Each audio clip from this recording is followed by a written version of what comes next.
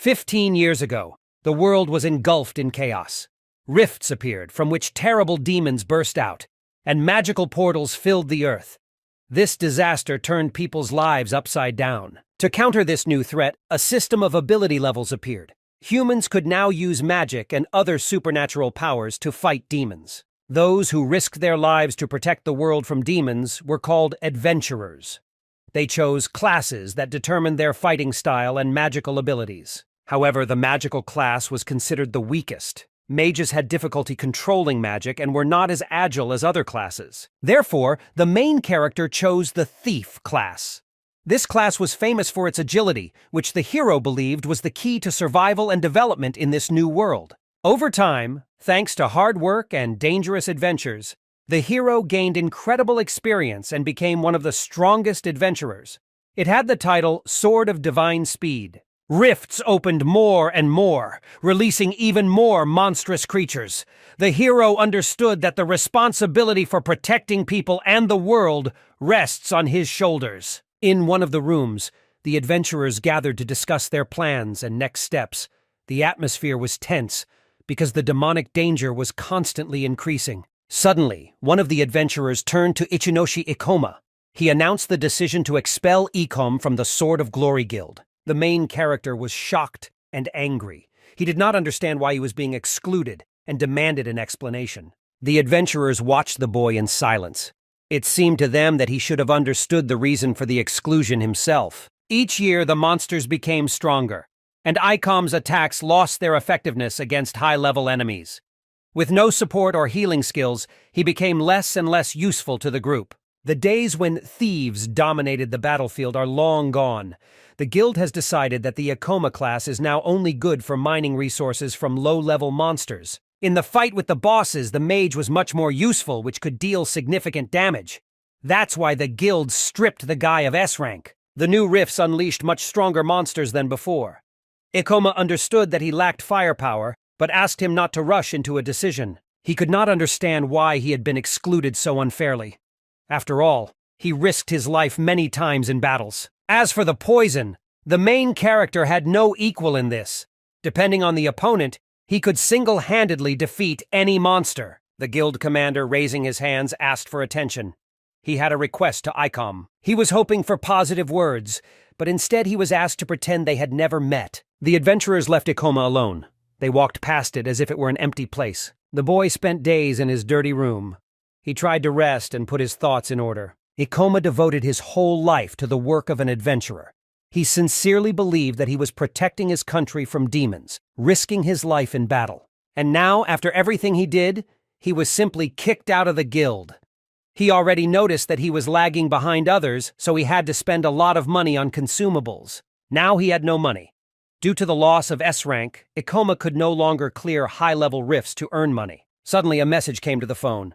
Sword of Glory was going to China. Photos of former colleagues of the main character appeared on the internet. They looked happy because they managed to conquer the Dark Palace Rift. People welcomed and supported the adventurers. In the comments under the photo, people who watched the expedition asked questions about where Ikoma went. Some speculated that he had fallen ill. Suddenly, he came across a message saying that he had become a burden to the team. He was considered unnecessary. Out of anger, Ikoma threw the phone against the wall. He understood that he had made a mistake with the choice of class from the beginning. Ichinoshi Ikoma decided to sell all his equipment and potions in order to hold on for a little while. He was looking for any way to solve the money problem. He could not hold back tears and screams of anger. He couldn't believe that the team he had devoted his entire life to had kicked him out so easily. Despondent, the boy lay down on the floor. He didn't know what to do next, but suddenly an urgent notification came on his phone. Ikoma read the message. It said that an S-class monster had appeared in Tokyo. Everyone was urged to evacuate immediately to the nearest safe place, which was the Demon Research Center. Ikoma did not understand why this happened now, when the Sword of Glory was not in the country. The S-class monster posed a serious threat. There was no adventurer in Tokyo other than him who could stand up to the monstrous creature. He was not sure that he would have enough strength, but he had no other choice. He looked around his room. His gaze rested on the sword and arrows hanging on the wall. Suddenly, he had a plan. The adventurer set out to meet the monster. It was a winged demon that looked terrifying in flight. He had a huge advantage, his speed and maneuverability. It was the dragon of time, Kronos. Ikoma was not going to give up. He was glad he didn't have time to sell his equipment. He ordered to remember this legendary day, monster. This was to be the last day for the S-class monster. Ikoma, an experienced adventurer, launched the attack. Residents of the city have already evacuated. He only had to hold on until help arrived. But the dragon was too fast. He moved with lightning speed, delivering powerful blows. Ikoma barely had time to block the attacks. Kronos used his terrible skill, directing a powerful blow at the adventurer.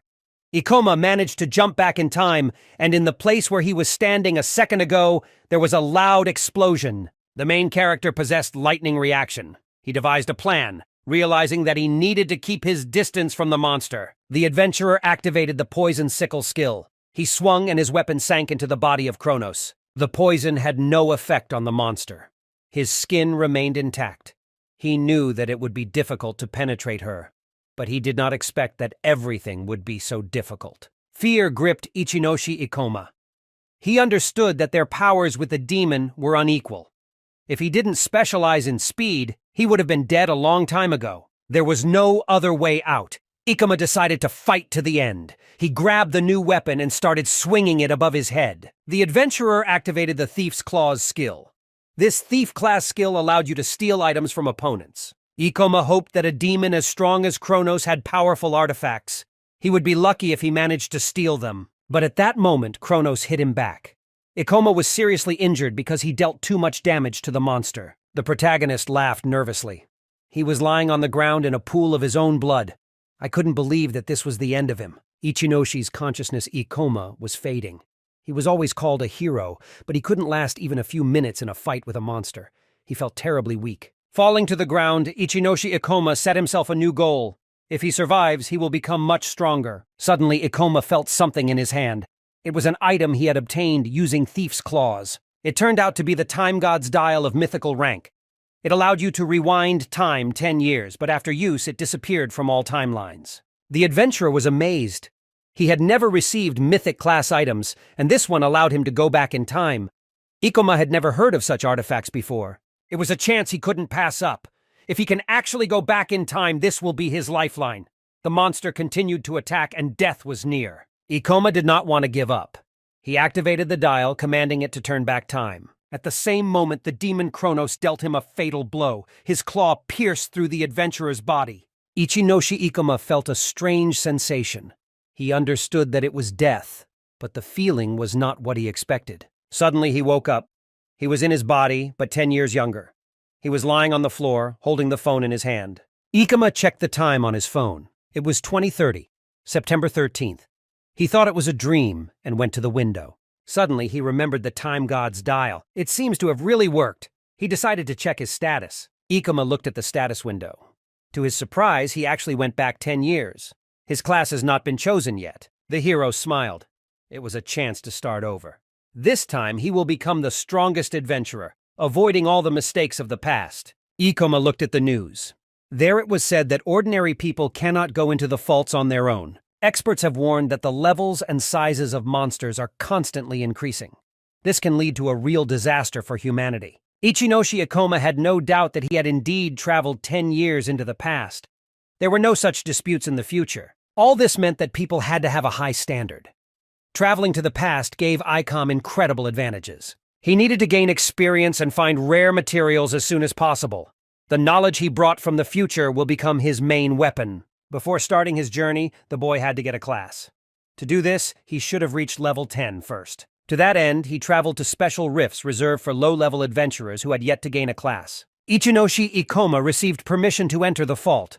However, unlike the others, this rift was not cleansed and was under the control of monsters. The protagonist went to battle the goblins in an F-rank rift called Goblin Cave. There were also many other adventurers much stronger than Ichinoshi in this rift. One of them, a man walking in front of the boy, easily dealt with the goblin. The stranger turned to Ichinoshi. Ikoma advised him to be more careful next time and asked if he was injured. The protagonist was silent, not reacting to the man's words, trying to remember where he had seen him before. The unknown adventurer believed that walking alone was dangerous for the boy because goblins could surround him. and then problems could not be avoided. Ichinoshi Ikoma asked who the man in front of him was.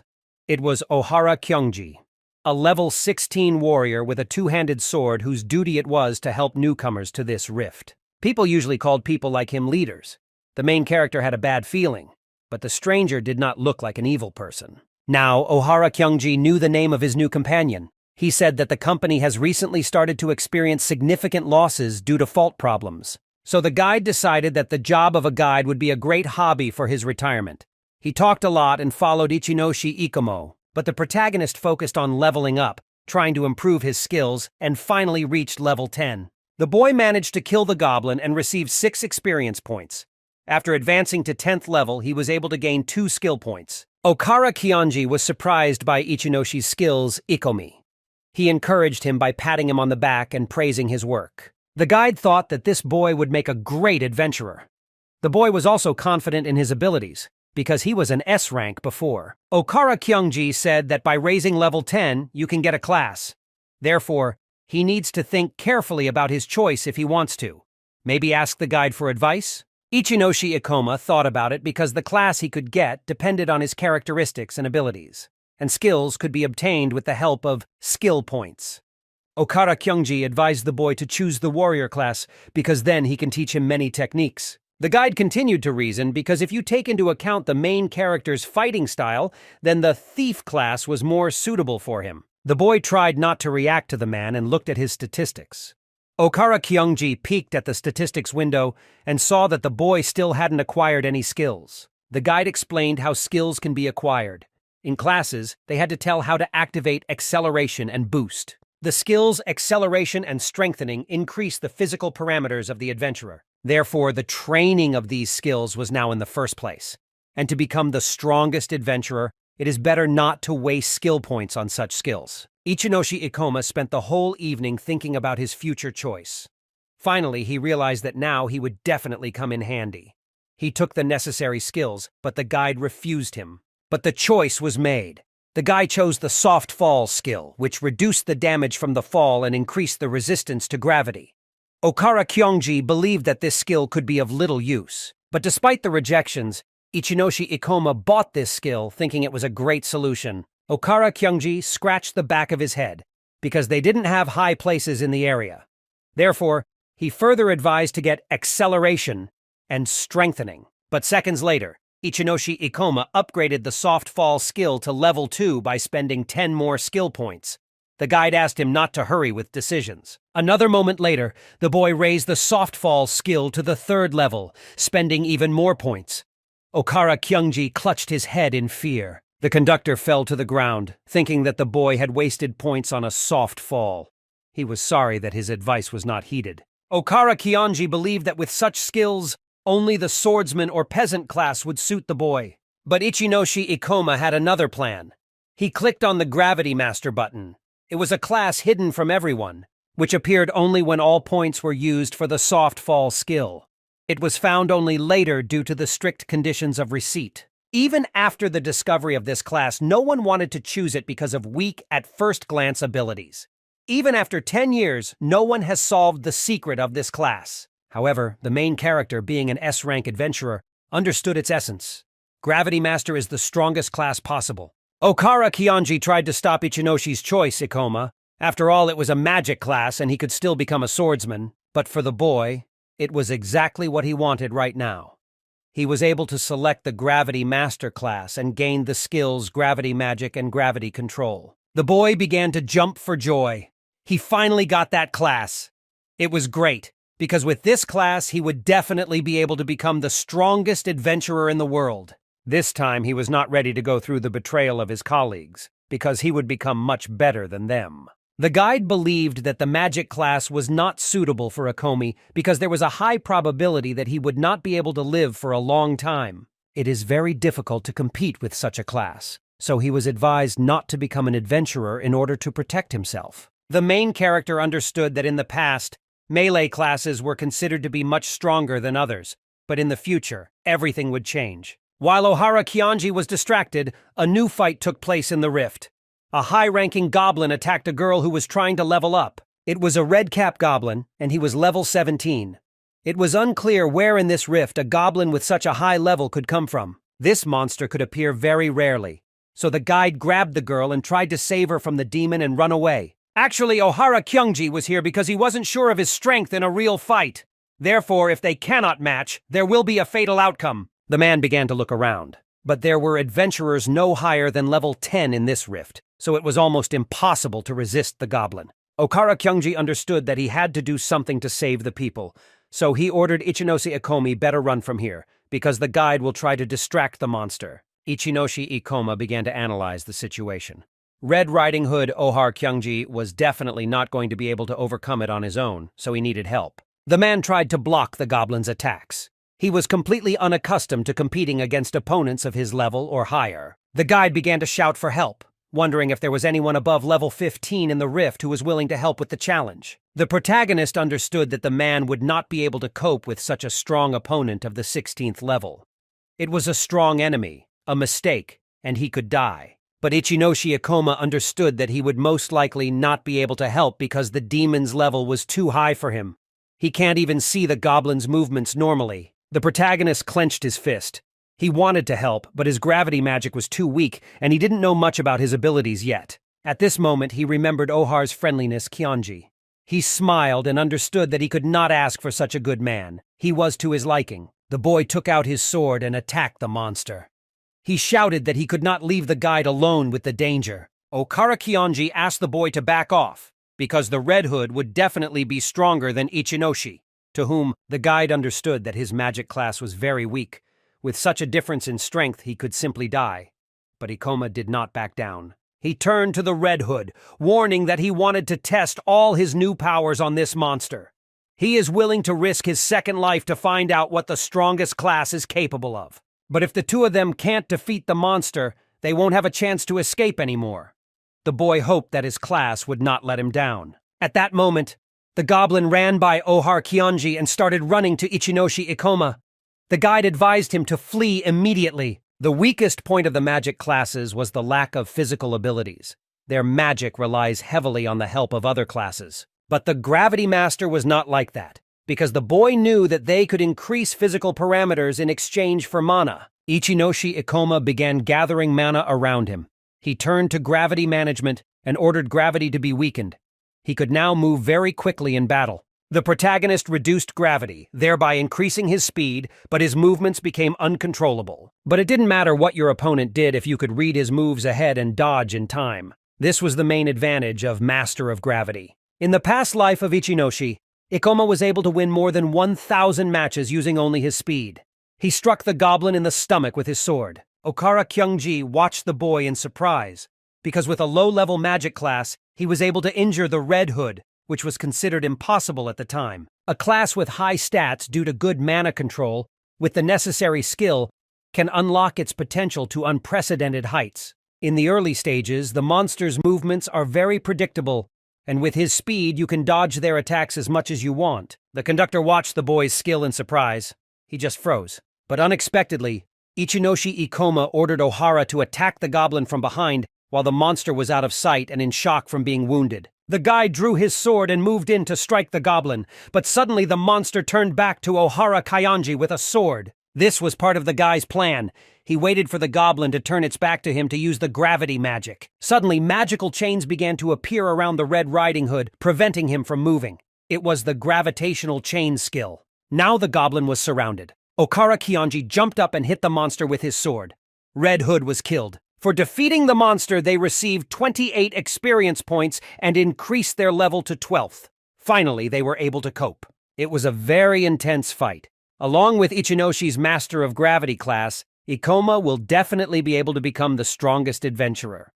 The hunters around watched the boy in surprise. He was a novice, but he was able to overcome the Red Hood with ease. Ohara Kyonji couldn't even hit the goblin, but Ikoma, having the lowest level, was able to overcome him. The guide thought the boy was a monster and suspected that he didn't even know it.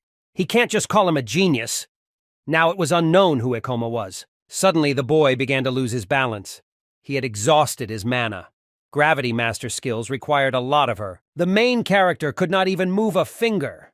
He would have to think about it later, and now he needed to rest. The guide thanked Ikoma and asked if he needed help.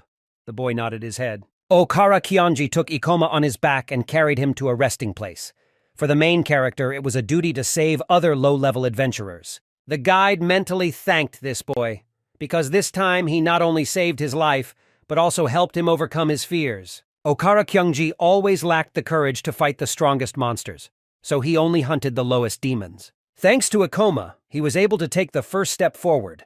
The man thinks that it is necessary to finish with the role of the guide. He was very glad that this time he was able to personally see the birth of a new hero. He thanked Ikoma for saving him. These days the boy learned what his gravity magic is capable of, so now he was planning to raise his level. However, it will not be so easy to do it alone. Therefore, it is necessary to find a temporary team. He decided to turn to specialists, but nothing was heard about Masters of Gravity. They knew it was a magic class, but the specs were low. Therefore, it was considered that this class was not suitable for fights. In Ichino's, the ICOMs wondered if he was looking for a temporary team because they had several low-level teams at the moment. In this case, the guy asked to meet with possible teams that can take him in. The employee agreed, but the boy's characteristics were too low, so she was afraid that he might have some difficulties. The adventurer understood that he had a rare class, unknown to anyone. Therefore, it was to be expected that he would not be welcome here. In any case, he asked to speak with the team leaders. Suddenly, there was a noise in the room. It was the leader of one of the teams. He asked if the receptionist had any problems and thought the guy was being too pushy. The leader approached Ichinoshi Ikomi, introduced himself. He was the leader of the famous Thunder Knights group. His name was Utsunomiya Syo, and behind him stood soldiers from his team. The leader had a warrior class because everyone in their world knew that magic classes were pointless. He believed that magic classes were created for those who were afraid to even be close to monsters. Mages cannot be adventurers. That's why Utsunomiya Syo advised the boy not to blame himself for making the wrong choice, as he simply had a rare class with very low stats. The leader of the team also had a rare class, and unlike Ikoma, he could achieve a lot. Now the boy was interested. Utsunomiya Syo decided to show all his true powers. Energy began to appear in his sword, and after that he raised it up and used the lightning strike skill. The leader had the Thunder Knight skill. It was a very rare class with high stats and strong skills. Such a class suited him completely. Utsunomiya Syo created a lot of noise around him. People admired him and his strong skills. It was truly an incredible class. The registrar asked the boy not to use these skills in the guild because it was forbidden. But the adventurer asked not to worry, because he simply decided to show off his strength to the newcomer. The leader turned to Ichinoshi Ikoma.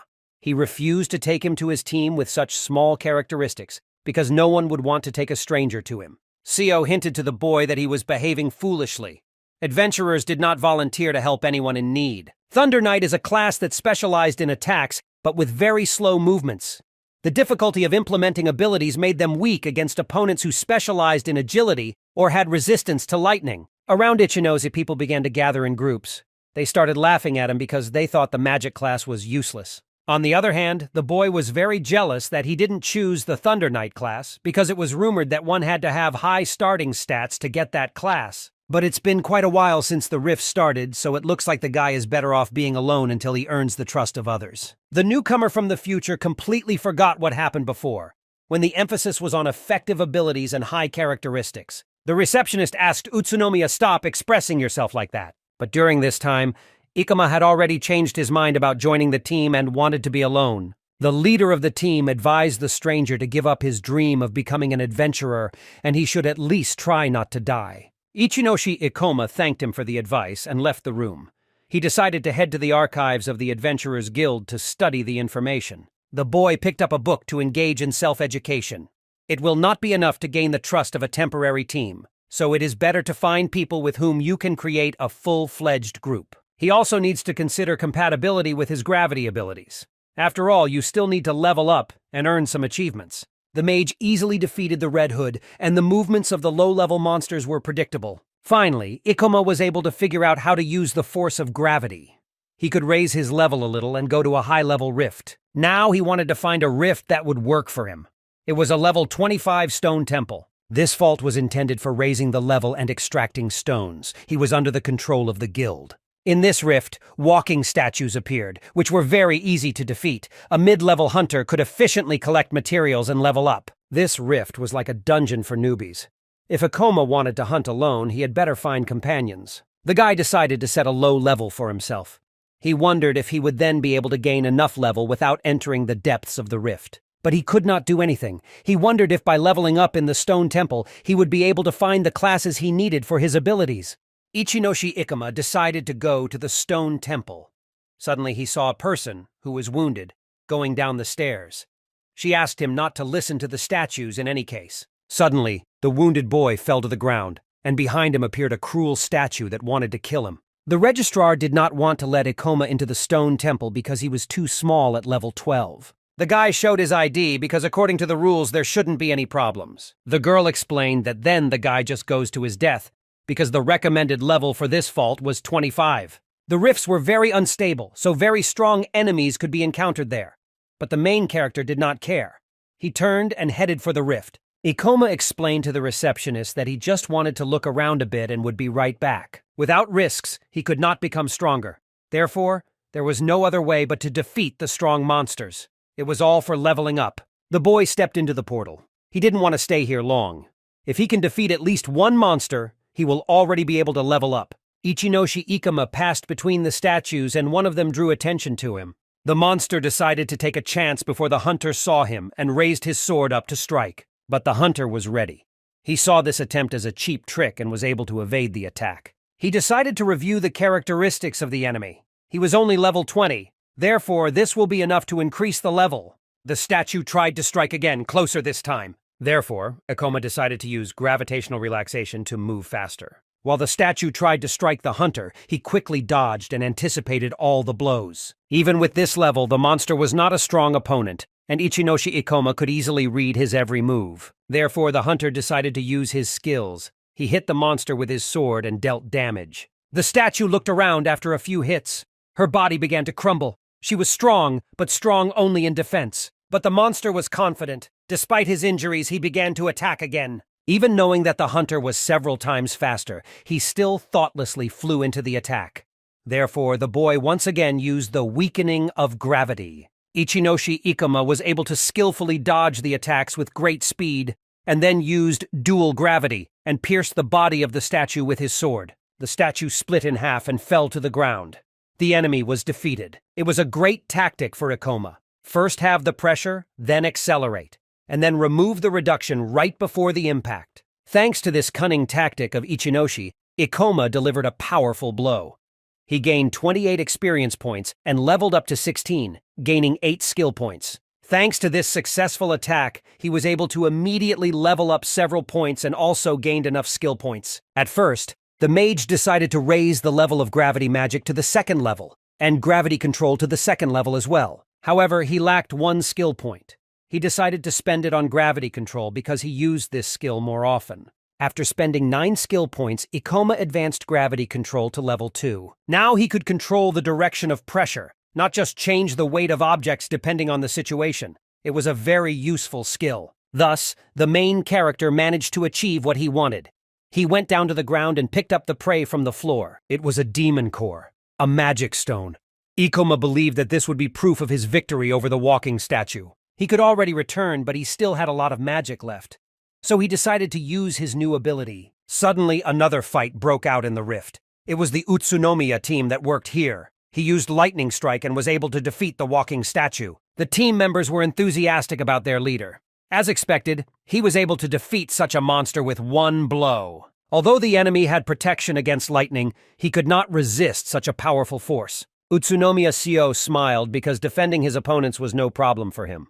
It was just a training fault. The team leader was already level 26. Their pumping rates slowed, so they sought to move to more complex faults. The girl from the team reminded the leader about the mage they saw in the guild.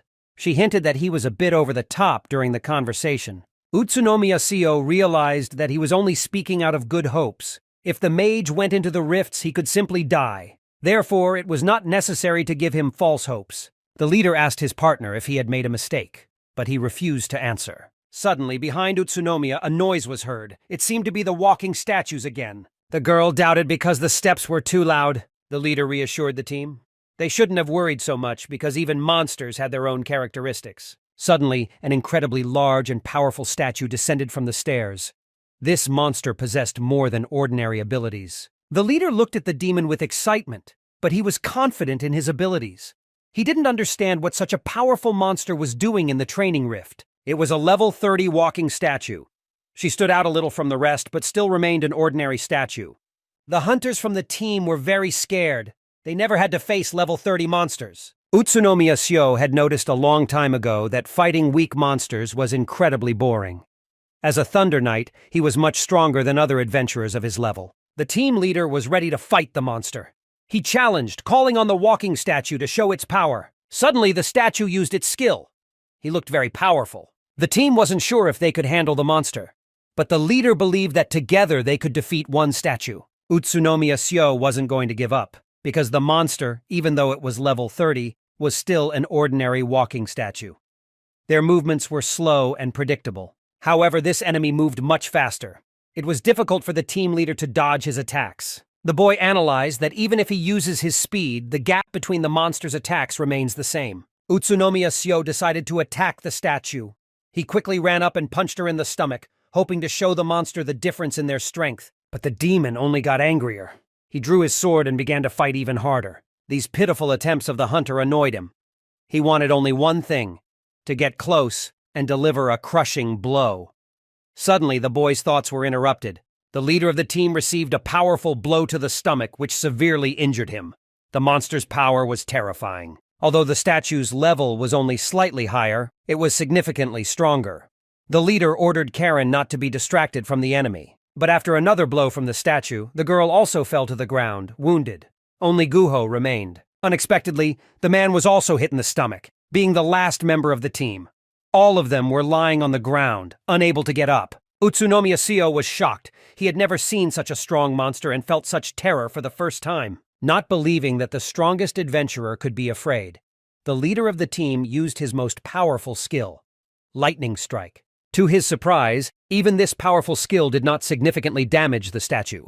The monster staggered just a little, but rose again. Utsunomiya Syo felt satisfied with his work at first, because he was sure that the statue would not be able to recover so quickly. However, this turned out to be only a temporary weakness of the demon.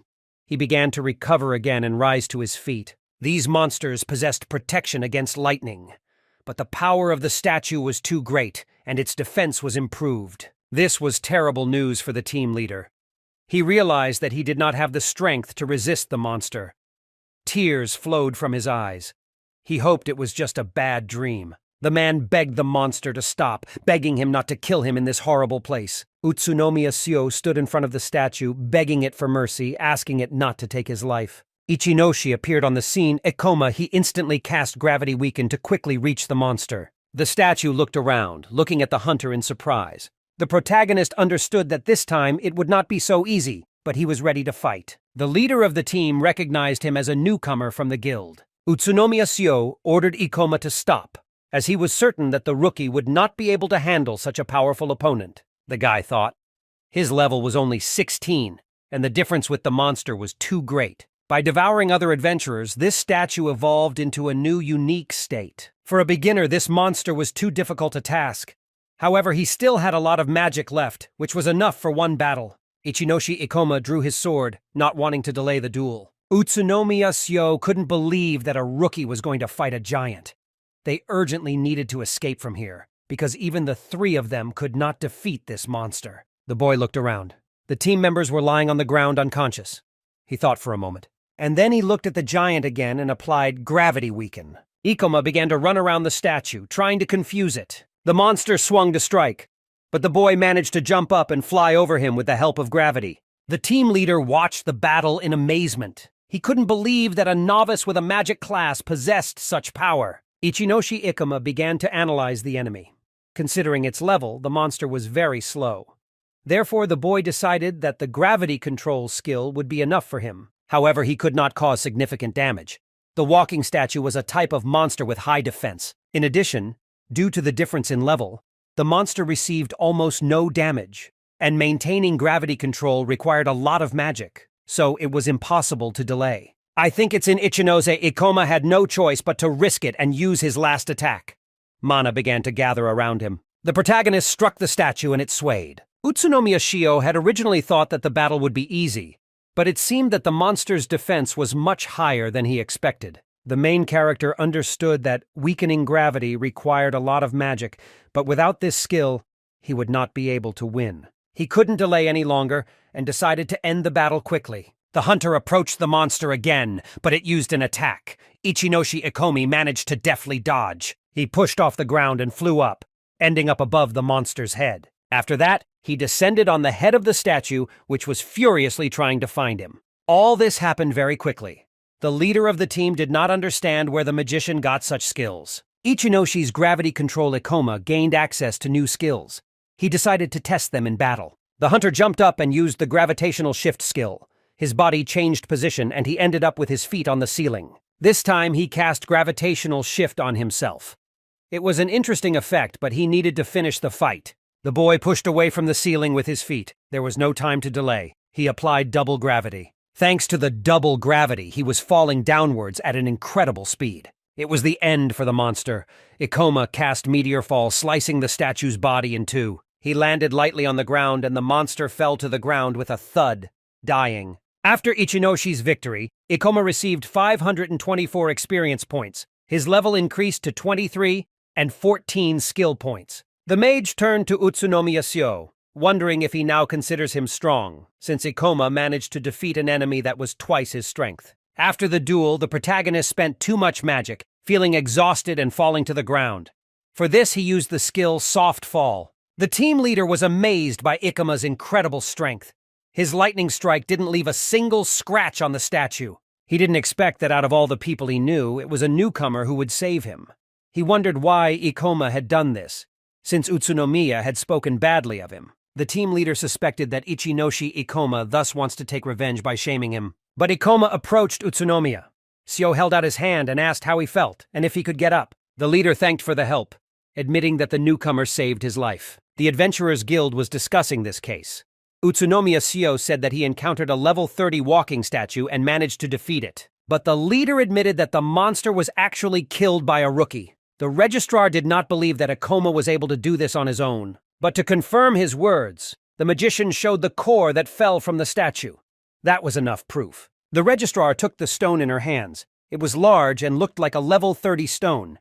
This raised suspicions, but the girl agreed to record the achievement. She wondered if the hunter was planning to sell this stone. She couldn't say for sure, but the price could reach 200,000 yen. Ichinoshi Ikoma took the stone, deciding that this amount would be enough for him to start. Suddenly, the boy heard a familiar voice behind him. It was Utsunomiya here. The leader was looking for him to once again thank him for saving him. He also came to give him good news. Utsunomiya wanted to invite Ichinoshi Ikoma to his team, Thunder Knights. People in the guild were amazed, because they could not believe that a mage was invited to such a team. It was the strongest group of newcomers. Now Ikoma was considered lucky, because many dreamed of such an invitation. Ichinoshi Ikoma began to worry. The leader assured him that everything would be fine, because Ikoma had saved his life. However, the main character still decided to refuse. Observers were surprised by this. Rejecting the offer to join the Knights of Thunder was very unexpected. Utsunomiya began to worry. He recalled that the newcomer was trying to find a group for himself. The protagonist explained that his plans had changed, and he left the premises. After all, if he will raise the level at such a pace, then he must have time to fulfill his plans on time. In the near future, a new Fault Crazy Theater should appear, where a unique item that he needs will drop. He remembers well everything that happened in the past, so now he will be the first to get this legendary item. The next day, the main character came with pockets full of materials he wanted to sell. People around looked around in surprise. The registrar began to worry because the newcomer was again hunting a lot and again alone. Such rapid growth of his level was surprising. Ichinoshi Ikoma was checking his stats as he wanted to apply for a promotion to D rank. Adventurers had their own rank system. Starting at rank F, you could go up to rank E, and from rank D, adventurers could clear real rifts. The girl behind the counter explained that a hunter must be at least level 25 to get a D rank. However, Ichinoshi Ikoma had a surprise. He showed her his true level, which turned out to be 26th, high enough to get the desired rank. The registrar, not believing her eyes, got up from her chair. It was hard for her to imagine how a novice, even with a magical class, could level up so quickly. She curiously asked how he did it, since gravity masters are some of the strongest monsters. Ikoma only smiled in response to this question, not revealing the secret. He just wondered if he could get the D rank already. In fact, his power was far beyond his class. He was an S rank in the past, with decades of experience and knowledge behind him. It may seem strange, but it was extremely important for him to raise his level as soon as possible. Once D-ranked, he will gain access to valuable rifts. In addition, with rank D, it will be much easier to get tasks, because the Crazy Theater rift should appear very soon. This rift is famous for its unique weapons. Once an adventurer, having accidentally received this weapon, suddenly gained incredible power. However, he later went mad and began mercilessly killing other adventurers. Ikoma could not allow such a weapon to fall into the wrong hands again. Therefore, Ichinoshi Ikoma needed allies to clear the rift. He looked around. A large group would only slow him down. It would be better to choose partners carefully. He thought that a group of 2 people would be enough for him. You need to find someone who goes well with gravity magic. With sufficient skill level, it is also important that he is single and agrees to all his conditions. And the main character had many strict conditions. He thought about it. He wondered if he would even be able to find someone since he didn't have much time. But in any case, he had to visit other guilds as well. He spent the whole day going around all the guilds in the city and finding a worthy partner. This guild was already the 4th on the list. Ichinoshi Ikoma thought, maybe his demands are too harsh and the selection criteria should be lowered a little. He entered the guild premises. There he heard a girl's voice shouting at another adventurer. She accused her of being useless. The girl excitedly apologized to the leader Aoi-chan, but the commander did not want to listen to anything. She did not need an apology from her. Ikoma stood behind and watched the altercation. Aoi-chan angrily turned to the guilty Satsuki. She decided that she was excluding her from the group. The girl promised that next time she would make a greater effort. The leader of the group believed that Satsuki's skills were very weak and useless, so if she put in more effort, nothing would change.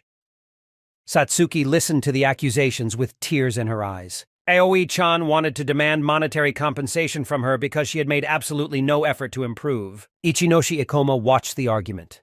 He remembered how he lived in the future and how he was betrayed. He was perfectly familiar with this feeling, but he did not want to interfere, because in the choice of allies, one should not rely on feelings of pity and mercy. Also, the leader believed that the class that Satsuki chose was useless and complete garbage, just like her. As soon as she found out about her shaman class, she should have kicked her out of the group. Suddenly, Ichinoshi Ikoma stopped. He had already wanted to leave the guild, but at that moment he changed his mind. He turned and looked at the girl.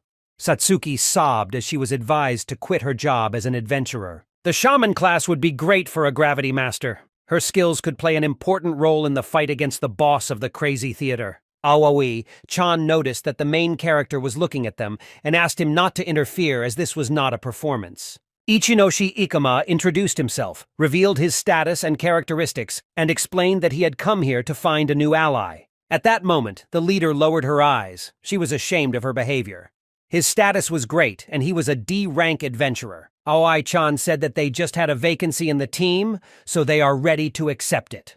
But suddenly the boy turned around and headed towards Satsuki. He offered her to join him in a duet. The depressed adventurer looked at the boy in surprise. At this moment, the team leader was also surprised because she did not expect such a strange choice at all. Ichinoshi Ikoma considered himself very lucky when he found this girl, and now he cannot miss such a chance. Aoi-chan objected, saying that the girl's class was completely useless, so it was better for the boy to join their group. Satsuki excitedly replied that she would gladly accept his offer, but she was only level 10 and he was a D-rank adventurer. The protagonist assured her that they would solve the problem with the level together. He really begged her to agree because he really needed her strength. The girl considered herself very weak and thought that she would only get in the way. She did not believe in herself at all and wanted to quit her job as an adventurer. Ichinoshi Ikoma asked to give him some time, and he will definitely help her become stronger and more confident. At that moment, Satsuki had a new hope. If he really didn't mind, she was really asking him for help. Aoi-chan watched this with annoyance. She believed that magicians were really worthless, so she advised the boy not to regret his choice. The main character thanked for the advice but said that he knows his class much better than they do. He took Satsuki with him and left the guild premises. Shaman weaknesses could be compensated for with gravity magic. In addition, her curses could be incredibly useful in the battle with the boss of the Crazy Theater. As long as she is with Ichinoshi Ikoma, there was no doubt that the weapon would go to them. The girl introduced herself. Her name was Kisaraga Satsuki, and she was glad to meet the adventurer, but she still wasn't sure if everything was okay. Sitting at the table, she lowered her head and admitted that her class was shaman, and it was considered the weakest. Ichinoshi Ikoma asked not to worry, and told him that he also has a magic class that everyone considers useless. However, he assured that in a few years, everything will change dramatically. Satsuki asked if it was true, and the main character confirmed it. He suggested discussing their strategy before a new rift appeared. Kisaraga Satsuki agreed to go to the training rift together and asked which one they would go to. The main character wanted to discuss the strategy for clearing a new rift that will appear in the near future. This will be the level 30 Crazy Theater Rift. The girl was worried because it was too high a level for her. Besides, it was an unknown fault. In unknown faults, the opposite is true. There is practically no information about them. Satsuki thought it was a stupid idea since she was only a level 17 weak class. The adventurer assured her that she need not be afraid of danger, because he is always ready to help her. Ichinoshi Ikoma knew all about this rift from the books he had read in his past life. Therefore, they will carefully prepare for its cleaning. Despite the fact that they were not on the same team, the boy was sure that they would be able to overcome this rift together. He asked her to just trust him. These words began to resonate with Kisaraga Satsuki's confidence. She folded her arms and found strength in herself. The protagonist apologized for his intemperance. He just really needed an item from this rift. The witch asked what he meant by the near future. When was the fault supposed to appear? Ikoma put a finger to his mouth. He couldn't tell all the details about his rare item, so he wanted to keep it a secret. After all, it was impossible to predict where and when a new fault would appear. His partner was excited. Suddenly, an urgent notification appeared on the phones of all the people in the room. The girl picked up the phone and saw a message that completely surprised her. It was a warning that a new rift had appeared in Tokyo. The message was sent by the Fault Study Center. It was very close. In Ichinose, suddenly excitement appeared. It finally happened. They were sitting here precisely because they expected it. The boy decided that they would go to the rift tomorrow. During the week, no one will dare to go there without information, so the way to the boss will be clear. The next day, the newly formed team went to the rift. And indeed, there was no one around. Kisaraga Satsuki asked if everything was going to be okay. It was not an easy day for the Agency for the Study of Faults either.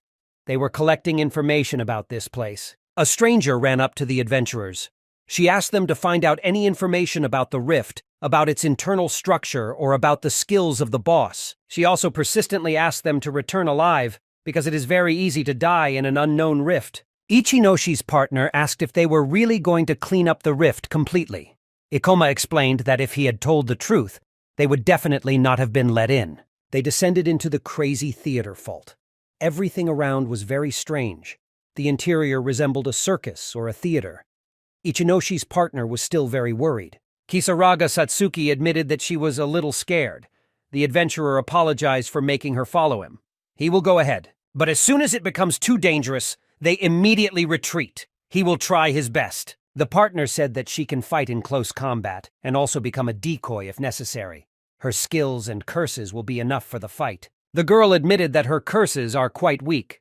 Ikoma asked if the sorceress had mastered the Mana Drain skill. Mana Drain is a skill that absorbs the target's magical energy. It is great for fighting strong monsters. This skill also allows you to restore the mana of allies, which makes it incredibly useful for gravity masters. With such a skill, you can fight without worrying about mana depletion. Thanks to this, you can stay in the rift longer and increase your level. Satsuki asked if this magic wasn't weak and ineffective since there are many spells that do much more damage. This was a frequent question. Out of ignorance, the partner agreed to be a decoy. She will lure monsters, and he will be able to attack. A level 26 circus bear suddenly appeared. He pounced on Ichinos, to whom the adventurer did not command the sorceress to act, and she began to use the curse on the bear. Ball of darkness! A clump of black energy gathered near her, and it flew straight at the circus bear. It was great for a guy. Now it's his turn. He accelerated and jumped. In flight, he used double gravity and hit the bear in the head with his sword in one motion. The monster roared terribly and then fell to the ground. It was finished with him. They defeated the first enemy. Upon death, they received 212 experience, and Kisaraga Satsuki immediately rose 3 levels. She was very happy, but she had the feeling that she was some kind of parasite and only got in the way. Ichinoshi Ikoma assured that this is not true. He needs her strength. Besides, it's also important to him that she level up because they're allies. These words were sincere and deeply touched Satsuki's soul. She had never felt anything like this before. When she worked with others, this was not the case. She happily jumped up and offered to continue fighting together. Before that, she was very intimidated and insecure, but Ichinoshi Ikoma helped her open up.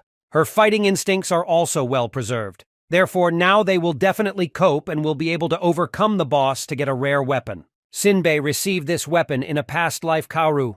Having acquired this power, he became one of the most feared criminals among adventurers. Therefore, if he does not get this fierce weapon, history will probably change for the better. The boy had a purpose to do everything to get this thing, because Kaoru would be able to capture this rift much later, so there should be no problem. Sinbei one-on-one Kaoru is in the same rift. He swung his weapon at the assassin, but the assassin deftly bent his body and used a deadly strike. At that moment, Kaoru plunged his sword into the man's neck and then bent him out. The body fell to the ground. The assassin believed that he should have been more careful during the fight, because for his level, he imagined too much about himself. Sinbei Kaoru asked him to remember that their world operates on the principle of kill or die.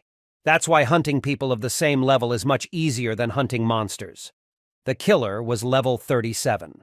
Ichinoshi Ikoma used double gravity. A layer appeared in front of him, which he controlled. A level 27 killer doll suddenly appeared. Although Kisaraga Satsuki attacked with magic from behind, her level rising very quickly. She was now level 22 and her partner was level 27. The girl apologized to Ikoma for having to mess with her. She thought that alone he would have done it much more efficiently and quickly. Ichinoshi Ikoma believed that at this level, the monsters were not that dangerous because their movements could be easily predicted. As he had already said, mages are a very powerful class and she should remember that. The girl offered to return already because they had very little mana left for the duel.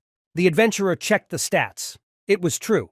He had 41 health out of 57, and 16 mana out of 45. He boosted his stat with gravity control, so if he had less than half of his mana left, he had to return to the guild. Ichinoshi Ikoma smiled. It seems that the time has come. The girl looked questioningly at her partner, not understanding what he was talking about. Suddenly, a level 24 goblin clown appeared in front of them. It seems that their warm-up has been completed. The adventurer grabbed the monster's arm, for it was very small, and pinned it down so that it could not move. He ordered the sorceress to cast Mana Drain. If the adventurer has the skill Mana Drain, and the monster cannot move, then mana can be drained indefinitely. In addition, thanks to this skill, you can restore mana to allies. Looks like Kisaraga now Satsuki understood her partner's logic, but she didn't want to torture the monster. He explained that demons can't pass out, so it's fine. The sorceress began to gather energy in her weapon and then cast Mana Drain. The monster's mana began to be absorbed into her weapon. Ichinoshi Ikoma decided to go on and leave this monster, but the girl felt a little sorry for the clown. She offered not to do that again next time. Shy, Kisaraga Satsuki offered the boy to restore his mana. She sat down on the floor next to him, and the sorceress touched the adventurer's body. Mana began to flow into his body, filling him with energy. The guy checked the specs. His mana has been restored from 16 to 25. It wasn't the best result, but something. Satsuki was worried that the effect was not that powerful because she was only able to restore 9 units. But Ichinoshi Ikoma was not upset. They could just use 6 more goblins to fully restore their mana. The partner was a little disappointed because she did not want to torment the monsters. But it was a great choice to level up and recover. The adventurer killed the clowns one by one and finally he caught 6 goblins. He asked his partner if she was able to fully recover. Mana did recover and levels increased as well. Kisaraga Satsuki reached level 24 and Ichinoshi Ikoma until the 28th. Using this tactic, you could hunt and level up as much as you wanted. The girl was fascinated. They sat down to rest. Ikoma believed that it was better not to rush to restore mana, because a mistake could have serious consequences. But if you act correctly, you will be able to fight even with 100 demons. The girl joyfully reviewed a few more of her characteristics. Today she has increased her level very much. She has never seen such progress. While training in the guild, they were told not to fight monsters of the same level or higher, but this time was different. Ichinoshi Ikoma didn't think he could learn anything in battle, but he knew for sure that it was impossible to level up without risking his life. The witch fell silent and her face changed. She was seriously preparing for the next campaign and was ready to take risks. They were already able to go quite deep into the rift. The team walked along the road, and the sorceress followed the commander. She asked how far he wanted to go, but it turned out that they were already there. Ichinoshi Ikoma pointed to the door. This was their common goal, the boss of the crazy theater. No one expected that this fault would be cleaned on the second day. Kisaraga Satsuki was very frightened by the talk about the boss. She will see the Rift boss for the first time. Her hands began to shake imperceptibly with excitement. The guy saw that his partner was very worried. He suggested that she come back if she wasn't confident, but Satsuki refused. Kisaraga Satsuki remembered how Aoi-chan was always angry with her because she was afraid, but now she gathered all her courage and wants to change for the better. Therefore, if Ichinoshi Ikoma will need her strength, he can always count on her. The teammates exchanged glances that showed determination and readiness for a new battle. Ichinoshi Ikoma gave the girl an encouraging smile. Wasting no time, the adventurer clenched his fist and slammed it firmly into his palm. This was the signal for action. They go straight to the boss. Kisaraga Satsuki was a little worried. Ikoma's plan seemed too risky to her. Can it work against such a formidable opponent? Ichinoshi Ikoma, noticing the doubts of his partner, reassured her. He assured that everything is under control. The shaman class was perfect for fighting this boss. With peace in his soul, he went to the door and opened it. At first, the room was filled with impenetrable darkness. Suddenly, as if by a wave of a magic wand, a bright circus searchlight flashed, illuminating the terrible figure that appeared before the adventurers. It was the boss of the Mad Theater Rift, a level 35 crazy clown. His gigantic figure towered over Kisaraga and Ichinoshi, filling the room with terror. Heart of Kisaraga Satsuki cowered in fear. She had never faced such a powerful monster. Her hands gripped the hilt of the weapon tightly. Instead, in the eyes of Ichino's, there was no hint of fear. He clearly imagined his goal. Defeating this boss meant obtaining a powerful, unique weapon. Kisaraga's order clearly and succinctly, Satsuki, act clearly according to the plan. The girl, a little unsure, answered that she was ready. However, none of the team guessed that Sinbei was hiding behind them, lurking behind the door, Kaoru. He arrived at the boss much later and was now carefully watching the development of events. At first, the would-be assassin simply followed the actions of the team of adventurers, and then a cunning plan hatched in his cunning head. A sinister smile spread across his face, and he prepared to intervene. The terrifying clown boss let out a terrifying laugh and began to move even closer to the adventurers. Ikoma shoved the witch back, ordering her to step back and take her position. The adventurer rushed towards the boss, realizing that first he needed to distract the monster, so that Satsuki could take her position. Ikoma was horrified to realize that this boss had a huge amount of health and high regeneration. With this level, it will be very difficult to defeat him. So Ikoma decided to play a little with the clown. The crazy clown laughed again. Thick energy began to gather in his hands. Suddenly, the monster threw this magical projectile at the adventurers. Ichinoshi Ikoma, activating gravity weakening, easily dodged the attack, making a dash for 1.5 meters. With this skill, he could easily dodge most of the monster's attacks. Kisaraga Satsuki, raising her weapon, began to concentrate her dark magic, preparing to use mana drain. The girl, taking a position behind the boss, began to drain his mana, enveloping the monster in dark magic. The mad clone, feeling the loss of strength, burst out laughing again and made a sharp move towards Satsuki. Terrified, Satsuki froze before she could properly cast the curse. Ichinoshi Ikoma, seeing the danger hanging over his partner, shouted to her to run to the gate. The witch, wasting no time, ran away, but the crazy clown was not going to let her go and chased after her. The mad clown once again filled the room with a creepy laugh. He activated an unknown skill that began to accumulate destructive energy around him, ready to explode at any moment. Ichinoshi Ikoma, shouting, advised Satsuki to stay closer to the center of the room. He explained that if she was near the walls, the blast wave could imprint her into the wall. Satsuki, overcome by panic, did not know where to run. The shadow of the monster loomed in front of her. His rotten laugh and clicking teeth were even more terrifying, and the flames raging near him blinded her eyes. Suddenly, the girl found herself in a dead end. Faced with the inevitable, she froze as she looked around at the approaching monster. Ichinoshi's voice rang out in the room, Ikoma. He reminded the crazy clown of his presence and then ran in front of him at lightning speed. The monster, enraged by such insolence, rushed at the adventurer with a roar. He tried to grab Ikoma with his claws, but he was too fast. Ichinoshi Ikoma, like a whirlpool, moved around the room, striking and changing its position in a flash. The boss did not have time to react to his attacks, only roared with rage.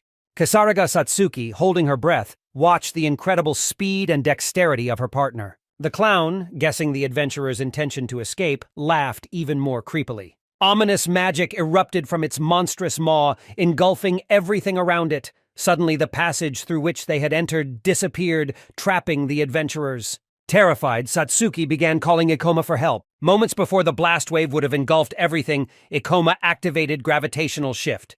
Pushing off the ground with incredible force, he soared to the ceiling. The mad clown, stunned by the explosion, looked around for the adventurers. His gaze moved around the room, but Ikoma was nowhere to be seen. Suddenly, Ikoma's voice rang out from above. He challenged the clown, making him raise his head. The monster, freeing himself, tried to jump up using magic to reach Ikoma, but all his efforts were in vain. The gravitational shift skill worked even better than Ikoma expected. He climbed to the ceiling with ease, satisfied with his ingenious plan. Kisaraga Satsuki had previously asked if Ikoma was planning to attack from a distance. The Mad Theater boss's attacks were terrifyingly fast. If Ikoma had tried to fight him up close, he would have risked simply getting burned. On the other hand, attacking from a distance would also be difficult, since Ikoma would not be able to see all the monster's movements. While the clown was focused on Ikoma, Satsuki seized the moment and cast Mana Drain, weakening the monster. Suddenly, something happened to the boss. He wobbled weakly on his feet, whimpered in pain, and began gathering energy for a powerful attack. The girl began to worry. Ikoma was too far from cover for her to mana him and hide. The adventurer couldn't believe his plan had worked so well. He didn't expect the clown's madness to be so strong. The boss, holding a demonic seal in his hands, rushed at the sorceress. But suddenly he stopped. Ichinoshi Ikoma guessed that the clown was probably out of mana. The barrage of fire and rapid movements around the room really wore the monster down. The crazy clown relies heavily on his magic, and Ikoma's plan worked flawlessly. Suddenly, the clown took off running in the other direction, away from the adventurers. It was time for Ikoma's decisive blow. He pushed off the ceiling, plummeting down, and activated the meteor fall skill. The mad clown looked up to see the adventurer falling right at him. Without enough mana and skills to defend, his movements were painfully slow. The mad clown fell to the ground with a thud, and Ichinoshi Ikoma, pressing a sharp blade to his head, deprived the monster of any hope of escape. Kisaraga Satsuki, concentrating all her strength, directed the dark energy of the weapon into the clown's body. Orb of Darkness charged at the monster, dealing damage to it. After this attack, the crazy clown lay on the ground, exhausted, but still showing signs of life. It's time for the final blow.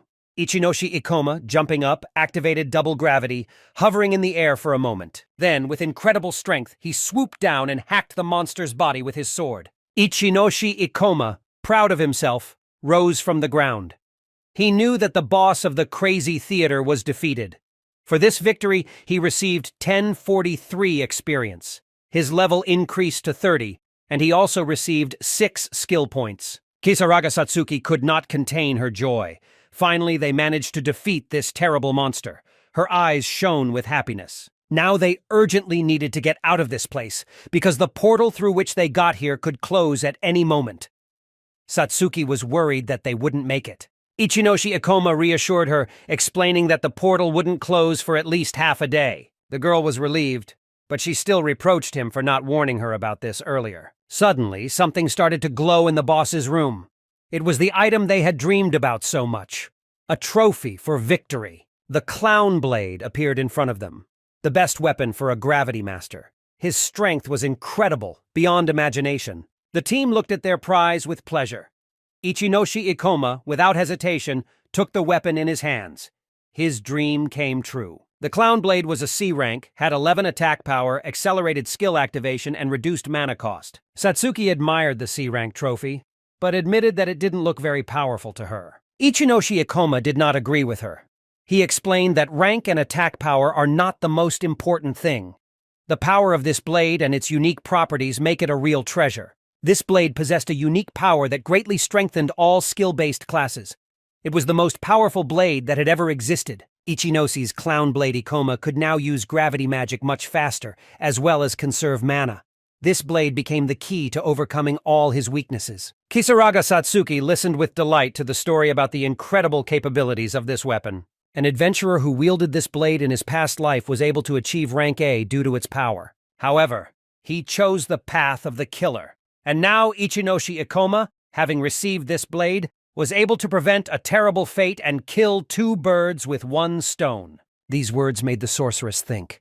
A weapon that could eliminate all of her weaknesses sounded too tempting, Suddenly, a wave of terror came over her. Kisaraga Satsuki used to perform all the functions that a blade could now perform. It occurred to her that Ichinoshi Ikoma will no longer need her help. Was he just using her as a means all this time? Ichinoshi Ikoma admitted that he would sincerely like to continue their cooperation, but even with this weapon, his mana still runs out very quickly. The witch looked at the blade with contempt. From that moment on, they turned into rivals. Ikoma also leveled up, giving him some new skill points on his way to becoming the strongest adventurer. He could not ignore the importance of agility, but at the same time, he wanted to pump up his gravity skills even more. In the end, he made the best decision and made the purchase. He now has the gravity magic skill, which has increased to level 2, and the gravity control skill, which has reached level 3 in his arsenal. Suddenly, in front of Ichinoshi, another message appeared for Ikoma. He received a new skill, Gravity Orb. Combined with the gravity control skill and new weapons, using magic became much easier. Ikoma was full of enthusiasm and had many ideas that he wanted to try. Ichinoshi Ikoma didn't know where to begin, but his thoughts were suddenly interrupted. The door to the room opened and Sinbei's voice reached their ears. "Kaoru!" The killer was surprised, because it seems he was late. He started clapping his hands when he saw that the team had already finished cleaning the room, and praised them for a job well done. The boy noticed the anger in the eyes of the main enemy. Probably Sinbei Kaoru used the disguise skill to hide his presence and observe their boss battle. If they lost, the assassin, having all the information about the boss's skills, would have no problem defeating him. Ichinoshi Ikoma guessed that this was exactly how Kaoru was planning to do it. It would be a despicable act, but in his past life this sort of thing happened quite often. Ichinoshi Ikoma wanted to address the killer, but he immediately cut him off.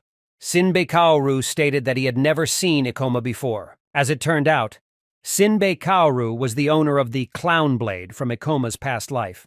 He was also a famous killer of adventurers. But the question of how he ended up here remained unclear. Previously, it took them much longer to reach this fault. Ichinoshi Ikoma understood that they could not meet with Sinbei Kaoru during the boss fight. This meant that in his past life he acted in the same way as the murderer now. In order to get hold of this legendary weapon, he mercilessly killed adventurers who were exhausted after the boss battle. Kisaraga Satsuki noticed the worry in Ikoma's eyes and asked what happened. The boy reluctantly muttered that it was okay. Sinbei Kaoru, fascinated by the interesting weapon, began to ask if it was really a boss trophy. He asked permission to take the weapon in his hands and examine it more closely, but Ichinoshi Ikoma refused. Sinbei Kaoru was furious. He knew he shouldn't have relaxed, and now that Ichinoshi Ikoma was defeated, he wanted to have fun with his girlfriend. Kisaraga Satsuki advised Ikomi to be alert and watch her feet. Suddenly, Sinbei Kaoru used his death attack. He bent down and darted forward to plunge the knife into Ikoma's leg. Thanks to his vigilance, Ichinoshi Ikoma managed to jump up and dodge the deadly attack. The adventurer, having lost his balance, fell to the floor. He quickly got up and decided to counterattack. But the killer managed to evade his attack again. Sinbei Kaoru also proved to be a skilled fighter. Ichinoshi Ikoma wanted to strike using his skill, but Sinbei Kaoru was too fast. His moves were on a whole other level, unattainable for their team. Sinbei Kaoru did not expect to meet such a strong opponent. He approached Ikoma and asked how he managed to predict his attack.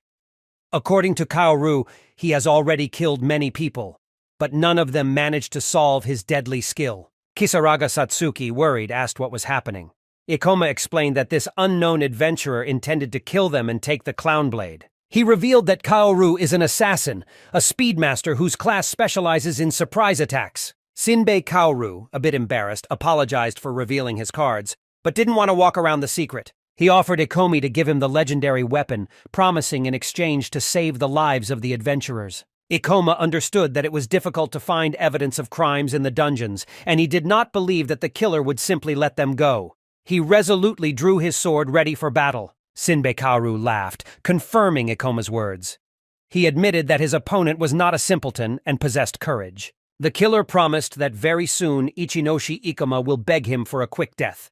He threw up his normal blade as he prepared to fight. The situation became more and more dangerous. Sinbei Kaoru, who hunted adventurers, once possessed the clown blade. Ichinoshi Ikoma understood that their miscalculation in entering the rift early could cost them their lives. The boy lowered his head, overcome with excitement. Kisaraga Satsuki wanted to go over and comfort him, but Ikoma told her not to move. The witch, frightened, obeyed and closed her eyes. Assassins are known to specialize in quick and surprise attacks, and their primary targets are always spellcasters. If the killer was behind Satsuki, she would not have escaped death.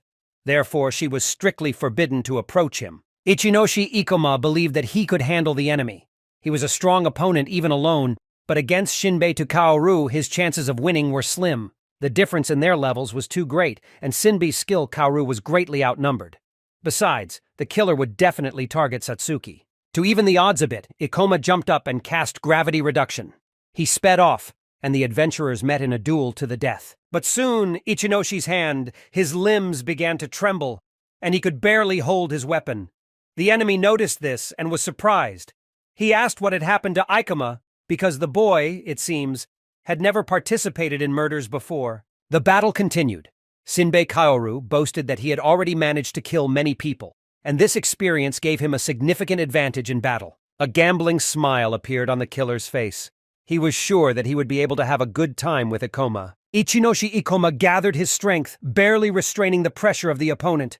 He searched desperately for a weak spot in his defense. Gathering his will into a fist, Ikoma began to attack with redoubled force, but the assassin easily dodged his blows. Shinbei Kaoru was surprised.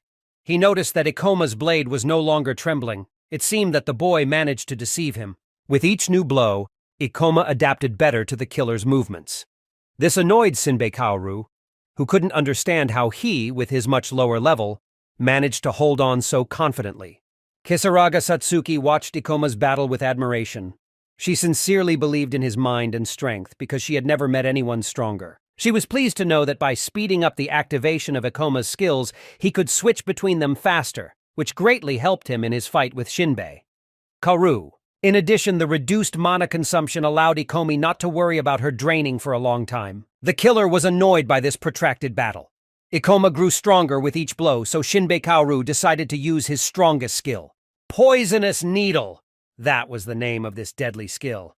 The killer puffed out his cheeks, and a small needle filled with poison flew out of his mouth, rushing right into Ikoma. But this time, the main character managed to react. He raised his blade in a flash and deflected the flying needle. The bell rang and the poisoned weapon fell to the ground. The killer could not believe his eyes. His poison needle, which always hits targets without fail, didn't work this time. The enemy managed to repel it at such a crazy speed. The battle continued. The killer, approaching Ikoma, engaged in a brutal fight with blades. Kaoru tried to convince himself that Ikomi was just lucky. Aggression took possession of the killer. He attacked Ikoma with redoubled force, pinning him against the wall. He couldn't let this upstart get the better of him. Suddenly, Ikoma stopped. Surrounded by his opponent, he silently observed his actions. Shinbei Kaoru was glad that he had finally defeated Ikoma. He raised his blade above the boy's throat and lunged at him with a death cry. Ikoma was on the verge of death. But at the last moment, Ichinoshi Ikoma used double gravity. This skill knocked the blade out of the assassin's hands with incredible force. Kaoru flew to the wall and fell to the ground from the strong impact. Grabbing his wrist, he felt a great pain. Ikoma, approaching the defeated enemy, said, "You were too predictable. Assassins always aim for the neck, because it is the most vulnerable place." Shinbei Kaoru raised his eyes and glared at Ikoma. He couldn't figure out who this guy was and where he came from. Ichinoshi Ikoma believed that it didn't matter how many times an assassin used his skills. His movements were too predictable. He resolutely stepped closer to Kaoru. Kisaraga Satsuki, not intending to stay away, gathered the energy in her weapon and used the Orb of Darkness, aiming it at the enemy. Shinbei Kaoru, reacting like lightning, managed to bend down, but his legs began to tremble. Turning his head, he saw Ikoma attacking from the other side. The killer found himself surrounded. He lashed out, hitting Kaoru right in the face. A deep wound appeared on the killer's face. He clutched at his eye, realizing he must have lost it. Ichinoshi Ikoma knew all of Kaoru's skills beforehand, so he couldn't catch him off guard. With gravity, Ikoma could easily track his movements. But the problem was the mana. After the battle with the bosses, she was almost gone. It was only a matter of time before the mana ran out and Shinbei did Kaoru will be able to kill Ikoma. Despite the loss of an eye, the fight continued. It was supposed to end when someone died or conceded defeat. Shinbei Kaoru couldn't understand what was happening. He used to be the strongest, but now, for some reason, he couldn't stand up to Ikomi. The longer the fight went on, the better Ikoma understood his movements. The killer did not understand why the boy was so strong. He urgently needed to come up with something. Ikoma kept running from one place to another to confuse him. He deliberately used the enemy's blind eye so that he could not orient himself. The assassin, observing Ikoma's attack, used the dark leap skill and jumped back. Ichinoshi Ikoma didn't expect this, so he immediately used a mid-air attack. For a moment, there was silence between them. Shinbei Kaoru knew he had the upper hand over his exhausted opponent. He smiled evilly because he had a new plan. Kaoru saw that Ichinoshi Ikoma is barely on his feet, not having time to recover from the boss battle. The killer recognized the boy's strength. Had Ikoma survived that day, he would undoubtedly have become a hero to mankind. But now, exhausted and low on mana, Ikoma was at a disadvantage. Shinbei Kaoru felt victorious and burst into evil laughter again.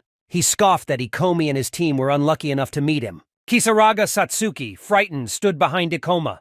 They urgently needed to unite and come up with a plan. Ichinoshi Ikoma, not having the strength to counterattack, concentrated on simply evading the attacks. Kisaraga, deciding to take the initiative while Ikoma recovers, Satsuki once again cast Orb of Darkness. However, Kaoru, anticipating this attack, disappeared using Shadow Leap. He started running, dodging the magic projectiles, and Kisaraga Satsuki, exhausted by fruitless attempts to impress him, despaired. The witch felt useless, unable to help Ikomi in this unequal battle. Ichinoshi Ikoma, gathering his last strength, fought off the killer's attacks. His body was exhausted, and every movement was given to him with incredible heaviness. Kisaraga Satsuki watched in horror as Kaoru's lightning attacks cornered Ikoma. Not long ago, they had a chance to win, but now it seemed that everything was lost.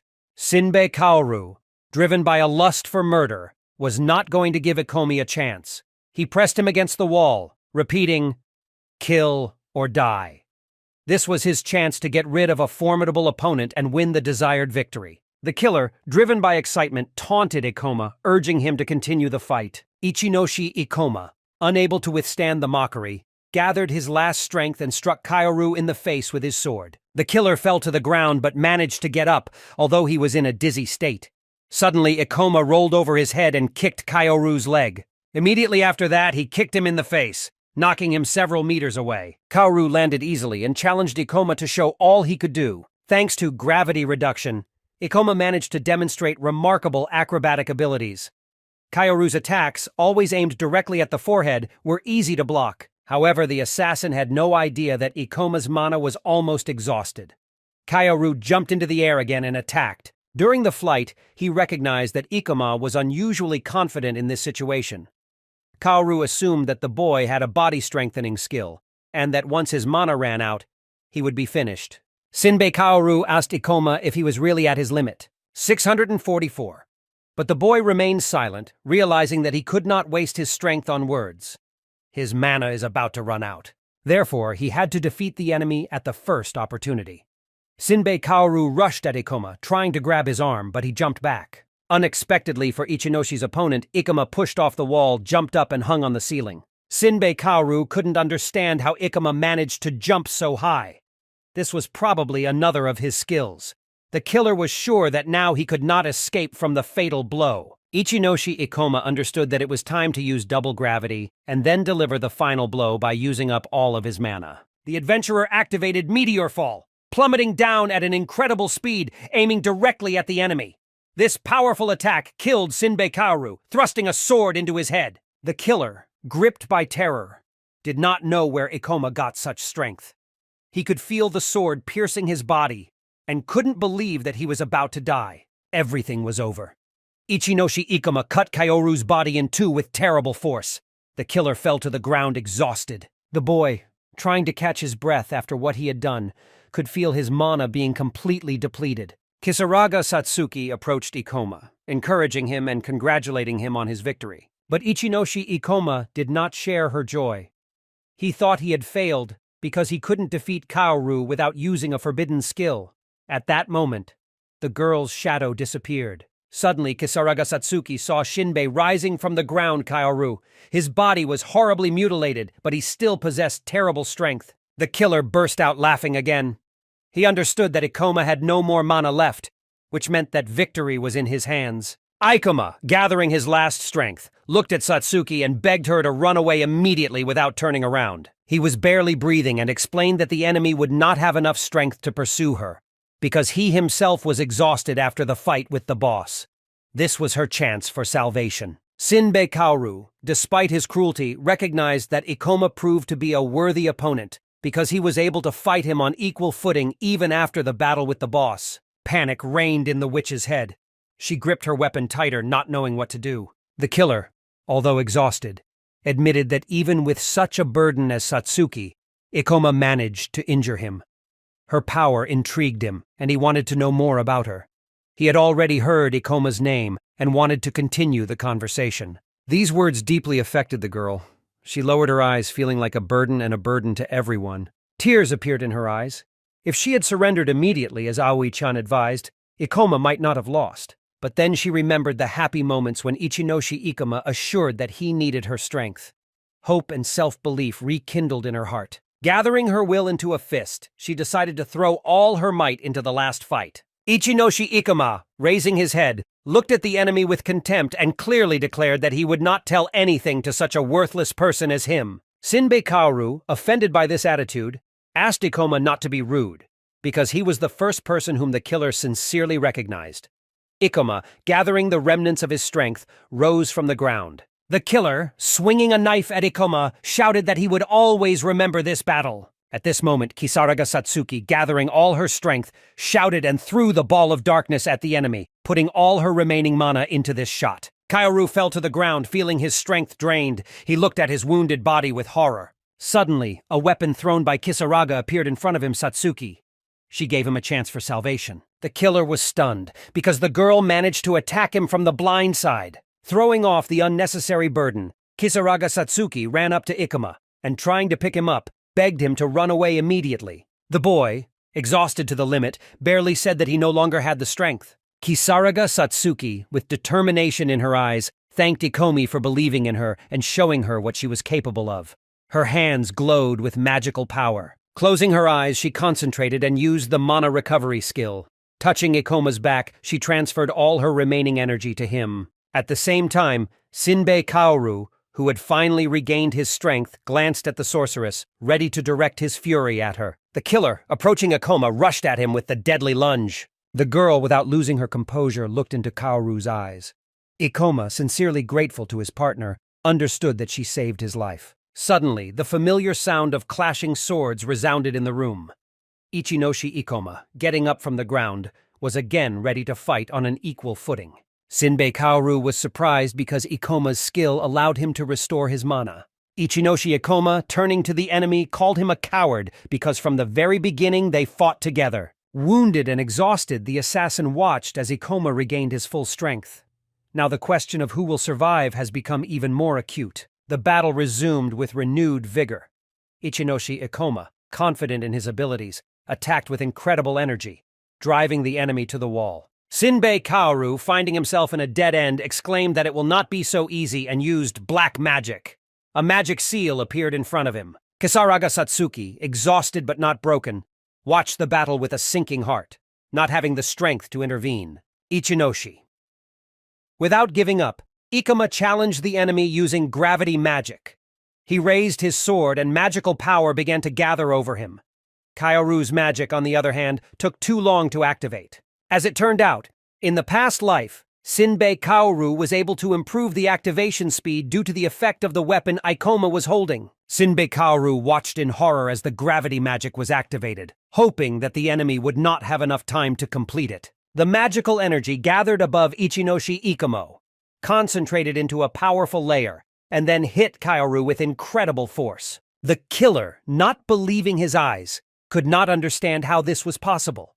How could he, having a much higher level, lose? Shinbei Kaoru, exhausted and broken, sat on the ground and Ikoma stood above him, victorious. The Rift Crime Investigation Department had not yet been established, so it was almost impossible to prove the killer's guilt in the absence of witnesses. Kisaraga. This time Satsuki was by Ikoma's side during the battle. Ichinoshi Ikoma stayed with Kaoru to watch over him. The task of Kisaraga Satsuki was to report the incident to the Rift Crimes Investigation Department. It was important for her to complete this mission. After conquering the rift, The demons will no longer appear, so she will be able to return home without any problems. Shinbei Kaoru, exhausted and broken, silently observed the situation. He could not believe that he had been defeated by a young boy whose strength seemed unreal to him. Ichinoshi Ikoma was radically different from everyone Kaoru had met before. His origins, true power, and motives remained a mystery. The day after defeating Kaoru, the team gathered at a cafe to relax and rest a bit. Ikoma, scrolling through the news, suddenly came across a sensational news. The annual killer of adventurers who had been terrorizing people for years had finally been caught. Kisaraga Satsuki couldn't help but smile. She understood that after the arrest of the killer, she and Ikoma would face many questions from the association. Ikoma explained to her that crimes committed in rifts are very difficult to solve. If the identity of the criminal is unknown, the investigations department, as a rule, refuses such a case. With the appearance of faults, the situation in the country changed radically. The level of crime outside the faults has decreased, but at the same time, the control over abnormal situations has been significantly strengthened. These changes have led to a significant increase in poverty, as people's well-being has now taken a back seat. Kisaraga Satsuki, of course, knew about crime in the rifts, but she never expected that they would have to face such a dangerous killer. Ichinoshi Ikoma asked if this situation did not frighten and worry his partner, because such cases are a common thing in the life of adventurers. Alas, to Kisaraga, it didn't apply to Satsuki. She was not an adventurer and did not choose a life full of dangers. However, this did not mean that there were no other ways to survive. Kisaraga Satsuki honestly admitted that she couldn't say she wasn't worried. She remembered the moment when she risked her life to save Ikoma.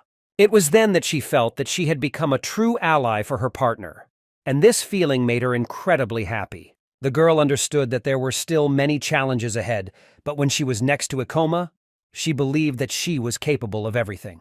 Ichinoshi Ikoma was surprised by such a sincere confession. He didn't expect to hear such words from Kisaraga Satsuki. A little excited, he lowered his head and then extended his hand to her, saying that he was counting on her a lot in the future. Kisaraga Satsuki smiled happily and happily accepted his offer. They shook each other's hands tightly. Ichinoshi Ikoma, folding his hands, listened carefully to his partner. He understood that Kisaraga Satsuki is a kind and sincere person. The girl admitted that she still doesn't understand many things, so she tries to follow all the instructions, but one day she dreams of learning to make decisions on her own. She really wanted to be useful to the team. She thought that Aoi-chan didn't like this trait of hers either, and maybe that was why she pushed her so hard. Kisaraga's thoughts with interest. Satsuki. The girl said that when Ichinoshi was next to her Ikoma, it began to seem to her that she is capable of overcoming any difficulties. Kisaraga Satsuki, smiling lovingly and looking away, asked Ikoma if it would not be too difficult for him to allow her to stay with him in the group forever. There was a pause. The girl was anxiously waiting for an answer, and Ikoma was shocked by such an unexpected request. Taking another look at his partner, he admitted that she was indeed a kind person, but sometimes her talkativeness was a little annoying. Satsuki, as if unable to stop, continued the conversation, wanting to share something else with Ikoma. He smiled and joked where her chatter switch was. Strangers around began to pay attention to this pair of adventurers. They looked at each other curiously, whispering to each other. One of them took out her phone and started browsing the news. They suspected that these were the two rumored to have defeated the boss and caught the killer in one day. Ichinoshi Ikoma immediately felt eyes on him. It seemed that he and Kisaraga were now real celebrities. Utsunomiya suddenly approached them here. He confirmed that their fame had indeed spread throughout the guild. Now everyone was just talking about Ikoma. Utsunomiya, taking his phone, began to search for videos about Ikoma. He did not remember the exact name, but he knew that it was on the internet. Ordinary people tried to find any information about him from various sources, creating their own legends and myths. The leader of the group showed Ikomi one such video. Of course, nothing was known about his real name, but, as often happens, an elephant was made of a fly. The fact remained the fact. Ichinoshi Ikoma became a real celebrity. The team was a little scared by such sudden fame. Utsunomiya Seo, starting a new speech, wanted to try again to invite Ikoma's team to his Thunder Knights team. But his speech was suddenly interrupted by Aoi-chan, who ran up and pushed him to the ground. With sincere admiration, she approached the team. Turning to Satsuki, she said that she was very glad to find her because she had been looking for her everywhere. The leader of the team, taking Satsuki by the hand, began to apologize for saying a lot and insulting her earlier. Chan admitted that she thought a lot about her former partner and sincerely asked her to return, because before they were close allies. The sorceress, pleasantly surprised, looked at her former cruel and proud partner, not believing her own eyes. However, to Satsuki's surprise, Chan started asking about how much she was able to earn for cleaning the rift, since she must have raised her level significantly. These questions deeply offended Satsuki. Chan, sure that Satsuki can become an indispensable part of the team, unexpectedly heard her request to leave this noisy place. The team got up from their seats and turned around, not wanting to listen to the leaders of the other teams anymore.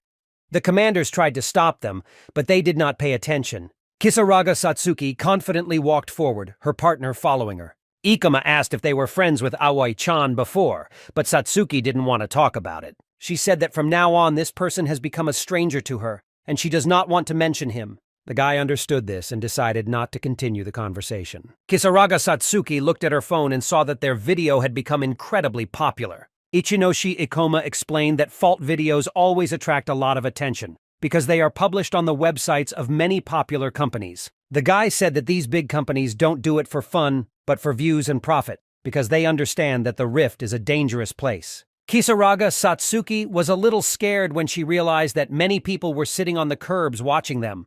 Being a fan of these companies, she did not want to unsubscribe from their channels. Ikoma reassured Satsuki, saying that she can do as she wants.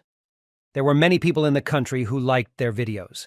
Satsuki has already had over 1 million views this month. A blogger, sincerely considering herself the best in the world, suddenly came across a video about a serial killer and an unknown adventurer. Sanji Sena, bursting into tears, saw that someone else's video had received significantly more views than her own. Her assistant tried to calm her down, explaining that the video was just more popular now and there was nothing she could do about it. The girl could not accept this. She understood that she had to make a new video that would outshine all the others.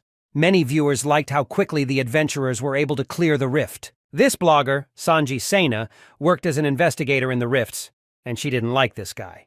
The team gathered again at the cafe table to discuss their plans. Kisaraga Satsuki remembered that she had donated her weapon, so now she needed to choose a new one. Ichinoshi Ikoma agreed with this, because as the level increased, so did the rarity of the monsters they had to defeat. For an adventurer, weapons played a very important role. To make up for the shaman's lack of firepower, they needed an expensive staff. Ikoma hoped that in the next rift, they would be able to earn as much money as possible to help their partner. Kisaraga Satsuki, lowering her eyes, admitted that she did not like the sticks, because they were probably very expensive. Ichinoshi Ikoma reassured her, telling her not to worry so much. He wanted his friends to have good weapons, and he was willing to work hard for it. Suddenly, Satsuki was overjoyed to hear that Ikoma considered her a friend. She covered her face with her hands in excitement. She happily confirmed that this was indeed the case, as she and he had been best friends for a long time. Ikoma was a little afraid of such naivety of the girl and sincerely hoped that everything would be fine in her life. The boy, taking his tablet, began to choose a fault where they could go, comparing different information. Returning the tablet to Satsuki, he showed her the rift he had been holding in his mind for a long time. The Tomb of the Ancient Kings. This tomb was discovered only a few days ago, and there was a very high probability of finding legendary items. Nowhere else would they have been able to find this rift, because no one knew about the Tomb of the Ancient Kings. It was an incredibly rare fault. Ichinoshi Ikoma found out about him in his past life by studying researchers' notes. In addition, you could find very expensive things there. Ikoma already had experience selling expensive materials, because it was one of his ways of earning. It was easy to get rare items in this tomb, since there shouldn't be many adventurers there since there was no information about this rift yet. Folding his hands in front of him, the boy began to consider a new plan. He giggled, his face showing quite a frightening intent. The team decided to go to this rare rift, Tomb of the Ancient Kings. They walked together through the dark corridors. Unexpectedly, the team met a monster, a skeleton warrior of the 29th level. He lashed out terrifyingly at the adventurers, his bones rattling. Ichinoshi Ikoma used Gravity Weaken and jumped into the air to avoid the impact. Covering his face with his hands, Kisaraga Satsuki lost sight of her partner for a second. Ikoma, who jumped into the air with gravitational relaxation, engaged the skeleton using his gravity abilities. Ikoma's successful strike knocked the skeleton to the ground, which once again made the horrible sounds before dying. Kisaraga Satsuki watched the battle with fascination. It was exactly what she expected from Ichinoshi Ikuma. He dealt with such a strong enemy with such ease. But suddenly several more skeletons began to approach them. Ikuma realized that stabbing attacks were ineffective against these monsters, so they needed a new tactic. He ordered Satsuki to attack with magic. The witch raised her hands, black magic gathering around her. She accumulated it until she got the right amount of energy. While Satsuki concentrated, Ikuma continued to fight the monsters, dodging their attacks with gravity control. Suddenly, the skeleton that was trying to attack Ikuma got scared, because a ball of energy flew right into his face. The witch used an energy ball that easily destroyed the monster. A message appeared on the screen that they received 24,000 experience for this kill. All that remained of the skeleton were its bones, in which a strange luster could be seen. Ikuma moved closer to get a better look at the find. It seemed that there was something more than just a magic stone. He said they were incredibly lucky. Ikuma raised the blade of the ancient kings from the ground, which gave 8 attack power. It was a mysterious blade that emitted a blue glow. Kisaraga Satsuki also understood that they were incredibly lucky because this blade could be sold for around 400,000 yen. It was a real find! Such a blade was very difficult to obtain, so it would not be difficult for them to find a buyer. The witch, filled with excitement, asked how much they could earn from this find. Ikuma confidently replied that one could get about 3 million yen for a blade. Considering the amount of time and effort required to obtain such a weapon, it was a very good price. Kisaragu Satsuki was frightened by such a large amount. She had never held so much money in her hands.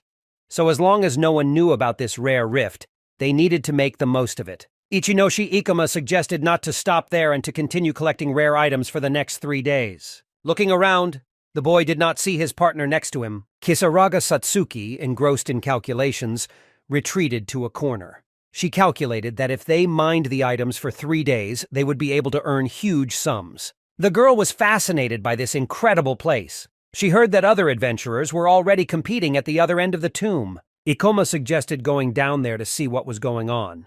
He left and his partner followed him. Looking around, Ikuma suddenly saw a terrible monster in front of him. He was wrapped in bandages and made eerie noises.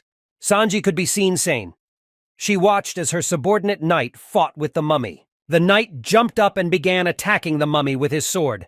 He managed to injure the monster, which fell to the ground. The knight, full of confidence that the girl will easily cope with the monster, approached his mistress. Sanji Sena asked her manager if the camera was ready. The knight confirmed that everything is ready and filming can begin. The subordinate knight began to apply the fiery sword magic charm to the girl's sword. Sanji Sena, taking a sword in her hands, posed in front of the camera. Filming has started. She jumped up and engaged in battle with the other mummies. Her flame sword swung through the air, setting fire to the paper on the monsters' bodies. The mummies caught fire and burned alive. The blogger landed on the ground and stood in front of the camera again. She greeted her audience and explained that it was Sanji's day. Sena explores a new place. Today they decided to investigate a completely unknown fault. She told the audience that she managed to destroy the monster in one blow, assuring them that this place was not that dangerous. A team of adventurers watched this happen. Kisaraga Satsuki was very surprised when she saw the rift researcher. She was sure it was Sanji for sure Sena because I saw her several times on sites with videos about faults. The girl was fascinated by what was happening. But suddenly she remembered something and her expression changed. She looked at Ichinoshi, someone who folded his hands and was clearly dissatisfied. She remembered how he had told her he didn't like bloggers and rift explorers at all. She was ashamed that she had reacted so enthusiastically to them. When the knight was shooting Sanji Sign, he noticed that the legs of unknown people got into the frame, which completely spoiled their good frame. He turned to the researcher and explained that someone was behind her. When the girl turned around, she saw a team of adventurers in front of her. She was very angry and began to ask why they were standing there and why they ruined such a good shot for her. Sanji Sena had spent a lot of time preparing and everything was now ruined. Ichinoshi Ikoma went down the stairs to the researcher and asked if she was ashamed of deceiving her fans. She explained that it's all a show and she should only present herself at her best. Sanji Sena asked her manager if they could use the footage that had already been filmed. The knight explained that they would have to re-edit the video a bit, but overall there were no problems. They had a lot of great material, but some of the footage was messed up. Ichinoshi Ikoma appealed to the upset blogger, but she did not even want to listen to him. She introduced herself saying her name was Sanji Sena. and that she is the best fault researcher. The adventurer also wanted to introduce his team. His name was Ichinoshi Ikoma, and next to him stood Kisaraga Satsuki. He apologized for ruining her video. The girl shrugged her shoulders and said that it was okay and that they would be able to shoot a lot more interesting material. The boy also wondered why she became a rift researcher. Sanji Sena thought it was a very stupid question because she was only doing it for the money. The study of faults was now a very profitable occupation. In addition, such videos could always gain a large number of views. If a person can become popular, he will be offered a lot of advertising. With these videos, researchers could easily become very popular. Sanji Sena was already beginning to feel like a real idol for people. Ichinoshi Ikoma advised the girl to stop before she got hurt, because the job of an adventurer was not as simple as it might seem at first glance. This advice made Sanji very angry, saying, The gravity master looked around and looked at the motionless mummy.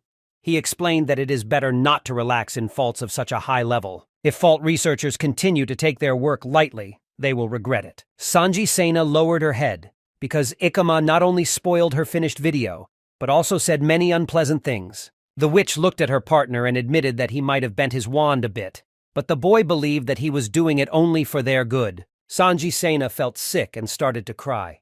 Her subordinate asked her not to worry so much about it and to just ignore the stranger adventurers. Suddenly, a new idea appeared in the blogger's head and she suddenly stopped crying. Sanji. Without delay, Sena ordered her manager to prepare the camera and start filming. She approached Ikoma and said that if he was so confident in his words, then they should have a competition. She invited them to compete in collecting magic stones.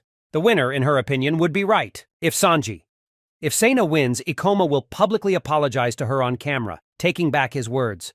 Her face will be obscured to preserve anonymity. In the opposite case, in case of victory of Ikoma, Sanji Sena undertook to obey him in everything. Ichinoshi Ikoma, sighing, agreed to this proposal. A witch from his team was against it, but the decision had already been made. The participants of the competition were full of excitement. They agreed to meet at the entrance to the rift in 3 hours with the collected magic stones. Ikoma will not be able to escape, because everything will be filmed. Henchmen of the fault researcher were proud of their mistress. Not only were they able to put this daring adventurer in his place, but they also came up with a great idea for a new video. Sanji Sena was also very pleased with her act. She was sure that thanks to this video, her popularity would skyrocket, and they would get a lot of money. It was very unpleasant for her to hear such hurtful words from an adventurer, so she was going to make Ichinoshi to take them back at any cost. Meanwhile, the team continued to fight the mummies. Ichinoshi Ikoma was also determined to win this contest decisively. The mummy had already swung at the adventurer, but suddenly stopped in surprise, not seeing an opponent in front of her. The gravity master, using his skill, reduced the gravity and climbed the mountain to the ceiling with ease. The skeleton, surprised and confused, looked around. Ikoma, taking advantage of the moment, loudly called the monster, letting him know that he was above. The mummy, trustingly raising her head, was looking for an opponent. Suddenly, to the monster's surprise, the boy descended from the ceiling using the meteor fall skill. With great speed, he fell on the mummy, giving it a fatal blow. This small victory earned Ikoma 364 experience points, as well as the coveted level up to 31st. For this, he received 3 cherished skill points, which he could distribute at his discretion. However, over time, Ikoma began to feel monotony in his battles. Again and again he used gravity shift, and then gets a monster with the help of gravity doubling every time the same from her. The team carefully examined the place where the monster died. Their eyes caught the dim glow emanating from another rare artifact. This did not come as a surprise, because such faults have always hidden valuable finds. This time, they were lucky enough to obtain the D-grade Ancient Ruins Gauntlet. However, Kisaraga Satsuki couldn't shake the unsettling feeling that came from exploring this rift. Ichinoshi Ikoma, noticing her concern, explained that he was annoyed by Sanja's behavior, seini, which uses faults for filming videos. He wasn't going to lose this argument to her. Ikoma also noted that such pranks are not only dangerous, but also make it difficult to transport the found artifacts, because a lot of them have already accumulated. The witch confirmed his words by showing her bag full of artifacts. Moving further along the rift, the team came across a strange place. It was a dead end with many motionless mummies and a majestic Egyptian statue. Suddenly, this majestic statue began to glow, and its eyes seemed to give a signal. Kisaraga Satsuki looked back to see the gate slam shut behind them. Now they had no way out and were trapped in the rift. Rift traps are special traps that appear in this dangerous area. They can be used both for and against, especially in rare portals. The boy had a plan, and he confidently clenched his fist. He could not miss such a chance. Suddenly, the Sphinx statue in front of the team opened its mouth, announcing the start of the test. The Sphinx declared that the adventurers must prove their wisdom by answering 3 of his questions. But if they make even one mistake, they will immediately lose their lives. Kisaraga Satsuki, frightened, looked at the statue and asked her partner what kind of monster it was in front of them. The Gravity Master guessed that a special kind of trap with riddles lay before them. He understood that a wrong answer would lead to an immediate attack. So it was important for them to give the right answer, because the level of their opponent was extremely high. The witch felt fear. The boy reassured her, assuring her that he was not going to lose to some statue. The Sphinx started the game with the first riddle. How many experience units do you need to go from level 1 to level 10? The question seemed simple. Ikoma replied that it would take 45 experience. The statue recognized the answer as correct. The adventurers were waiting for the next question because Ikoma knew all the right answers from his past life. A lot of time has passed and the Sphinx has already solved the 19th riddle. What kind of monster with 3 heads and 4 legs is it? The boy shouted without hesitation. Hell doll! The statue was puzzled because all of Ikoma's answers turned out to be correct, which happened extremely rarely. Kisaraga Satsuki asked her partner how long they would have to answer the riddles. Is the Sphinx waiting for their mistake to finally let them through?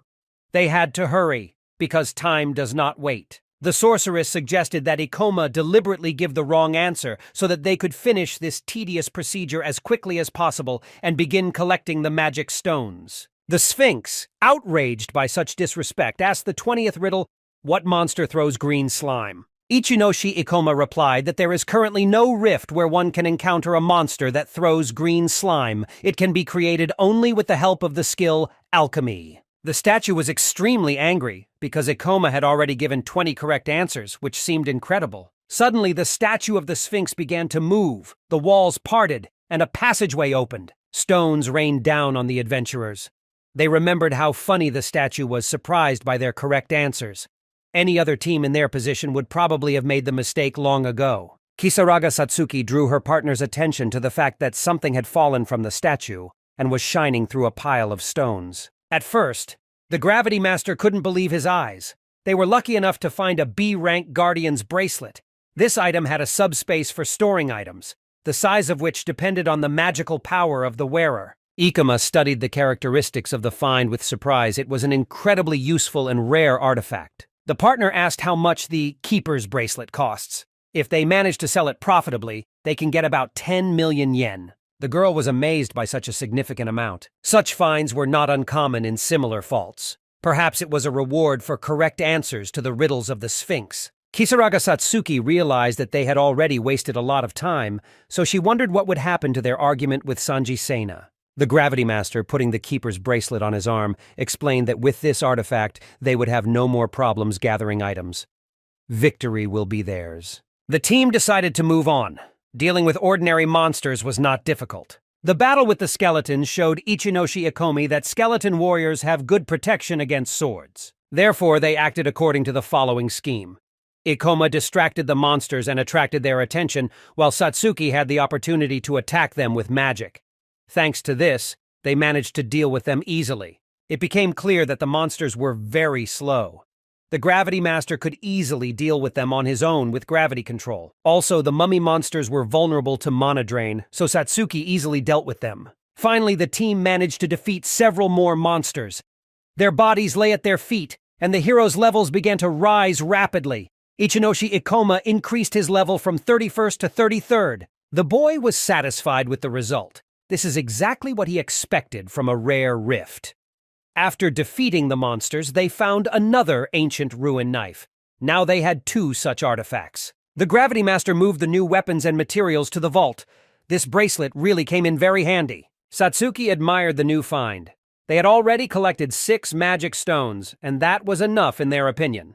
Besides, their main task was to earn as much money as possible. Ichinoshi Ikoma smiled sinisterly and offered to hunt the undead. Meanwhile, Sanji Sena tried to catch her breath.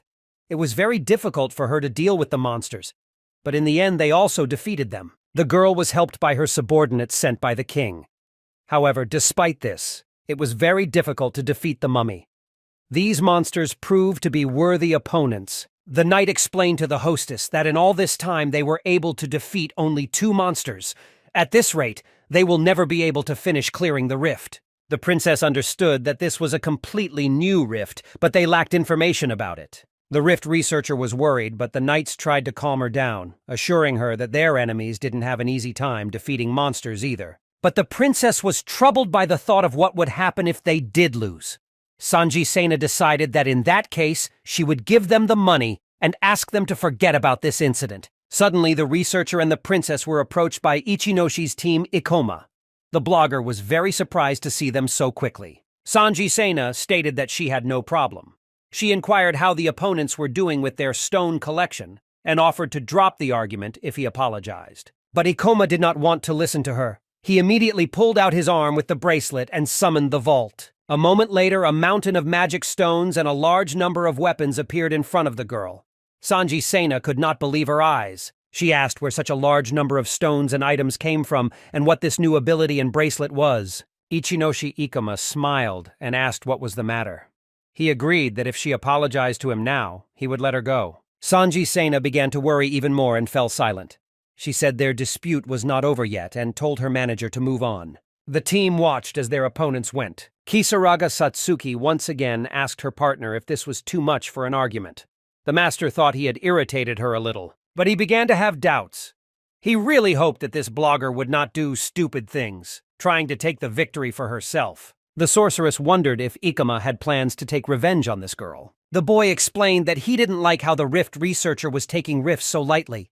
Dungeons have always held great risk. Therefore, if this girl continues to treat this lightly, she will regret it very soon. Meanwhile, Sanji Sena tried to come up with a new plan to defeat Ichinoshi, to whom they needed to come up with something grandiose. The blogger began to beat her head against the wall, not understanding how their opponents managed to get so many stones and artifacts. However, the princess believed that she and her mistress had made good progress, and their mana was very little left. However, these warnings only angered Sena more. She understood that following the mana was very important, but they couldn't just go back and lose. Sena clenched her teeth in anger, because she did not manage to show what she was really capable of. The girl remembered the terrible thing that happened to her 8 years ago.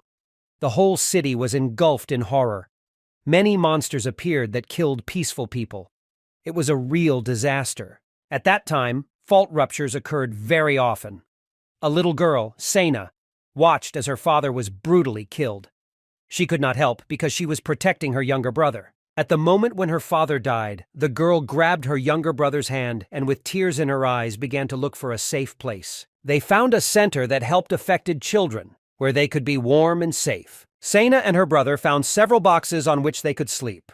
The people around were very sympathetic to them and their loss. The girl was watching a program on the phone where they talked about Quan, who at that time was the 5th A-rank adventurer in Japan. She didn't like feeling helpless in the face of such a disaster. The main character of this program decided to work on her skills for a long time, and Sena was surprised that such trifles were decided to be broadcast on television. The girl enthusiastically listened to the words of her idol. This adventurer was very happy that she could become the same brave person for someone who would save them from monsters. From that moment on, Sanji Sena had a new goal. She also wanted to become as strong as this adventurer from TV, as kind and sensitive. However, she wanted to inspire not only her loved ones, but also all people on this planet. That is why she created her page on the internet. She didn't want to be looked at with pity. That's why she got the motivation to win. Sanji Sena began to develop a new plan. They had too little material for a video, so she wanted to come up with something else. Suddenly, a new idea appeared in her head, which came just in time. She confidently walked forward and her knights followed her. The knights asked where the hostess was going so fast while they tried to get back. Sena had a thought about an enemy she had seen before. They reached that mighty room. The rift researcher looked at her target with admiration. In front of her stood the powerful boss of this rift, Tomb of the Ancient Kings, the level 40 fallen pharaoh. In front of him lay the body of an exhausted adventurer who, unfortunately, lost this match. This showed how powerful this monster was. Sanji Sena was level 33. She couldn't believe her eyes. The boss of the rift was in this room. She understood that they would not be able to cope with this monster. The bystander understood that it seemed that this boss was chasing other adventurers deep in the dungeon, and they would not be able to resist him. They urgently needed to flee. Sanji Sena was excited. They had to find a narrow passage so that the boss could not chase them. An adventurer who was being chased by a monster asked for help. She was lying on the ground and could not get up. Sena's head began to flash memories. She knew she didn't like feeling helpless in the face of disaster. Now the blogger understood why she liked the adventurer so much as a child, who always called to help others. There was a little girl crying. She was obsessed with the strong adventurer because she desperately needed help. But now she did not want to back down. Sanji Sena abandoned her subordinates. She ordered them to get out of here without her, and she would go to the aid of the injured adventurer. The ruins researcher ran up to the boss and took out her sword. She began to confront him and divert his attention. She looked at the injured girl and told her to run while she detained the boss. The girl was very grateful for the rescue, and the monster began to rage even more. He held a heavy weapon in his hand and swung it at Sanji Sena. The girl was a moment away from death. But suddenly, the person next to the hostess ran up. He couldn't let that happen. He also took part in the duel. The researcher looked at her manager. She was very grateful. He said that he is the main fan of the hostess, so he can't just take it and run. Although the night manager was not good at competitions, he was ready to do his best. He took out his great sledgehammer for the duel. The team was ready for battle. The fallen pharaoh was also ready to attack. He had 4 hands in which he held his weapons. He was a very powerful opponent. The manager still lost consciousness from fear and fell to the floor. Now Sanji Sena was left alone with one of the knights. The girl held her sword in fear, trying to hold her position. The subordinate used the barrier skill, thereby creating a temporary shield between the boss and them to restore strength. Fallen Pharaoh also decided to use a powerful skill. He gathered his power and energy and then directed it at his opponents. The blast wave destroyed their newly constructed barrier in an instant. Shards flew straight at the researcher and the knight. Now Sanji Sena did not believe in her strength at all. She understood that both in strength and dexterity, she was weak everywhere, and she could not win here. These shards injured the knight, and he too fell to the floor. Only the rift researcher was left alone with the powerful boss. Mozart began to use a new skill. All 4 of his hands began to move at a rapid pace, and he was approaching the girl. Sanji Sena understood that she had nowhere to run. They will not be able to defend themselves. The only thing she could do was close her eyes and die quickly. But suddenly a familiar voice was heard in this room. It was Ichinoshi Ikoma. He was gathering mana around him for the duel. He considered the researcher too reckless. At the moment when the fallen pharaoh attacked, the girl was already ready for her death. The boss hit the floor with his weapon, and it left a mark that cut the floor in half. But Sena was able to hear the sound as she opened her eyes. She felt that she was no longer standing on the ground. Ichinoshi held her in his arms. Ikoma. He applied gravitational displacement to go up. The blogger was surprised when she saw her opponent in peace. She did not understand why he decided to save her. The guy explained that he came to make sure that the girl was not in danger. And then he heard the story of an adventurer who was able to escape from the boss. He believed that if the adventurers continued to take this matter lightly, they might seriously regret it later. He decided to surrender to Sanji Sena. He admitted that it looks like he's lost this time, so he's willing to take back his words. At that moment, the girl was in the arms of the guy, who was standing on the ceiling. They watched as the boss tried to get them, but he was unsuccessful. Sanji Sena was very frightened and grabbed Ikoma's shoulder. The fallen pharaoh began to rage. He took his weapon in his hands, swung it, and threw it at the ceiling. He threw his weapon so powerfully that it stuck in the ceiling. At this moment, Ichinoshi Ikoma went down with the researcher in his arms. He applied gravity reduction. He had too little time, so he continued to compete with the girl in his arms. He swung his sword, knocking everything away from the monster. The boy levitated in the air. Suddenly, their swords collided with the monster with great force, sending the adventurer flying several meters away. Ichinoshi Ikoma descended to the ground, reducing gravity with a skill. He was able to parry the attack with a halberd. While the gravity master with the girl in his arms distracted the monster, Kisaraga Satsuki decided to intervene in the battle. She stood behind and concentrated her energy. She chose the right moment and fired a ball of darkness from her weapon. This attack flew right at the pharaoh. But the boss had great speed and was able to deflect the attack with a swing of his weapon, after which it dissipated. Kisaraga Satsuki was very scared because the monster was able to withstand the attack and her magic was useless again. Also, Ichinoshi Ikoma and Kisaraga Satsuki was badly wounded and could not run. Their opponent was a high-ranking rift boss, and the situation was very bad. The fallen pharaoh, although already exhausted from the battle, still had a lot of magic. He was also level 40 and chased adventurers. Although the clown blade reduces the gravity of opponents when attacking, but the battle will be many times more difficult than with that crazy clown. It was very bad.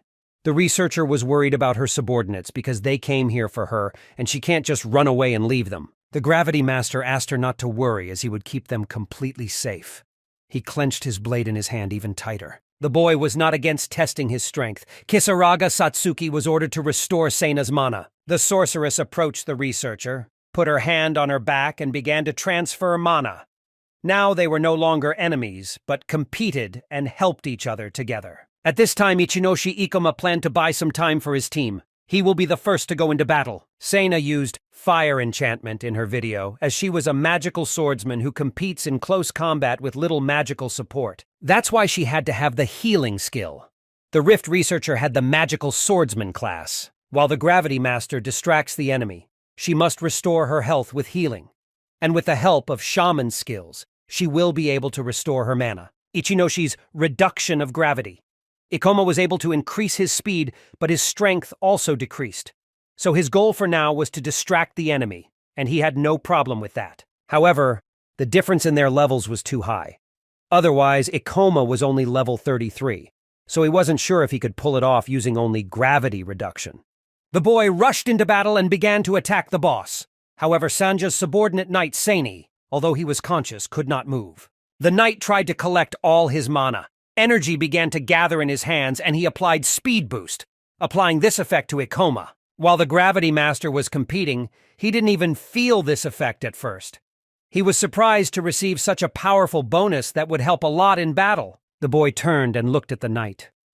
The girl's subordinate begged him to save their mistress. The adventurer said he would do his best to do so. Gravity Master, reducing gravity, flew up the mountain. He understood that his strength lay in his great speed, and it was difficult for the enemy to guess the moment to attack. The fallen pharaoh gathered his rage. Black energy even began to emanate from him, and he began to accelerate. The boss swung his sword at Ikoma, but he was able to dodge the attack, although it was very difficult. This time, he was on the verge of death. The Gravity Master analyzed the situation. His opponent was incredibly fast, so if he managed to catch him, it would be a serious injury. Over time, the boy's strength and mana began to decrease, but he had to hold on until support came to him. Sanja's manager, Seini, was lying on the floor. He could not understand if he was still alive. His body seemed very heavy to him, and it was difficult for him to get up from the ground. The knight raised his head and tried to find his mistress. He looked around and was surprised. He saw Ichinoshi in front of him, to someone who had a hard fight with the boss. The boy moved in zigzags to confuse the monster and make his attacks unclear for analysis. The manager was amazed as he watched the attack. He did not understand what was happening here. The fight with the boss was very difficult because they both had fast and agile movements. Out of anger, the subordinate clutched his video camera in his hand. He was ready to continue shooting. Ichinoshi Ikoma ran and wanted to attack the boss, but he swung his sword. The master managed to jump up, deftly dodging the attack. The boy began to run through the air as the boss's weapon caught up behind him. Pharaoh was getting angry because of the protracted battle. The adventurer jumped up, flipped over the boss's head, and then landed on the ground. At that moment, the manager, who was lying next to him, filmed this whole dangerous fight on camera, considering all these shots incredible. Ichinoshi Ikoma understood that for now, he could only compensate for the difference in levels with gravity reduction, but he couldn't do much damage. The master was aware that he could not defeat this boss alone, but he had his new team. Finally, the Rift researcher and the sorceress regained their strength and mana. Seina had new powers and was ready to fight. The blogger thanked Kisarage Satsuki for helping. Sanji Seina took out her sword, held it up, and could now enter the game as well. You could see excitement in her eyes. She concentrated her mana and used healing, after which she was fully ready for battle. Kisarage Satsuki didn't want to be left out, so she also participated in the fight and helped. She concentrated the magic around her. Now the situation was much better, but the boy understood that it was still not in their favor, so there was no need to delay. They must defeat the boss in one attack. Ikoma charged again, and the boss took aim at him with a weapon in 4 hands. Fallen Pharaoh continued to attack, landing a sword strike right next to the Gravity Master. He tried to dodge, but his opponent was also very fast. Ichinoshi Ikoma continued to fall back to avoid the attacks, but eventually hit his back against the wall. The boy stood by the statue and immediately looked up. Kisaraga Satsuki was very scared because her partner was pressed against the wall. They urgently needed to do something to help him. The statue standing next to him began to move. The boy moved closer to the statue, began to collect his mana in his hand, and then touched the statue and transferred this energy to it. He applied gravity reduction to the Egyptian statue, and then weight reduction. After a moment, the Gravity Master lifted the stone statue up. He swung and threw her at the boss. At that moment, the monster turned away and chopped the statue into small pieces with its weapon. While the boss was distracted, this was the team's only chance. The guy ordered Satsuki to urgently shoot the pharaoh in the head. The witch accepted the order. She clenched her stick in her hands, concentrating her energy in it. This time, the girl concentrated a large amount of magic and threw it at the monster. But when the smoke cleared, the boss was still on his feet and conscious. The witch was worried that it had failed again. But it was part of Ichinoshi's plan, Ikoma. He smiled. Now this monster was caught because there was such a strong armor in the head, it meant that there was something very important behind it. While the boss was distracted, Sanji Sena began to act. She also understood where the monster's blind spot was, so she decided to attack from there. The blogger started to run towards him, but suddenly the ground under her feet began to split, and she fell to the ground. The monster also anticipated this attack. Because of the 4 arms of the pharaoh, it was completely impossible to approach him. He controlled the situation from all sides. But the Rift researcher remembered how Ichinoshi Ikoma managed to attack the boss directly in the forehead. It seemed impossible. The adventurer turned to the blogger.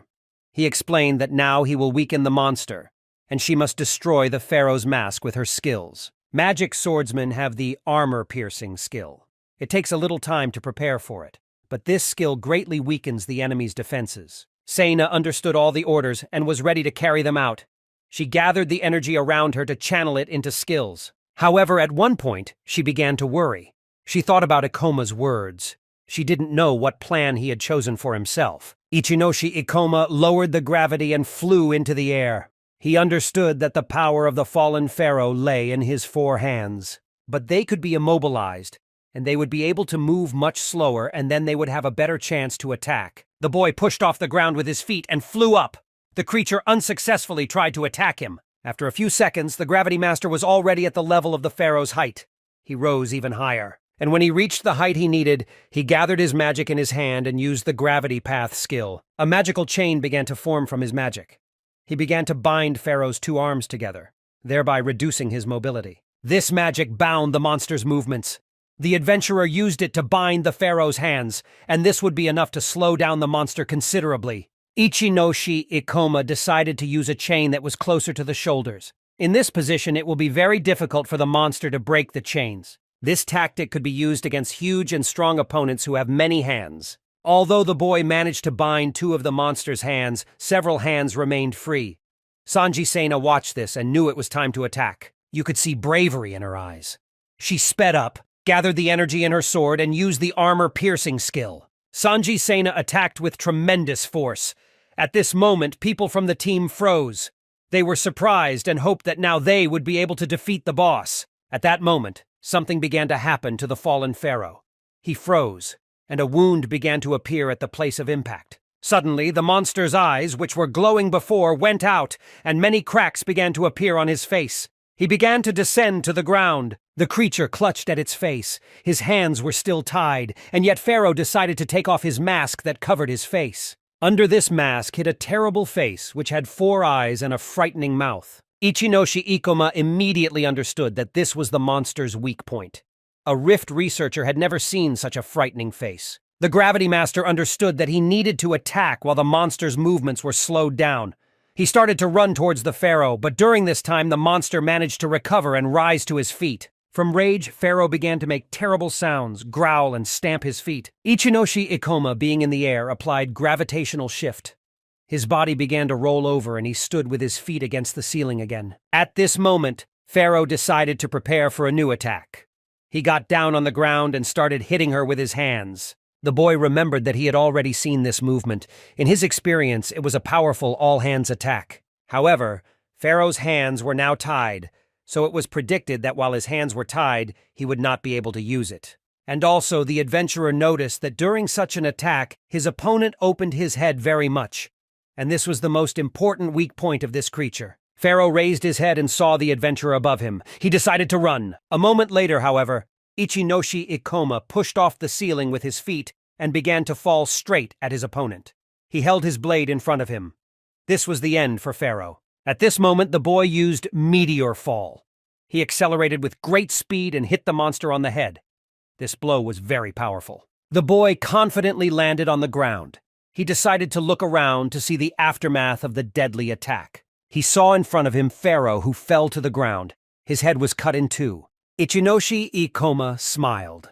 It was now officially considered that the boss of the Tomb of the Ancient Kings had been defeated. For this victory, the team received 1874 units of experience. Ichinoshi level Ikami rose to 36, and he also gained 9 skill points. The team began to move away from the place of the match. Sanji Sena walked up to her subordinate knights and used the heal skill. She managed to successfully heal all her subordinates. The knights thanked their mistress very much. Eventually, the dead boss Pharaoh's body began to disappear. Kisaraga Satsuki noticed something shining near the defeated monster.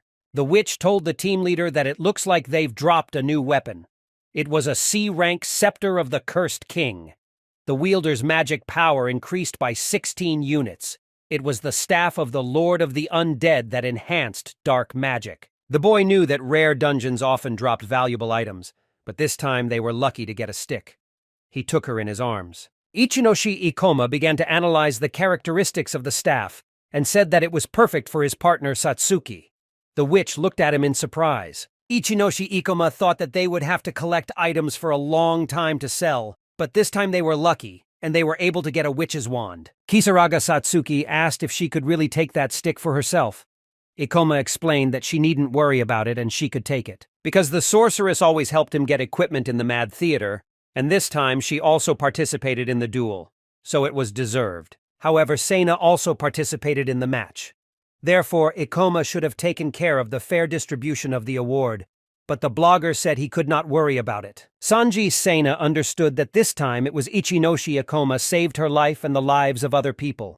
Therefore, he could safely keep his staff and other magic stones. But after a moment, excitement appeared on the Fault researcher's face. She wanted to talk to him about their competition. However, the boy only smiled in response. He decided that it would be better for them to think that the blogger still won. Therefore, Ichinoshi Ikoma agreed, as they had agreed, that he would take back his words, because now it was clear that the blogger is really serious about faults. Sena said it's good that he was able to figure it out in time, and she takes him at his word. Ikoma and her partner smiled joyfully. They were glad that everything ended in the best way. However, Ichinoshi Ikoma still wanted to express his opinion. He advised Sena, if she still wanted to achieve more as an adventurer, she should stop doing such dangerous things. Subordinate girls began to intercede for her. They explained that the work of an adventurer cannot always bring income. The boy agreed, but noted that if it was Sanji, if Sena wants to have a high standard of living, then she will always be able to provide for herself calmly. The knight said that the hostess's mother lost her legs as a result of the disaster, and the blogger had 5 younger brothers. Their father was also no longer with them. Therefore, the manager tried to explain that even now it was very difficult for the Fault researcher to provide for her family. However, the girl angrily intervened in the conversation and made a remark. She did not want information about her family to be disclosed. The Gravity Master scratched the back of his head. He felt ashamed, because all this time he thought that the girl liked to earn money only for selfish reasons. Sanji, though Sena denied this assumption, she said that she always treated her work with respect and responsibility. Her work was inspired by the fact that people lived in fear of disaster, and she sought to bring smiles and joy to them during these troubled times. The adventurer recognized that this was a worthy goal indeed and praised her heartily for it. The blogger did not expect to hear such words. At first she was surprised and blushed a little, then looked away. People from the guild approached the adventurers. Their goal was to gather all the information about the fault after it had passed. Sena was finally able to return to her usual life. She asked her manager if their equipment was okay, as it would make a great video showcasing the skills of a seasoned adventurer. It would be a shame if the video was damaged, but the manager assured that, fortunately, there was no damage. The girl was very happy with this news. However, one of the knights noted that they did not have enough magic stones, and therefore the footage was not enough to edit the video. This was a problem. The knight wondered why the hostess refused to take the stones from the boss. But Sanji Sena did not want to accept gifts out of pity. The researcher asked if they had anything that could be used to edit the video because any material would do. The manager was watching the recorded videos. They have preserved the battle of Ichinoshi Ikoma and the boss of the dungeon, Tombs of the Ancient Kings. A little later in the Adventurers Guild, people around paid attention to Ikoma's team and watched them with interest. Gravity Master with Kisaraga Satsuki sat down at the table. The boy studied books, and the girl looked for information on the internet. Suddenly, Satsuki rose from her seat. She enthusiastically asked Ikoma to pay attention to the video she found on the internet. The adventurer was not interested. He advised her not to look for information about faults on videos, but better to ask experienced adventurers about it. But Ichinoshi Ikoma immediately turned his attention to the video when the sorceress revealed that it was Sanji's creation Sena. In it, she talked about a mysterious adventurer. This video has already collected more than 1 million views. The public was captivated by the new mysterious adventurer. People in the comments were interested in where he got such speed and what class he had. They acknowledged that Ikoma has some very risky moves, and that's incredibly cool. Ikoma smiled. Now he understood why the people around him looked at him like that. It all happened because of this viral video. Kisaraga Satsuki was also very happy. More than 1 million views were collected in less than a day. This is what was expected from the mighty Ichinoshi Ikomi. Sanji Sena was also in her room. She watched with joy as the views grew. Her video with Ikoma has already garnered more than 1 million views. She started jumping for joy. She considered herself the best. But suddenly her phone rang. Ichinoshi called her Ikoma. She mentioned that they exchanged their contact details in the rift. The blogger picked up the phone. She wondered if Ikoma had already caught up with her. She asked if he had finally decided to become her admirer. The adventurer clearly and succinctly said that he had time to see the video. The researcher smiled slyly. She reminded that according to their agreement, if she wins, she can post this video. But if he doesn't like it, she can remove it a little later. The adventurer fell silent for a moment. He recalled that during this difficult time, she tried to feed her family with the help of videos. Therefore, he decided not to touch on this topic anymore. Sena was glad she wouldn't have to delete the video. The girl shared a great idea. She said that Ikoma is now on everyone's ears, so she offered to record a joint video again. But without waiting for an answer, the blogger saw that the adventurer hung up. Kisaraga Satsuki wondered what Sena-san had said. The boy's hands began to shake. He replied that he did not hear her words. Ichinoshi Ikoma understood that with this rate of development, he might be able to obtain a very rare item that he had missed in his past life. It was the Ring of Wisdom. If the guy manages to get it, then the course of the whole story can change dramatically. The registrar checked the boy's statistics to confirm the planned operation. For an adventurer to be promoted to S rank, he must be at least level 35. The level of Ikoma fully met the minimum requirements. Ichinoshi's application. Ikoma's request for promotion to S rank was approved because the adventurer was level 36. The team of adventurers retired to the waiting room. Kisaraga Satsuki was very proud of her partner, as he had already reached S rank. This is what should have been expected from him. The master said that the sorceress could also raise her rank soon. He was still very surprised that these guild members were able to reach S rank. In order to level up quickly, you need to constantly defeat higher rank monsters without proper knowledge.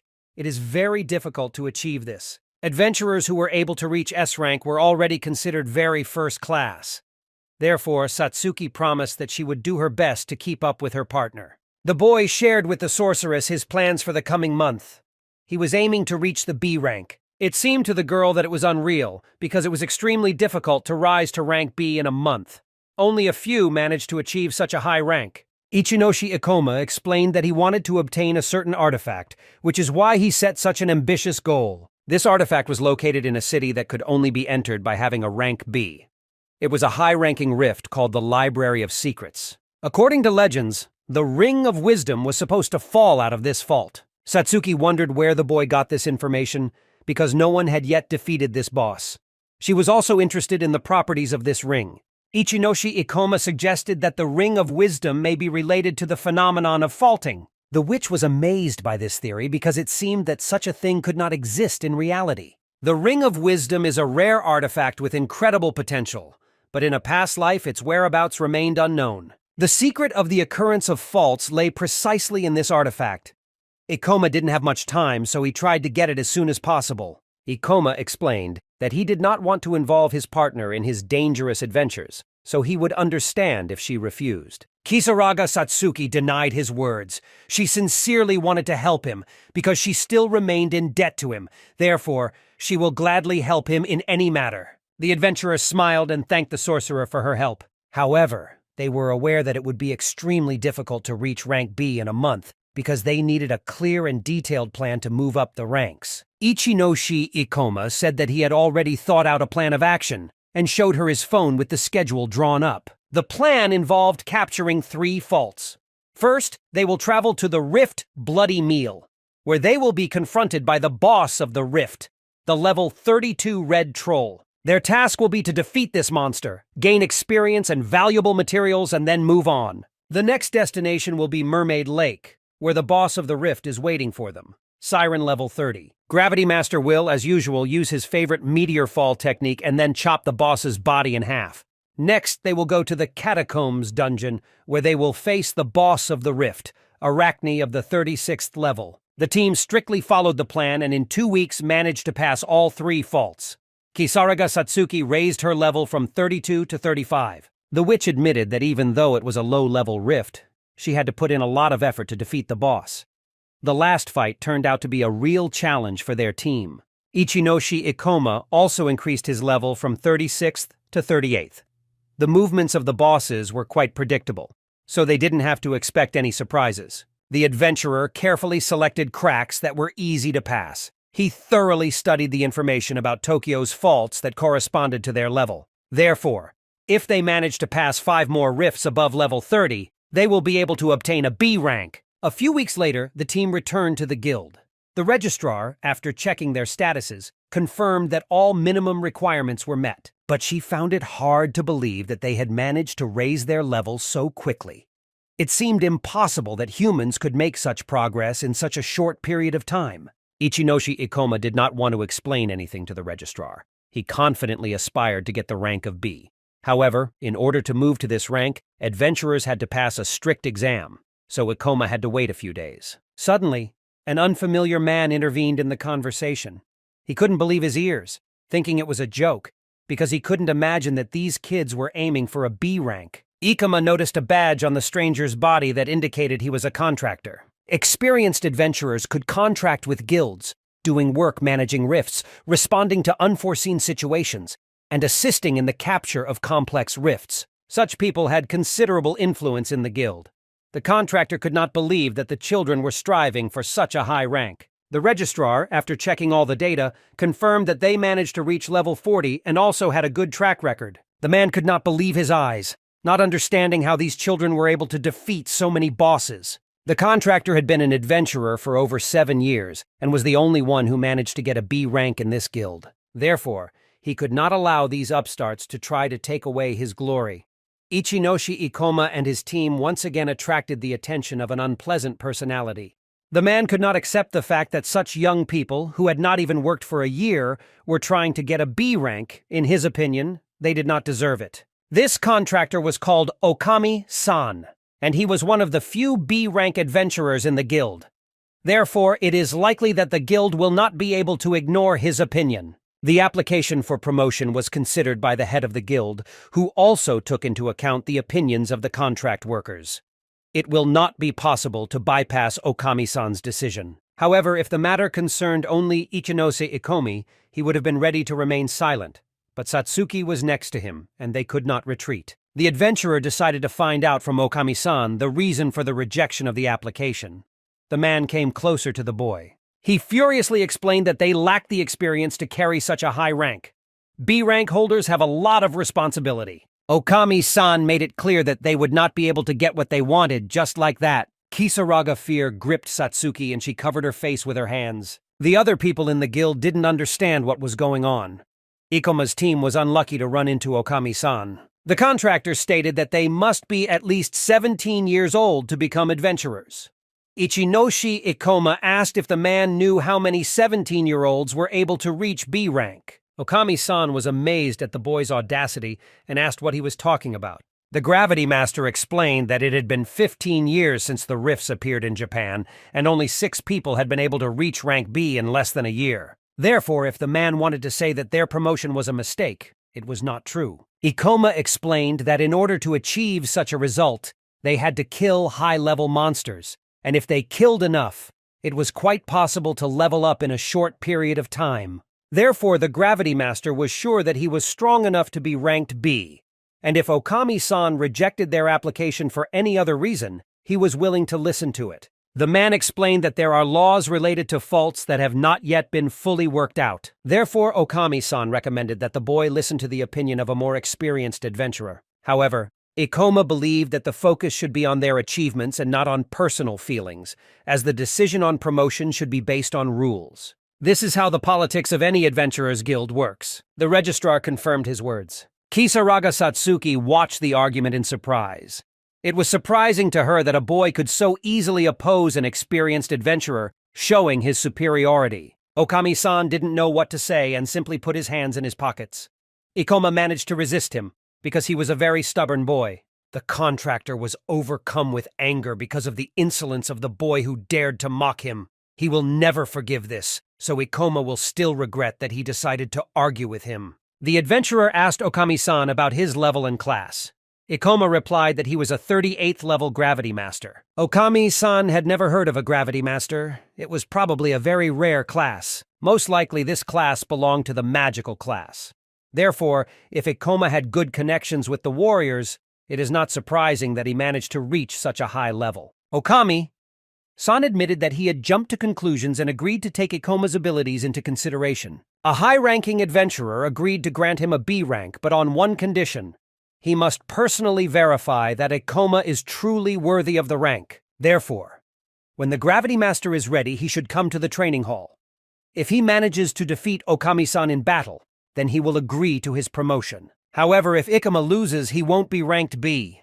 Rumors spread around the guild that Okami-san had killed 2 people during a training battle. Therefore, people from the guild understood that Ikoma was clearly not to Okami-san's taste. The adventurer simply decided to play on it. Kisaraga Satsuki also knew about these rumors and began to worry. Okami-san was not ready to forgive Ichinoshi Ikoma because he had dared to disgrace him so many times in the guild.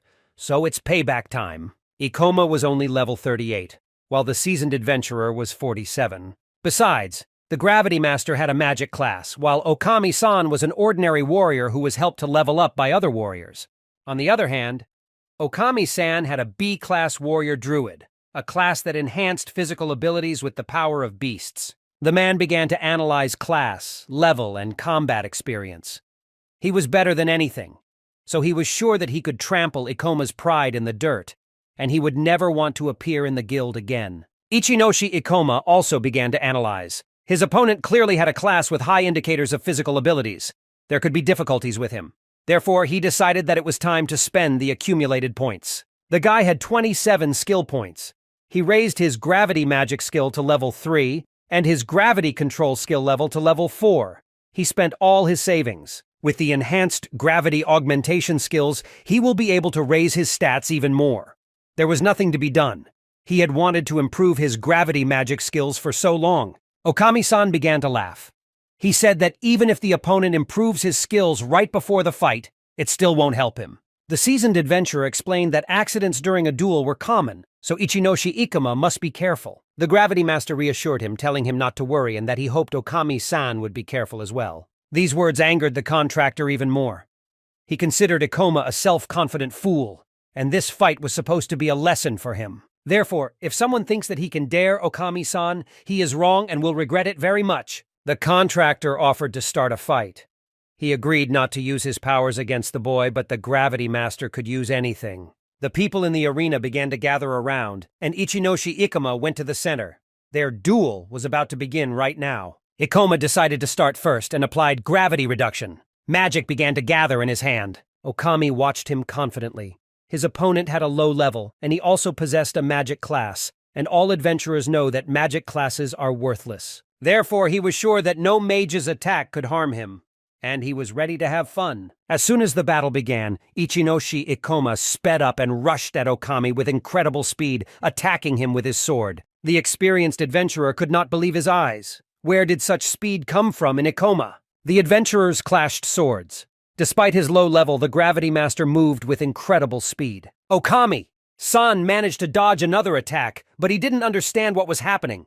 Ikoma seems to have caught him off guard. However, the warrior did not want to show that he was lost. He was not going to give in to the newcomer and began to attack even more aggressively. Swinging his sword, the adventurer lost sight of Ichinoshi, to whom at this moment the Gravity Master was already in the air above him. Okami-san looked up and realized that he was trapped.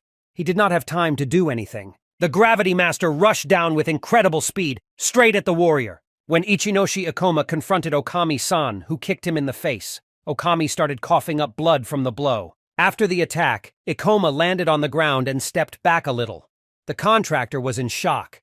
He needed time to recover. The man could not believe that in such a situation the newcomer was able to impress him. Usually this is beyond the power of inexperienced fighters.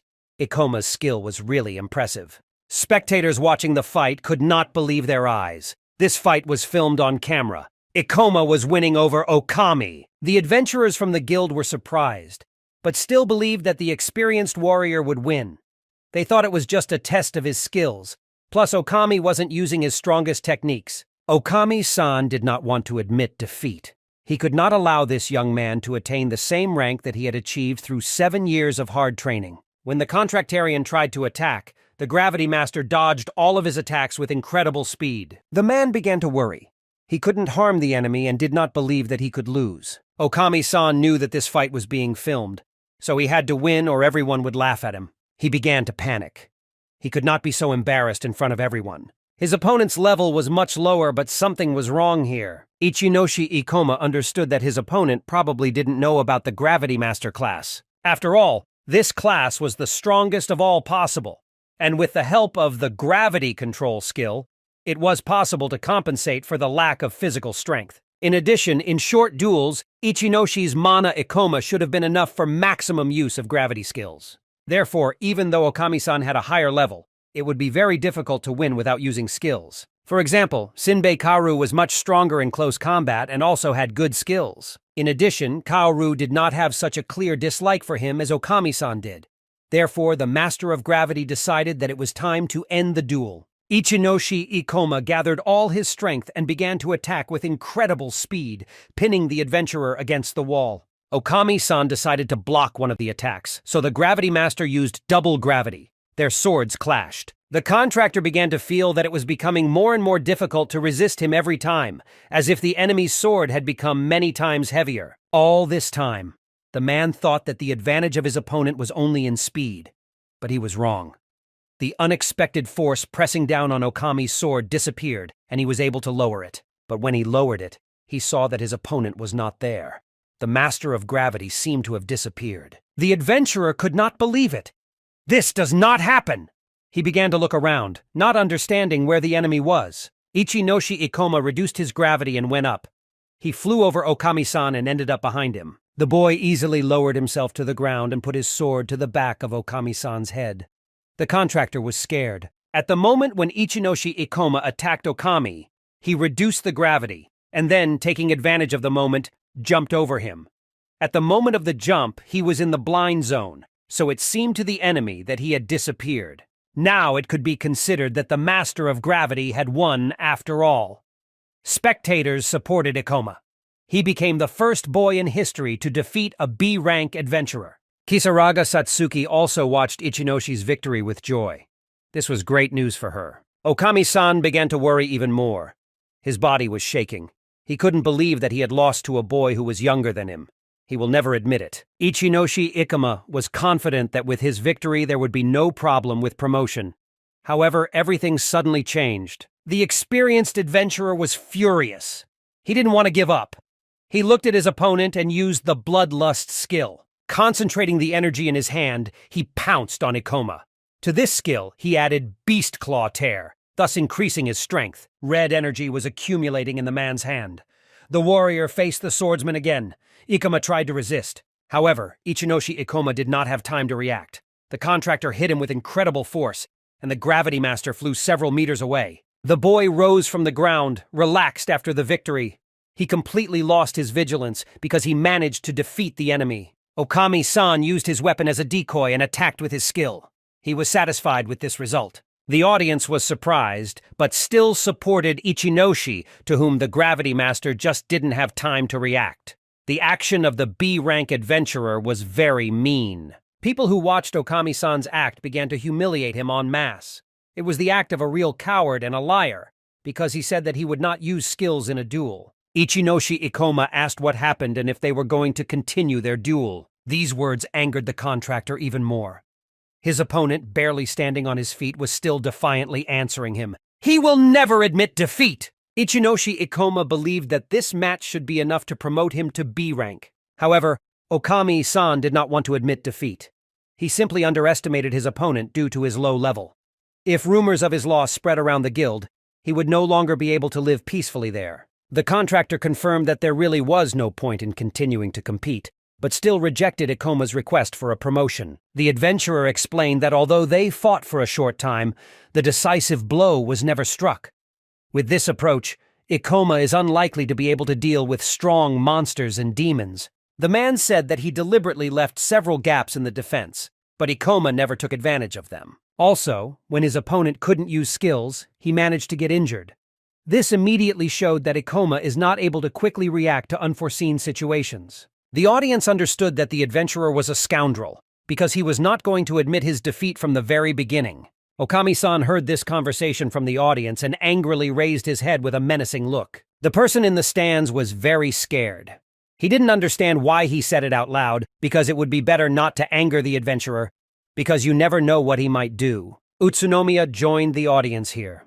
He believed that everything that happened was unfair, and Okami-san should be ashamed of his actions. Ichinoshi Ikoma did not expect to meet Utsunomiya here, who would intercede for him. The team leader said that Ikoma-san competed fairly and could defeat the contract immediately, but the man decided to break his promise and used his skills. Okami-san clenched his teeth in anger. Spectators began to speak ill of him, claiming that the adventurer's contractors had completely betrayed themselves. The gravity master spoke Utsunomiya's name, advising him not to draw so much attention to himself. However, the team leader assured that Ikoma could fully rely on him because they were best friends, and he would definitely help him. The main character greatly appreciated this confession, but knew that Utsunomiya was exaggerating when talking about their friendship. Kisaraga Satsuki was very worried.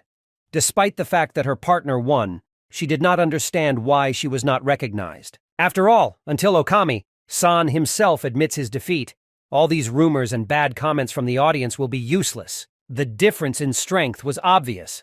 Is it Ichinoshi? Did Ikoma touch Okami-san's dignity? Next time you have to hit him harder. The main character thought.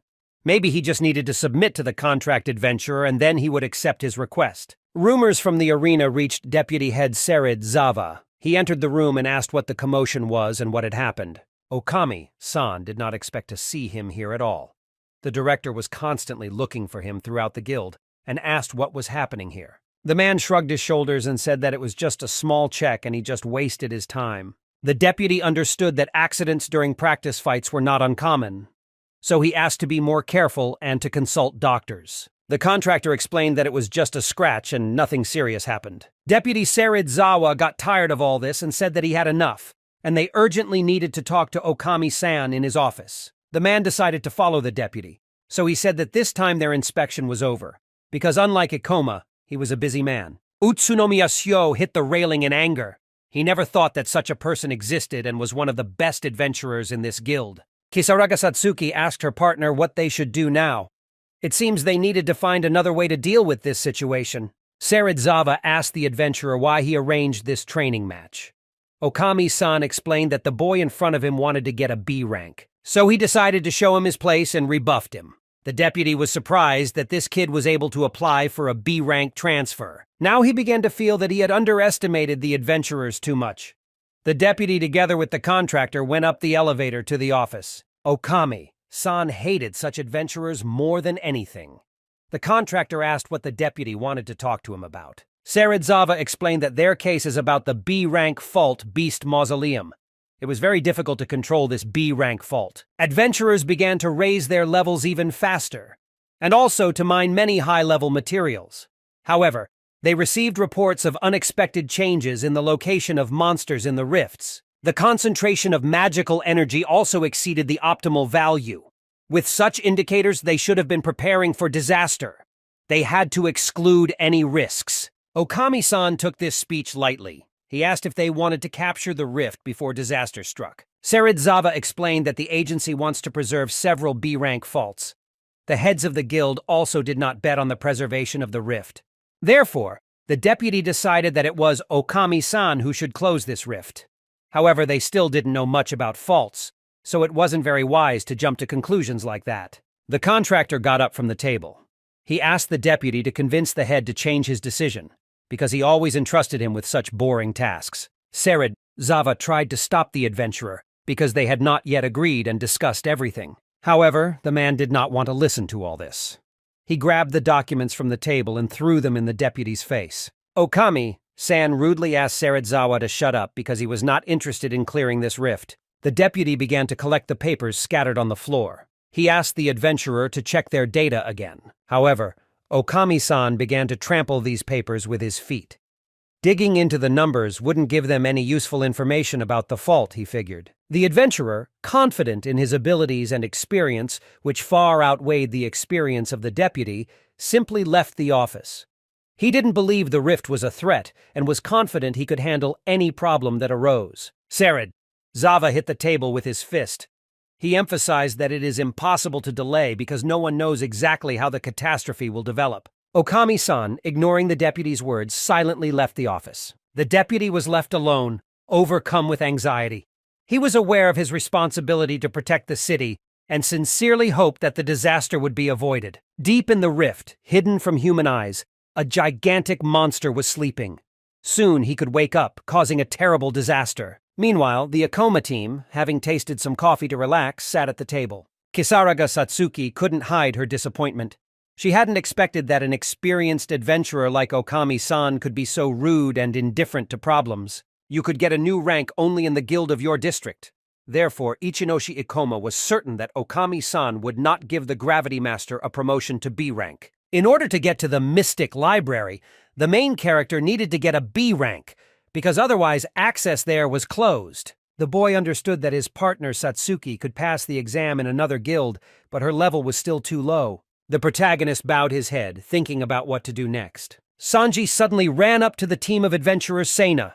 She called out Ikoma's name, because she learned about the problems he faced during the exam with the contractor. The blogger was able to quickly get information because one of her fans sent her a video of Ikoma's fight with a contract adventurer. This fan, doing a good deed by sending Sanja's video Seini, immediately put it on the internet for a wide audience. The video quickly became popular, receiving the scandalous title, The Reality of the Guild of Adventurers, Tyranny Okami.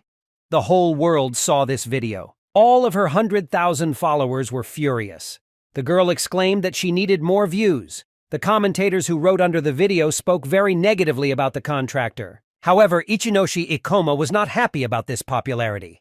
He wanted to refuse to disclose this situation. However, the Rift researcher wanted to help Ikoma, because she was still in his debt, and wanted to thank him in every possible way. The main character was touched by such kindness of a new friend. However, the blogger immediately dispelled his hopes, admitting that she was thinking about how good money could be made by publicizing this situation. The Gravity Master was upset.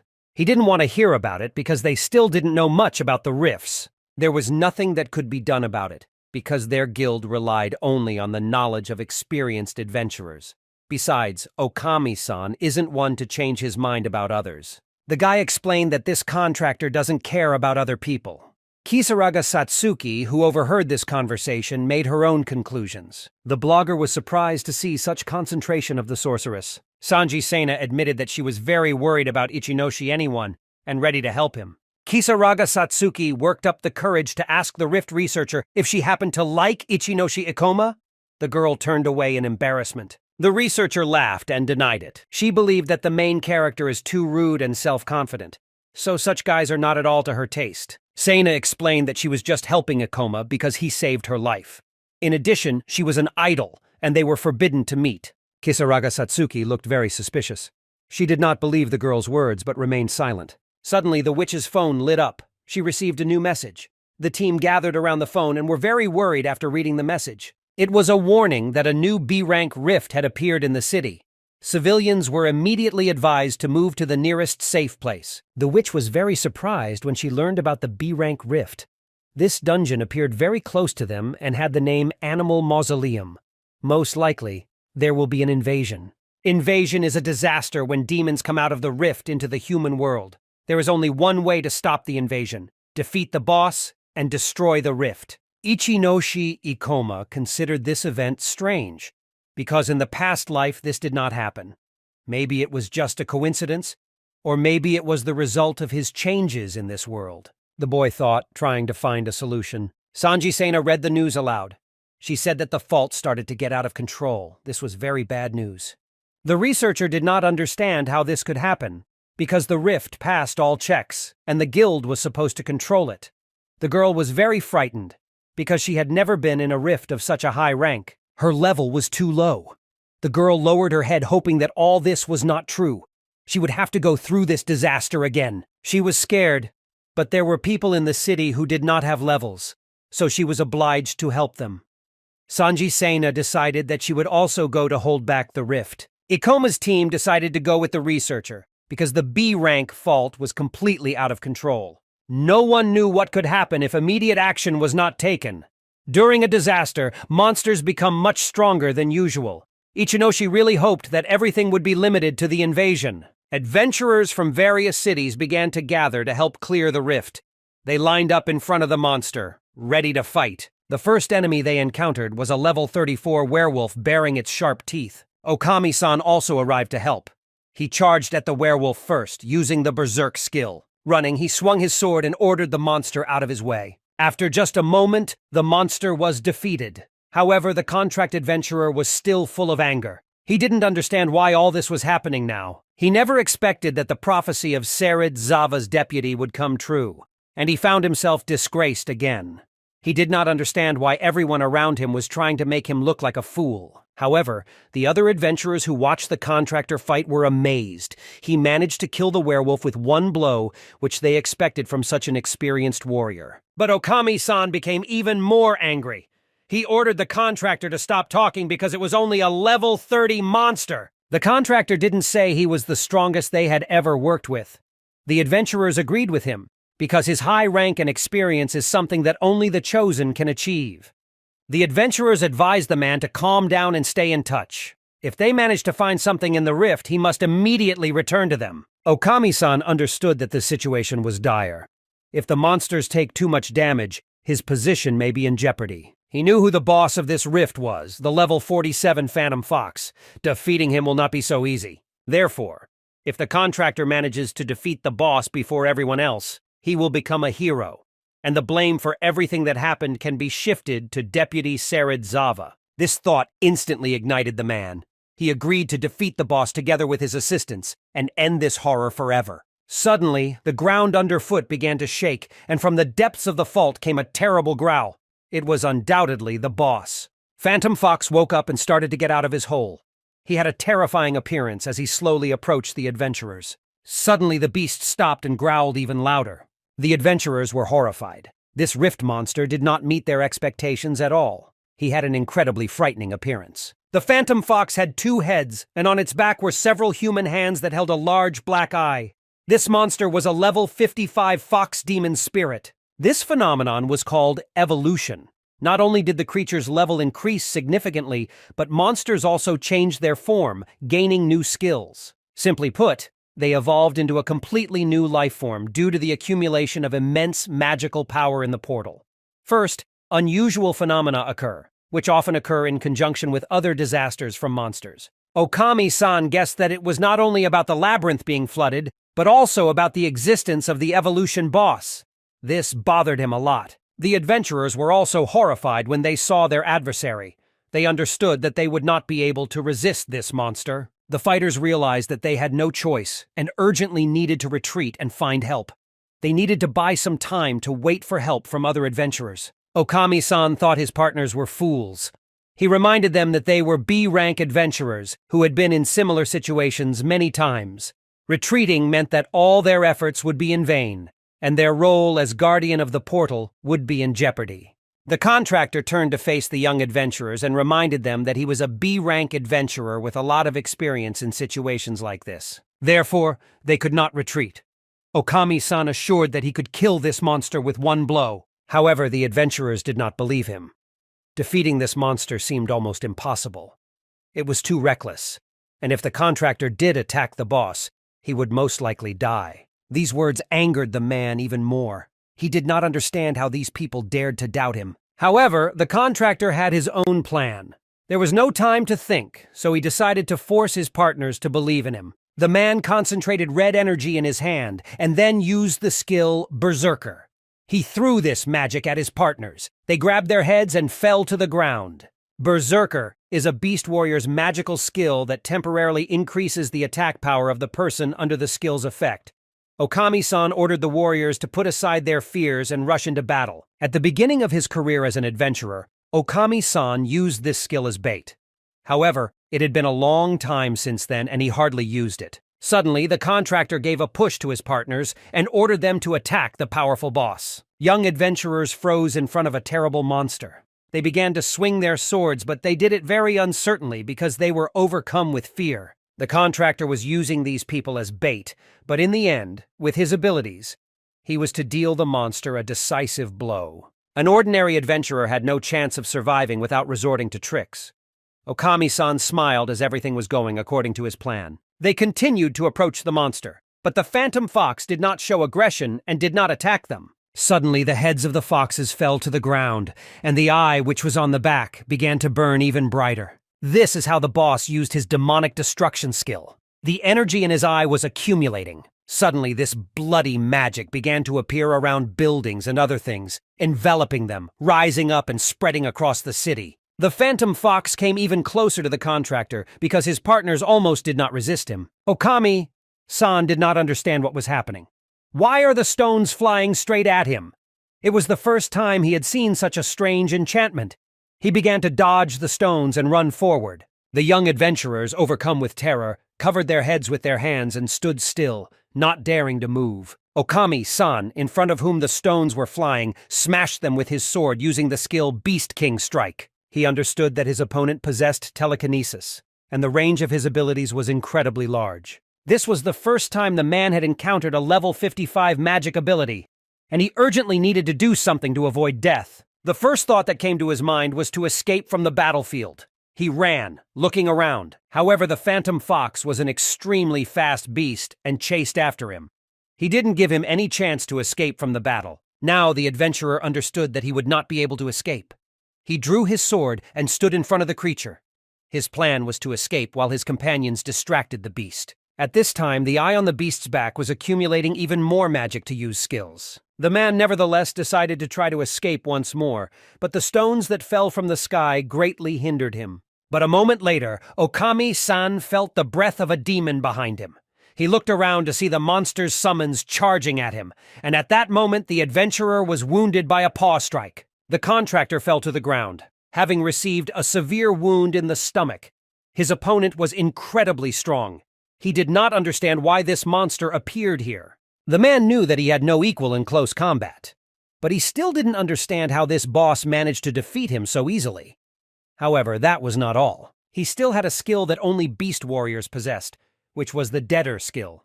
When taking damage, he could disguise himself as a dead body for a few seconds. The phantom fox examined the adventurer's body and seemed to decide that he was in fact dead. Therefore, the monster turned away and went in the other direction. Okami-san waited until the boss was far enough away to escape unnoticed. He urgently needed to save himself because there was no time to worry about other partners. His priority was to save his life. He rose from the ground and began to run, but the eye on the phantom fox's back saw everything. The eye signaled the monster's body and the fox's heads turned, looking for the adventurer with their eyes. The man also noticed this and was petrified for a moment, overcome with horror. He didn't know what to do. The demon ran up to him and struck again with its sharp claws. The contractor fell to the ground again. He did not understand how the boss managed to notice him again. He tried to move his limbs, but he could not even move a finger. He did not believe that he could die in this terrible place. He lay on the ground, terrified. However, the Phantom Fox had not yet finished his attack. Black energy began to gather in his paws. He used telekinesis again. This magic engulfed the adventurer's body and squeezed him. Phantom Fox lifted the warrior's body into the air. The man flew up to the heads of the balds and looked at their terrible faces with horror. A moment later, there was a loud, unpleasant sound. The eye on the back began to emit a terrible energy, the black energy that had already surrounded Okami. San's body began to turn into a bloody mass. She became even bigger and squeezed his body even tighter. This energy squeezed the adventurer's body until it reached his mouth. After that, his body shrunk so much that only bloodstains remained on the ground. Ichinoshi Ikuma also decided to head towards this rift. He saw his city suffer again. He stood with his sword in front of the slain werewolf. He was awarded 554 skill points for this kill. He watched his team. Sanji Sena used her healing skills to heal people who were injured during the invasion and needed help. The man looked at his hands. His wound and pain disappeared. He happily thanked the girl. The leader of the team advised this man to immediately leave here, in the other direction from where they came from, because they should not meet monsters on the way. The man thanked his rescuers again and ran to the exit. At this time, Sanji Sena decided to talk to the leader. She explained that they didn't have to escort everyone to safety if they couldn't clear the labyrinth. This will lead to even greater casualties. The main character agreed with her. They watched as civilians fled. Ichinoshi Ikoma decided to check the phone because more than half an hour had passed, but the threat message had still not been removed. The boss of the Beast Mausoleum should have been defeated by one of the squads a long time ago, but too much time had passed and there was no result. The Gravity Master began to worry because all this meant was that they should prepare for the worst. The adventurers in this rift also helped fight the monsters, but this time it wasn't the monster that attacked them. Okami-san, who was furious, attacked the squad. He attacked the girl and a sword fight ensued between them. This adventurer knew this contractor and begged him to come to his senses and calm down, because they were from the Exorcist squad. The squad leader watched this, realizing that there was no point in trying to talk to Okami-san, as he was completely out of his mind. It was probably the effect of the monster's skills. The man was furious and started attacking everyone in a row. People from the detachment knew Ryo Ogami, because he was a B-rank adventurer with the rare Beast Warrior class.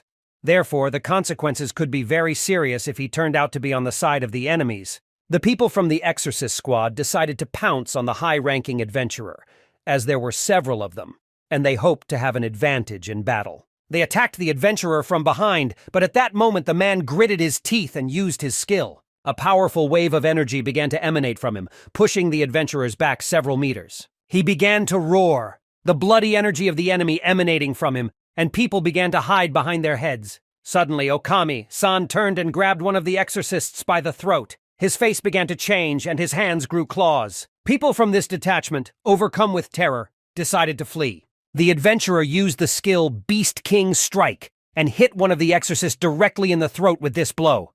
She fell to the ground. The team leader could not calmly observe this and rushed into battle. They clashed swords and a new battle began. However, it was very difficult to face the B-rank adventurer because he was one of the strongest people in this city. This realization was frightening. Okami-san used his skill again, and this time the captain was also badly injured. He fell to the ground. When one of the fighters saw that her captain was wounded, she rushed to him to help. This made Okami-san laugh even harder because there were already at least 2 wounded people from the squad. A battle to the death with a B-rank adventurer was like fighting a high-level monster. And the problem was not only the anomaly itself, it was a side effect of the disaster itself. It was a disaster that none of them had faced before, and it was not a task that ordinary adventurers or a squad of exorcists could handle. Okami-san raised his weapon up in rage, laughing. He swung at Commander Kurakova, who was sitting exhausted on the ground. And in a moment when the commander's death seemed inevitable, a familiar voice rang out. It was Ichinoshi Ikoma who rushed to help. He used the gravity reduction skill to get to the victim faster. The Gravity Master began to shout, and then Okami-san and Ikoma's swords clashed. In this way, he was able to save the life of one of the people. The protagonist understood that it was probably a psychic effect from the monster's skills. The contractor began to growl like a beast. He was even more enraged by this situation. Commander Kurakov saw Ichinoshi Ikoma approaches Okami. The commander tried to stop him, warning that this man was not an opponent that a normal adventurer could handle. The Gravity Master had a plan. He began to surround the high-ranking adventurer, moving very quickly, thereby confusing his opponent. Ichinoshi Ikoma believed that a B-rank adventurer needed to compete against an equal, though he fought a little differently after his reincarnation. He analyzed that his opponent's movements were now significantly slower, and his own were possibly a side effect of the monster's mental influence he was experiencing during the rank-up exam. Black magic began to gather in the man's hand. He used the Beast King strike skill even though there was no one in front of him. Ichinoshi Ikoma thought it was because the enemy lost patience and decided to attack hastily. At this moment, the Gravity Master was in the air. He tried to confuse his opponent, and now he used the skill Gravity Doubling and began to fall on Okami with great speed. At that moment, he was able to injure the enemy, and he fell to the ground, ceasing to resist for a moment. The adventurer contractor clutched his face. It seemed that he was finally able to come to his senses. He opened his eyes and remembered his archenemy, Ichinoshi, to whom memories flooded him. He remembered how he offered to continue the exam for promotion, and then lost to the boy in front of everyone.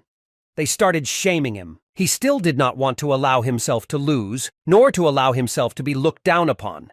Everyone should respect him. These memories angered him even more.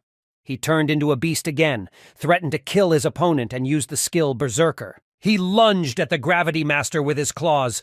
The monster's influence on Okami-san's brain has increased significantly. Ichinoshi Ikoma tried to hold back the black magic that was trying to engulf him with his sword.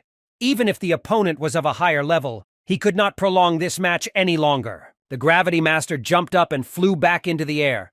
He immediately apologized to Okami, but he had no other choice. The man watched in surprise as his opponent rose even more into the air. There was no way he could reach him. After all, the higher you rise into the air, the stronger the impact from gravity will be. Ichinoshi Ikoma climbed as high as possible. Then, suddenly, the boy began to fall rapidly, using meteor fall. The speed and force of the fall was very powerful. He held his sword in front of him and pointed it at the enemy. In a few seconds, there was a powerful blow. The master's sword severed Okami-san's arm from his body. He was losing a lot of blood. The adventurer began to scream in pain. The man's hand lay on the floor. Ichinoshi Ikoma cut off his right hand and also severed his tendons. Therefore, now he cannot pose any threat. Commander Kurakov looked in surprise at the boy who had saved his life. After all, when competing against a B-rank adventurer, he managed to hold back his power so as not to finish him off. There were many secrets in this world that were hidden in Ichinoshi Ikoma. Meanwhile, other members of the Ikoma team appeared. Sanji Sena ran up to Ikoma in hysterics and asked him why he decided to run away from them. The master apologized because it was an emergency. Their movement speed depended on the class, so when he heard about the problem, he quickly got to the place. Kisaraga Satsuki began to examine all the injured exorcists, but did not give help, because she did not say that they needed to take these people to a safe place. Ichinoshi Ikoma raised his head and said that unfortunately it would not work, because they had a much more serious problem at the moment, and they did not have time for it. In front of the team and the exorcists, the monster jumped up and flew straight at them. The girls from the team began to look at each other. They were scared and worried. The dungeon boss pawed at the ground. His quick movement sent a strong wind coming from him that nearly blew the adventurers off their feet. However, the Gravity Master stood fast, and so did his team. The boy began to prepare for battle and held his sword in his hands, because it looked like the boss had gone hunting. Kisaraga Satsuki did not understand what kind of monster was in front of them because his eyes were completely empty. Ichinoshi Ikoma decided to check the information about their opponent and opened the stat menu. In front of him was the boss of the Mausoleum Rift, a level 55 Ouija demonic fox. The received information was very different from the initial one. The visible evolution of the monster passed almost instantly with the appearance of a fault, which complicated the situation. When a monster evolves, it is difficult to predict what skills it will use in battle, so you will have to think and analyze already during its turn. Sanji Sena said that if they can defeat the demonic creature, they can stop the destruction of the city. But it won't be that easy. The monster in front of the team began to act. A dark energy gathered around him, which he used to use the skill Beast Necromancy. Suddenly, many phantoms came out of their bodies, and they were all level 30. Ikoma team raised its head. These phantoms were in the sky and were coming even closer to them. The Rift researcher realized that the boss had summoned more of his monsters, which scared her even more. Therefore, if everything continues like this, even more innocent people may suffer. The girl could not allow her mistake to be repeated and lose more people. After all, these monsters only enjoy destroying the city and killing innocent civilians. Ichinoshi Ikoma began to develop a plan. He ordered his 2 companions to take all the wounded to shelter. The Rift researcher began to worry. She didn't want to leave Ikoma alone with a high-ranking monster. The main character said that he will try to defeat the boss on his own. Sanji Sena could not agree with this. She reached for the boy with her hand and then smiled. Because every time the boy played the hero, she wanted to go against him even more. The blogger took out her weapon. She made it clear that she was staying and asked permission to help with the phantoms. At the same time, they will try to protect the wounded and take care of their safety. The Gravity Master agreed. The team split into groups and began to fight. Kurakov suddenly appeared behind the girls. He said that this is all crazy because the boss is level 55. So if there are no reinforcements, they will most likely all die. However, the team continued to fight anyway. In front of Ichinoshi, the first problems appeared immediately.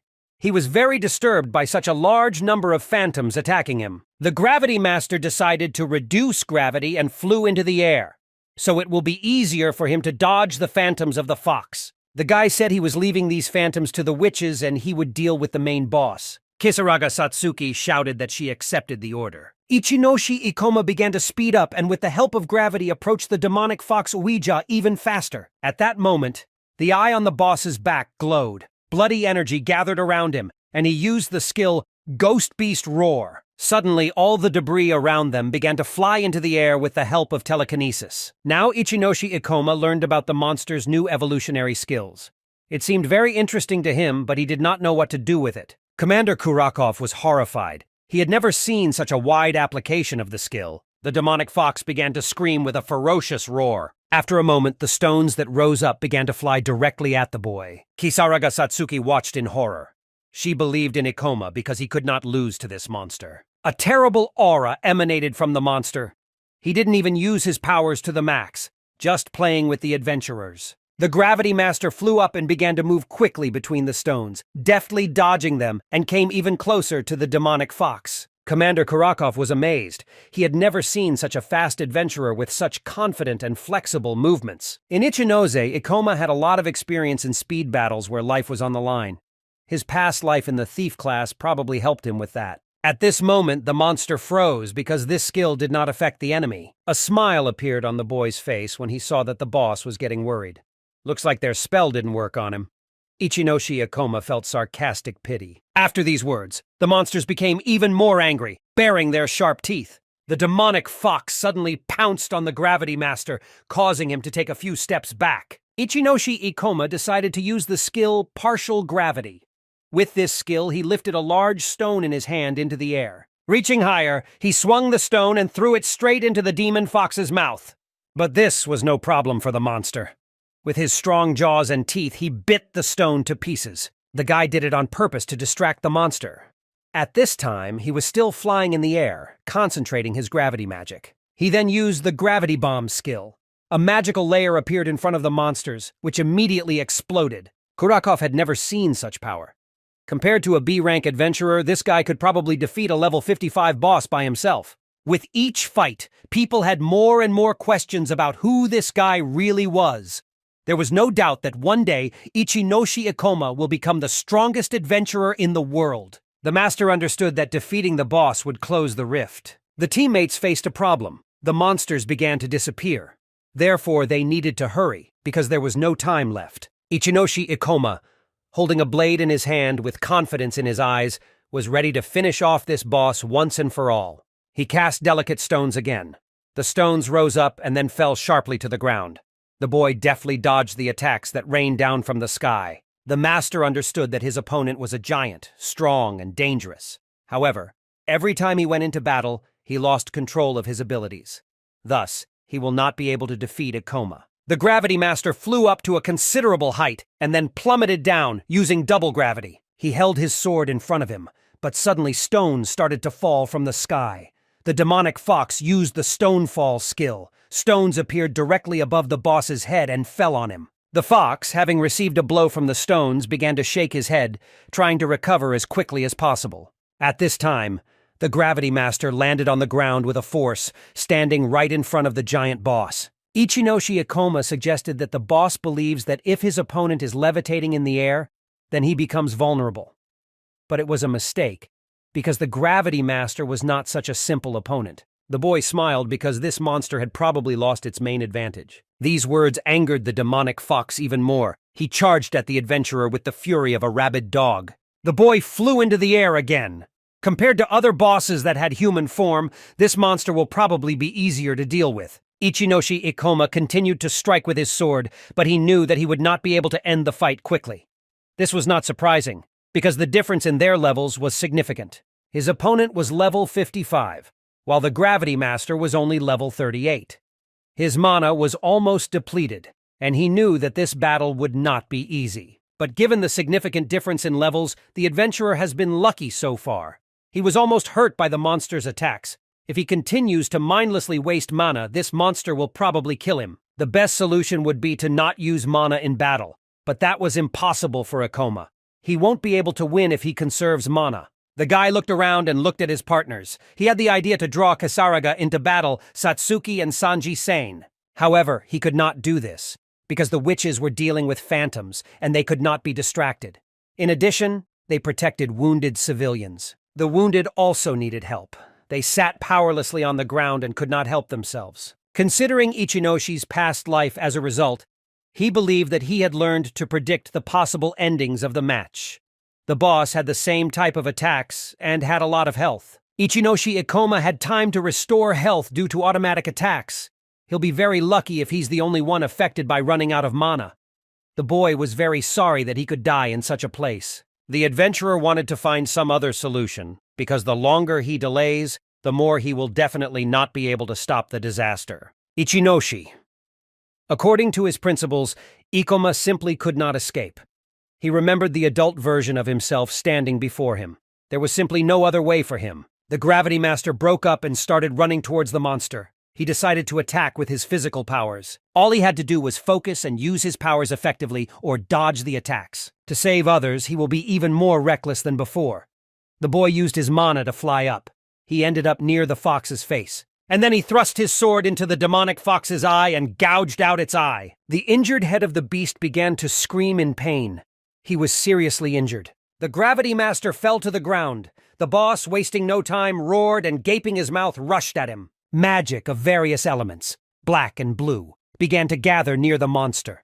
He used the skill Demonic Beast Art, and new phantoms began to appear around him. The boy considered this venture pointless because it was just a waste of energy for the monster. Rocks began to rise again around the demonic fox. The monster used all the skills it had and then let out a loud roar and cast Demonic Beast's Roar. Commander Kurakov saw the monster carelessly use his skills, sparing no mana.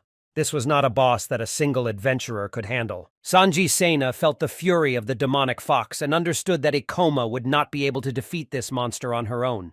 Kisaraga Satsuki also watched the fight with fear.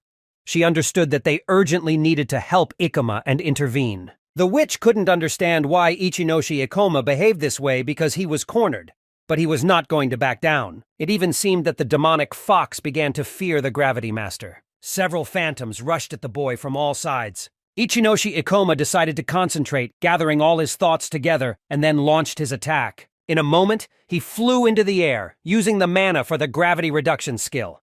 He moved incredibly fast and killed several phantoms in seconds. In a very short time, he managed to kill all the phantoms in his path. Descending to the ground, he finished off the last one. Kurakov could not understand what kind of force was in front of him. It was a terrible, powerful force because Ikoma possessed the power of a monster. The demonic fox began to worry as it tried to follow the Gravity Master who was moving at an incredible speed. Ichinoshi Ikoma flew into the air and hovered right over the body of the Rift Boss. He was finally able to see this monster's weak spot. The eye on the beast's back noticed the enemy in front of it and signaled the monster. Now everything could end with one blow. The adventurer accelerated and began to fall, using the meteorite fall skill. At that moment, it was all over. The demonic fox let out its final growl. The body of the boss began to disappear and dissolve into the air. The adventurer stood confidently in front of the defeated monster. Looking up, the boy saw the phantoms of the fox begin to disappear. They flew up and split. However, this match left terrible consequences. Several blocks were completely destroyed. There were many fires and wounded civilians. Ichinoshi Ikoma reviewed his specs. He considered it a miracle that he was able to survive. Also, for one kill, he was immediately promoted to 6 levels. After killing the boss, he gained 6,480 experience. His level increased from 38 to 44, and he also gained 23 skill points. With the closure of the rift, the phantoms caused by the monster disappeared. The other monsters that are still alive must also disappear. The Gravity Master was pleased with his work. Although there were few chances of victory, they still succeeded. The boy's mana was completely drained. Kisaraga Satsuki joyfully ran up to her partner and informed him that they finally managed to win. They closed the rift, and the monsters disappeared. However, happiness was not visible on the face of the rift researcher. She just stood silently. She hoped that she would succeed in becoming a hero who was able to protect many lives. She remembered her father, who died in the crash. Commander Kurakov still couldn't believe his eyes. The guy standing in front of him was able to single-handedly defeat a high-level boss. Sanji, Sena, and Satsuki happily ran up to the adventurer. They felt incredible joy from the fact that they were able to cope with such a difficult boss. In a few hours, they decided to go to the Adventurers Guild. The registrar informed the team that thanks to a C-rank adventurer, they were able to close the rift. So thanks to Ichino's, they managed to minimize the damage. The registrar rose from her seat and bowed. She decided to thank the Ikoma team on behalf of the city residents and guild employees. The witch looked around and saw that other people from the guild had begun to gather around the team. They admired these guys because they were able to save the city from disaster. All the residents of the city knew that this team was able to cope with the boss alone, without the help of a special squad. Kisaraga Satsuki felt uncomfortable, because it seemed to her that Ikoma had handled everything himself. She even felt a little ashamed, but the guy explained that if his team wasn't there, he definitely wouldn't have been able to do it. If his partners had not been able to cover him from the phantoms, he would have died immediately. Sanji Sena began to draw attention to herself and brag as she said that it was only because of their support that they were able to win. Ichinoshi Ikoma, being a blogger, regretted that she could not record this match on her channel. However, the girl said that when she fought, she was not up to it at all, the more she needed to help the wounded. The adventurer smiled. It seemed to him that he was actually taking it all a bit too easy. Deputy Seredzawa also went down to the main hall of the guild. He didn't expect the disaster to happen right after his conversation with Okami-san. Even the special forces did not have enough strength to solve the fault problem. They were very lucky that this squad of adventurers remained in the city. If it weren't for Ichinoshi's team Ikomis, they would hardly be able to cope with this imminent threat. The guild onlookers were very vocal about the trio closing the rift single-handedly. The main character just stood and watched what was happening. Deputy Seredzawa remembered the boy in front of him because he had already seen him somewhere. Suddenly, the deputy was overcome by his memories. He stopped and couldn't believe that everything happened like that. He remembered when he called Okami-san to him. This guy was standing next to him. Ichinoshi Ikoma applied for rank B that day, but was rejected. This guy was very young, but looks were often deceiving. It was thanks to him that their city was safe. Seredzawa was very happy that legendary adventurers were being born before his eyes, who would have extraordinary power in the future. Okami-san was in the hospital. He was in his room and was banging his left hand on the table out of anger. He was desperate because he had lost his right hand. He didn't remember well what happened in the match when the boss took control of his mind, but he definitely remembered that he was competing against Ichinoshi Ikoma. He remembered his silhouette and remembered him chopping off his arm, the arm of a legendary B-rank adventurer. Besides, now all his people knew him as a hero who was able to close the rift on his own. Okami-san gritted his teeth because he believed that the boy had taken all his achievements for himself. Therefore, the boy decided to leave the contractor without an arm. He wanted to make his life a living hell and then use his position and influence to teach him a lesson. Okami-san shouted Ikoma's name furiously. Suddenly, the door to the ward opened and Commander Kurakov appeared on the threshold. He thought that the man behaved very ungratefully. The commander explained that due to the fact that Okami-san's brain was under the control of the Rift Boss, they had every reason to kill him for the safety of those around him. However, Ichinoshi Ikoma decided to save his life, so he should be very grateful to him. The contractor did not think he should thank this fool who had saved his hand. He furiously asked what the commander wanted from him. When the adventurer saw who was standing before him, he got excited. Standing next to the commander was a soldier that Okami-san was using as bait. He also had several fractures and many injuries. He recalled that this soldier suffered a lot from his boss but still managed to survive. Therefore, Commander Kurakov reported that Okami-san manipulated the consciousness of his subordinates and used them as cannon fodder. Using psychic influence skills without consent is a criminal offense, especially to save one's own life. The commander did not believe that a B-rank adventurer who had entered into a military contract with the guild could not know the laws of rift crimes and their consequences. Okami-san understood that he was in trouble. His reputation was completely destroyed, and he began to scream in rage. A few days later, Ichinoshi Ikoma reappeared in the Adventurers Guild. The registrar handed him a letter with a reply. His application for promotion had been rejected. Gravity Master got angry and started yelling why he can't apply for promotion to B rank. The registrar was very sorry, but she explained that a higher rank has more privileges, so the rules are stricter, and in case of rejection, a quick review is not possible. She said he would only be able to apply after 3 months. The boy explained that he was now level 44 and had completed all the requirements for a rank increase. He claimed that last time there was simply a misunderstanding. The registrar understood the boy's feelings and advised him that if he applied in 3 months, she would be sure he could get a B rank. In response, the boy put his head on the table. He knew that in 3 months, the Library of Secrets would be completely wiped out, and he would not be able to obtain this rare item. Ichinoshi. It was the first time Ikoma had felt such anger, because all of this had only happened because of Okami-sana. He blocked all his ways. Kisaraga Satsuki decided to intervene in the conversation. She recalled that Ikoma became a hero who saved the city from disaster. He was even able to defeat that B-rank adventurer single-handedly when the contractor was under the boss's control. The boy could defeat the most authoritative adventurer in the guild, who was fired for exceeding his authority, so his opinion should not affect the application. The registrar said she understood everything, but the rules are the rules. Ikoma told his partner that all this was useless and suggested that the conversation be stopped. Despite the fact that the Ring of Wisdom can affect the future of this world, the main character must come up with another way to get it. Serizawa approached the team from behind. He decided to find out what they were talking about because they were making a lot of noise. He overheard their conversation and decided to join the conversation. The team was very surprised to see him. Ichinoshi Ikoma looked at the man, not understanding why he decided to interfere in their conversation. They were silent for a few seconds, and then Serizawa began to speak. He said that he approved the application of the Ikoma for the promotion of the rank to V. The receptionist got up from her seat in surprise. She said that it was wrong to do so, and the boy did not believe that everything was so simple. The employee explained that the adventurers had not agreed to this rule before, and such an act could lead to general dissatisfaction. The guild head himself would not approve of this decision either, but they cannot ignore Ichinoshi's heroism Ikoma after cleaning a recent fault. It turns out that Serizawa decided to personally investigate the disaster and found out that the reason for the failure of the exam for promotion was not Ikoma's abilities, but Okami's personal dislike. The deputy said that they were not breaking the guild rules, as it was their fault that they didn't rank up earlier due to Okami's low scores. Also, the deputy thought that it would be a great loss for the guild not to promote the boy right now.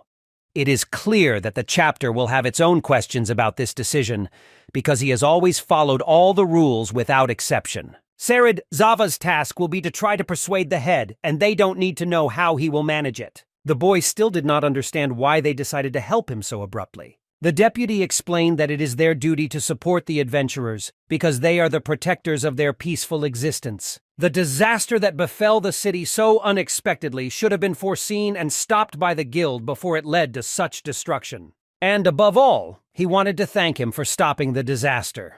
On behalf of the deputy head of the guild, he would like to thank him in this way. Suddenly, the man pulled the adventurer's hand and the protagonist smiled. They shook hands gratefully. Finally, Ichinoshi Ikoma was able to achieve what he so expected. The team stood in front of the registrar's desk. Finally, she gave him a statement with a signature that it was approved and approved. The joys of Kisaraga Satsuki knew no bounds. She started jumping as her partner was finally able to get a B rank.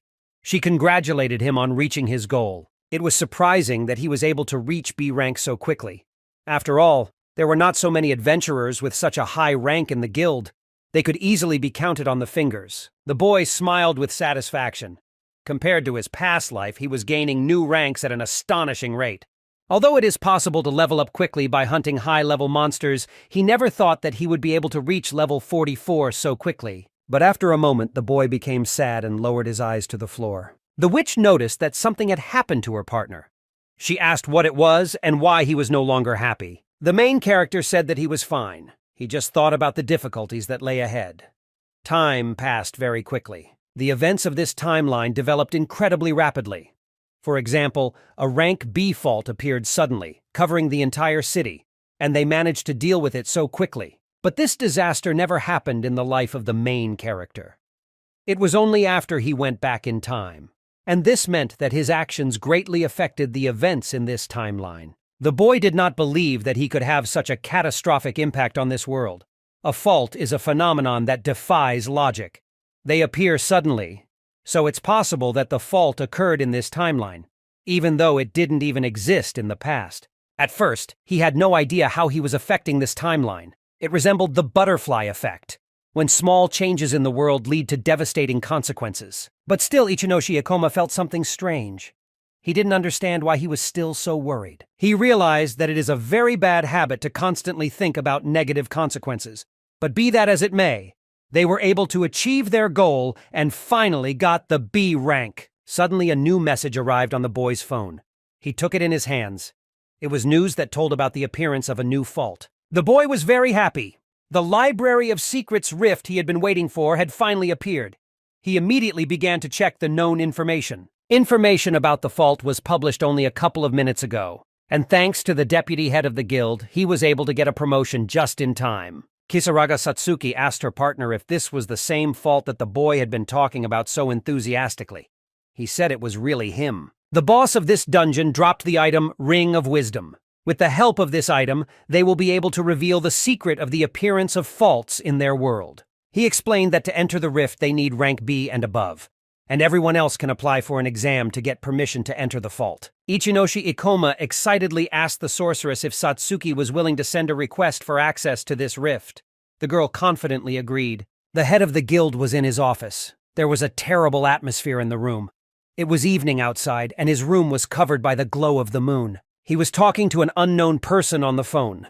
He said that in the near future there will be a new rift of rank B, Library of Secrets. The guildmaster knew that from this dungeon, the items that would drop from the boss would be very dangerous, and they couldn't let them fall into the wrong hands. The stranger on the phone asked if their mission wouldn't be able to clear the dungeon completely, because with their power and resources, they could completely seize this entire rift for themselves. The man said that it was not wise to do so, because if he did so, there would be very strange rumors, and they would need someone to enter this dungeon first. In the cage sat the parrot of the head of the guild, which was chirping. It was a bad omen. The man had several options, but in any case, it did not matter who would be his puppet. He explained that his identity and intentions could not be revealed, and he needed those who would not be able to manipulate him in the future. Kuberi Hojo got up from the table and went to the window. He ordered that as soon as they send to the portal, contact the Chimera's Fang, because their main task is to destroy the boss and eliminate all the items that fall out. And it was also necessary to eliminate all adventurers who would remain in the rift. The unknown agreed to take care of this in order to present their deaths as an accident, because there was no need for the public to know the truth. Suddenly, there was a knock on the room of the guild head. He allowed to enter. An employee entered the room. He added that he had just received a report from the Special Task Force regarding the recent disaster. Suddenly, the head's phone rang again. The worker asked if he would disturb him. However, the head said that these are all trifles. The man said that it is better to live according to the principle of less words, more action. He was the head of the Kurebi Special Unit. Come on. Ikoma and his partner were traveling in a train, heading to a new fault. Kisaraga Satsuki asked if there was any information about the Library of Secrets rift. The master explained that, as the name suggests, this rift is a huge library, and all the monsters in it use magic attacks. The level of the boss in this rift was 60. With such an enemy, you always had to be on your guard. The witch began to worry because level 60 was too high. She asked if he was sure they could make it. The adventurer said that he was absolutely sure, because he had already managed to prepare a strategy for their victory. When the team reached the rift, they learned that their application had been rejected. Ichinoshi Ikoma angrily asked why this happened. The employee apologized and explained that such an order came from the guild, so they are forced to limit access to the Library of Secrets. She believed that this team came from another unit and knew nothing about the new rules. Lately, adventurers have been dying one after another in their area. If an adventurer tries to enter a rift in this area and dies, the guild master will be blamed for this. Ichinoshi Ikoma explained that if they continued to ignore the appearance of new rifts, their number would only increase, which could lead to even more chaos. He reminded that the B-rank adventurer's job was to close the rifts to prevent disaster. The administrator listened to him with displeasure. She sighed deeply and agreed to check his characteristics and information about Ikoma. From this, she learned that the boy had only recently obtained rank B, and his partner still had rank C and level 37. Therefore, the administrator explained that there is no question of entering the fault, because they have no chance. Suddenly, a stranger appeared behind the team, standing mysteriously. He asked if they were also trying to get into the Library of Secrets rift. Ikoma asked if the stranger also wanted to go there. A stranger introduced himself. He was a doctor. His name was Zugo Seiji, and he was level 43. He, like the main character, had a B rank. He revealed that there weren't many high-ranked adventurers in the county, but he also really wanted to clear this rift. In Ichinose, Ikoma had a new thought. If they gather a larger group together with Jugo Seiji and his comrades, maybe they will be allowed to rift. After all, the boy promised Satsuki that she would raise her level before they entered this rift. But if there were high-ranking adventurers with them, he wouldn't have to worry about his partner's safety. However, the protagonist had a bad feeling. This guy looked too suspicious in front of them, and he didn't know if he could trust him. However, Kisaraga Satsuki had no doubts and was very happy. She said that it was all wonderful because now they would be able to enter the rift together. The witch asked her partner if it was true, but he remained silent. The doctor interrupted her. Zugo Seiji said that he really wanted a first-class adventurer like Ikoma to join their group to clear the rift together. The doctor said he wanted to clear the portal, but the adventurer had to understand what was happening with Kisarag. It will be much more difficult for Satsuki to do so. The girl froze. She did not expect this at all. They wanted to leave her again because she was useless again. After all the monsters used magic there, and she could not resist. Zugo Seiji also added that the more people there are, the more problems there are. And it's also much more difficult to distribute the loot from the boss. The witch was very upset and lowered her eyes to the floor. She agreed with the doctor that he was actually right. However, Ikoma could not leave his partner and made it clear that he would not go anywhere without her. The doctor froze. There was a short pause between them.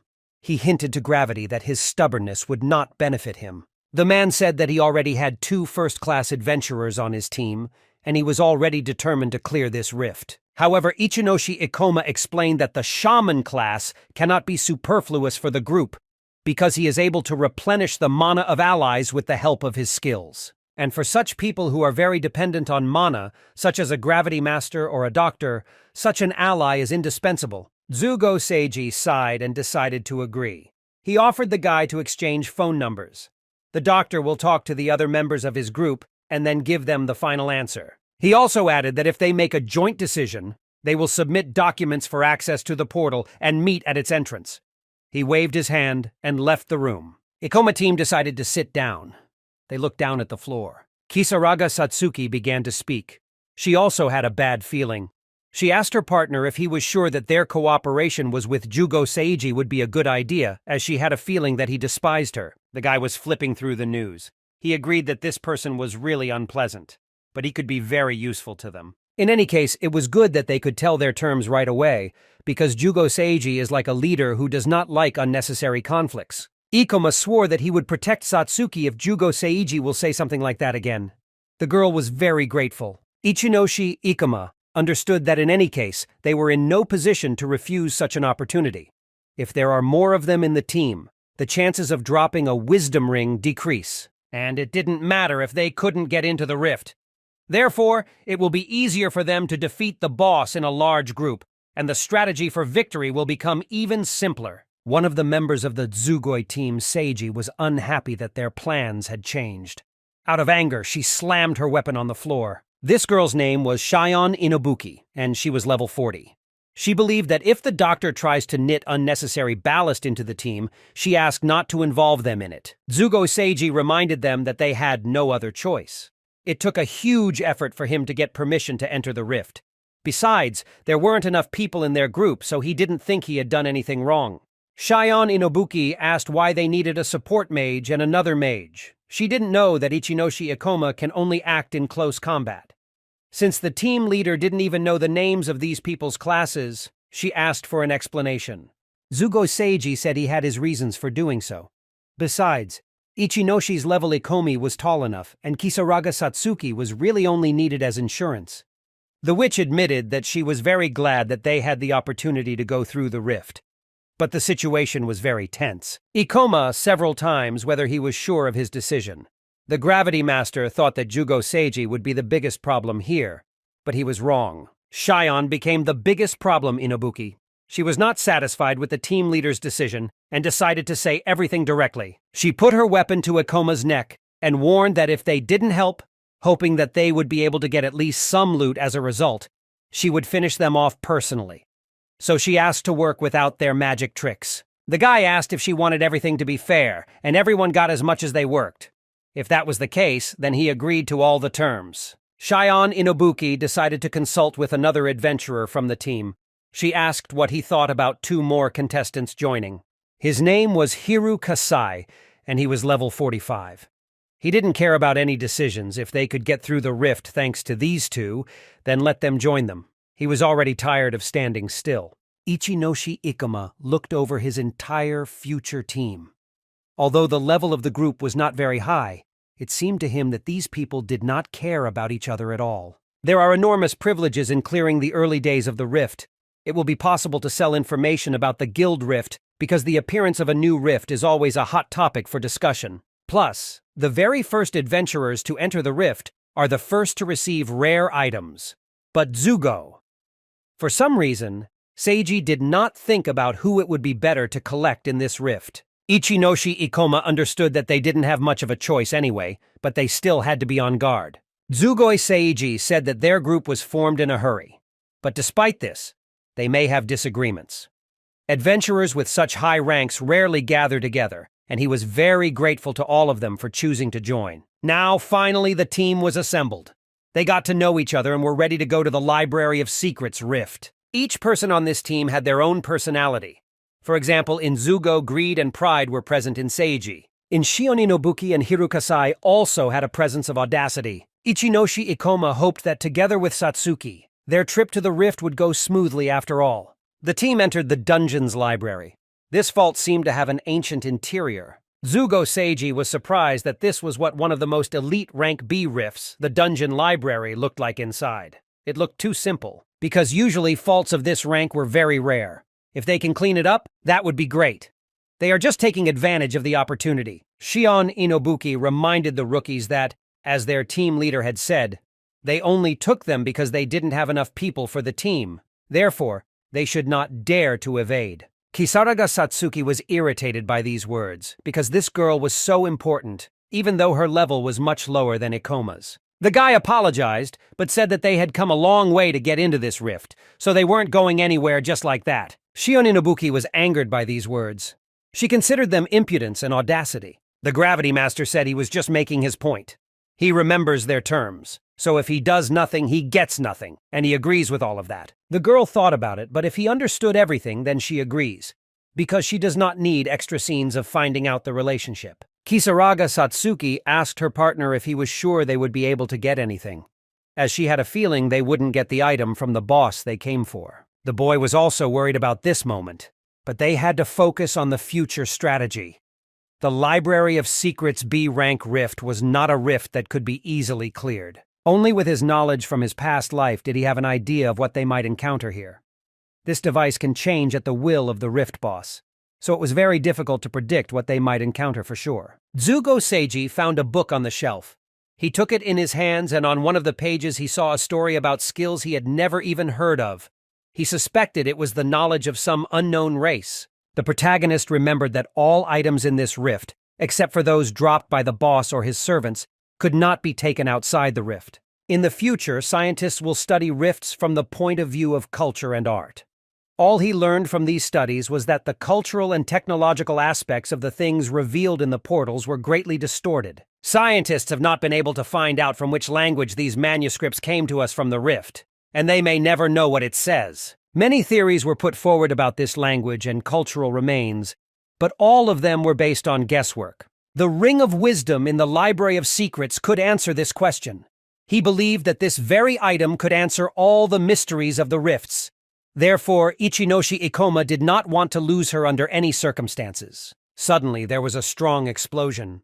Ichinoshi Ikoma raised his head to see before him layers of fire flying straight at him. Zugo Seiji held out his hand in front of him and, concentrating the magic in his hand, used the shield skill. A shield appeared in front of him, which was able to protect him from fire layers. These fire attacks were sent by a monster called the Librarian. He was level 40 and looked at his book while giggling. The monster raised its head because it heard a strange sound. It was Hiru Kasai. He approached the creature behind with great speed and used the Death Grasp skill. And then the adventurer used the Decapitation skill. He cut off the librarian's head with his sword. The monster's head fell right in front of Ichinoshi's feet, Ikoma. He looked down on his opponent. Zugo Seiji started clapping his hands. He praised Hira Kasai, saying that he did not expect such an attack from him and that he was incredibly clever. However, the boy did not like it. He asked to stop this ostentatious flattery. Hiru Kasai turned and looked at the rookies on their team. He asked to at least collect objects from the opponents because that was the only thing they could be useful for. Shion Inobuki also turned to Ikoma. She said that's how he should do his job. The witch decided to stand up for her partner and said that they themselves had not done anything. These words angered Inobuki. She furiously began to question what the witch had said. She explained that the star time of the newcomer has not yet come. If she wants to test the strength of her braid on herself, Inobuki is fine with it. Kisaraga Satsuki uncertainly lowered her eyes to the floor and, stuttering, apologized. Ichinoshi Ikoma was deep in thought. He liked being on this team because they could quickly assess the situation and knew how to use their skills correctly and effectively. It wasn't bad, the main character thought, because all this reminded him of something. He scanned all the team members once more and his eye fell on Hira Kasai. The adventurer came closer to the boy and turned to him, deciding to chat with him. Hiru Kasai responded and asked what happened. Kisaraga Satsuki began to worry. She hoped that her partner would not quarrel with Ikoma and would not respond to their insults. The main character began to speak. He remembered Hiru's skills Kasai, first Death Grasp, and then Beheading. Ikoma didn't realize that maybe the adventurer also had the Thief class. This fact fascinated Ikoma because he felt a sense of kinship. The witch did not expect such enthusiasm at all. Ikoma asked if Hiru Kasai specifically decided to go behind the monster because he understood that if he was going to hit straight ahead and then decapitate quickly, it would be much more effective that way. Therefore, if Hiru Kasai plans to strive for the best, Ikoma advised him to level up stealth skills. The thief-class adventurer did not understand what had happened and why Ikoma was behaving so strangely, but the main character still gave advice. He advised Hira Kasai would combine his class with a magic support class, or even learn the lure skill, as he felt it would give him a lot of opportunities. These words angered Hira Kasai. He took a swing at the boy and said that he did not ask for his advice at all. It felt like a reprimand, as if Kasai didn't know his own class. The Gravity Master said he just wanted to give good advice. But the thief made it clear that if Ikoma tried to say something like that again, he would blow his head off. Ikoma fell silent and turned to Satsuki. The girl asked why he decided to talk to this scary guy. The boy explained that he was partially familiar with his class. He noted that the thief class would become useless in the future if Hiru Kasai will do nothing, and he will lose everything. Ikoma did not want Kasai to repeat his fate. Shion Inobuki reproachfully intervened in the conversation. She asked how a fool like Ikoma could even know about the thief class. She told that Hiru Kasai was one of the best B-rank adventurers in their country, so it was unclear that Ikoma could know better than Kasai. The main character was also once the best adventurer in the thief class. However, it didn't matter anymore, so he calmed down. The Gravity Master knew that there must be many different useful items in this rift. He began looking through the books on the shelves. Meanwhile, Zugo Seiji kept praising Kasai and his skill. He said that Hiru Kasai is very strong, and he was very happy that he joined them. The adventurer asked him to shut up. Suddenly, Kasai heard a strange knock. Looking down, he saw a new little monster in front of him. It was the guard rabbit. He was level 45. Even though he was small and fluffy, his strength was powerful. Hiru Kasai knew this toy. She had a level much higher than that of a librarian. Ichinoshi Ikoma was in shock. He didn't know where the Watchman Rabbit had come from, because this monster was one of the rarest bosses. Ikoma had once launched many raids against him, and they would not be able to deal with him so easily. The Gravity Master advised the team to find a detour. If the monster does not attack them, then they will be able not to provoke it. Hiru Kasai began to laugh at the adventurer. He said that if Ikoma is afraid, then he better get out of here. He can handle the monster himself. Ikoma tried to stop the thief. Ichinoshi Ikoma warned that if someone were to activate the Guardian Rabbit skill, it would be a very bad decision. However, Hiru Kasai approached the monster even closer. Rabbit Guard ominously froze in place. Only Ikoma knew that it would be very difficult for them to overcome him. Hiru Kasai began to run after the rabbit, and the monster began to run away from him. Ichinoshi Ikoma started shouting. He warned everyone that if they ran after the Watchman Rabbit, they would most likely fall right into his trap. However, the thief adventurer did not listen to him. He swung his sword in front of him, but the rabbit quickly jumped, dodging the attack. When the boy turned around, he saw someone running in front of him, Rabbit. It was the first time he had seen such a fast little monster. He wondered what type it was. He didn't understand why he needed a monster that dodged and didn't attack. Suddenly, the guard rabbit began to run even faster. He used his rabbit run skill. The boy thought it was very strange that the already fast rabbit decided to run away using an enhanced skill. The thieving adventurer understood that the monster had a strange pattern of behavior. Maybe he was a rare boss. Then anything could be expected from such a rabbit. Zugo Seiji froze with excitement. It seemed to them that they had already passed the danger, but Ichinoshi Ikoma knew that if they managed to attract the rabbit's attention, then retreat would not be possible and they would have to fight. The Gravity Master began to shout, warning that the main skill of the guard rabbit is speed. They needed to cover each other, because if they let their guard down even for a second, they would die. The doctor did not understand where this panic came from. He asked what exactly Ikoma meant. Zugo Seiji explained that this opponent was only level 45 and there were 5 of them, so they could easily defeat him together. But suddenly it dawned on the doctor. He stopped his thoughts. He thought that this rabbit could really manipulate space. Hiru Kasai listened unhappily to his companions. He said he wasn't going to listen to a guy whose level was below his. He reminded that if Ikoma continued to instruct him, he would take his head off. All this time, the rabbit guard stood quietly, but suddenly his watch on the chain opened and strange magic began to appear around him. Suddenly, books started flying off the shelves. They began to fall directly on the team. It was the looking glass magic skill, but the books that fell were unusual. Suddenly, an eye began to cut through the cover of one of the books, and a tongue began to stick out from their pages. These were high-ranking monsters. Their name was Grimoire. At that moment, there were 2 such monsters. One was level 43, and the other was level 42. Zugo Seiji was also starting to worry as they now had 4 opponents above level 40 and 1 city against them. It was very bad. The guard rabbit jumped into the air and began to snort cutely. Hiru Kasai continued to fight, swinging his sword in front of him. The Gravity Master ordered him to retreat because he couldn't do anything against such strong monsters. Kasai looked at his partner with malice in his eyes. He reminded him once again that he was not going to listen to his orders and asked him to let go of him. Grimoires began to spit fire from their pages. The thieving adventurer tried to dodge, jumped up and started to run away. However, the boy stopped at a dead end. He began swinging his sword and cursing the cities and books, calling the monsters angry words. Zugo Seiji and Shion. The Inobukis also decided to intervene. They tried to save Kasai and told him where the monsters were because they were moving fast. Hiru Kasai looked up to see an ominous rabbit falling right at him. The rabbit continued to snort, but now it was ominous and frightening. The thieving adventurer remembered that the sentinel rabbit kept running in, and now he began to attack viciously. It was too bad because Kasai knew he could die. In a second, the rabbit could have sunk its teeth into the boy's face, but the Gravity Master did not stand aside. He flew up and knocked the rabbit aside with his sword. Ikoma paused to catch his breath. That hit was very close and almost killed him. But they could not stop because the rabbit started snorting again. The boy was holding a sword in his hand and wanted to swing, but instead he confused the rabbit.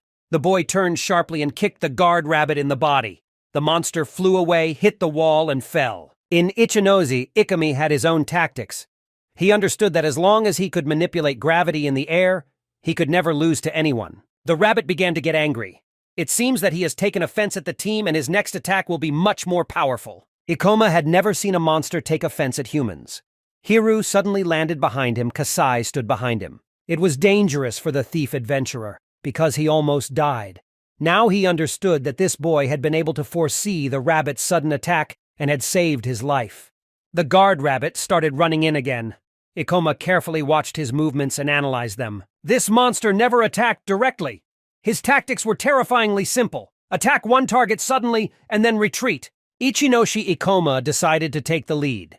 He said that he will try to stop 3 grimoires, and the task of the team is to deal with the 4th monster. Zugo Seiji tried to stop him because such a decision was too risky. He understood that they had not shown themselves at their best in the last fight, and Kasai had been caught off guard. However, they were also experienced adventurers, so he could trust them. But Ichinoshi Ikoma knew that one mistake could cost everyone their lives, so he ordered them to do as they were asked. The doctor froze. He had never heard such confident audacity, but he decided to obey. After all, the guard rabbit was not only very fast, but also very cunning. Faced with such an enemy, even the most experienced team of high-ranking adventurers can't remain calm, especially if they lack experience in clearing the rifts. For example, Hiru Kasai lost all confidence in his abilities during the match, and Shion Inubuki began to panic. Her body began to shake and she could not fight. As for Kisaragi Satsuki and Jugo Seiji, then they will not be able to help them in any way, even if they completely take control of themselves. Shion Inubuki couldn't believe that a gravity master would choose to fight 3 monsters of such a high level at the same time, and she thought he was out of his mind. However, the sorceress Satsuki was confident in the actions of her partner. If Ikoma said to do so, then they will manage. Kisaragi Satsuki started screaming. She ordered everyone to gather because now they need to cover Ikoma. The Master of Gravity confidently stood in front of the grimoire. He approached him very quickly and aimed at his head. The boy decided to sit down, and the monster flew over him. From Ichinoshi's previous fight, Ikoma already knew that these monsters moved quickly through the air, had a huge attack range, and dealt significant magical damage. And besides, he could not relax his vigilance because otherwise the rabbit could easily catch him by surprise. His situation now was much more difficult than during the battle with the monsters in the city. Even he was scared, and he exhaled heavily, but after a second, he came to his senses. This was not a battle where you could afford to make a mistake. He confidently looked at his opponents and ordered them to attack, because this is the only way they will be able to defeat the monsters. 3 monsters immediately rushed at the Gravity Master, trying with all their might to grab him. Zugo Seiji also engaged in battle with 1 grimoire. He raised his shelf, using it as a shield to protect Shion Inubuki. The girl jumped up and also rushed into battle. She fought off the monsters and reminded them not to underestimate her. She swung her scythe at one, and one of the books flew to the side. She possessed considerable strength and could inflict damage with magic. In addition, she moved freely in the air. But you couldn't forget about the guard rabbit, who was still on the battlefield. Shion Inubuki started scolding Ikoma. She did not understand why, in such a difficult situation, he decided to attack the monsters himself. She begged him not to be such a fool. The Gravity Master, ignoring Shion's words, continued to fight with the grimoire. He held his sword tightly in his hands, trying to resist the monster. His sword began to sparkle. From the side, it could be seen that enemy marks began to appear around Ikoma, and other grimoires were preparing to attack. Ichinoshi Ikoma decided to apply gravity reduction. He flew up sharply and kicked away from the monster, jumping even higher. The master tried to climb to the maximum possible height, bouncing off the walls with his feet. The grimoires were still chasing him, and he finally managed to climb up to the ceiling. He then used his meteor fall skill. He began to fall straight at the monsters, piercing their weak spots with his sword. One of them died immediately. For 1 kill, he received 2015 experience units. After expending a large amount of magic, he was only able to handle 1 grimoire. Kisaragi Satsuki also continued to fight. She gathered the magic in her staff and used the Orb of Darkness skill, which flew straight at the enemy. When the monster took damage from the sorceress, Hiru Kasai chose the right moment and struck the grimoire, piercing its weak spot with his sword. Shion Inubuki and the leader of the team rejoiced, because they had similar tactics, and they managed to defeat 2 creatures already. And at that moment, the guard rabbit appeared. He ran by them, holding his watch in his paws, and began sniffing again. Rabbit decided to use Alice's magic skill again. New books began to fall from the upper sticks. Ichinoshi Ikuma knew that the guardian rabbit could only manipulate 4 grimoires. Therefore, he decided to call 2 more to replace the dead. Kisaraga Satsuki understood that this match seemed to have no end, and it worried them greatly. When Shion Inobuki saw that the rabbit summoned 2 more grimoires, she froze. She begged him not to joke with her like that, standing with a scythe in her hands and trying to fight back. The main character tried to follow the situation and fight the monster at the same time. He ordered Inobuki to work in tandem with Jugo's shield, Seiji, Shion. It annoyed Inobuki that the newcomer to their team thought they were weaklings. She was ready to handle these books herself. In a rage, she began to swing her scythe. But suddenly, the girl heard the same frightening sound that the guardian rabbit made when he used his hardest attack. She froze and looked around. In front of her stood a rabbit that did not move. And then he suddenly started snorting and dancing on the spot. She now understood that this monster made a sound before attacking. Zugo Seiji ordered the girl to run as fast as possible. But while she was distracted, she felt an incredible pain in her side. At that moment, the grimoire grabbed her with its teeth and clung to her skin. She immediately felt powerless in her limbs and fell to the ground. She looked to her side again. The monster had grabbed her, and now she was sure she was going to die. He ran to help Ichinoshi Ikoma. He needed to save her as soon as possible. He understood that he would have to tear this monster away by force. Shion Inobuki said that the grimoire stuck to her too hard, so it couldn't be done. His teeth went right through. However, the boy had his own plan.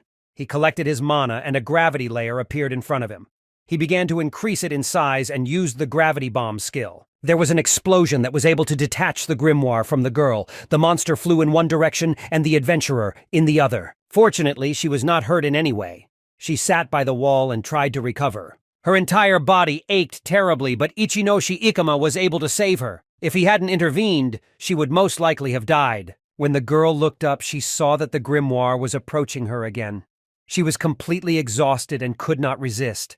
But after a moment, the master of gravity appeared in front of her. He was able to parry the book's attack and push it back with his sword. Shion immediately Inobuki while they have time. Kisaraga Satsuki stood there worried. Their strike force could no longer compete with those who remained. There was only Ichinoshi Ikoma. At that rate, they could all die.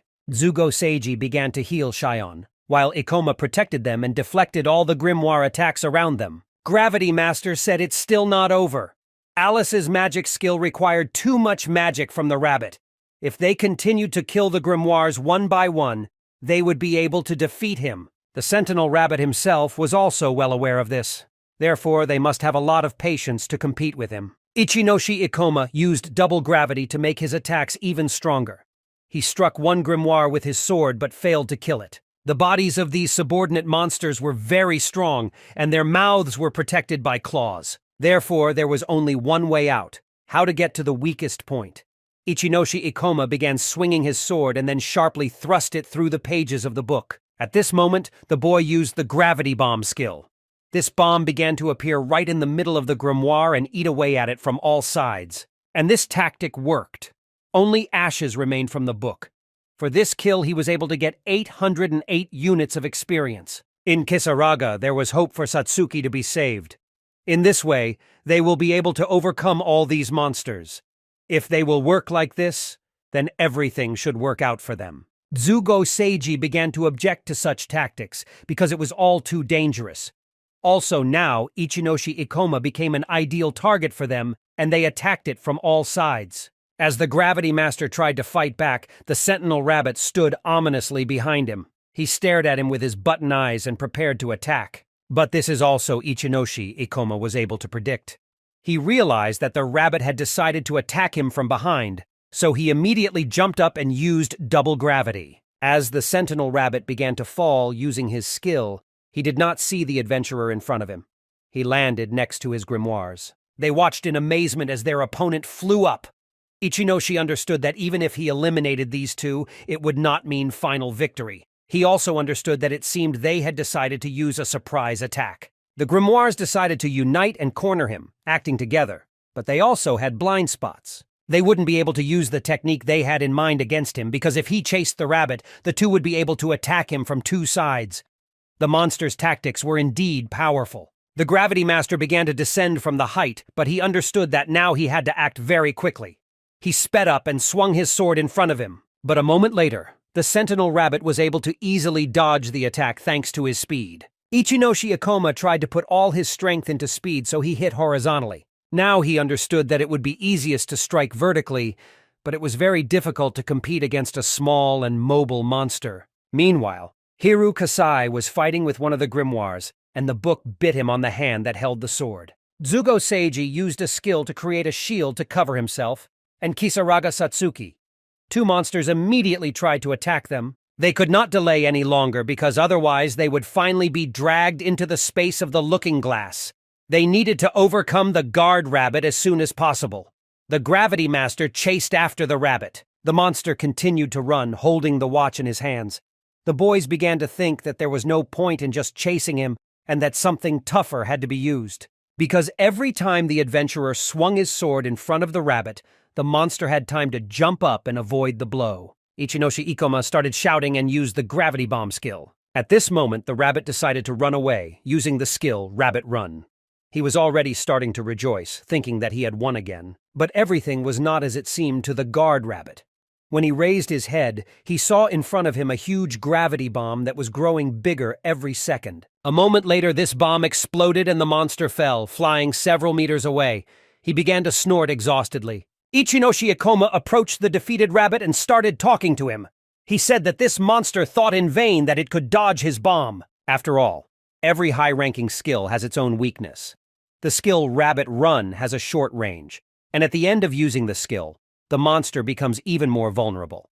Ichinoshi Ikoma simply had to guess the time and strike not with an ordinary attack, but with a skill. But suddenly, the guardian rabbit used his shadow transformation, which he uses when attacking.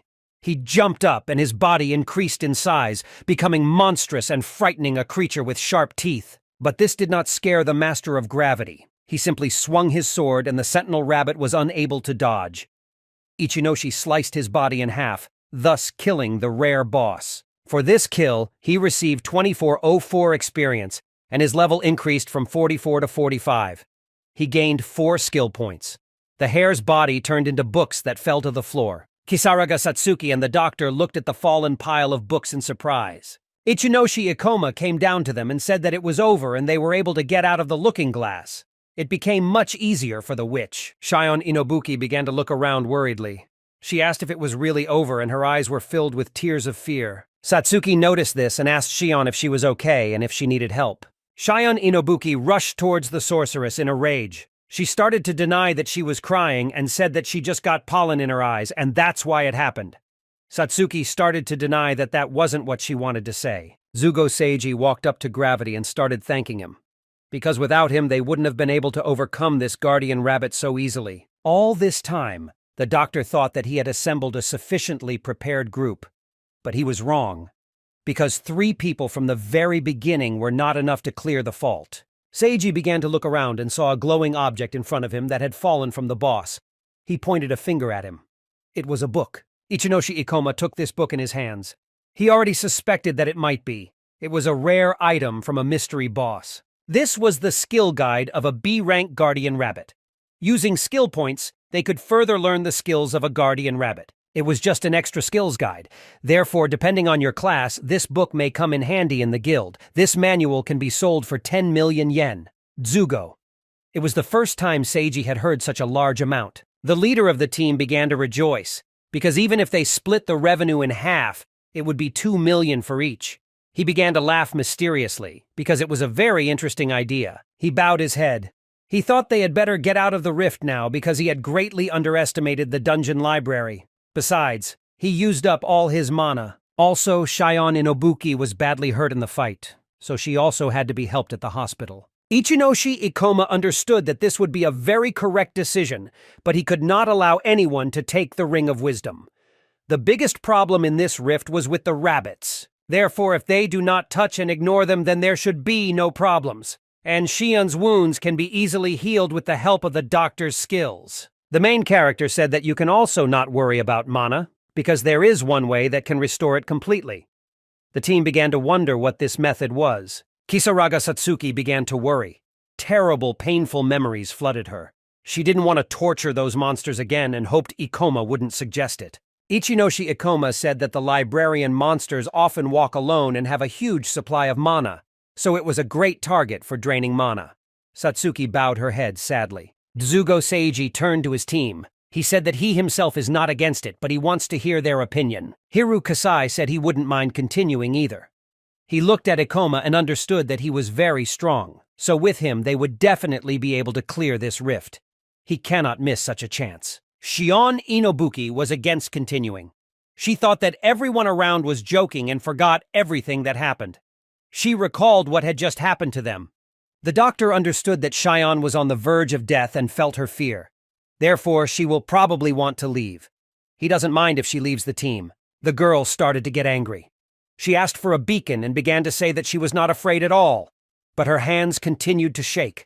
Then the team decided to continue cleaning this fault. There was an employee guarding the entrance near the entrance to the fault. Several adventurers approached him. They showed their permission to enter the fault.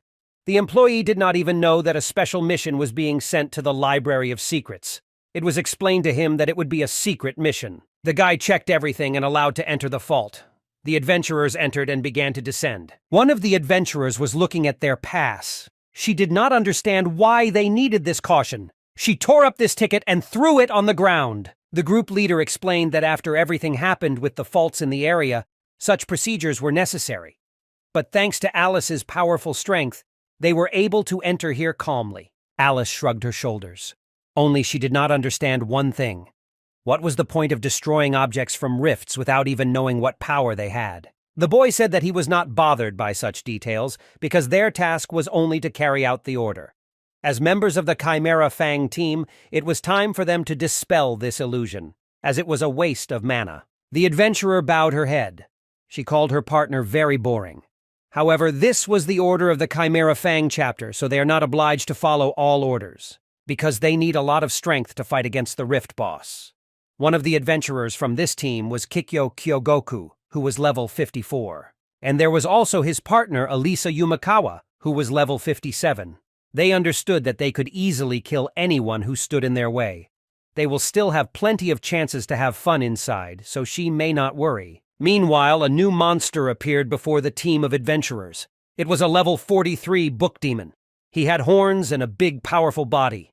Ichinoshi Ikoma fought off the demon's attacks. Shion stood behind the boy but could not move in any way. The Gravity Master ordered the girl not to stand like a pillar. She ran back to the team while the boy competed. The book demon had the peculiarity of extending its limbs at will, and it was scary to look at him straight in the eyes, because he only enjoyed this human fear, which incited him to attack. For Shion, Inobuki was a particularly unpleasant opponent, given her weak psyche. The boy understood this when he saw it in her during the fight with the rabbit. Kisaraga Satsuki also took part in the attack. She used the Orb of Darkness skill and launched it at the book demon. After that, the sorceress ran away and began to beat the monster with her weapon. The demon began to receive injuries and growl with exhaustion. After a few seconds, the demon died after all. Satsuki stood confidently after her first kill of such a powerful monster. She received 980 units of experience. The witch looked at her specs with delight. Ikoma was pleased to see her result. Unlike Satsuki, who became much stronger, the battle against Rabbit benefited her, and she was able to raise her level. Each time my skills became more powerful and stronger. But Satsuki's skills were draining her mana too much. However, thanks to this, they dealt with enemies much faster on the way to the boss. Ichinoshi Ikoma decided to praise his partner. He said she was well done. They have 2 more monsters left, but if she's tired, she can rest. All the while, Shion, due to stress and fear, Inobuki grabbed Ikoma's hand. Satsuki kindly asked her not to interfere under Ikoma's feet. The girl jumped sharply away from the adventurer. She said that everything was not as she thought because she was very afraid of this monster. So Ikoma was the first to reach her arm, so she instinctively grabbed onto him. She repeated several times that she was not afraid at all, although a few seconds ago she said that she was very scared. Her psyche was clearly not in the best state. Shion began to tell the second version of the situation, saying that she simply slipped, not out of fear. Satsuki looked at the girl in confusion. Because of this, Shion Inobuki became even more nervous. She even asked why everyone was looking at her so strangely. Then she approached Ikoma, and with a sincere acknowledgement, thanked him for being there at that moment. But she said that this is the last time she uses his help. Her words didn't sound fair, but they had to keep fighting. Zugo Seiji applied shield. Hiru Kasai also actively participated in the match and did well. Together with the team, they were easily able to cope with the monster. Ichinoshi Ikoma, along with Satsuki and Shion, watched in surprise as it seemed their partners could easily manage without them. The thieving adventurer jumped up and pounced on the librarian, swinging his sword at him. Zugo Seiji asked Kasai to stop, because Ikoma had asked from the beginning not to kill the last monster. Hiru Kasai replied that he remembers everything perfectly and is just having a little fun. The librarian was cornered and trapped, with nowhere to run. The thieving adventurer threw his weapon on the floor and took out a thread blade, which he used to tie the librarian's throat. Now the monster could not resist. Ichinoshi Ikoma knew that the librarian had the highest mana pool of any local monster. Therefore, with his help, Satsuki could easily transfer her mana to them. But the main character knew that this guy from this trio, although he was very rude, was actually a good person. He would always come to the rescue and follow everyone in the group from the shadows and cover their backs as well. The whole team decided to bind the librarian so that he could not move. They put him on the ground. The sorceress moved closer to him, concentrated her magic, and used the skill Mana Transfer. Mana from the monster began to be transferred to Zugo Seiji. After that, the doctor felt strength in his limbs. Now he could once again calmly use his skills to the fullest and not worry. With such a useful skill, adventurers could explore the rift without a trace for at least several days. Shion stood next to the librarian and looked at him with disgust. But the doctor got excited. He understood that if they could catch 2 more librarians, then Satsuki and Ikoma would also be able to fully recover their powers. Ikoma objected, saying that they can easily recover without any problems, but physical fatigue still accumulates. In addition, psychological exhaustion accumulates. Mana transfer is a useful skill, but it should be used wisely and only resorted to when absolutely necessary. Seiji patted him on the shoulder and obeyed. In any case, he thanked the entire team. The Gravity Master said that they had practically reached the depths of the rift, so he wanted to ask again if the team was really ready to go after the boss of the Library of Secrets. Hiru Kasai was surprised to learn that they were able to get to the boss so quickly. Shion Inobuki began to panic again. She asked if they were joking because she wasn't ready to fight the boss at all and didn't advise the others. The boy asked if she was worried and scared, but the girl denied and said that she was perfectly fine, although her hands were still shaking. Kisaraga Satsuki was very amused by the way her partner easily manipulated Shion. Zugo Seiji thought about it because he had only gathered this group from the beginning to completely clear the rift. But during this time they could acquire many precious resources. Therefore, it was not necessary to go further, although his own greed was at play in him. But it was unclear whether it was necessary to risk continuing his way to the boss. Ikoma admitted that before entering the rift, with the help of one rare item, he learned that everything most valuable was in the local boss. Therefore, with such information, they will be able to easily defeat the boss. The doctor paused to think, because clearing a rank B rift sounded pretty appealing. And they will be able to gain great popularity by clearing this rift among the first adventurers. Glory will await them. But the Gravity Master had a condition. For this information, they would give him all the items that would drop from the boss, because that was his original goal. And everything that the team was able to get in the rift on the way to the boss, they can take for themselves and divide these items into 3. It was a bargain. In addition, before entering the rift, Ikoma had already discussed this plan with Satsuki, so she was not against such a schedule of events. If these rewards are not enough for the team members, he can pay each of them separately. Zugo Seiji folded his arms.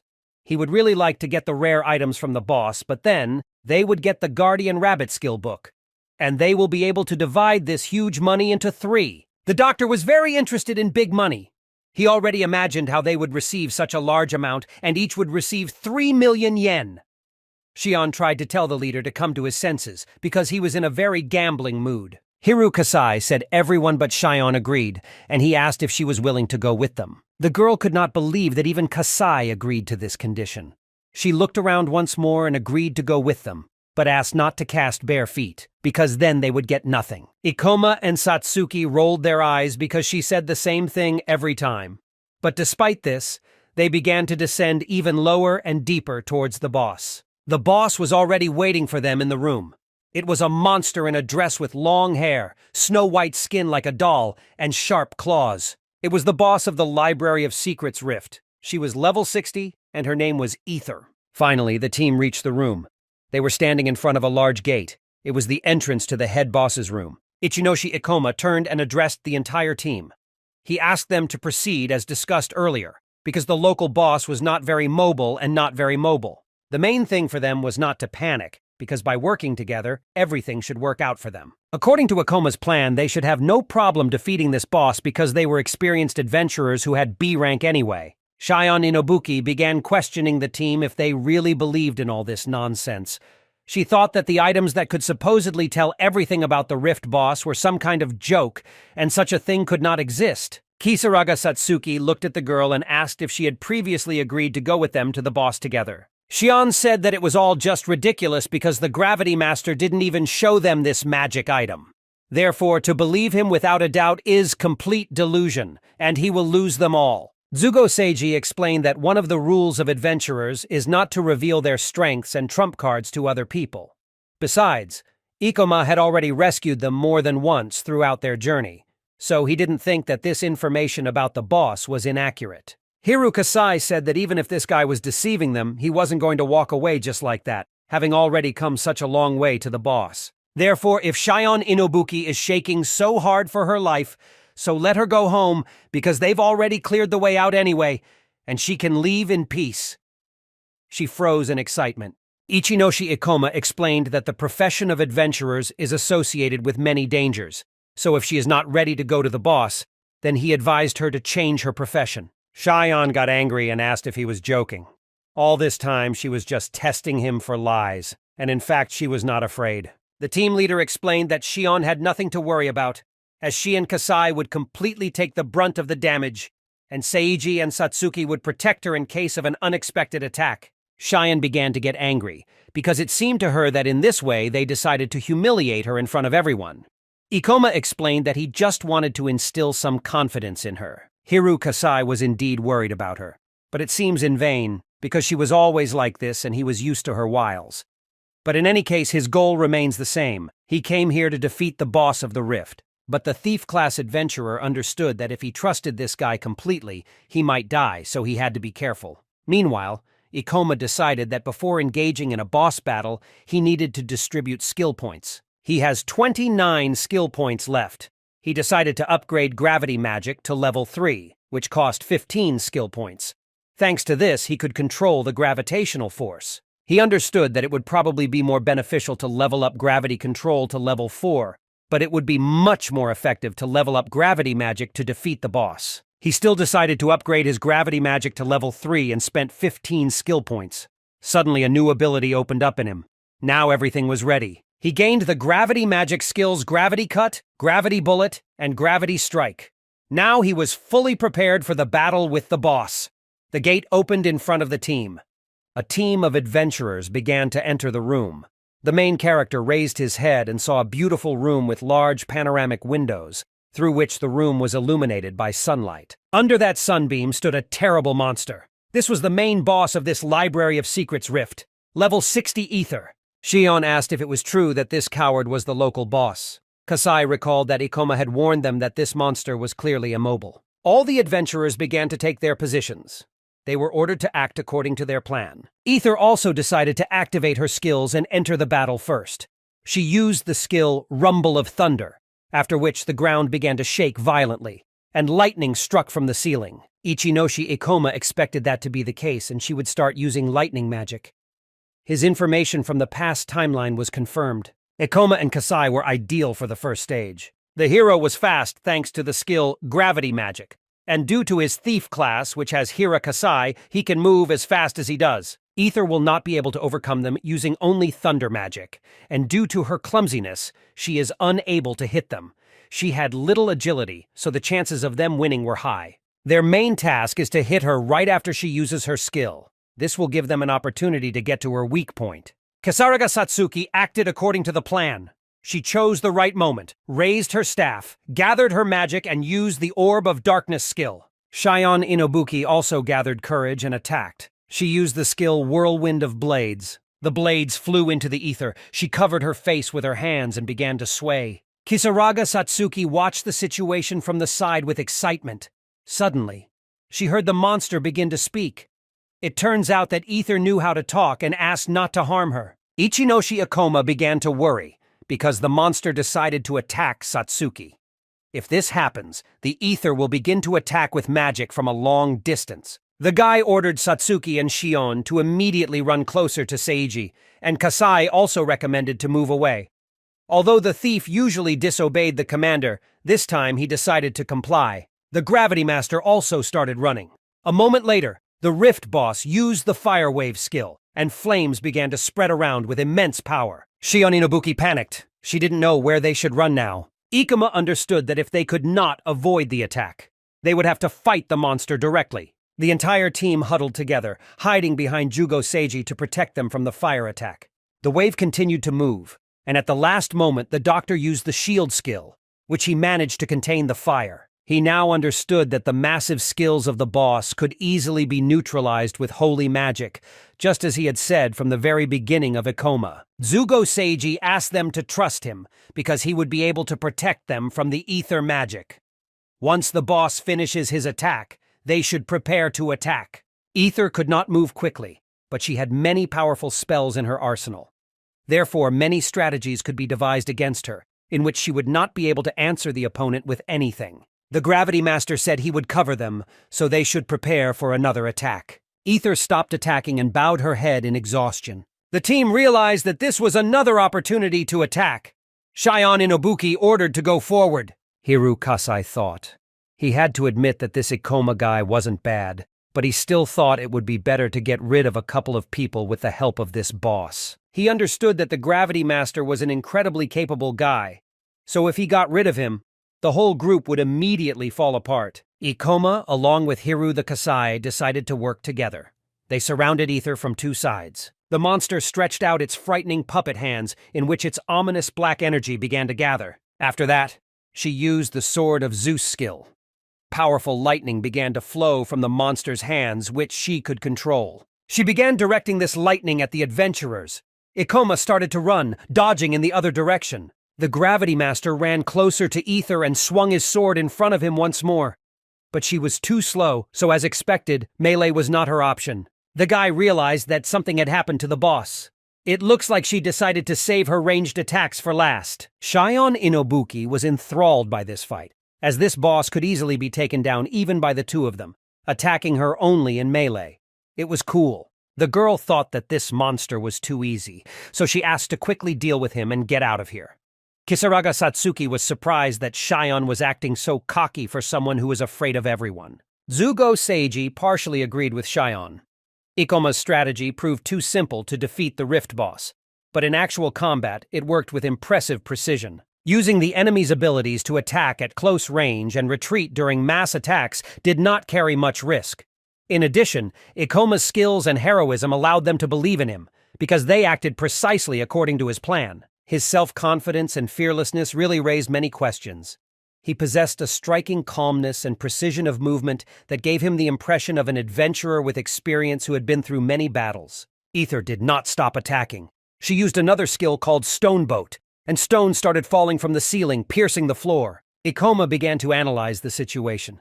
They probably had to change their battle tactics a bit, because otherwise they simply wouldn't be able to reach the boss. Stone Boat limited Satsuki's actions. Thereby, Ether protected herself from long-range attacks.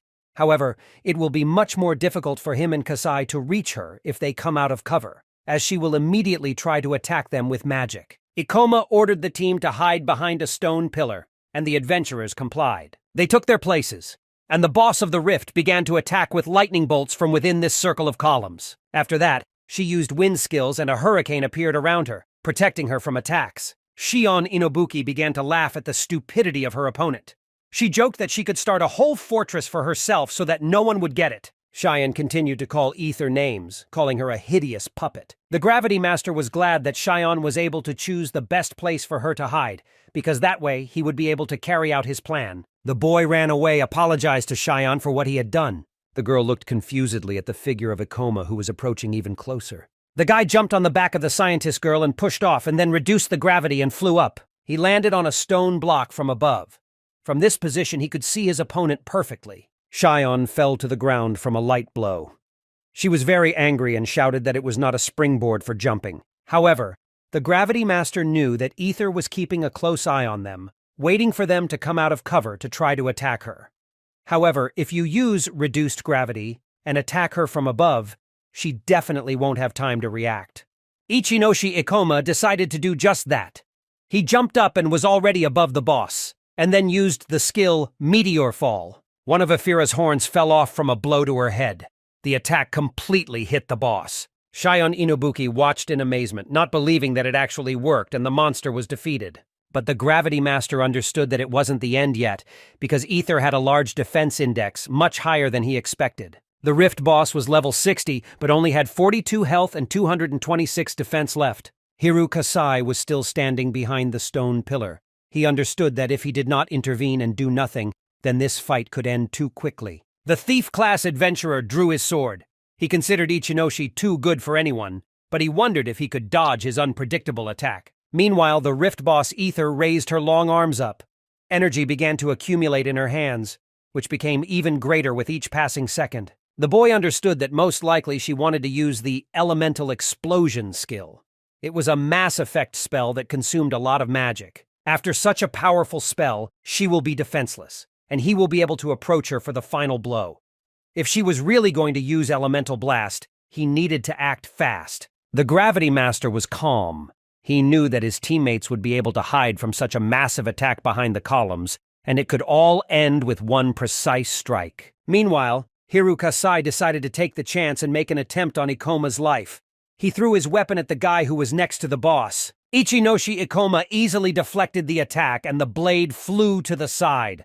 The boy saw that this weapon belonged to Hiru Kasai. The thief-class adventurer couldn't believe his eyes that Ikoma was able to fend off his surprise attack.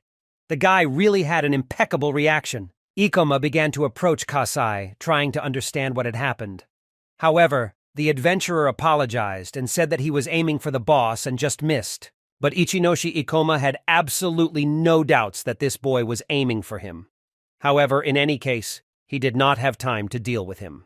He began to warn everyone that the Ether was preparing a very powerful attack, so the whole team should quickly hide behind the stone columns. The boss already had an incredibly large elemental explosive in his hands. Kasai had seen such a powerful bomb. It felt like it was all unreal. All team members took their positions. But this bomb did not explode. It continued to grow even more, becoming so large that it filled almost the entire space of this room. The Gravity Master began to look around to make sure everyone was in place. This explosion could kill instantly. Elemental Blast is a spell that fires a hail of magical orbs at enemies until Ether runs out of mana. But if they manage to bypass all these attacks, they will be able to deliver a decisive blow, and then Ichinoshi Ikoma will finally be able to obtain the cherished Ring of Wisdom. Ichinoshi Ikoma ran around the boss, realizing that she had little health left. However, he could not get closer to her. The boy was aware that the monster was doing everything possible to prevent him from approaching.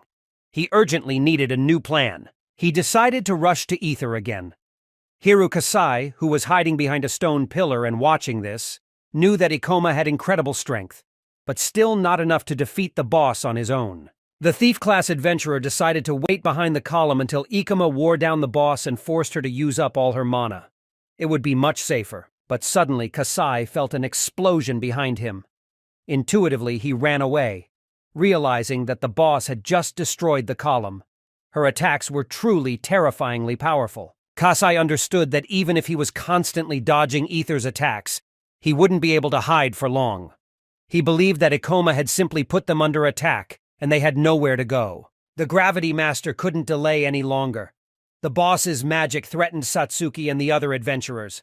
There was no time. They should have attacked immediately. Ichinoshi Ikoma was getting closer to the monster with each step. He looked for a good place to attack, moving quickly to avoid danger. Shion Inobuki anxiously watched Ikoma because he was taking a risk by getting too close to Ether. It was not clear to the adventurers what exactly Ikoma was planning. His actions seemed senseless and insane to them. Kisaraga Satsuki, also overcome with anxiety for her partner, began to call adventurers. Clenching her weapon in her hands, she announced that they should approach the boss. Her logic was that since the boss of the rift couldn't attack them physically, it would be safer to be closer to him than to stand aside. Ikoma was the first to understand this strategy. Shion Inobuki thought the plan was ridiculous, but the doctor objected, stressing that they were a team bound to help each other. They should not have relied only on Ikoma for so long. Zugo Seiji ordered everyone to move towards the ether, as now was their time to support the Gravity Master. Their task was to cover his back at all costs. Adventurers rushed to ether. Shion, overcome with horror, closed her eyes, but understood that she had to carry out the order. However, when they got close to the monster, it suddenly raised its arms up, once again gathering magical energy to attack. Zugo Seiji, possessing a lightning reaction, analyzed the situation and realized that it would be impossible to evade this attack. He ordered his companions to retreat behind him. As the monster's attack came straight at them, the doctor raised his weapon and activated the shield skill. Thanks to this, he managed to save the lives of his comrades. However, after holding out for only a few seconds, he felt his magic reserve drain. Not having the strength to hold back the powerful shield for a long time, he ordered an immediate retreat. The girls rushed to seek shelter behind the columns, and the doctor, unable to retreat, remained in place. After a few seconds, Zugo Seiji, exhausted, could not stand it and fell to the ground. His shield was gone, and the monster's powerful attack seriously injured him. While cleaning the blood from his face, he felt déjà vu. Once again, after a long period of peace, he risked his life to save others. With anger in Jugo's eyes, Seiji looked at the ether. He swore to himself that this time he would not allow other adventurers to take risks, and all responsibility for killing the boss would fall on Ikoma. Ichinoshi Ikoma, who had been watching the battle from afar all this time, was relieved. He was glad that the doctor had managed to fend off the attack and hoped that Shion and Satsuki had found cover. The Gravity Master understood that the best moment had come for a decisive blow. Thanks to Seiji, they managed to fend off the monster's attack, so they had to act as quickly as possible until Ether found a new target. Magical energy began to accumulate around Ether, forming a protective layer around her. Thus, the monster was going to use this mana for a new attack. Ikoma decided to use a new skill, hypergravity. This powerful magic greatly increased the force of gravitational pressure on the target. Ether, raising her hands up, tried to strike with an elemental explosion. However, for this attack, she needed to hold her hand above her head to aim at the enemy. Under the influence of hypergravity, it turned out to be extremely difficult to do this. The boss froze in inaction, unable to attack. The adventurers surrounded her, taking her prisoner. Kisaraga Satsuki, watching how her partner neutralized the enemy, realized that this was her chance to enter the battle. The sorceress raised her wand and activated her Shadow Bond skill. The black energy that escaped from her hands reached towards Ether in violent jets, entangling the monster. Ichinoshi. Analyzing the situation, Ikoma realized that their opponent was not going to give up just like that.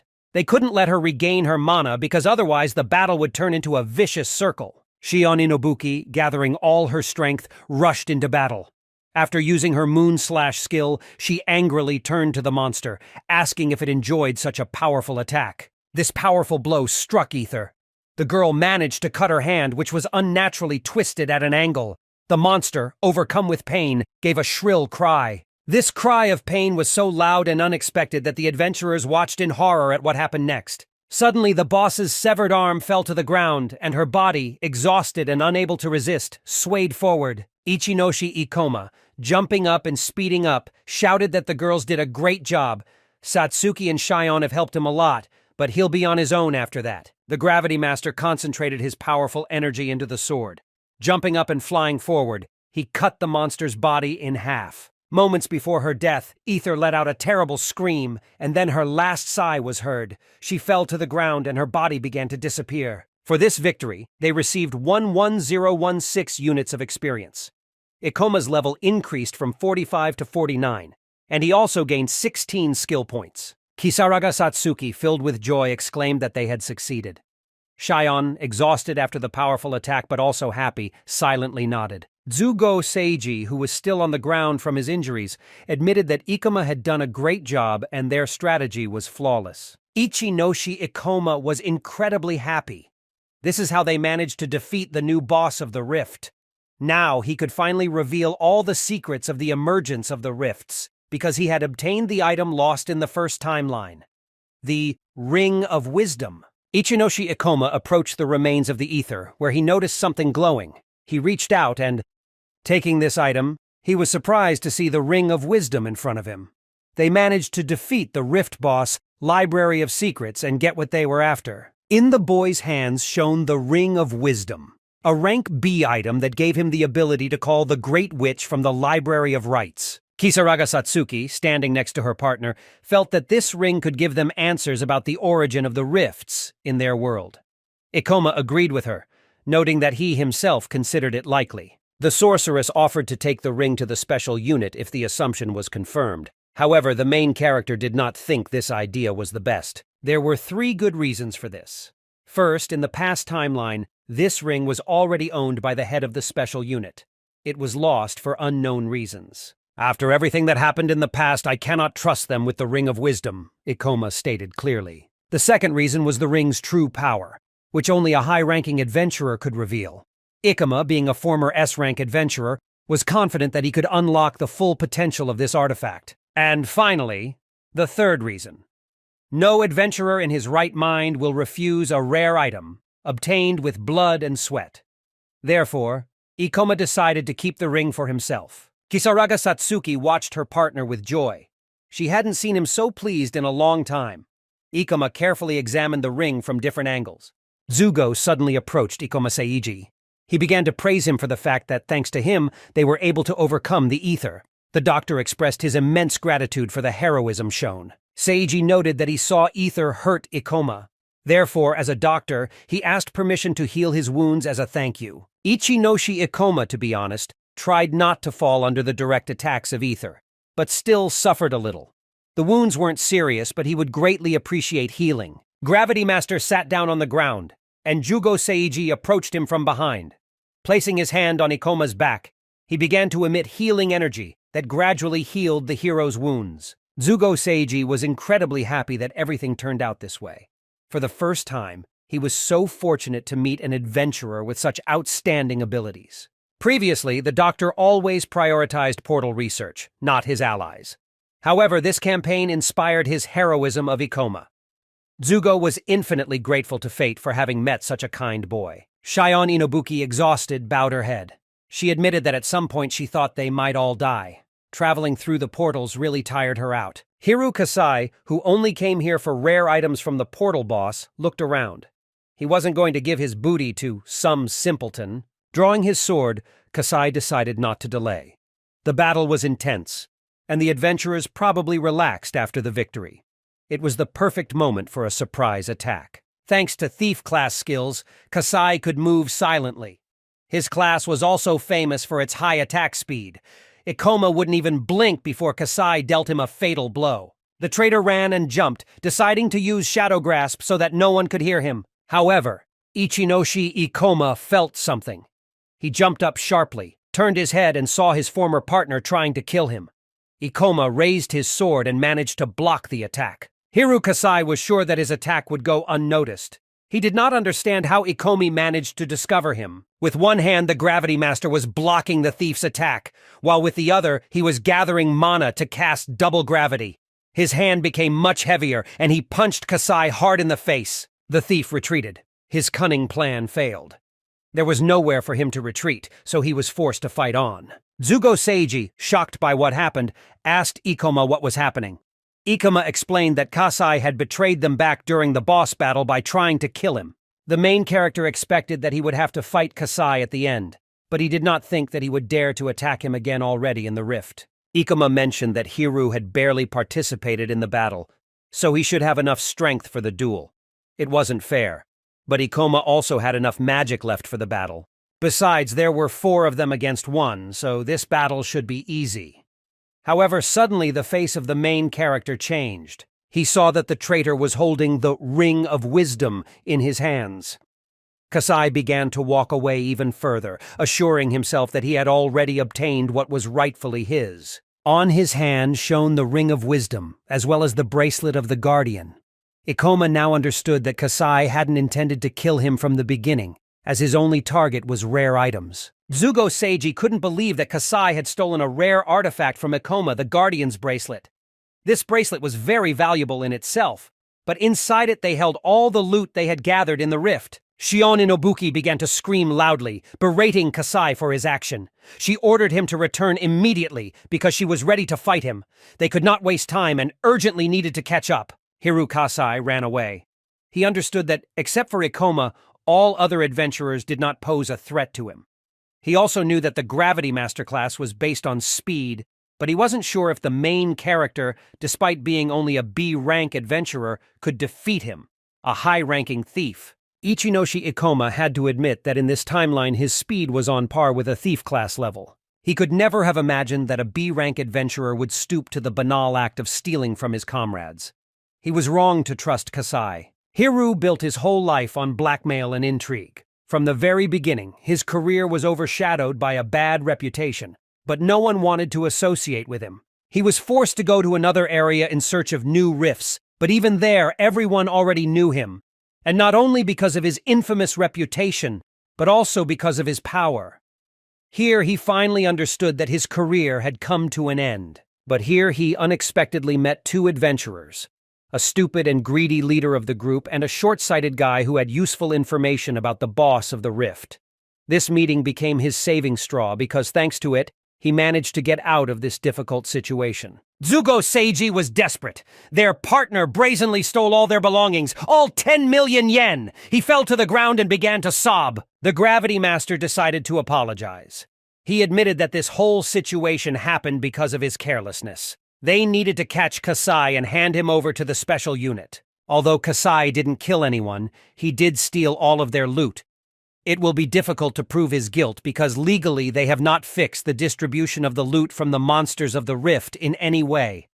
Everything was based on verbal agreement only. Maybe even special forces won't be able to help them. In addition, Ikoma desperately needed to return the Ring of Wisdom to avoid further problems. Suddenly, the team of adventurers heard a strange voice. They were Alice Yumakawa and Kikyo Kyogoku, who were also going to clear this rift. They were upset that the battle was already over, and they were late because they were too slow. Hiru Kasai continued to run towards the exit, but his path was blocked by new adventurers. He jumped and they looked up in surprise. To this, Kisaraga Satsuki tried to warn them. She said that this guy was a criminal and very dangerous, so they had better run away. The thief-class adventurer was very angry. He did not tolerate when someone stood in his way, so he was ready to deal with them. Alice Yumakawa and Kikyo Kyogoku prepared their weapons and took a fighting position. It was a job for which they were specially trained. Hiru Kasai believed that they would only make his situation worse, as he was a high-ranking B-rank adventurer. He would be interested to see if these people could defeat him. But when they did collide, Kikyo Kyogoku was ready for battle. When the criminal jumped up, the adventurer threw him over his shoulder and broke his leg. The traitor's eyes darkened from pain. Kikyo turned out to be incredibly fast, which Kasai didn't expect at all. In addition, he possessed considerable strength. With a roar of Hiru, Kasai fell to the ground. The team of adventurers was shocked by what happened. Their former partner lay motionless on the ground, completely defeated. Ichinoshi Ikoma couldn't believe that these adventurers were able to incapacitate Kasai with one well-placed blow. He was interested in who these people were. Old memories began to emerge from the boy. He stopped because he had definitely seen that white form somewhere. His breathing stopped. He couldn't believe that these two were the ones he thought of. Alice Yumakawa crouched down next to the body of the fallen adventurer thief and examined him. He really was dead. She didn't like that their opponent was so pathetic. He fell from one hit and died, which made this victory too uninteresting. Shion Inobuki was horrified. She thought it was all a joke. Hiru Kasai was considered one of the strongest B-rank adventurers, and she couldn't believe that he had been defeated in one blow. Alice Yumakawa began examining the body of the dead man and noticed a ring on his finger. She picked it up, examining it from all sides. She thought the ring was very beautiful and wanted to take it for herself. Alice approached Kikyo and happily asked if she could take the ring.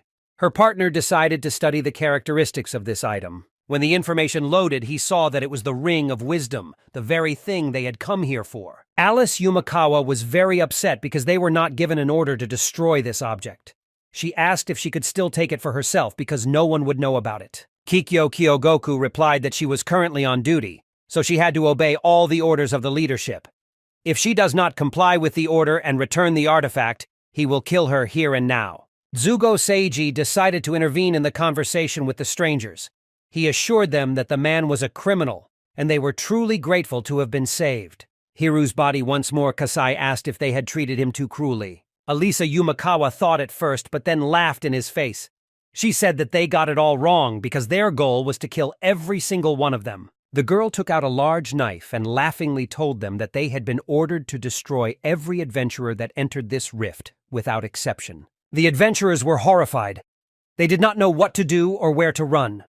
It seemed that death was already staring them in the eyes. Ichinoshi Ikoma was determined, for now he had no doubts. The uniforms of these people and their extraordinary skills indicated that they belonged to the Chimera Fang. Alice Yumakawa was very surprised. She didn't expect anyone to know about them, as this was her first encounter with an adventurer who had never heard of them, Kisaraga Satsuki and Shion. The Inabukis approached the Gravity Master and asked if he knew who these people were, because they had always thought that the Chimera Fang was just a fable from the internet. Chimera's Fang is an underground organization that reports directly to the government and does all the dirty work associated with the rifts for it. In the future, they plan to cooperate with the governments of other countries. Their influence will spread throughout the world, because it is the strongest underground organization with first-class soldiers. Even in the first timeline, the Chimera Fang rumor was considered a common internet fable that no one believed. Ichinoshi Ikomi had only met a Chimera Fang soldier once in his past life, in one of the rifts. Although they weren't that famous and powerful yet, meeting them now was the worst-case scenario for them. After all, these people did not reveal their existence to ordinary people, and if they appeared in front of them, then without a doubt they were going to get rid of the team of adventurers. The team was impressed. Shion immediately started to panic because these people really wanted to kill them. They urgently needed to retreat. Zugo Seiji believed that their advantage was numbers.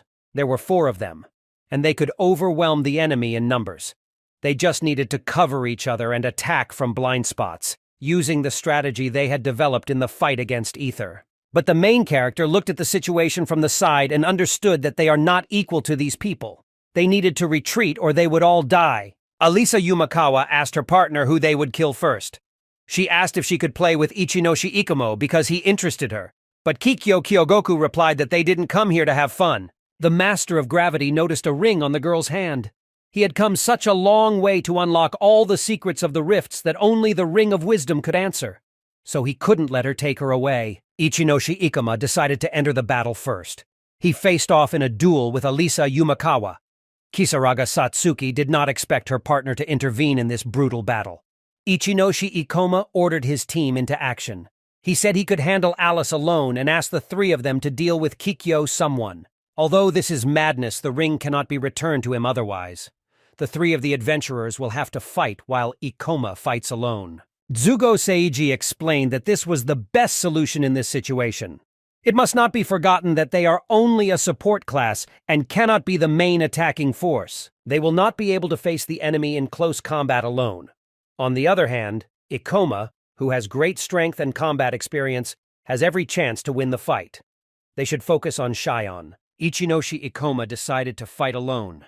Their powers will not help them defeat the enemy 3. It should not be forgotten that their opponent defeated Hira Kasai in one blow. Therefore, considering their level and Ikoma's fighting prowess, other adventurers should focus on Kikyo someone. Kikyo overheard the conversation of his opponents. It seems they underestimated Alice, which was their big mistake. After all, she was actually much stronger than him. The doctor could not believe his eyes. He froze, but still followed Ikoma's order, sincerely hoping for his success. A fierce melee battle broke out between Elisa Yumakawa and the main character. The girl had not felt such excitement for a long time, and was grateful for this experience. However, she noticed that Ikoma was probably already tired. The Gravity Master understood that even though he had a good command of gravity magic, he was at the limit of his strength. Alice, on the other hand, showed no signs of fatigue, which only emphasized the huge difference in their level. Alice Yumakawa continued her conversation with Ikoma, informing her that according to intelligence, Kikyo was level 54 and she was level 57. The battle continued. She noted that she suspected her opponent wasn't even level 50 and asked if that was true, as she couldn't understand how he was going to defeat her with such a difference in levels. The boy stopped for a moment. He admitted that he thought her level would be much higher. The girl laughed. He admitted that since he was born, he was forced to earn like crazy. Such was the life of the soldiers of the Chimera's Fang. They were forced to constantly raise their level every day. Many could not stand such pressure and were quickly disposed of. And after everything she had been through, Elisa Yumakawa could not allow some boy to flaunt his level, hiding behind his comrades' backs and poking opponents with a pitiful toothpick. Ichinoshi Ikoma did not understand Alice's indignation. Judging by her fighting style and weapons, she also belonged to a class that operates from the shadows, relying on her speed. Although they didn't take all the damage like adventurers with higher defenses and powerful weapons do, they were still much stronger than the others and were responsible for dealing significant damage to the enemy. That is, in this sense, they were the same. Or the main character assumed that Alice makes such conclusions, projecting them on herself, thereby asserting that she herself is not so strong. It was part of the Gravity Master's plan. If he doesn't find out what she's really capable of, he won't be able to defeat her. Therefore, he is forced to provoke her. Zugo Seiji heard all these bold statements and didn't understand what the hell Ikoma was doing. Alice Yumakawa burst out laughing madly. She said that her opponent was very interesting, so she's ready to fight 100% because he asked himself. The girl raised her hand. Powerful magic began to gather in it. She used the skill Phantom Whirlwind of Blades, ready to make him bite his worthless tongue. The strength in her hand grew, and a frightening atmosphere began to hover in the room. The main character knew about the Phantom Whirlwind of Blades attack. This attack deals multiple magic damage to a single target. Simply put, her class was one of the rare and troubled ones. Alice Yumakawa continued to laugh and finally released this attack straight at the boy, inviting him to dance with her in battle. The Gravity Master jumped up and began to dodge her attacks. The girl began to analyze the enemy. He had light and quick movements. His skills allowed him to be agile and strong enough at the right moment. Besides, this kid dodged her knives with such ease. She was very interested in watching this. She admitted that her opponent turned out to be much stronger than she expected. She couldn't wait to see his look, full of horror and despair. They mainly fought in close combat. The difference in their levels was too much, and he was still holding on with the gravity magic, but that wouldn't be the case forever until the mana ran out. If he were to double his gravity, he would only waste his mana in vain.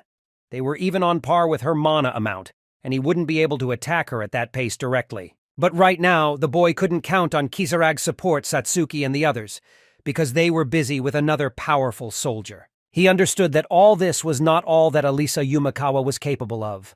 He ordered her to stop playing with him and show him all the skills she knew, and to stop being a pillar, because if he continues to provoke her into more large-scale attacks, then her mana should quickly run out.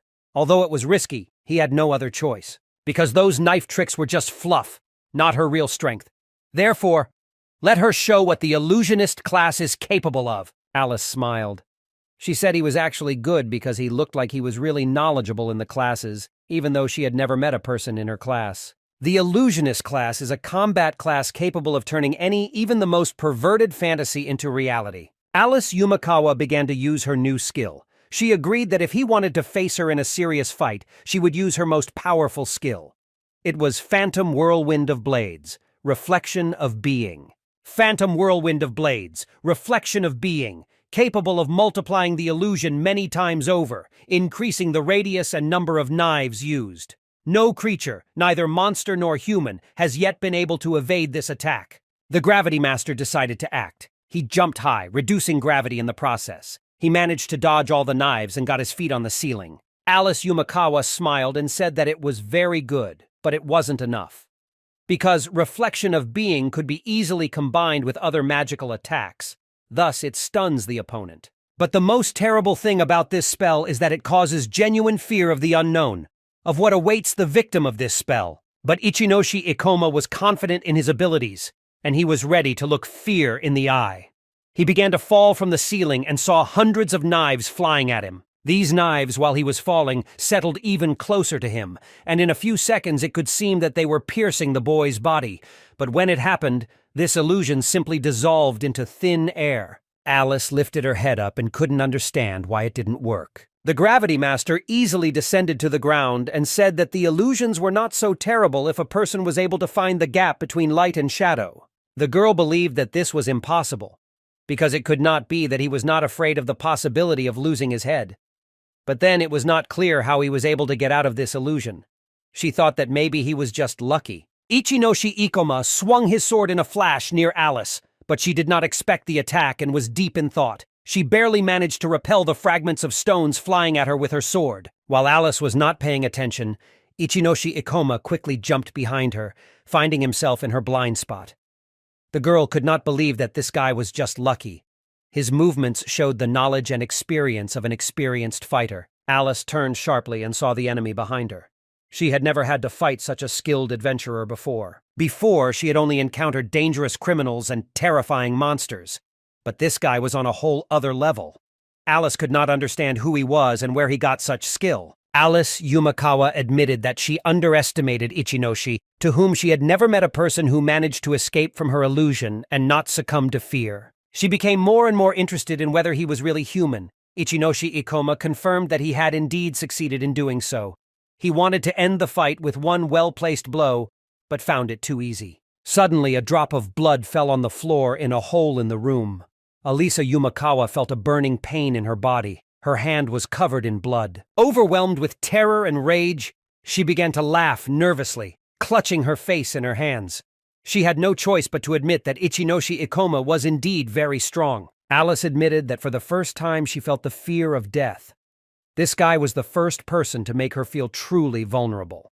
She understood that he could kill her, so she decided to show him her trump card, one of her strongest skills. She didn't like using this skill because the battle would end in a second when the enemies would just fly away. She was bored by such an easy victory, but she believed that this guy might be stronger than the others. Alice Yumakawa dared to use the skill Shadow Doppelgangers. It was the most powerful skill of the illusionist class. With this skill, she could create 3 exact copies of herself. If Ikoma loses his vigilance even for a second, he will become her personal toy. These illusions weren't just visual copies. They could perform magical attacks on their own. Shadow doubles is a skill that allowed the illusionist to create several identical copies. And the more there were, the stronger they became. Ichinoshi Ikoma tried to dodge the attacks and recognize the real Alice, but it was not easy. Her illusory copies distracted him in every possible way. Ichinoshi Magic Ikoma couldn't even attack normally. Alice the illusionist appeared behind him in the air and ironically asked why he didn't have fun fighting her copies. The girl reproached him for not trying to attack them and asked what the matter was. Alice swung her sword again. Ichinoshi Ikoma was wounded in the hand. He understood that the Shadow Twins could be defeated, but not at his low level. He began to lose his fighting spirit. Copies of Alisa Yumakawa surrounded the boy, confusing him even more. She mockingly asked if he could continue the fight and urged him to show what he was capable of. The Gravity Master looked again at the ring on Alice's hand. He was determined to get that ring. While Ichinoshi Ikoma was fighting Alice, his adventurer partner was fighting Kikyo, someone they met in a brutal duel. Zugo Seiji analyzed the situation. Although Hiru Kasai was out of the game, they were still outnumbered. They developed a plan. If Kyogoku tries to attack one of them, the other 2 will immediately attack him. Kyogoku was aware of this and tried to be more careful. The adventurers decided to take advantage of their numerical advantage and attack with all their might. The doctor gave the order to attack immediately. Shion Inabuki ran and jumped up using her circle cut skill. Kisaraga Satsuki also raised her staff and used the Orb of Darkness skill. Kyogoku didn't hesitate and countered their attacks with the Fire Dragon Fang skill. The adventurers held their breath. This attack looked terrifyingly powerful. The fire rushed towards them with incredible speed. The sorceress girls rushed back, escaping the attack. Kisaraga Satsuki fell to the ground, and Shion covered her with her back. The adventurers, lying on the ground, could not understand what was happening. Kikyo's power Kyogoku was terrible. If they couldn't dodge the attack, there would be nothing left of them. Kyogoku hoped that this attack would delay the adventurers, giving Alice time to come to their aid. Together, they could easily deal with 3 opponents. But Alice, as usual, behaved frivolously, dragging out the pointless fight. The soldier was furious. He was tired of babysitting these weaklings. He ordered them to surrender, threatening them with dire consequences. Blood magic swirled around him, and he used the terrible skill Blood Guardian Path. Shion Inubuki was horrified. Their opponent turned into a real monster. Path of the Blood Guard is a skill available to all melee classes. Its essence is that all mana is directed to strengthening the muscles of the body, making it incredibly strong and resistant to attacks, much stronger than that of an ordinary person. Such a skill cannot be resisted, no matter how many people rush into battle. Her only downside is that she quickly depletes mana, but Ikoma is confident that he can deal with the enemy before that happens. The adventurers engaged in battle with Kikyo-someone. Zugo Seiji decided to take the hit himself, protecting the girls from the attacks. The soldier charged, swinging his spear in front of the adventurers with incredible speed. It was this speed that scared the adventurers. They could not predict his attacks. The doctor tried to use the shield skill to protect his comrades, but Zugo Seiji didn't have time to activate the skill because the soldier pushed him and he fell to the ground. Shion Inubuki wasn't about to give up. Overcome by the desire for revenge, she jumped up and rushed at Kikyo, cursing and threatening him as she went. Shion struck the soldier directly in the arm but felt no resistance. It seemed to her that she was hitting a metal shield, not a human body. Kikyo Kyogoku knocked the girl to the ground with one blow. She collapsed, coughing up blood. Zugo Seiji was also lying on the ground, not understanding what was happening. No magic, no attacks from Shion could harm this soldier. The adventurers began to doubt whether it was a real person before them. Ikoma was fighting Elisa Yumakawa at this time, and she was considered much stronger than this soldier. But if even with her it was difficult for them, then with this monster there was almost no chance of victory. Alice furiously attacked Ikoma, ordering her shadow doppelgangers to attack him to show him the true fear of death. Kikyo Kyogoku watched Alice out of the corner of his eye and noticed that she was using the shadow doppelganger skill. This meant that Ikoma would soon run out of strength. Does he have another trump card up his sleeve? The adventurers understood that things were bad. Their opponent was too strong. They kept close, ready to cover each other's backs at any moment. But it was clear to them that they had to distract the enemy. Otherwise, these two soldiers would attack Ikoma and probably defeat him. But suddenly, Satsuki's thoughts changed dramatically. It occurred to her that things were not going as they should. She remembered how Aoi-chan had always used her as a decoy to distract her enemies. But Ichinoshi Ikoma managed to show the girl and prove that she can stand on the same level as him and that she is capable of much more. And after all that she has gone through, she has to go to the bait for the enemy again. She doesn't agree to that, because if she does, she won't be able to look into Ikomi's eyes again. The girl turned to her partners. She asked them to listen because they still hadn't lost. The adventurers looked at Satsuki in utter despair. The witch threw her weapon into the air. She said that 3 against 1 would be able to handle it, so they would definitely be able to defeat Kikyo. Someone hope and faith in victory began to appear in the team again. Kikyo Kyogoku started to laugh. He couldn't believe that they still wanted to compete and thought their decision was very stupid. The soldier asked when they, knowing their vast difference in strength, still had the will to go to their deaths. The adventurers silently and confidently looked into the eyes of the enemy.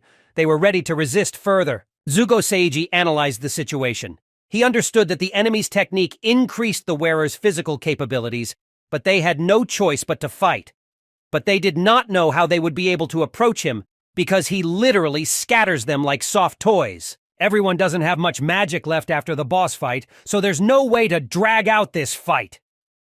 Kisaraga Satsuki tried to calm down, because at such moments she only thought about one thing: how Ichinoshi would act in Satsuki's place, Ikoma.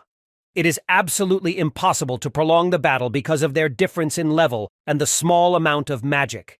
They can easily lose. Therefore, if you enter into battle, you must neutralize the enemy with one well-hit blow. But they did not know how they would be able to overcome such a strong opponent. They will not be able to overcome it. But if they manage to at least weaken it, the adventurers saw how Kikyo Kyogoku started running at them again. In his normal state, he was a real monster, but with this skill, he was like a real titan. They did not know what to do. Kisaraga Satsuki asked them to rely on her because with her skills, they would be able to stop him. She ordered Shion to hit the enemy on the right side. Shion Inobuki began to remember that her punch didn't work last time, and if the sorceress really wanted to try that tactic again. Besides, she did not understand why it was necessary to attack the right side. Satsuki turned to Jugo Seiji, asking if he could cast magic similar to the Blood Guardian skill on Shion. The doctor thought about it and said that most likely he could do it and they could take their chances. Shion Inobuki began to resent. She asked Seiji why he was even thinking about it. Because it was very risky. The doctor asked his partner to trust his comrades at least once, because otherwise they will not be able to overcome their opponent. He was ready to entrust his life to Kisaraga Satsuki and her plan. Shion Inobuki was still very stubborn, and said that not everyone bullied her, but she was still willing to help. Kisaraga Satsuki raised her magic wand up and then used her Shadow Path skill. Black magic began to emanate from her staff, engulfing the enemy. Around Kikyo paths began to appear to Kyogoku, which restrained his movements and bound his body. He tried to move and raise his hand, because he had never seen such a thing. For himself, he was already ready to admit that these opponents were not so weak. This magic skill was able to stop him, but he began to tear this mysterious magic around with his powerful hands. Shion Inobuki began to carry out the order.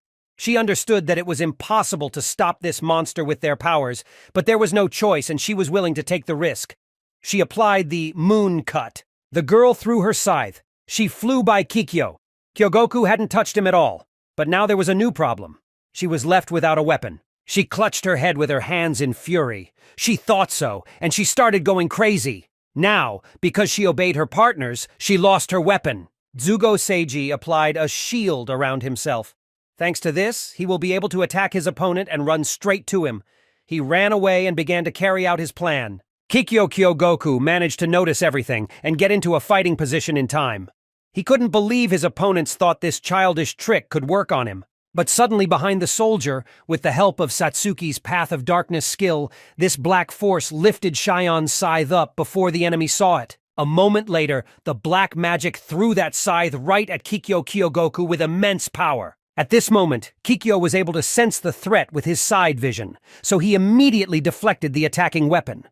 While he was distracted, Zugo Seiji was already running at him to attack. Suddenly, the soldier felt a strong blow on himself.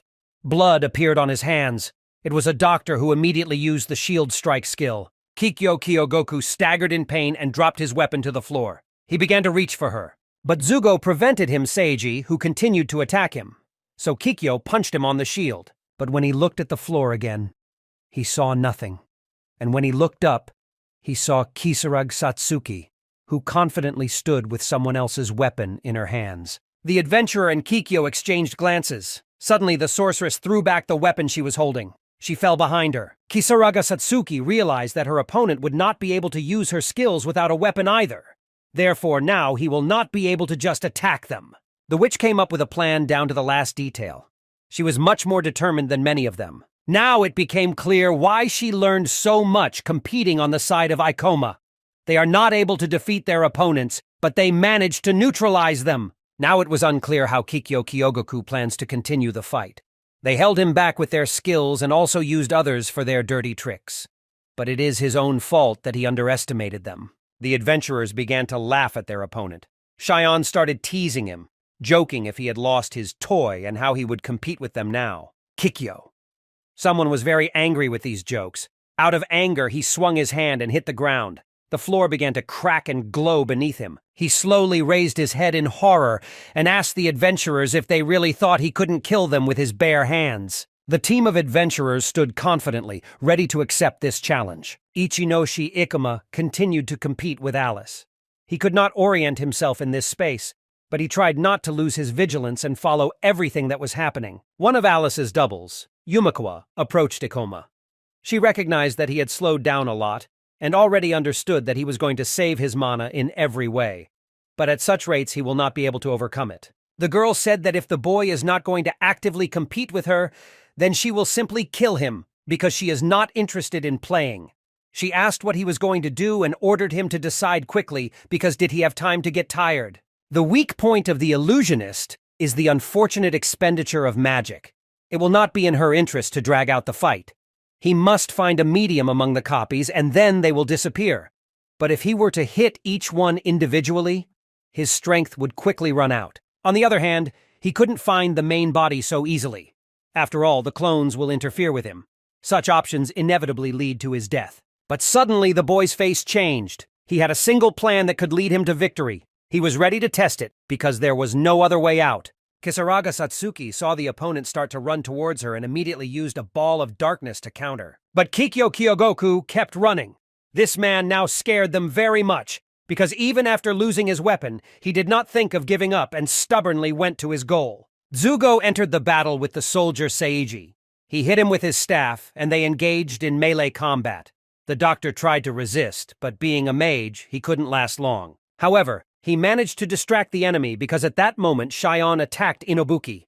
She jumped up and swung her scythe at him, but the man managed to quickly jump aside, and Shion just landed easily on the floor. She tried to catch her breath and looked at the soldier, not understanding how this man could compete with 3 opponents with his bare hands. Zugo Seiji watched the enemy from behind. Everything went as expected. Without a weapon, he couldn't use his skills to their full potential. Although he was not in the most favorable position, he did not think of giving up. He was ready to fight to the death. After a long battle, Kikyo Kyogoku could already admit that these 3 adventurers were not as weak as he had initially thought. But the strongest of them was the dark-haired boy. Ichinoshi Ikoma Alice Yumakawa couldn't handle him for a very long time. But now he had no way to help her, because the other adventurers simply wouldn't let the enemy get too close to him. However, Kikyo was obliged to fulfill the task given to him, even if he had to risk his life to do so. Such were the rules in the Chimera Fangs team. Alice Yumakawa jumped up and used the Infernal Sword skill. Several swords flew at the Gravity Master from different directions. He tried to run and dodge, but suddenly the main character felt a strong pain in his shoulder. When he looked down, he saw a knife sticking out of his body and blood on his hand. He began to fall to the floor. This time he failed to fend off the attack. He was lying on the ground. Alice admitted that her opponent was very stubborn, but still, he would not be able to resist for long. Yumakawa's clones began to attack the boy from all sides, distracting him. She thanked them for helping her have fun. But unexpectedly from the other side on Ichinoshi, the real Alice pounced on someone. She said that now it was time for them to say goodbye, and rushed at the boy with a knife in her hands. However, Ichinoshi Ikoma managed to react quickly. He grabbed the girl's hand with the sword and squeezed it tightly. She could no longer move her hand. In this way, he managed to find out where the real Alice is. The girl was surprised. Now she understood that he had set himself up specifically to catch her. The boy held her hand tightly. Ichinoshi Ikoma explained that for the final blow, Alice needed to concentrate because it was not the clones who would deliver the final blow, but herself. So to carry out his plan, he really had to let his guard down a bit to catch her. The girl started laughing. She said that the opponent was really cool that he managed to catch her, but in her other hand she was holding another knife that she planned to use to strike next. She swung her free knife hand, and they engaged the boy in melee using their swords. Alice said it still wasn't enough to get her over him. A moment later, the girl kicked Ikoma in the chest. She asked him not to expose himself. Ichinoshi Ikoma fell to the ground from the impact but landed confidently. New injuries appeared on his body. He needed to act decisively and quickly. Alice Yumakawa smiled. She said everything again. Ikoma allowed herself to be caught, knowing full well that she needed concentration, because her class was too dependent on her. It wasn't bad, she admitted. But it didn't matter now. Now it had no effect on his task. The Gravity Master admitted that it was all he could do in that situation. He was well aware that due to the difference in their levels, he would not be able to beat her. So he decided to take a chance. And thanks to this chance, Ichinoshi Ikoma was able to take what was rightfully his. He demonstratively showed his hand, on which the Ring of Wisdom flaunted. Alice Yumakawa froze for a second. She remembered this ring that she wanted so much. She admitted that he managed to seduce her, and that he was looking for her main body just for the sake of it.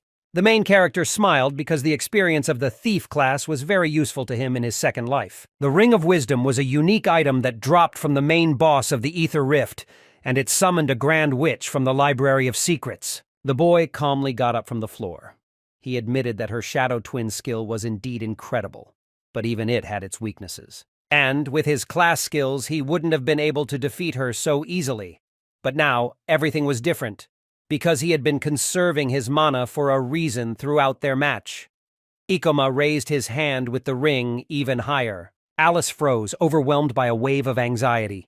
It seemed to her throughout the match that the boy's mana was practically at zero, so he did not use his skills. But no, he was hoarding it to use this ring. So if he had planned to take the ring from her from the beginning, at what point did he realize how her shadow twin's skill worked?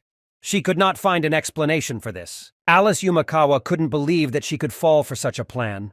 As it seems, Ikoma himself forced her to use his most dangerous technique from the beginning to catch her. The girl smiled and gently asked what this ring could do against her, and what she should expect. Ichinoshi Ikoma spent many hours researching the past life engagement ring phenomenon. And if everything was as they said about her, then no problems should have arisen. The protagonist raised his hand and commanded the Great Witch of the Library of Secrets to appear. He hoped that everything would go according to plan. Suddenly, a bright light began to appear in the game, which was so blinding that Alice had to close her eyes. A strong wind began to blow from its power. From this light appeared a witch, which grew larger and larger until it reached its maximum size. The Great Witch of the Library of Secrets came out of it. At first, the witch looked around and then smiled joyfully and uncertainly. Alice looked at this little creature in surprise. She now knew that this ring summoned a small magical being. Now the main character had every chance to win. Elisa Yumakawa and her partner will now compete as a trio. The girl knew that many rare things could be found in the rifts, and she herself had seen them more than once. Summoned creatures were not that rare, and more often than not they were useless and wasted mana. But Ichinoshi Ikoma was specifically hoarding his mana to use all of it on the ringed creature. So it seems he had a lot of confidence in this little witch. He planned something very cunning. Alice realized that the boy had deliberately set himself up for the blow, then saved his mana, and all this was for the sake of summoning this small creature.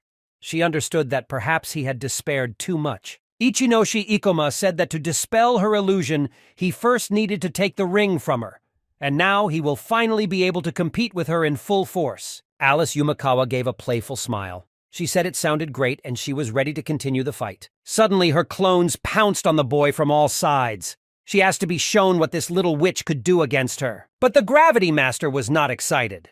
This doll was a mini version of the real Ether, and as such she is able to use all the skills that the original Ether knew. But it will only be a replacement for the guy's mana, and then he can use all of her skills as he pleases. Ikoma ordered the little witch to act and move forward. The creature flew up, raised its small arms, and used the Fire Wave skill. Fire began to appear around her, which spread to Alice and her clones. The girl was very excited. It was a massive spell. She looked around and realized that she had nowhere to run. The fire began to envelop her from all sides. This skill continued to work even more powerfully. The fire began to burn even stronger. Alice began to cover her face with her hands, but the magic wasn't able to do too much damage to her. She looked at her clones. They stood in the fire and suddenly began to disappear. This magic was enough to dispel all her illusions. Ichinoshi Ikoma understood that Fire Wave wasn't the most powerful spell, but it was consuming a lot of mana. Therefore, his choice had to be made wisely. Using the magic of summoned creatures can end in a fatal depletion of the host's mana. Therefore, in the use of summoned creatures, there are many aspects that must be observed in order to conserve mana. Mindlessly using the power of ether will not work, but the doppelgangers were weak against massive attacks. To save yourself from the fire wave, you need magical protective spells, which the illusionist, as a rule, does not possess. The protagonist realized that his opponent had also spent too much mana, summoning shadow doubles, so now they will compete one-on-one. Alice Yumakawa now knew that the boy had only summoned this doll to destroy her clones from the beginning. His steps seemed absurd to her, but now she understood why. She couldn't believe that she now had a chance to lose to a Gravity Master whose level was much lower than hers. Alice began to laugh nervously and loudly, covering her face with her hands. She still couldn't believe that Ikoma was so intelligent, because no one had ever gone this far in a battle with her. The girl felt that her heart began to beat even faster, as if it wanted to jump out of her chest. She was so scared, because not a single person on this earth could corner her like Ikoma did. However, the girl still had a few skills and mana left, and she still had something to surprise Ikoma. Many swords appeared around the Gravity Master. They were around him and were aimed directly at the boy. It was the illusory kaleidoscope skill. The girl smiled nervously, finally offering to have fun in battle. The boy knew that this magic skill used illusory physical attacks, but once again it wasted too much mana. Alice Yumakawa already knew that the boy was not afraid of illusions, but dodging this mysterious spell required a lot of concentration. This time she won't take her eyes off him. She believed that he would not be able to leave her alive. Getting into a fighting position, she tightly gripped the knife, ran away, and rushed to Ikoma. The protagonist looked around, realizing that it would not be possible to completely avoid the attack.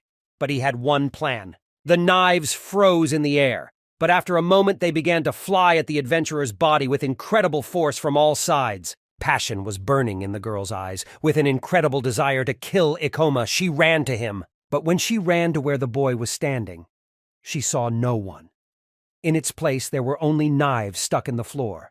He seems to have evaporated and disappeared. Alice began to look around, not understanding where he had disappeared. Actually, Ichinoshi Ikoma was on the ceiling where he hid, waiting for the right moment. The gravity master decided to gradually decrease gravity in order to descend from the ceiling invisibly, and then sharply shouted that he was on top. Alice suddenly raised her head up and saw the boy falling straight on her with incredible force. He held his blade in front of him and pointed it straight at her. He used the meteor fall skill, thereby increasing his falling power. Opponents clashed with swords. Alice held her knife in her hands, but the force made it crack. She couldn't believe that she could lose to this boy so easily. She reassured herself that he would definitely not be able to overcome her. But a moment later, the knife in her hands broke into 2 pieces. She lost her resistance and began to fall to the ground. She fell to the hard floor with a loud thud. She lay there and did not move, having no strength at all. Ichinoshi Ikoma approached her. He apologized to her and declared that their fight was over. He said she wasn't the only one who didn't play her cards right until the very end. The adventurers continued to compete against Kikyo someone, but there were no results. Shion Inobuki struck her opponent one after another, but no matter how many she struck, he didn't care. His skill protected him. Zugo Seiji understood that their efforts were not harming him. He understood that everything could not be so simple. The skill Path of the Blood Guard makes the wearer more resistant to enemy attacks and also increases his physical strength. They could see that he was already in a lot of pain and he was on the edge. But for now, he will not stop using his skill. They will not be able to overcome it. Shion began to panic, not knowing what to do. The commander calmed her down, saying that they would continue with their plan as long as Kikyo Kyogoku will not lose his strength. But the soldier also had his own plan, and everything went exactly according to his plan. He just needed to hang on a little longer. When Alice deals with Ikoma, he will finish off all 3 adventurers in an instant, and then their mission will be accomplished. Kisaraga Satsuki was very worried about her partner. They couldn't devote much time to Kikyo, and they couldn't even help Ikomi with such a strong opponent. But suddenly there was a loud roar behind the team. They turned and looked in surprise at what was happening. They saw how Ichinoshi Ikoma stood in front of Alice's dead body. This meant that he had succeeded. The witch smiled joyfully, because it meant that he managed to win, and they were saved. Kikyo Kyogoku did not understand how it happened. How is that possible? He couldn't believe that the powerful Alice Yumakawa could lose to this boy so easily. 4 years ago, the Chimera Fangs were a group of outcasts from society, incapable of anything but fighting to the death. Young Kikyo Kyogoku entered the office, where he managed to meet Alisa Yumakawa. She was a warrior who never lost to anyone, and he couldn't believe that she was able to lose to an adventurer who was below her level. Until now, no one could understand who Ichinoshi was. Ikoma! The protagonist examined Alice's body. He said she was too dangerous and he didn't want to date her in the future, so he raised his blade and apologized to her. Kikyo Kyogoku understood that he would not be able to defeat these adventurers, but he had to do at least something that he was definitely capable of. Zugo Seiji predicted that the soldier was going to attack. He ordered all the witches to stand back so he could protect them. But suddenly the man ran past the 3 adventurers and ran on. He saw that Ichinoshi Ikoma stands with a raised sword in front of the exhausted body of Alisa Yumakawa. He wanted to kill her so that she would not be a threat to him in the future. And when he swung his sword, he unexpectedly wounded Kikyo Kyogoku, because he covered the body of the exhausted girl with his back. The main character froze because he did not expect that he would be prevented. The doctor was also surprised because Kikyo was not running at them, but at Ikoma. Kikyo Kyogoku did not join the battle. He just quickly put the exhausted Alice on his shoulder and ran away. Ichinoshi Ikoma asked if Kikyo was really going to back down. The man replied that it would be like this only this time, but he already remembered them all. and the next time they met again, it would be the last day in their lives. The Gravity Master wondered if someone had hired them to kill them. If so, he wanted to know who the customer was. But Kikyo Kyogoku ignored the question. He told Alice Yumakawa that it was time for them to go. Suddenly the girl opened her eyes because she was still conscious. She used the illusionist's magic skill, Mirage. Alice waved at Ikoma and said she had a lot of fun, so she was very grateful for the experience. The protagonist fell to the ground exhausted. It looks like Alice used her magic to retreat, and to be honest, he himself was at the limit of his strength. If only Kikyo Kyogoku nevertheless attacked Ikoma, he would not be able to hold out for long.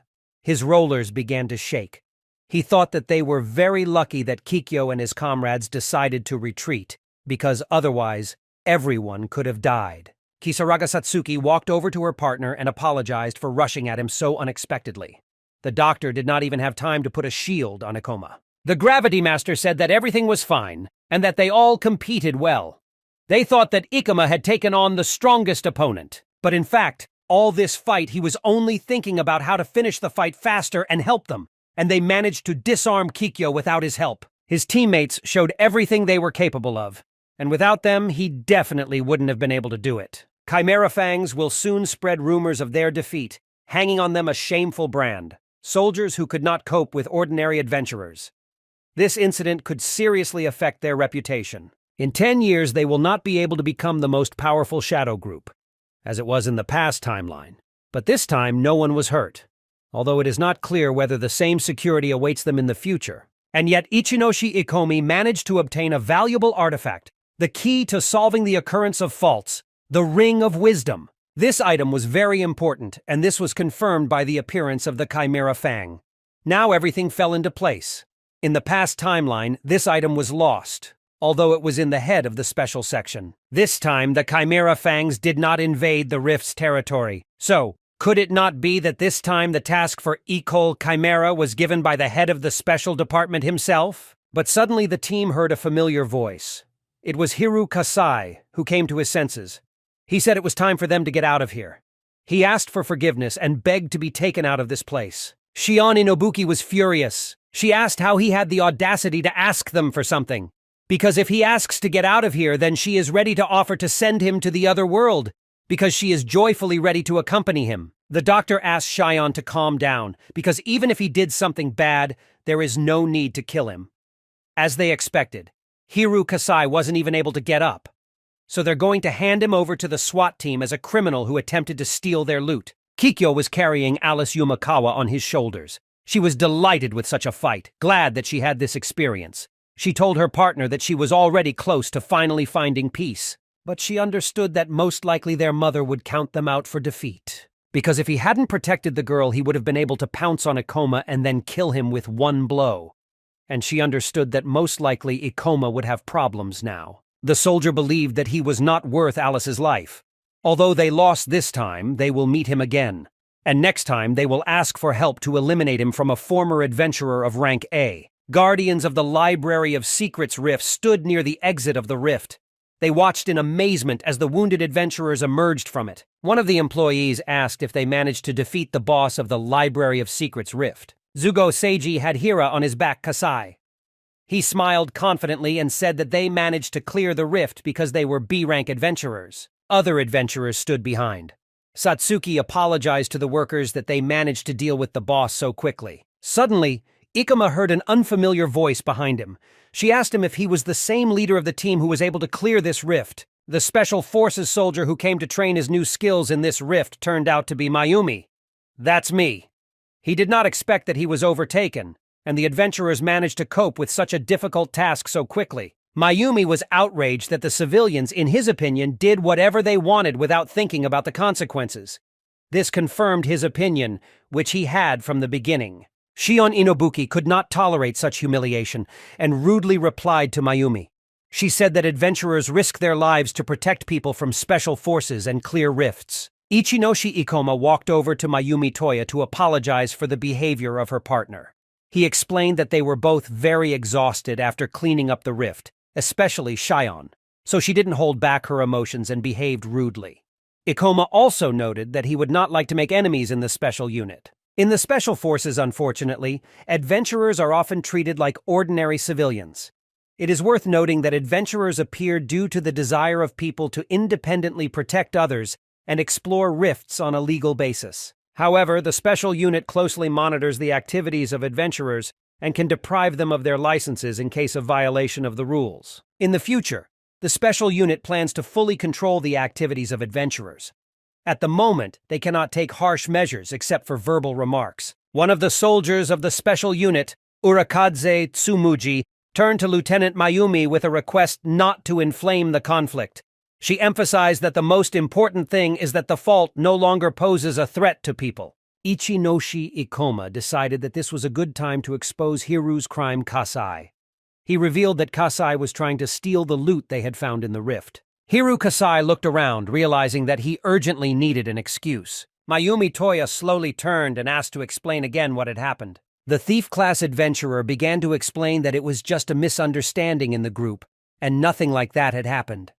However, Shion suddenly hit him on the head and told him to shut up because he was trying to kill them and take all their things. Ikoma noted that this matter should already be resolved by the guild. He also mentioned that Kasai probably already had a criminal record in another branch, so he deserved to be punished. Judging by his behavior, this was not the first time he had done something like this, and Ikoma was sure that he had already received complaints from other adventurers. Hiru Kasai was detained by guild workers to clarify the situation. Ikoma decided not to lose this opportunity to talk with a person from the special unit and told that in addition to the unpleasant situation with the fault, something else happened. They were attacked by two soldiers from the Chimera Fang organization, a blonde and a tall, bald man. Mayumi Toya's face changed. He asked if they were sure what had happened, because if it was just a joke, it wasn't funny at all. The Gravity Master assured that this was true, and he was ready to make a detailed report to the guild and send it to the special unit for verification. Mayumi Toya thought. He considered the boy in front of him very suspicious and frightening. The soldier from the special unit grabbed his head. He could not ignore such a serious statement. He ordered one of his partners to urgently contact the headquarters. A team of adventurers went to the guild, where they began to compile a detailed report of what had happened. The registrar listened carefully to every detail and recorded everything in the document. Finally, all the adventurers were released and they could live out the rest of their day in peace. Shion Inobuki was still angry with her former partner Kasai. She imagined how easy it would be for them if this thief didn't cause them too much trouble. She didn't expect anything more from the thief class. They were just slimy and nasty types. They stole from their allies and no one trusted them. She was never ready to trust people from the thief class again. Ichinoshi Ikoma was very affected by such statements because he used to have the thief class himself. He explained that not all people with this class are bad and that there are honest and decent citizens among them. Shion did not understand the boy's reaction at all and asked why he was so upset. Zugo Seiji suggested not to fight anymore because everything could end on a good note. In addition, all the booty received from Kasai now went to them. The doctor, as always, thought only about money and earnings. Zugo Seiji asked if Ikoma was still sure he didn't want to split the reward between the four. The guy replied that they had already discussed everything a long time ago. He wanted this award to go to the team members. Instead, he received the Ring of Wisdom and had no regrets. The team leader mentioned that Ichinoshi Ikoma and his partner, the sorceress Kisaraga Satsuki, came from another area and their station was on the other side. He was very glad that they could meet them and get such an experience. Zugo Seiji admitted that from the beginning he had only intended to use them as manpower to seize the rift. They were driven by greed. That's why he wants to go all out next time. When a new rank B rift appears, he will not stand by, but will help his comrades, because he wants to become like them. Ichinoshi Ikoma looked happily at his new colleagues. He was also glad that they were able to help him enter this rift. Suddenly, Kisaraga Satsuki felt someone elbow her shoulder. It was Shion Inobuki. She wanted to apologize for her rudeness. After all, they turned out to be much stronger than she thought, and without them, they would not have coped for a long time. Therefore, if they need a company to conquer the fault, they can always turn to them, because it is always for any movement. Ichinoshi Ikoma smiled, thanked them for the experience, and said they would keep it in mind. A team of 2 adventurers was going to their district. Kisaraga Satsuki asked her partner why he was so eager to get the Wisdom Ring item. The boy explained that this ring could summon a legendary creature. He offered to show how it works. He held his hand up and commanded the creature to appear. A light burst from his ring, from which the witch from the Library of Secrets appeared. She flew up and began to shine. The sorceress looked at this creature with admiration. When the witch came down, Kisaraga Satsuki recognized her as a small copy of the ether they had fought earlier. She said it was very similar to that one, but much smaller and cuter. Ikoma explained that it was indeed ether, but in a weakened form. He could use her skills while draining his mana, although they weren't as powerful as the dungeon bosses. Even though her magic was not that strong and consumed a lot of magic, her presence in his arsenal greatly expanded the range of his abilities. Kisaraga Satsuki agreed that this creature would be really useful. But she wasn't sure if this little creature could really reveal all the secrets and causes of the rifts to them. Ichinoshi Ikoma explained that ether was considered one of the most unique monsters. She knew how to speak their language and exchange ideas. The witch remembered how she fought the boss monster of the Library of Secrets. She was frightened by his appearance then, but now there was a cute creature in front of her. Prize monsters were the same level as their host, but some of them possessed special parameters that increased with level. Ether had a unique wisdom parameter. Therefore, if the main character will pump her level, one day he will be able to ask her about the secret of the occurrence of rifts. The little creature tried to start talking. She uttered an incomprehensible word and began to approach Satsuki, extending her arms. The witch was scared. She jumped up and ran to Ikoma, asking what Ether wanted to say, but she could not speak because these were her first attempts. Ether tried to say something again. She said that very soon this world will meet its end. The context of this statement was completely unclear. The adventurers froze. They didn't know how to react because they had too little information about her words. In the guild, Hojo smashed the phone against the wall out of anger. The device fell to the floor and broke. The Chimera Fangs couldn't handle such a simple task, and it made him very angry. He walked over to his laptop and began studying all the available information on Ichinoshi, to whom Ikoma had cleared numerous rifts to his credit and was the first adventurer in history to achieve rank B so easily. He was the adventurer who saved the people from the rift disaster and the one who defeated the elite soldiers from the Chimera Fang. And he was the one who took the Ring of Wisdom. Now Kurebi Hojo understood that the Master of Gravity was Ichinoshi Ikoma was an unusual person. He lived his second life. Kurebi's eyes, Hodzo, lit up yellow. He was sure that Ikumi would never be able to hide from him so easily. Ikoma's team set out for a new rift called the Deep Abyss. There they fought a bull monster. The Gravity Master used the magnetic gravity skill against him, directing magic directly at the enemy. After that, Ikoma jumped high into the air, then fell sharply down and killed the bull with one blow of his sword. He received 768 experience points for this kill. Satsuki was relieved because at first the monsters surrounded them from all sides, but Ikoma easily dealt with them. Sanji Sena also praised his success and said that she was less experienced than him and did not expect this. The blogger even said that if Ikoma had a manager, she would have offered him cooperation. The boy displeasedly asked her to stop using him to promote her broadcasts. Gravity Master decided to level up, but at level 40 it became much more difficult. Even the two of them from Kisarage Satsuki, they could barely handle the monsters. Therefore, they decided to invite Sena to their team, and she did not object. Her manager had gone on vacation and now she had a lot of free time. The adventurers decided to go to the guild to rest. They thanked Sena for agreeing to spend time with them and help them today. The blogger smiled and said that thanks to them, she was able to earn some money and get pumped, so it was very profitable for her. But if they wanted to pay her somehow, she didn't mind. Little Ether was sitting on the team's table. She was sitting in front of a plate of donuts and really wanted to eat them. Sanji Sena asked to borrow this little creature to shoot some videos with it. Although this creature was a conscript, it was very cute. And if you dress her in a maid costume, the comments will simply burst with cuteness. But Ichinoshi Ikoma refused this offer. The Rift researcher called it very boring. Ether was an unusual draft creature that could not be shown to everyone. She was unique and intelligent. In addition, if he allows the ether to be recorded on video, their location will be calculated by Chimera Fangs. But he was worried about something else. He remembered the little creature saying that very soon this place would meet its end. Her words scared him very much and could not be ignored. After these words, the little witch did not speak again. But she was the key to solving the appearance of the rifts. And Ichinoshi Ikoma really wanted to know the whole truth about the faults. Is this world really coming to an end soon? This question bothered him a lot. Maybe there's a reason why he didn't even care. Reincarnated, he knew that after 10 years the number of faults would decrease, but inflation would increase dramatically, and people will not be able to control this phenomenon. But he still did not know how their world would end. As a past S-rank adventurer, he was bound to change the destiny of this world. However, in order to achieve this, he needed to raise his level. But for them from Kizarage, Satsuki found the new rifts too difficult, and it looks like they'll have to find a third member of the group. The witch was very surprised when her partner suggested it. She asked if he was sure. The Gravity Master explained that they needed one more member of the group that could be trusted and wouldn't take most of the damage. Although the boys' class was versatile, it didn't deal as much damage as other classes. The Shaman class was also very good, but in most cases it is more convenient to use it as a support. It will be much more difficult for them to fight in the future if they cannot find a permanent member of the group.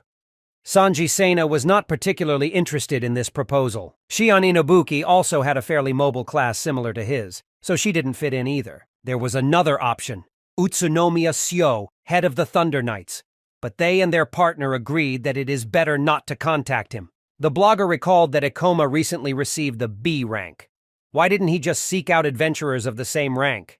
She's sure he'll be able to find plenty of strong singles who fit his criteria. The main character thought, is there a talented B-rank adventurer with a combat class who works alone? He once had one such acquaintance from his past life, but something happened between them in a past life. She used to work together with Ikoma and rush to protect him without thinking about her own safety. She was badly wounded, and Ikoma held her emaciated body in his arms. She asked him if he had suffered from the attacks.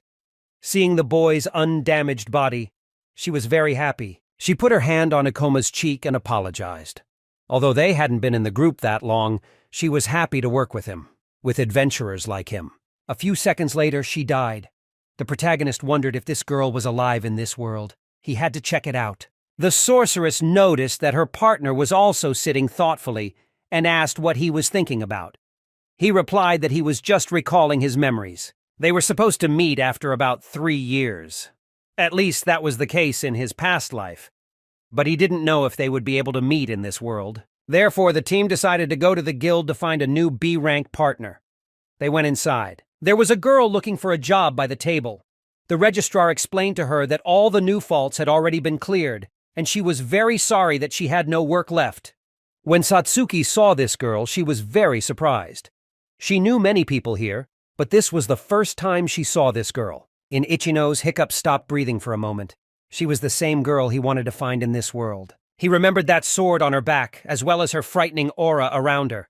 He couldn't believe that it was really the same adventurer. The Gravity Master immediately quickened his pace and headed towards her, leaving the sorceress behind. He cautiously approached the girl and asked if her name was really Kagurazaka Mio. The adventurer turned sharply to the boy and asked who he was. She was not in the mood for conversation at all. The boy lowered his head.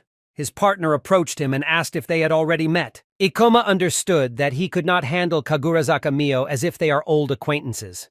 They did not know each other at all in this world. Ikoma explained to his partner that he had heard several rumors about her, because she was a Bordeaux swordsman who had not lost a single battle.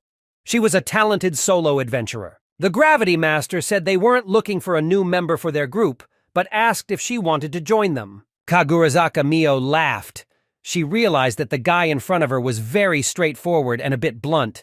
She refused, saying that she would never be a nanny for some helpless, suffocating people like them.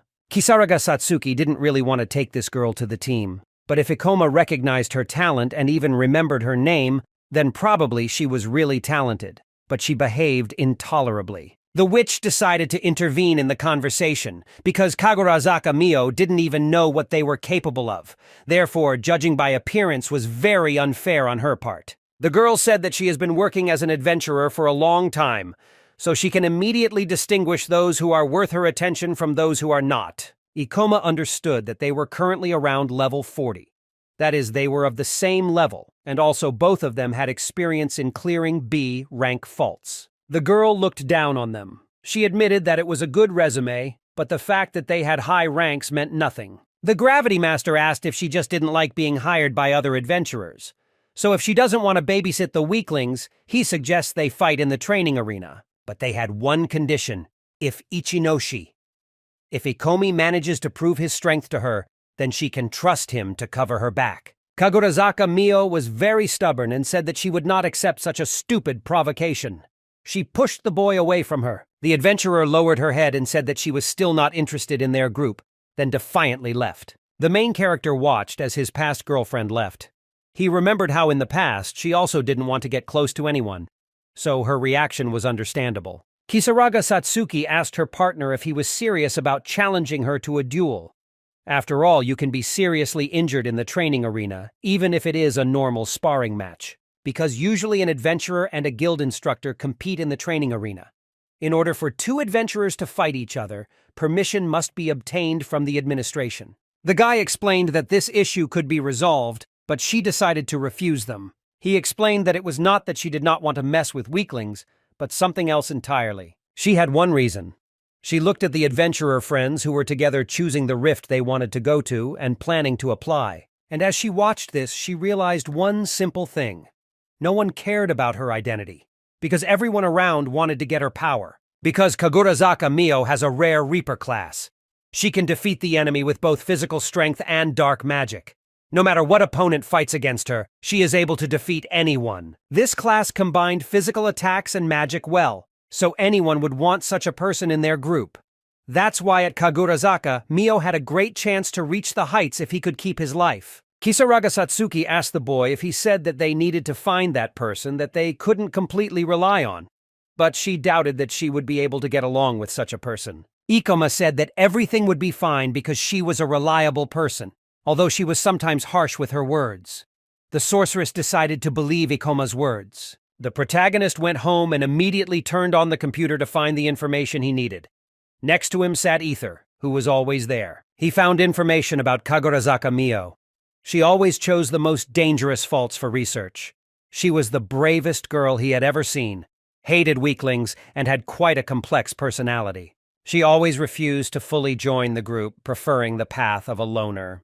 And in the past timeline, she was the one who saved his life. The lonely path is full of dangers, and if he can even slightly influence the course of events of this temporal line, as a sign of gratitude for the rescue, he is obliged to befriend her and save her life. Ichinoshi Ikoma asked Ether if she thought he could convince this stubborn girl to join him. The little witch thought, and then said that the power of one person can change the course of all events. At first the boy thought and asked Ether what she was talking about, but after a moment he understood everything and smiled. He began to remember his past life.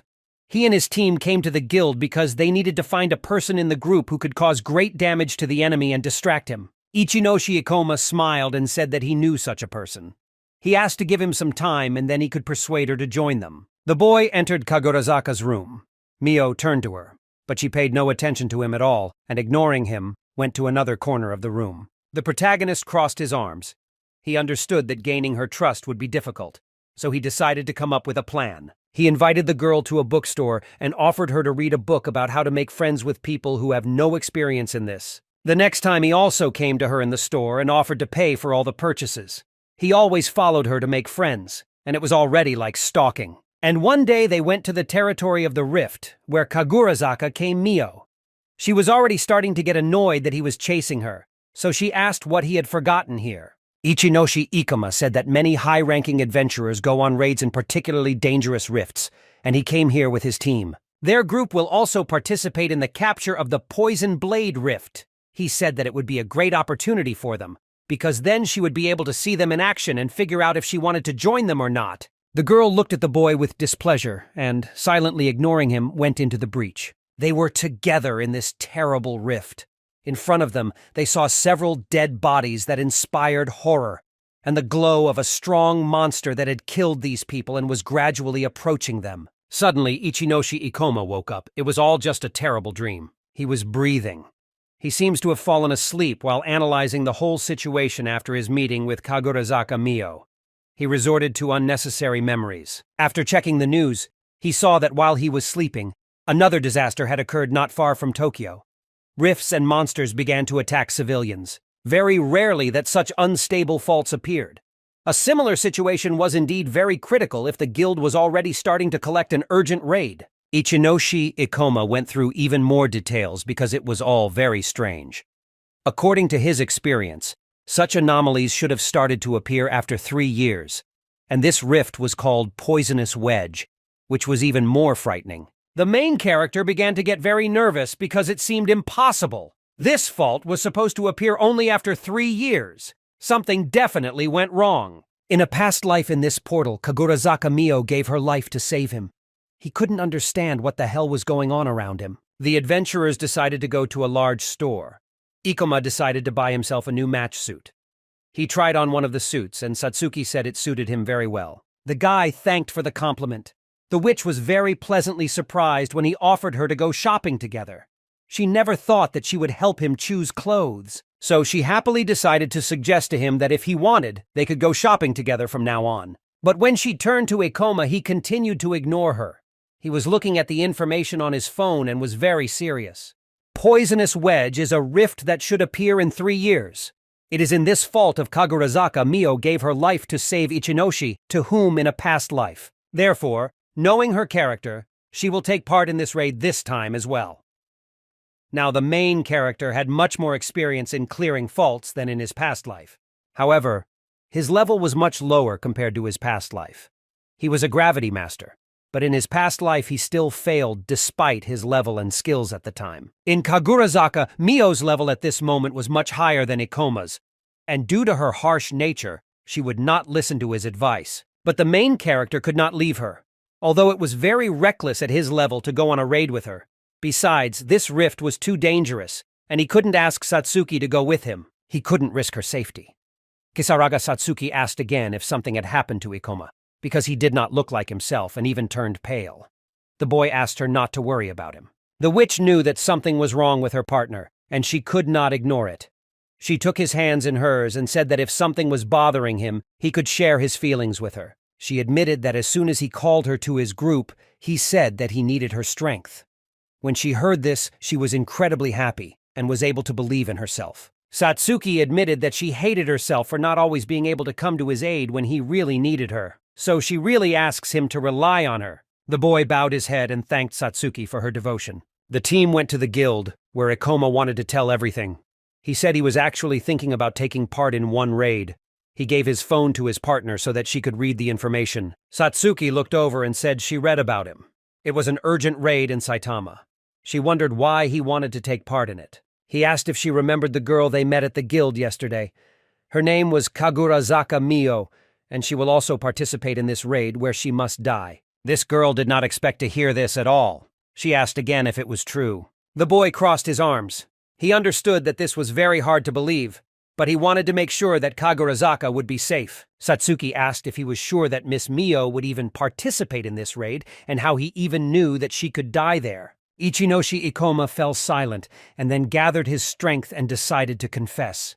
He asked his partner to listen to him very carefully. The girl froze. She was surprised and expected to hear something very serious. Ichinoshi Ikoma admitted that he had been saying all along that he had a special item that helped him learn all about new portals and special items. But it was not true. His truth was that he could see his future.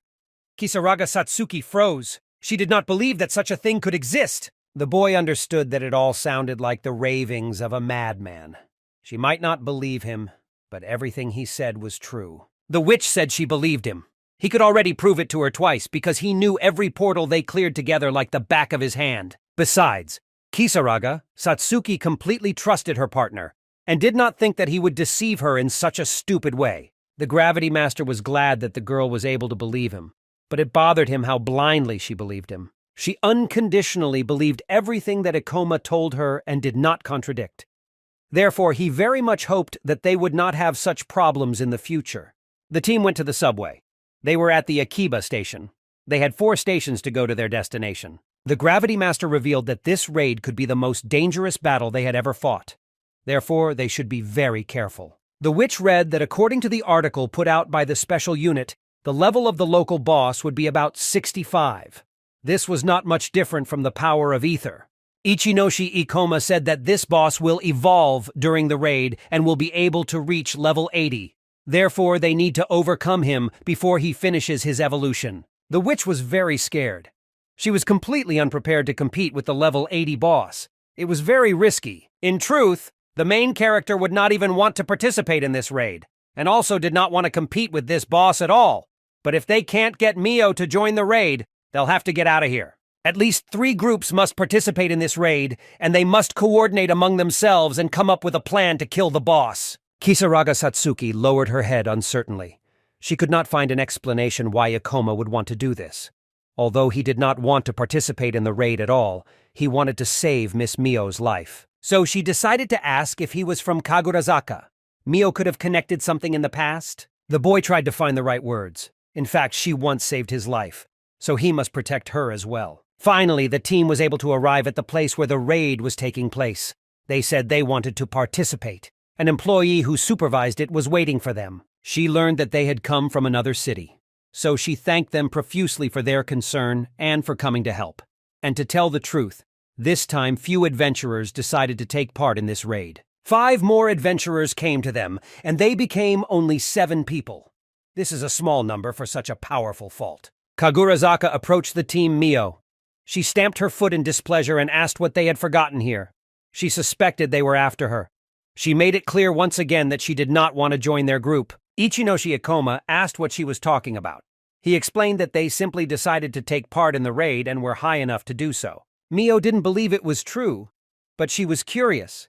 She said that she did not remember seeing them at the last raid in Kanto. Kisaraga Satsuki couldn't believe that a girl like Kagurazaka, who hated all weaklings, decided to save Ikoma in the past. Mio glared at the sorceress in fury as she saw her staring intently at her. Satsuki turned away in fear, began to deny everything, said that everything was fine, and asked for forgiveness. Another unknown adventurer approached Ikoma. He asked if they had decided to participate in the raid as well. The stranger admitted that their new partners were still children, but it was better than nothing. Ichinoshi Ikoma understood that these people were not experienced and did not look like adventurers from a special unit. These people had a special patch on their sleeves. He had already seen a similar logo somewhere. It was a for-profit company that had a place in the entertainment industry and boosted its image by supporting public safety. It was called Black Steel Production. It was a company of adventurers who underwent special training for business development using classical skills. They aspired to reach greater heights in the future, but for now it was just a startup. Chief Shiraki turned to Mr. Hanagasaki. He reminded them that they were representatives of the driving force, so he needed to be polite to potential customers. Shiraki decided to apologize to Satsuki for their rudeness. He explained that Hanagasaki sometimes acts like a stubborn old man, but his character wasn't really that bad. The girl asked not to apologize. It became much easier for her that at least someone with a normal character happened to them. Chief Shiraki handed Ikomi his business card. He was a representative of the company Motive Force, and he will be very happy to conduct this raid with him. The boy picked up this business card, but his sense as an adventurer with 10 years of experience told him that this boy was not as simple as he might seem, so he had to be on the alert. Chief Shiraki began flattering the Gravity Master. He said that he admired such young and talented adventurers, and that he hoped they could become friends. Teams began entering the Poison Blade Rift. A monster appeared in front of them, which began to make ominous sounds. It was a level 44 bloodsucker. Hanagasaki was the first to enter the battle. He began to confront this monster. The monsters did not attack one by one, but immediately in groups because they were intelligent creatures. Chief Shiraki revealed that this rift caused anomalies in Saitama, so the local monsters could be much stronger than the ones they were fighting before because of it. But there were 7 adventurers, so with a good strategy, they will be able to defeat them all. Chief Shiraki began commanding all the adventurers. He asked not to panic, and to cover them behind while they were competing. Moving forces entered the battle with the bloodsuckers. They began to compete. Hanagasaki used his deadly lunge skill and hit the monster with a powerful force. Their partner also ran away and used the life extraction skill. The monster began to gradually die. Ichinoshi Ikoma watched the driving forces compete from the sidelines. He admitted that they worked quite well as a team. These 2 warriors were an offensive force, and got rid of a large number of enemies in a short period of time, while the other guy covered them, distracting stronger enemies. But the leader of their team was watching his comrades.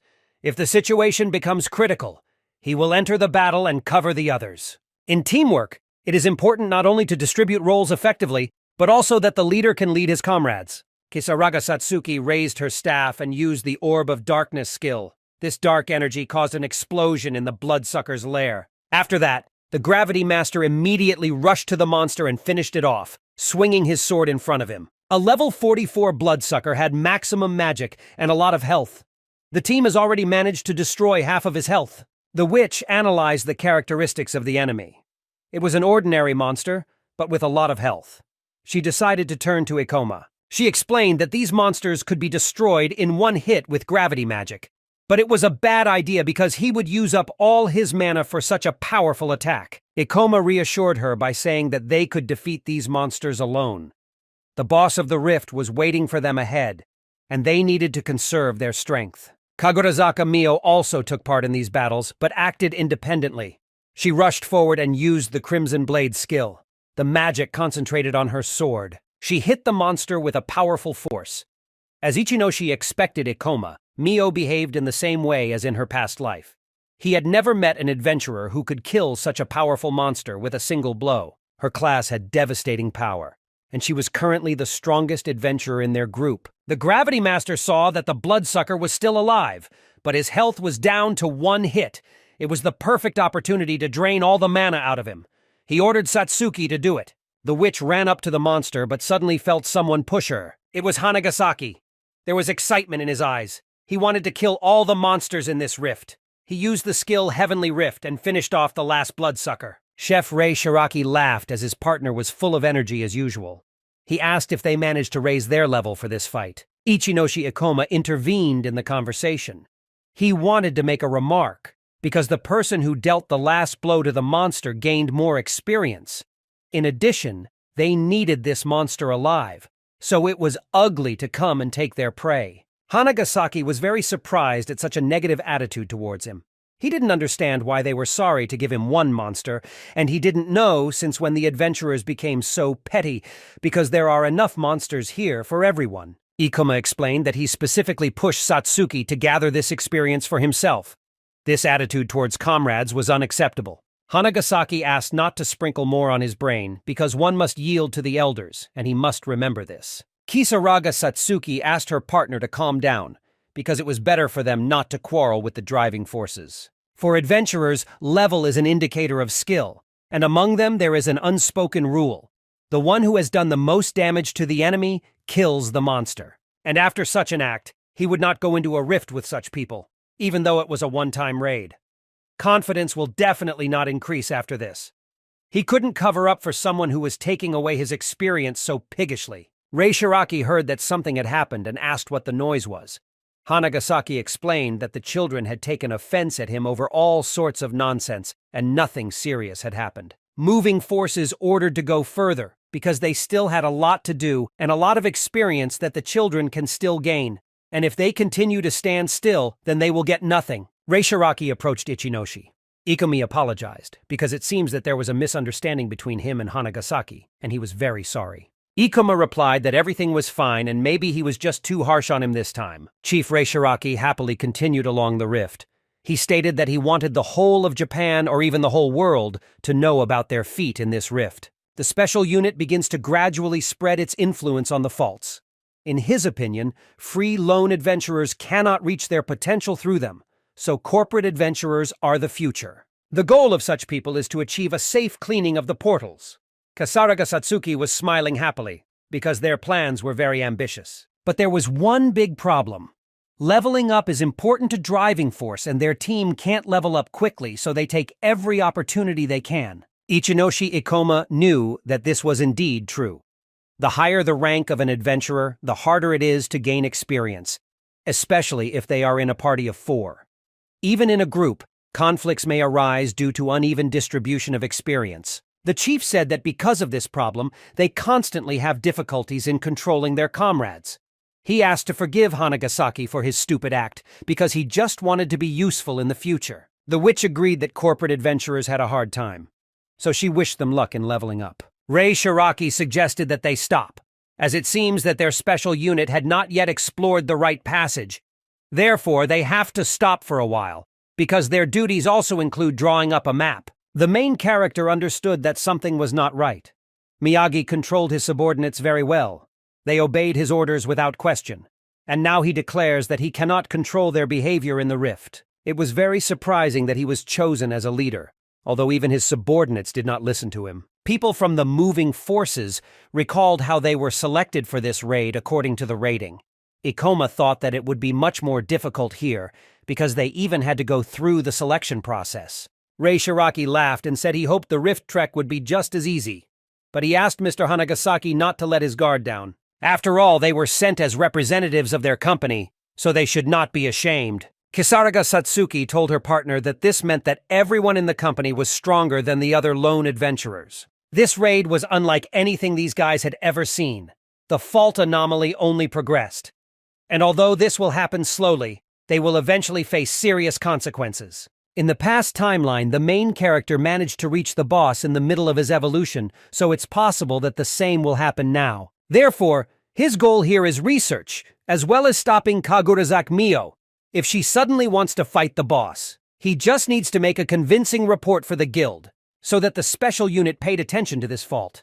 Already trained soldiers will deal with the same fracture of the poisonous blade. Everyone on this team wanted to prove themselves and defeat the boss, but he had to somehow convince them not to join the battle. Also, Kagurazaka Mio had a very stubborn character, so it will not work to convince her just like that. For this, he must be sufficiently convincing and eloquent. The protagonist saw how Rei Shiraki approached Mio to tell her something. He addressed her, saying that he had heard a lot about her, as she was quite popular among lone adventurers. But she only recently received the B rank and has already managed to take part in many high-level raids. The team leader jumped happily and said that he was honored to meet such a legendary solo adventurer like her. He added that Miss Kagurazaka was incredibly talented. This angered the girl, and she asked to stop giving such compliments. She stated that if Rei Shiraki wanted to tell her something, he should speak directly. At first, the team leader was surprised, but then he smiled and continued his speech. He said that he would like Miss Kagurazaka to be his right hand and a member of their Motive Force team. He was sure that an adventurer like her would be up to the job. Furthermore, he believed that if she joined them, her talents would allow them to grow their company much faster. He declared that he wanted to protect his country from the fault lines together with it. Kisaraga Satsuki really believed that this guy was very eloquent, but according to Ikoma, Miss Mio would immediately reject him. Kagurazaka Mio dryly replied that she was not interested in such an offer. She always answered briefly and to the point. The team leader began to aggressively convince her. He assured her that she needn't worry because if she became his right-hand man, he would gather as many talented adventurers as he could. The girl sharply ordered everyone to shut up because she was not going to join any group. She ordered not to talk to her anymore because she chose the path of loneliness, and she did it of her own free will. She came closer to Ikoma and said that lately she has been encountering persistent boys more and more often. She asked them to remember that she had only joined them for the duration of the raid, and after that they would immediately part ways. Chief Shiraki tried to convince Kagurazaka Mio, because the higher her level becomes, the more difficult it is to maintain a career as a lone adventurer. At high levels, going to A-rank dungeons and above can be too dangerous. Kagurazaka Mio was serious. She said she would stick to her ways for the rest of her life, so their attempts to convince her were futile. Kisaraga Satsuki began to worry. She began to whisper in Ikomi's ear, asking why there was such a tense atmosphere whenever Mrs. Mio said or did something. Hanagasaki suddenly turned to the team of adventurers. He said that Ikoma himself saw everything, and that their chief was very kind to them, so he asked them to be polite and not disturb them. Ichinoshi Ikoma said that they were eager to prove themselves in the raid, because meanwhile their boss was trying to recruit even more people to his company. But it seemed that they didn't have much control over the situation. Hanagasaki even more. He began to raise his voice and speak rudely. He ordered Ikoma to watch his tongue, further escalating the conflict. Kisaraga Satsuki stated in shock that they were trying to pick a fight with everyone again. She asked Mr. Shiraki to intervene because his subordinate was trying to create a conflict out of thin air. The Gravity Master understood that Hanagasaki would probably not listen to the leader's words.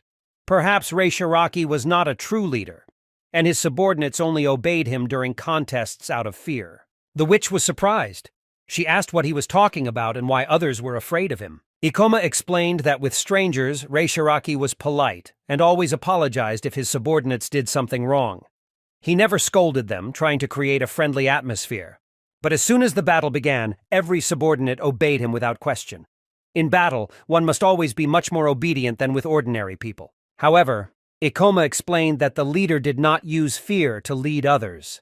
He was more concerned about saving face and good relations with the adventurers he didn't know. To finally dot all the dots, Ichinoshi Ikoma wanted to say that other subordinates may obey their leader like dogs, but he does not. Rei Shiraki gently began to explain that there seemed to be a new misunderstanding between them. He assumed that Ikoma was probably exhausted from his subordinate's attack, and he sympathized with him. But they need to calm down and work together during the raid. The Gravity Master confirmed that they would indeed work together, but he would not put any effort into making their company score high after the raid was over. Rei Shiraki chose to remain silent. They just stood facing each other in silence for a few seconds, and then he turned and continued on his way. Satsuki excitedly asked the Ikemas if they really needed to fight with them in such a dangerous place. He replied that they could avoid it, but he was tired of being manipulated by Rei Shiraki. Chef Rei Shiraki has always believed that he does well in the role of captain. However, this time he felt as if he had become a nanny for 3 worthless adults, as they were long past their 20s. But all they knew how to do was compete. In addition, in this raid they were joined by a smart man who knew how to express his displeasure. Rei Shiraki noticed that Ikoma had enough experience and strength and was not afraid to speak his mind. The commander did not believe that someone managed to bite him. He agreed to this raid only because he understood that he could quickly level up and earn the respect of the company. But now he did not know at all whether he could hold out here with unruly rebels and a single stranger. And yet, the protagonist understood that with someone like Rei Shiraki, they had to be very careful. Suddenly, the adventurers heard a strange sound and immediately reacted to it. A new wave of monsters appeared, and they were already close. The adventurers urgently needed to confront them. The boss smiled. He thought it was great, as it was the perfect chance to clear up their misunderstanding with Ichinoshi Ikumo. It's time to put it in its place. A terrible monster appeared in front of them, the 47th level Killer Mantis. He began to scream frighteningly. The driving forces were displeased to see these creatures because they were beetles. Hanagasaki offered to destroy them as soon as possible and move on. The Gravity Master began to analyze the situation. Level 47 is a lot, and the deeper they went into the dungeon, the more often they encountered strong enemies. Before, they only encountered weak, low-level monsters, and now these monsters were not only of a high level, but also had powerful paws, blades, and a strong body. They had no magical abilities at all, but they made up for it with physical strength. Therefore, the best way to defeat these monsters is to punch them in the stomach. Ikoma decided they needed someone who could deliver a powerful blow. Only Kagurazaka was such a person, Mio. He turned to her, explaining that it was dangerous to get too close to the monster. Ikoma asked her not to attack him alone and let them help. But Mrs. Mio didn't want to listen to anything. She asked them not to disturb and said that she would deal with the monster herself. Ikoma tried to stop her, but to no avail. Mio rushed into battle with the mantis. She ran and delivered a powerful blow to the bug's stomach before landing. She managed to significantly reduce the monster's health. The Gravity Master was glad his plan had worked. Kagurazaka, as usual, did not listen to anyone and rushed into danger. But they had no other choice, and they would have to fight. Ikoma assumed the role of leader.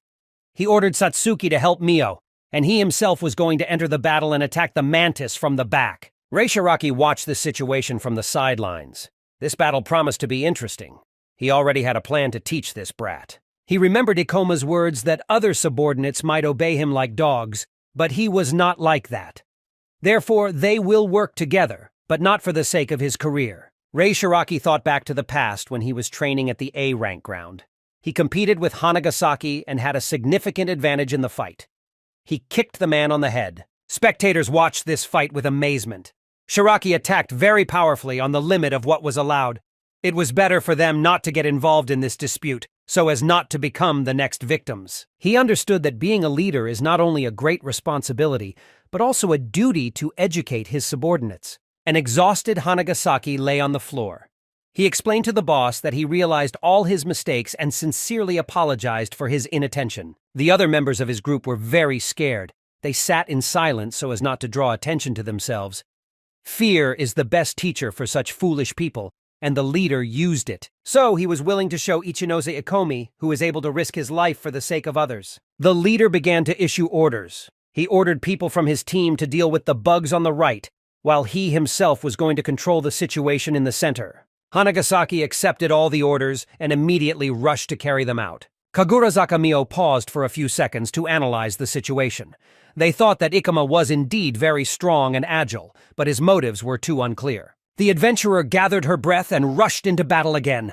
She was holding her sword in front of her when the mantis started charging at her. But suddenly, Rei Shiraki appeared in front of her, completely blocking her path to the monster. He stood in front and took full control of the monster. Turning to Miss Hanagasaki, he explained that fighting alone is very dangerous, so he will protect her and she should not worry. Mio angrily asked not to interfere with her and not to interfere in the battle, because the leader seemed to be doing everything to harm her. Rei Shiraki decided to specifically sneak into the center of the battle. From there, he could perfectly observe Ikoma and come to his fake aid at the right moment. The Gravity Master dodged the attack and ordered the sorcerer to immediately use the Orb of Darkness. When the girl raised her stick over the mantis, there was an explosion that distracted the monster. He lifted his paws up. Ikoma said it worked perfectly, because now all he had to do was cut off the beetle's legs. He thanked for the help and ran away, swinging his sword. Ichinoshi Ikoma used double gravity to make his strike even more powerful. Then he flew up and used Meteor Fall. But despite the force of the attack, Mantis remained alive. Kisaraga Satsuki began to worry because her partner was spending too much magic on ordinary monsters. They had to end this fight as soon as possible. The boy understood that he would not be able to cope on his own because he could not count on Rei Shiraki, and Kagurazaka Mio was busy with other bugs. He had absolutely no time to drag out this fight. The monster recovered and began to rise to its feet. He was very stubborn and still continued to live. It was the perfect moment for Rei Shiraki to execute his plan and come to the fake aid of Ikomi. Watching the adventurer, he was surprised that his attacks were so powerful and fast. Rei Shiraki had never seen anything like it. This adventurer possessed incredible mobility in battle, and his fighting skills were nothing short of impressive. The leader should not have underestimated him. Rei Shiraki pondered. If Ikoma had joined the driving forces, their team would have reached a new level. Once he even organized a special corporate squad of adventurers, trained them, and wanted them to benefit the corporation in the future. But the head of the guild was against the idea, and many of the upper management laughed at his plans. However, the guild head was willing to sponsor him if he performed well in the next mission. And now the commander had a plan. If he can distinguish himself in this raid, he will be able to prove to everyone what he is capable of. That's why he won't let Ichinose Ikomi take all the glory for himself. Rei Shiraki called Amemiya, one of his subordinates, to him. He told her that the battle was coming to an end and asked her to pretend that she had accidentally injured Ikoma during the fight. Amemiya was very surprised. Her eyes expressed fear, but she was obliged to carry out the order. During a rift battle, people tend to focus more on monsters than allies. So a Gravity Master is unlikely to realize that this was intentional. But the leader really wanted to one day trick this adventurer. And as soon as the opportunity arose, he would definitely do it. Amemiya was very excited. She didn't know what the boss was thinking, but she began to quietly sneak up on the adventurer from behind. Meanwhile, the main character was in the heat of battle. He didn't pay attention to what was happening around him and was focused on the monster. He announced that they were almost done. Amemiya drew her sword and assumed a fighting stance. She mentally apologized to the adventurer, but she had no choice but to follow the boss's order. Otherwise, he would kill her. She thought about the best place to hit him. A blow to the shoulder would not have caused serious damage. Ichinoshi Ikoma sensed that something was wrong. He turned and noticed out of the corner of his eye that Amemiya was behaving very strangely. At that moment, the girl used the laser shot skill. The energy she accumulated during the night was directed into Ikoma's shoulder. She understood that from such a distance he would definitely not have time to dodge. Amemiya got too close, so the plan had to work. There was a monster on one side and Amemiya on the other.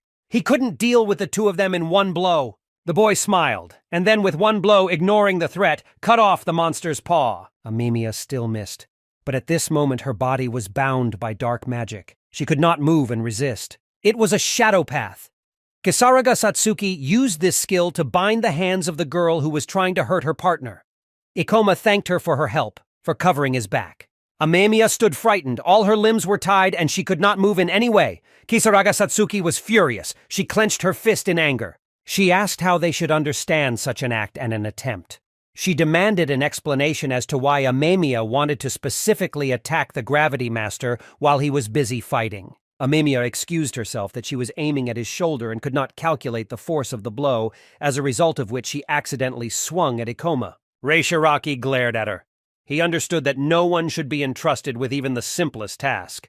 Despite their age, Ikoma and Satsuki were very experienced and ready for any extreme situations. Ichinoshi Ikoma, restraining his anger, ordered no one to relax or be distracted. The battle was still not over, and they did not have time to figure out their relationship. Suddenly, the praying mantis monster began to evolve. His body became stronger and his skin color changed to a frightening blue. With a roar, he used the ice needle's skill. Sharp pieces of ice flew at the researchers. Amemiya, not being able to evade due to the charms that bound her, received an ice fragment in the back. Her eyes widened in pain and a moan escaped her mouth. Reishiraki gritted his teeth and glared at the battlefield. Everything did not go according to plan. Those monstrous bugs possessed magic, and it was his mistake to send his subordinates so close to the enemy. The girl, having lost consciousness, fell to the ground. Her side was covered in blood, and her breathing was ragged.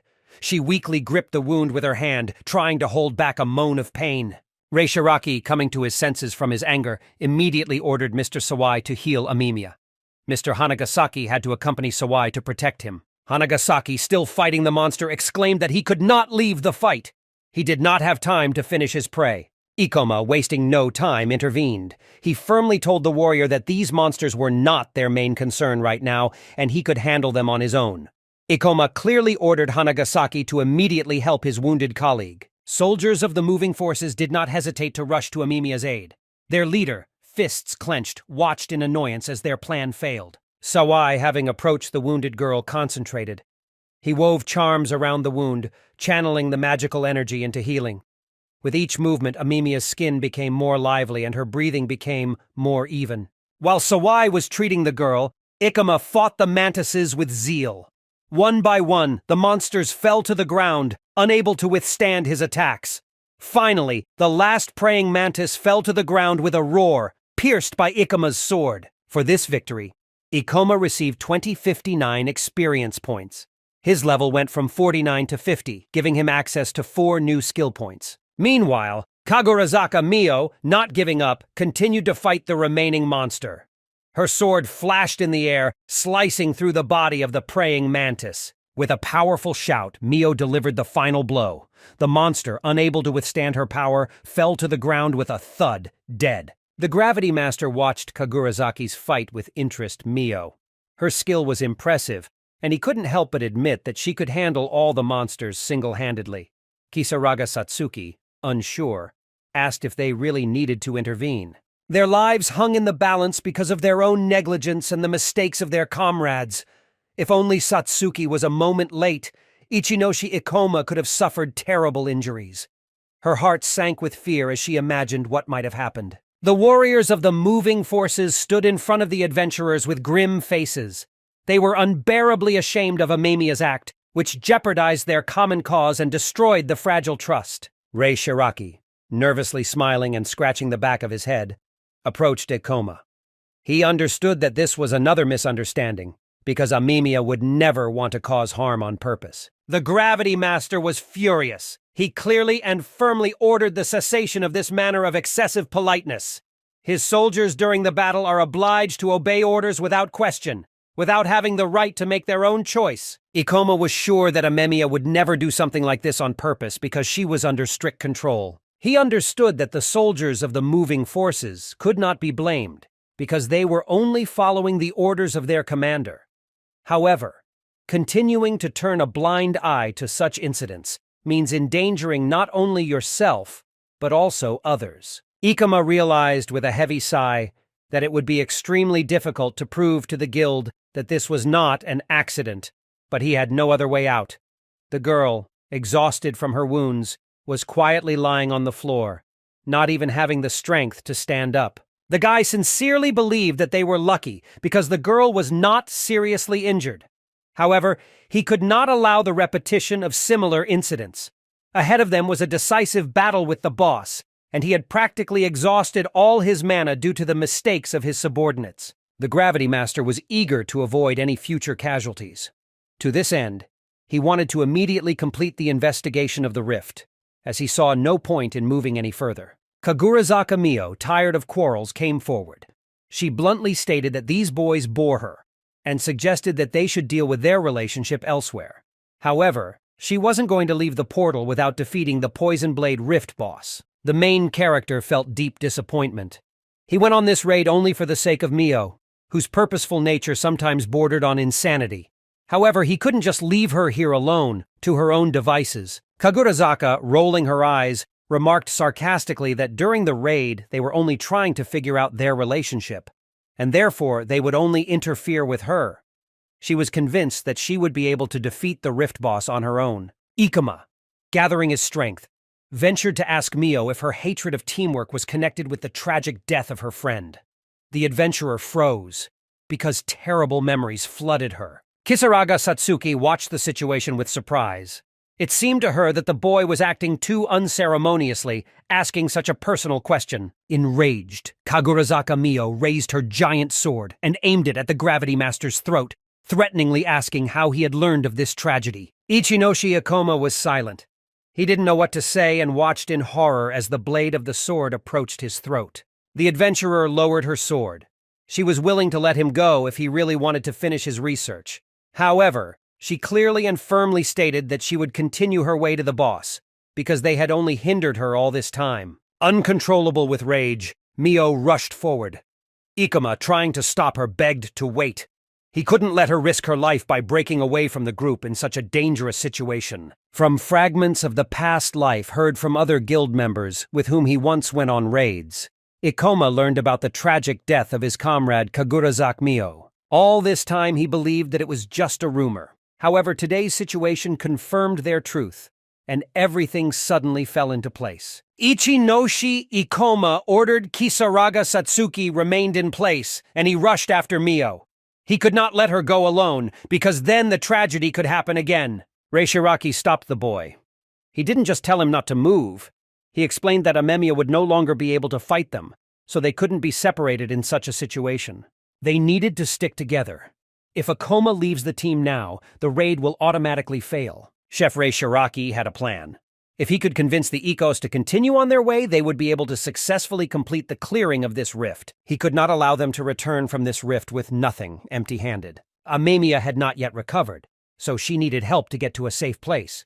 But if Ikoma and Satsuki rush after Kagurazaka Mio, their raid will fail. There was no way he could allow this to happen, because without these adventurers, Reishiraki would not be able to achieve the desired result. Reishiraki explained that Miss Kagurazaka had made this decision herself, and he understood their concern, but she had decided to go on without them. Therefore, it was now necessary for them to stick together in order to maintain their safety. The protagonist only smiled sarcastically in response to his words.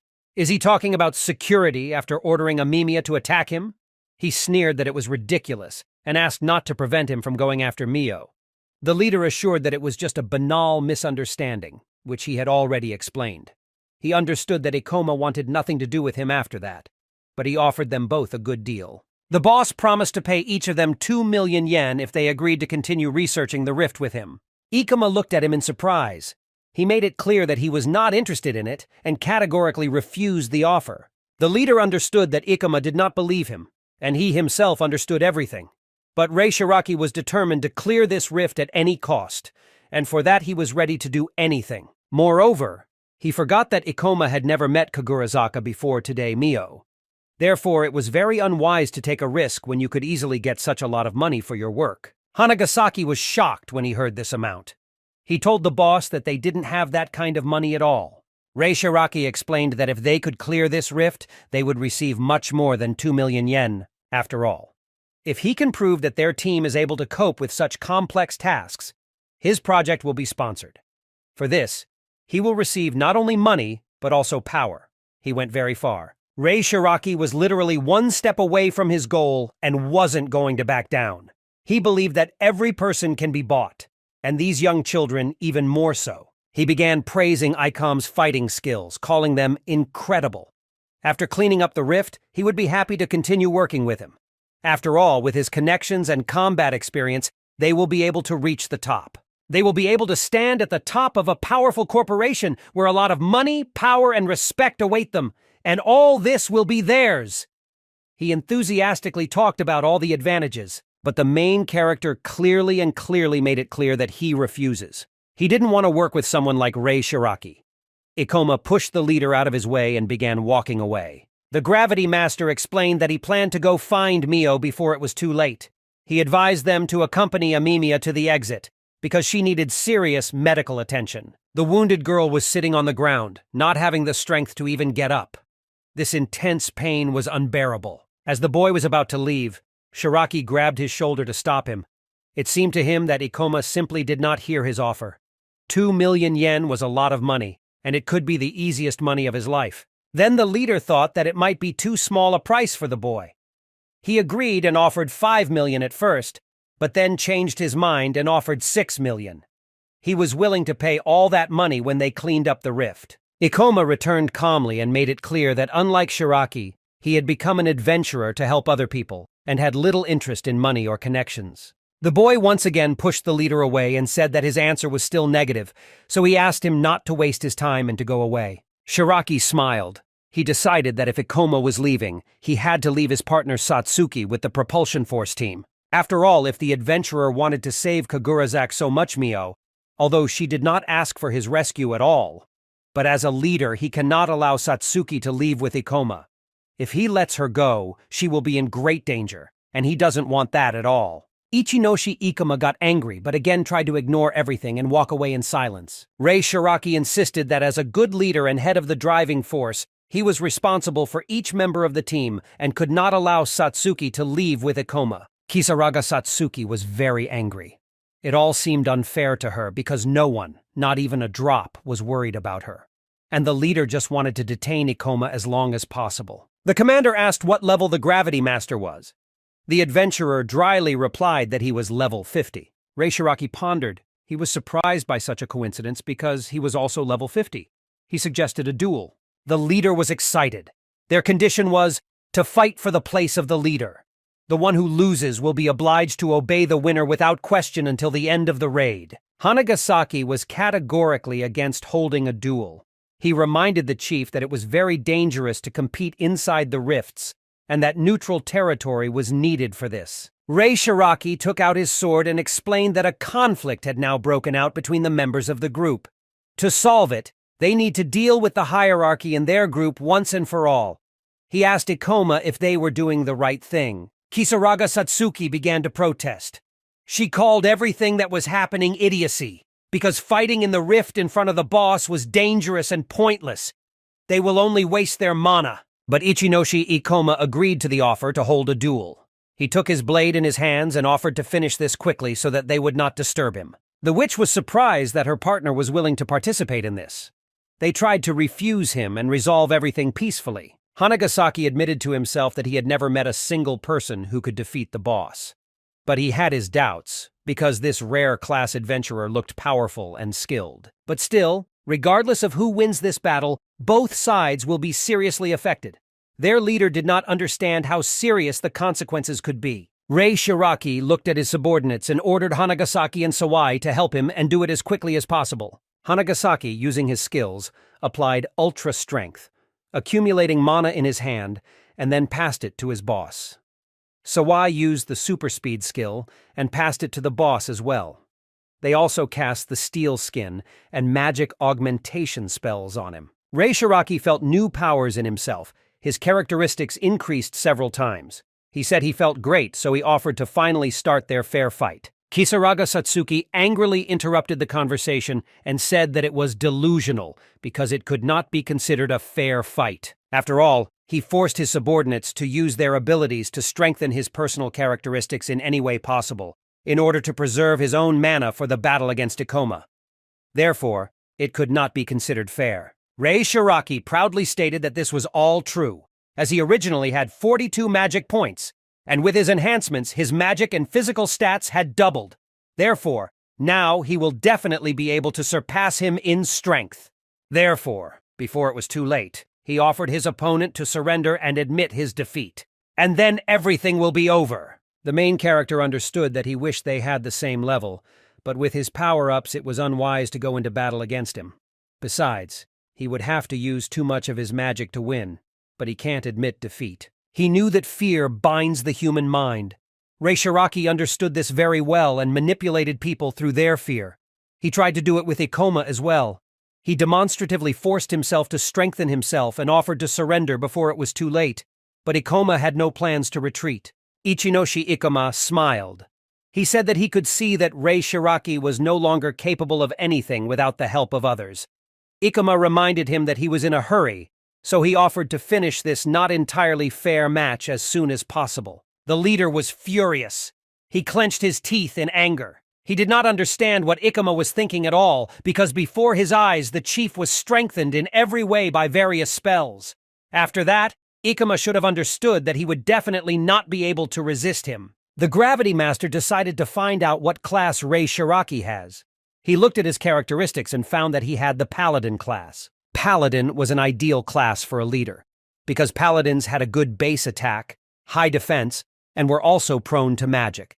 But to be honest, this class did not suit Shiraki at all. The leader wore power-ups from the skills Send, which increased attack power, Steel Skin, which increased defense, and Magic Boost, which increased magic attacks. Rei Shiraki smiled because he saw that his opponent was so confidently rushing into battle. He taunted him and asked if he was sure he could beat him. After all, it was clear that victory in this match was guaranteed to the leader, and agreeing to this fight was very stupid. The Gravity Master advised his opponent to speak less, because if he did not hurry, all his reinforcements would soon disappear quickly. Rei Shiraki, angry, gathered all his strength and ran away. He called his opponent a self-righteous fool. Kisaraga Satsuki was very surprised when she saw how quickly the boss could move. In a few seconds, he was already near Ikoma. Rei Shiraki stopped next to the Gravity Master and struck with great force with his sword. There was a very powerful explosion that destroyed everything around. This blast wave even knocked the Gravity Master off his feet. He flew back a few meters, completely not expecting to encounter such a powerful force. Hanagasaki praised the strength of his boss. He addressed the sorceress and said that it was now clear that Ikoma was not at all on the same level as their boss. But he admitted that, to be honest, even without reinforcements, Rei Shiraki was incredibly strong, and with reinforcements, the only one who could defeat him was the local boss. Kisaraga Satsuki folded her arms in front of her. She believed in her partner, because in Ichinose Ikomi was a mobile class, and with the help of the force of gravity, he could dodge in time and stop Rei Shiraki. At least, she really wanted to believe that. The team leader noticed that his opponent chose to dodge all of his attacks, which was very surprising. But at one point, he realized that Ichinoshi was possible.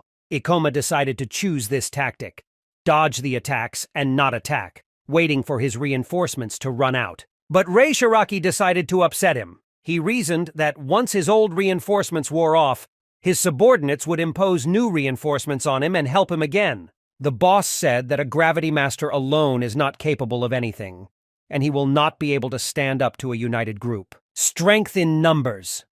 This is exactly what Rei Shiraki understood when he was still a schoolboy. He was always a gifted child and could devote little time to studies and sports activities but still remained the best. But one day when he was leaving his class, he was hunted by bullies.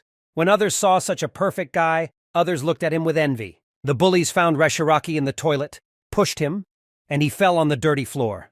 They started laughing at him and joking. They focused all their attention on him and ordered him to get up from the floor because Mr. Perfection could not give a pass to ordinary school children. The castaways gathered outside the school in groups and bullied Rei Shiraki after school. If they fought one-on-one, none of them would be able to stand up to him. It was then that he realized that one person is simply powerless against a crowd. From that time, he decided to study human psychology. He joined the adventurers, recruited a team, and then realized that in order to get a lot of money, he had to go into business. That's how he got to Black Steel Production. And then he decided that he would create a new generation of corporate adventurers. With these thoughts, he continued the fight. No matter how hard his opponent tried to dodge, it still had to end with one blow. He raised his sword up and swung at Ikoma. The Gravity Master calmly replied that the leader was talking too much. In one motion, he punched Rei Shiraki in the stomach.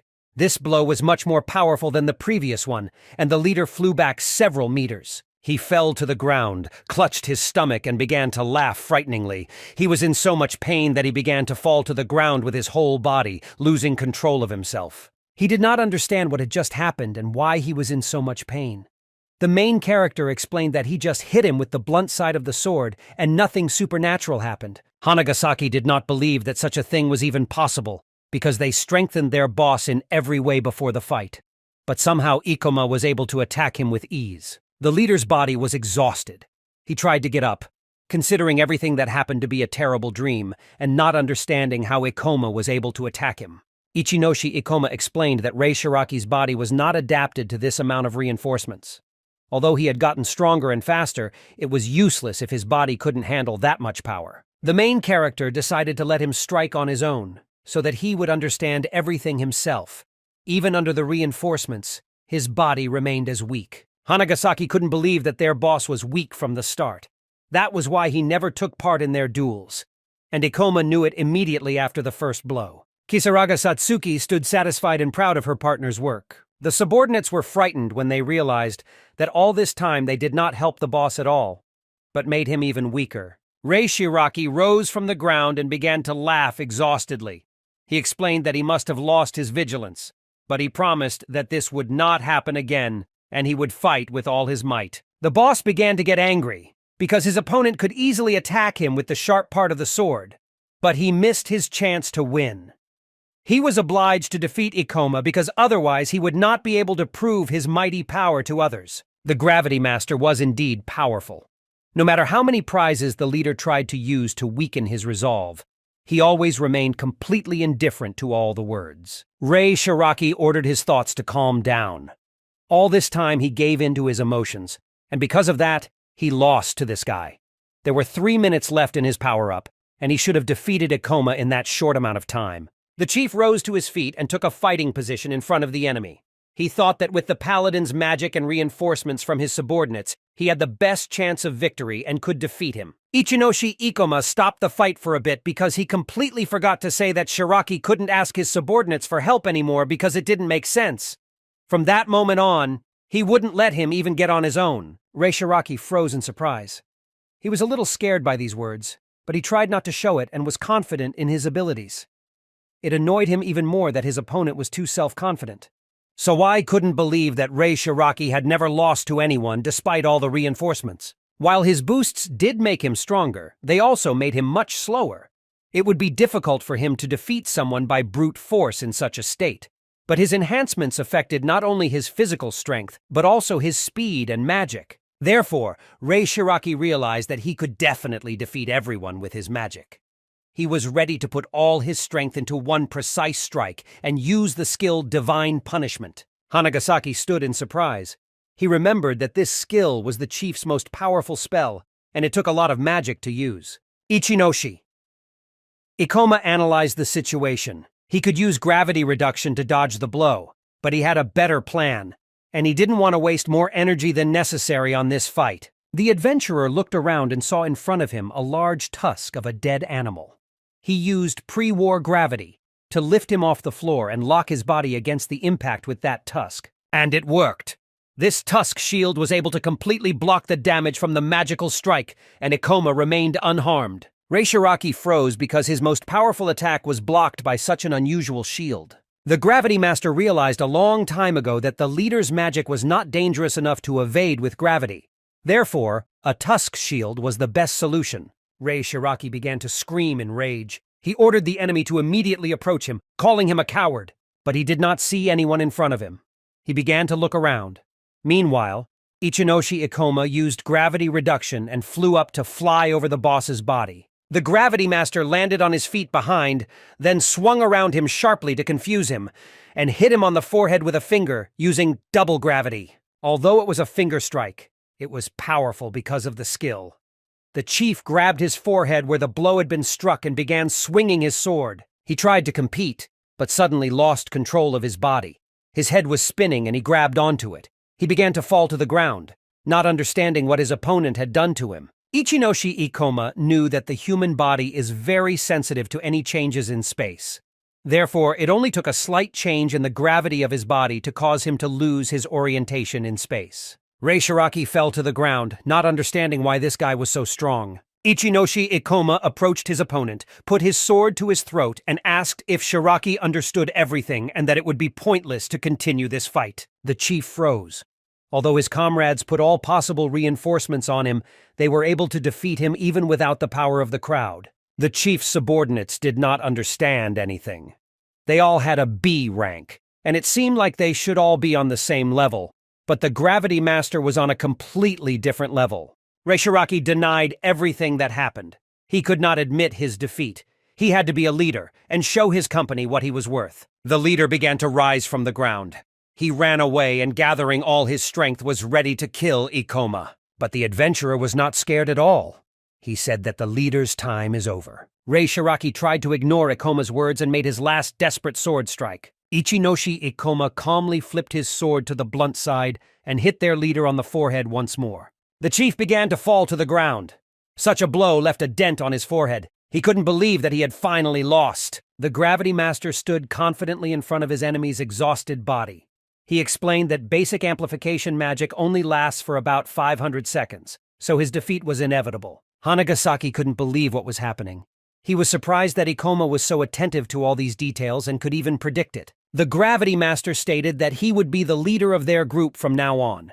He suggested that his subordinates rest for a while, and when everyone gathered their strength, they would leave the rift the same way they got here. Kisaraga Satsuki approached the subordinates and stated that due to their leader's selfish actions, Ikoma had to expend too much magic for the duel. So the sorceress decided that since the other people from the driving force team would no longer be fighting monsters, they would give all their mana to the adventurers. The boy admitted that it wasn't really part of his plans, but it would be very useful for them. Kisaraga Satsuki asked Hanagasaki to take her leader in her arms so that she could take all of their mana.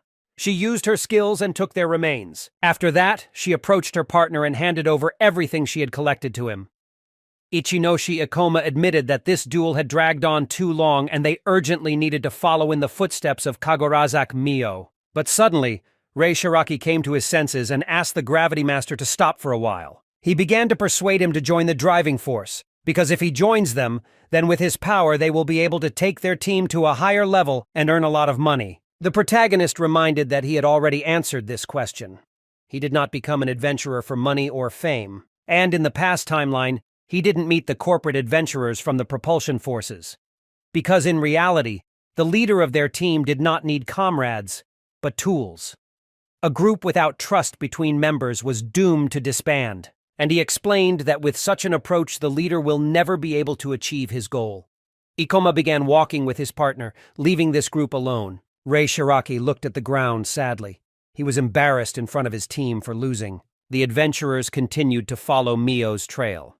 Kisaraga Satsuki said that Ikoma was very kind to them, and even explained to them how to get to the exit from the rift faster. But the witch admitted that she was actually ready to just leave them to die and go, because after all they had done, they didn't deserve to be treated like that. Ikoma explained that they were indeed bad people, but he would like them to make it to the exit safe and sound. Suddenly, the main character remembered his past life. He was the leader of their team and they made it to the depths of the rift. However, they were already on the edge, so his comrades suggested that they turn back. But Ichinoshi Ikoma refused, because they had already gone too far and he still had mana left, and he would be able to handle the boss alone. When he was young, he was also full of ambition and did not think that the opinion of each member of the group was very important. He always thought only about the result. That's why their ways with his past comrades diverged so quickly. Kisaraga. It was the first time Satsuki had heard such a sensitive story from her partner. She said his name. She decided to cheer him up and said that in any case it was all in the past, and now he had become a completely different person. Therefore, she encouraged him and told him not to hang his nose. Ichinoshi Ikoma agreed with Kisaraga. They went further. In the first stage, the Rift boss was just starting to evolve, so Kagurazaka Mio shouldn't have been badly hurt. But still, they had to hurry and stop this match before it was too late. Kagurazaka Mio stood in front of the boss. He looked very powerful and powerful. Although she was level 46, during this time she met many raid bosses and higher levels. But this boss was much scarier and more powerful and could also evolve. It was the boss of the Poison Blade Rift, the level 80 Cursed Queen. She roared furiously. The adventurers went further and saw magical shards on the ground. These shards were dropped from local monsters after killing them, so it looks like Mio has been here recently, the witch thought. Because something was wrong here. It is understandable why Mio decided not to take them and leave them on the ground. Magic shards are stones that contain monster mana. These stones were very valuable, and in 10 years will become the most ecological source of energy. But even now, these fragments could be sold in the guild for a generous reward. Although, knowing Mio, she never chased for profit, so she probably didn't pick them up. Kisaraga Satsuki decided to ask her partner about what he mentioned about her fallen friend. She wanted to know more details. Ichinoshi Ikoma admitted that he had actually heard the story from other adventurers and did not believe it to be true. But Mio's reaction confirmed this tragedy to him. Kagurazaka's first year as an adventurer, Mio lost her close friend while clearing the rift. It had a terrible effect on her. Kisaraga Satsuki asked if this was why Mio decided to work alone. The boy suggested that it probably was. Given her reaction, she still feels guilt and self-blame for what happened. The witch asked why he collected all the information about Mio.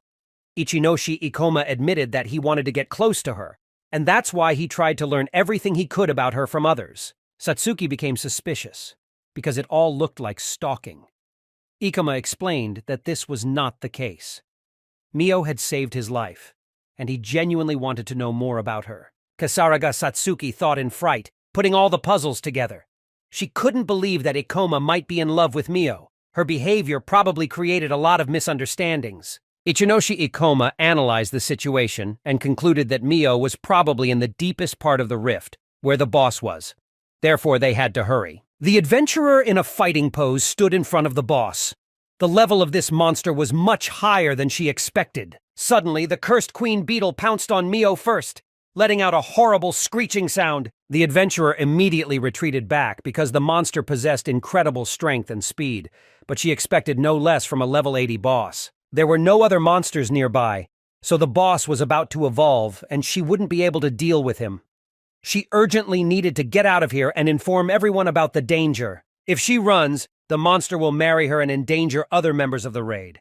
That's why she went into the rifts alone every time. Kagurazaka Mio understood that she would not be able to escape, so she would have to fight. But in this case, she condemned herself to death. Her class revealed its full power only on the verge of death. Only in this way will she be able to equalize the odds and defeat the boss. The girl imagined her dead partner standing behind her. She held out her hands and asked if they could meet soon. Kagurazaka Mio froze. A chill ran through her body. It was necessary to drive away all thoughts and concentrate on the match. The cursed queen used the poisonous maggot's skill. Attacks flew at the adventurer, but she was able to dodge them. The adventurer asked the boss if that was all he was capable of, throwing 4 poisonous grubs at her. She said that it only made him worse because now he was defenseless. Mio ran, jumped, and swung her sword. Her time has come. Using a powerful skill, she struck the ground with her sword, slicing it in 2. The cursed queen she was targeting was gone. This was surprising since this boss only specialized in attacks. Mio didn't understand how he managed to dodge so easily.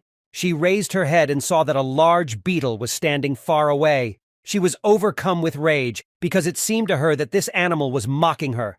The boss was probably taking his time to complete his evolution. The adventurer rushed to the boss in a rage and called him a coward. She concentrated all her power in the sword. She then jumped up high to show off her full Reaper class power. With a swing of her sword, she used the Bloody Dash skill. This skill consumes 44 health and turns life force into a powerful slashing attack. The cursed queen was prepared for such attacks. She began to defend herself with her paws, which were tipped with sharp blades, using them as a shield. The attack happened. And so did Kagurazaka Mio face the monster head-on. She resisted him with her sword, apologized, but said that it would not work to kill her just like that. Although she had spent a significant amount of health, she still had a chance to punch through the bug. She has 67 health left out of 128, as well as 69 magic left out of 91. Enraged, the boss began swinging his bladed paws and managed to hit the adventurer so hard that she flew back a few meters.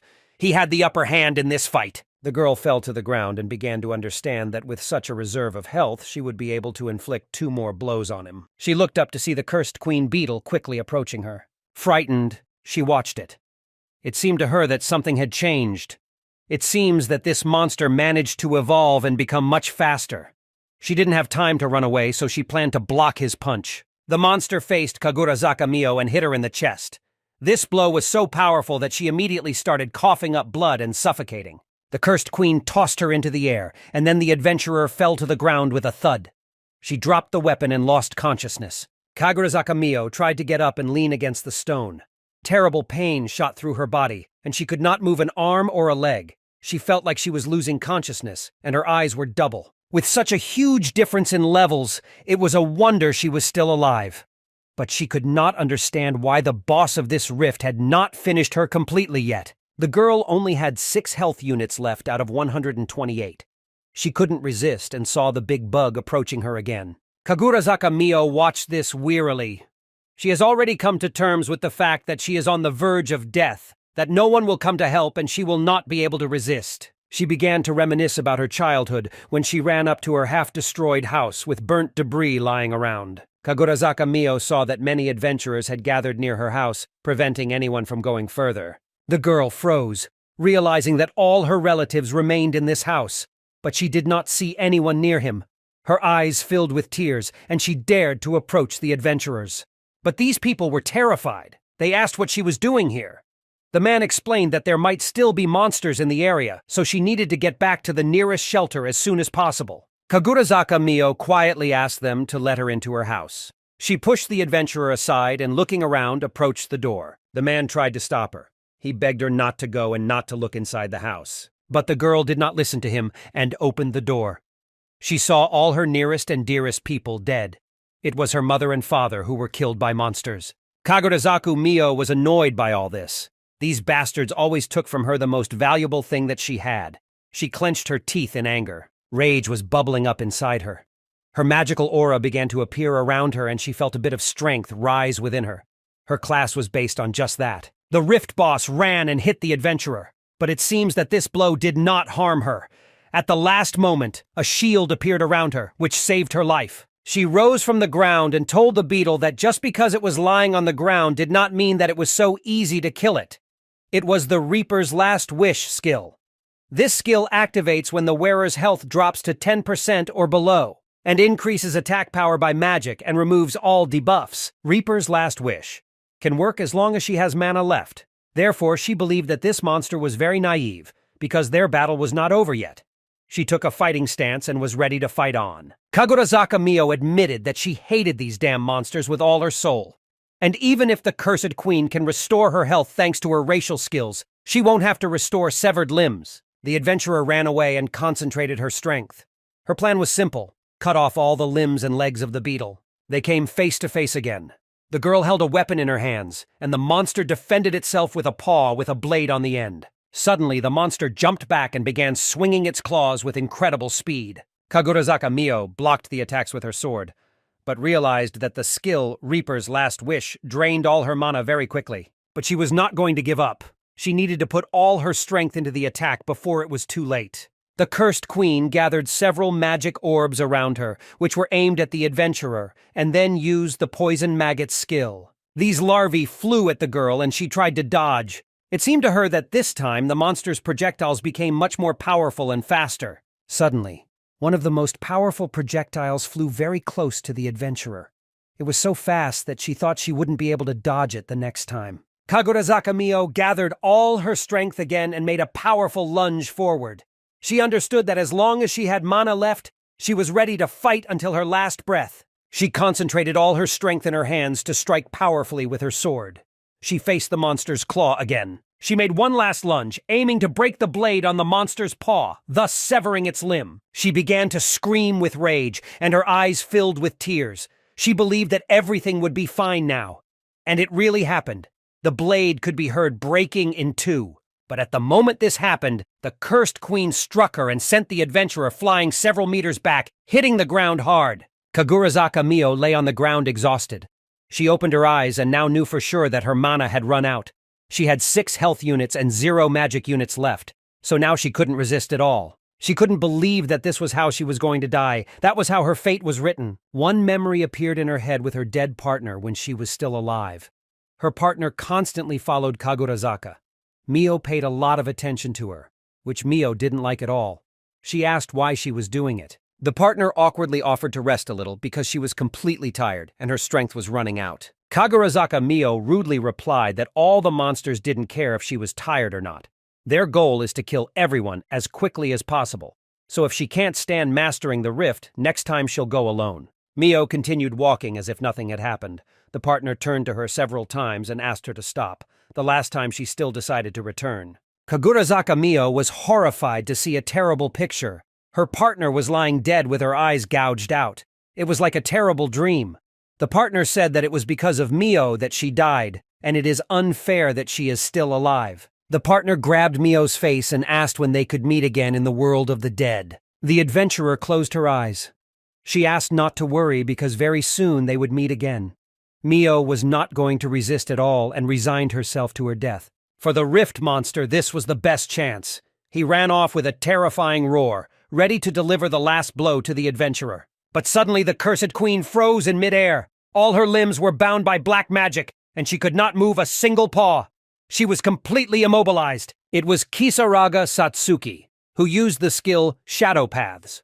She managed to immobilize the rift boss. She called out to Ikoma, saying that she managed to catch the monster and that he should hurry. Ikoma walked over to Kagurazaka's exhausted body, Mio. He thanked Satsuki for immobilizing the monster and said she was doing a great job. Mio looked at her savior in surprise. She should have been dead in a few seconds. The Gravity Master took a fighting stance and used the skill Grante. Ichinoshi Ikoma took Mio in his arms and took him to a safe place. Powerful explosions were taking place behind them. He laid the exhausted body of the girl next to the stone. They managed to arrive in time and still save Kagurazaka Mio. But still things were going very badly. The adventurer had no health left, and her body was very weak. If they don't get her to a doctor right away, she's going to die. They managed to hide from the rift monster. As long as they could, they needed to get out of here as quickly as possible. But it will be very difficult because the monster itself was very strong. Before all this, the cursed queen decided to stand near the only exit from the cave, and although he was very strong, he remained intelligent. Kagurazaka horrified. Mio asked why they had decided to come after her to help in the first place. She explained that even the two of them would not be able to overcome him. This was the main reason why Ichinoshi Ikoma didn't want to fight the boss at all.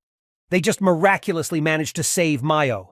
But she will no longer be able to fight. The difference in levels was too great. The Rift boss was level 80, the Gravity Master was level 50, and Satsuki was level 45. In addition, this boss's features were high defense and speed, so there was no way they could defeat him in this situation. The boy said that he would be able to distract the monster. So he ordered Satsuki to take Mio and run away from here as soon as possible. The witch thought it was madness and advised him to keep his heroism to himself. Kagurazaka Mio said in a tired voice that she was lonely and wanted to die alone. When she chose this path, she was ready for such an ending to her story. Therefore, it is not necessary to save her. She begged the adventurers to let her keep her pride because she no longer wanted anyone to die because of her weakness. Despite her severe wounds, her determination was unwavering. But the pain of the past did not allow her to accept someone's help. Ichinoshi Ikoma said he would agree with her if she wanted to stay. Mio liked this scenario. He would distract the boss while they escaped. But unexpectedly, the main character interrupted her. He said that in that case, they would also stay with her, and together they will overcome this rift boss. Kisaraga Satsuki objected. She did not understand the course of Ikoma's thoughts at all, because he should have understood that they would not be able to cope with such a powerful monster. Mio was seriously injured, and the two of them couldn't defeat the level 80 boss. The Gravity Master ordered her to use the mana transfer skill to help Mio hold on for a while. The witch explained that she could restore mana, but Mio was very exhausted and almost without strength. Also, it took time to use this skill. Ikoma said he would try to buy time. Mio, exhausted, looked at the boy. This act seemed like a real suicide to her, because she knew what she was talking about. She fought the monster herself and understood its terrible power. But the boy was not afraid. He knew more about this boss than they did, and he had a plan. He asked not to worry and to give him a chance to prove himself. The boss, the cursed queen, concentrated her power and used the poisonous maggot skill, then roared. Satsuki began to follow her partner's order. She tried to give them mana and help. Looking back at the monster's loud roar, she saw Ikoma standing confidently on a high rock. He wasn't scared at all. He turned to the monster and ordered it to attack. A blue glow began to appear around the girls. The sorceress managed to use the mana transfer skill. Mio bent over, exhausted. She said Ikoma completely underestimated the boss's capabilities. She was sure that he would not be able to cope with him alone and was going to certain death. The beetle furiously began to move quickly to confuse the adventurer and attack. It seems that he decided to corner him because the adventurer had to retreat further and further. The Gravity Master decided to use the reverse gravity skill. He flew high into the air, landing right above the Rift Boss. And then swinging his sword and dashing down, he managed to strike the Cursed Queen. He was standing on top of this beetle's body with a significant advantage. Mio couldn't believe that Ikomi managed to hit the boss from the rift. It seemed to her that this boy could see right through this queen. Satsuki also did not count on the strength of her partner. Even though she knew he was very strong, he managed to catch the level 80 boss off guard. The bug began to growl even more, but the moment the Gravity Master plunged his sword into its back, the monster roared in pain. The Cursed Queen began to fight and squirm in pain. Ichinoshi Ikoma bowed his head. Kagurazaka Mio had no idea how much he had longed for this meeting since the day she died in the previous temporal world. He remembered holding her dead body in his arms. He dreamed and thought out plans, how he could end this rift monster and take revenge. Therefore, gathering all his rage, he sped up with incredible force, jumped right over the beetle, and then he rushed down with mad speed and plunged his sword deep into the Cursed Queen's body. Splashes of blood and monster entrails flew around. The boy stepped on the exhausted body of the monster and asked what happened. That seemed to be all the level 80 boss was capable of. Satsuki, on the other hand, had a smoldering hope that her partner would be able to defeat the monster. Kagurazaka Mio was sure that he wouldn't succeed. She was ready to admit his incredible power. But due to the large difference in levels, his blows did not cause significant damage to the queen. He will most likely run out of mana before he kills her. But at this moment, the adventurer thought. She didn't understand why Ikoma ordered Satsuki to give her his mana. Kagurazaka Mio guessed. Maybe he wanted her to be able to fight him both. She could not understand his intention.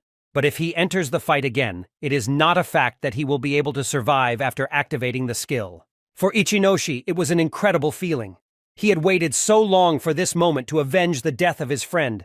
The thirst for battle raged in him. Confidently putting his sword forward, he invited the queen to share the excitement of the battle with him. The boss of the rift once again used the poisonous larva skill, and the magic began to concentrate in a much larger volume than before. The monster seemed to have evolved again. Kagurazaka Mio, watching the battle, could not understand what happened to the queen. Did she really recognize the threat in this adventurer, even though he was 30 levels below? The boy, overcome with rage, began to dodge all the attacks. It seemed that the poisonous maggot's skill was all the monster was capable of. Mio, angry, could not understand why the Gravity Master was called a fool. She asked why he did not retreat, because it was very dangerous. But the boy, using gravity skills, quickly moved around the battlefield. He remembered their fight 10 years ago like it was yesterday, and that gave him the edge. He froze as blood magic began to gather around him. He couldn't move so as not to hurt himself. It was a cursed queen's trap, but it did not frighten Iko. Using his gravity skill, he was able to jump high and get out of the trap. He landed on the ground and charged at the monster again, swinging his sword. Now the cursed queen was truly frightened.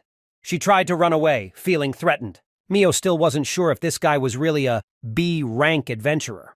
His strength seemed far greater than his rank. Gravity Master managed to damage the Rift Boss, but it still wasn't enough. Her stats were significantly reduced, but she was still very strong. Therefore, no matter how many blows he inflicts on her, she will still be able to restore her health with one skill. It only takes one precise strike to destroy her. Only Kagurazaka can handle this, Mio. And she was ready to join the battle. She got up from the ground and said that she had to go, or Ikoma would die. Satsuki tried to stop her as she had not recovered her mana yet, and was completely exhausted. She warned that going into battle would be Mio's last.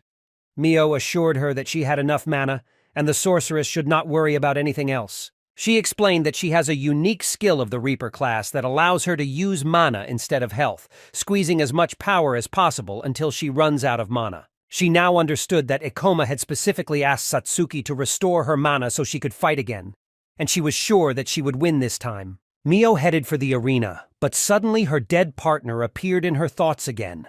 She said that every time Mio relied on someone, they died. So is Mio sure this is the right decision? But the adventurer ignored her partner's voice. She asked for Momone's forgiveness, but she couldn't ignore the determination of a person who would risk her life for the sake of others. Kisaraga Satsuki also decided to join the battle. She threw Orb of Darkness at the bug, and Mio added her Crimson Blade skill with incredible power. Kagurazaka approached Ikuma and asked if he was aware of her Reaper-class quirks, and specifically asked his partner to transfer mana to her knowing this. The fight with the boss was boiling. Ikoma exclaimed that with his Skill Reaper's last wish, they would be able to defeat this cursed queen. Mio didn't want to upset him, but admitted that it wasn't like that. They won't be able to win, because she already tried to defeat the boss of the Rift with this skill, but only wasted mana. But Ikoma was confident in his abilities. He assured her that together they would defeat this monster in 5 seconds, and she just had to trust him. The Gravity Master immediately charged into battle with the Cursed Queen. Kagurazaka Mio considered his words absurd. 5 seconds is too little.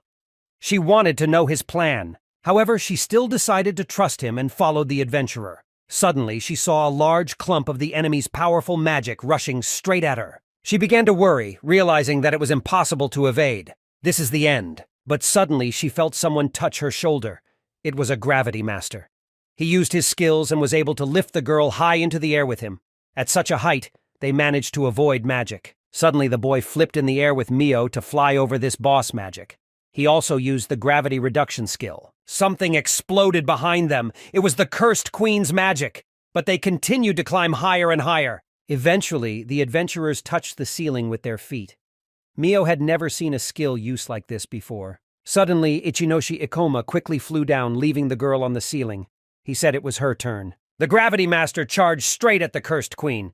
The monster immediately put out a paw with a blade in defense. But suddenly the beetle could not move its limbs. They were bound by black magic. It was Satsuki who used the Shadow Path skill against the boss. The Gravity Master continued to fall. The blade didn't bother him. Seconds before the collision, he cast Meteor Fall to power up the attack. Kagurazaka Mio watched as she remembered how she too had to face the monster's blade, and how she failed then. She began to worry, and decided to join the battle as well. After all, in order to defeat this cursed queen, they will have to use the full potential of the Reaper class. She pushed herself off the ceiling and rushed down. The adventurer only had 3 health left, but she was ready to use her skill, which required her to gather a lot of magic, as well as prevent other monsters from attacking her during the strike. Ichinoshi Ikoma stood near the boss of the Rift, raised his head and looked at Mio. He cheered her on, sincerely hoping that she would master this skill and deliver the final blow. Kagurazaka Mio began to gain even more speed, and then used her Blood Vengeance skill. Using all of her remaining mana, she summoned a bloody snake with sharp fangs behind her. Finally, they collided. There was a powerful explosion. The adventurers managed to pierce the Cursed Queen's body with their sword. After this blow, Mio fell to the ground exhausted. She had no strength, tried to get up, but in vain. She used all her strength to defeat this cursed queen. She couldn't believe that they had finally managed to defeat this monster. But she knew that the cursed queen had one special trump card.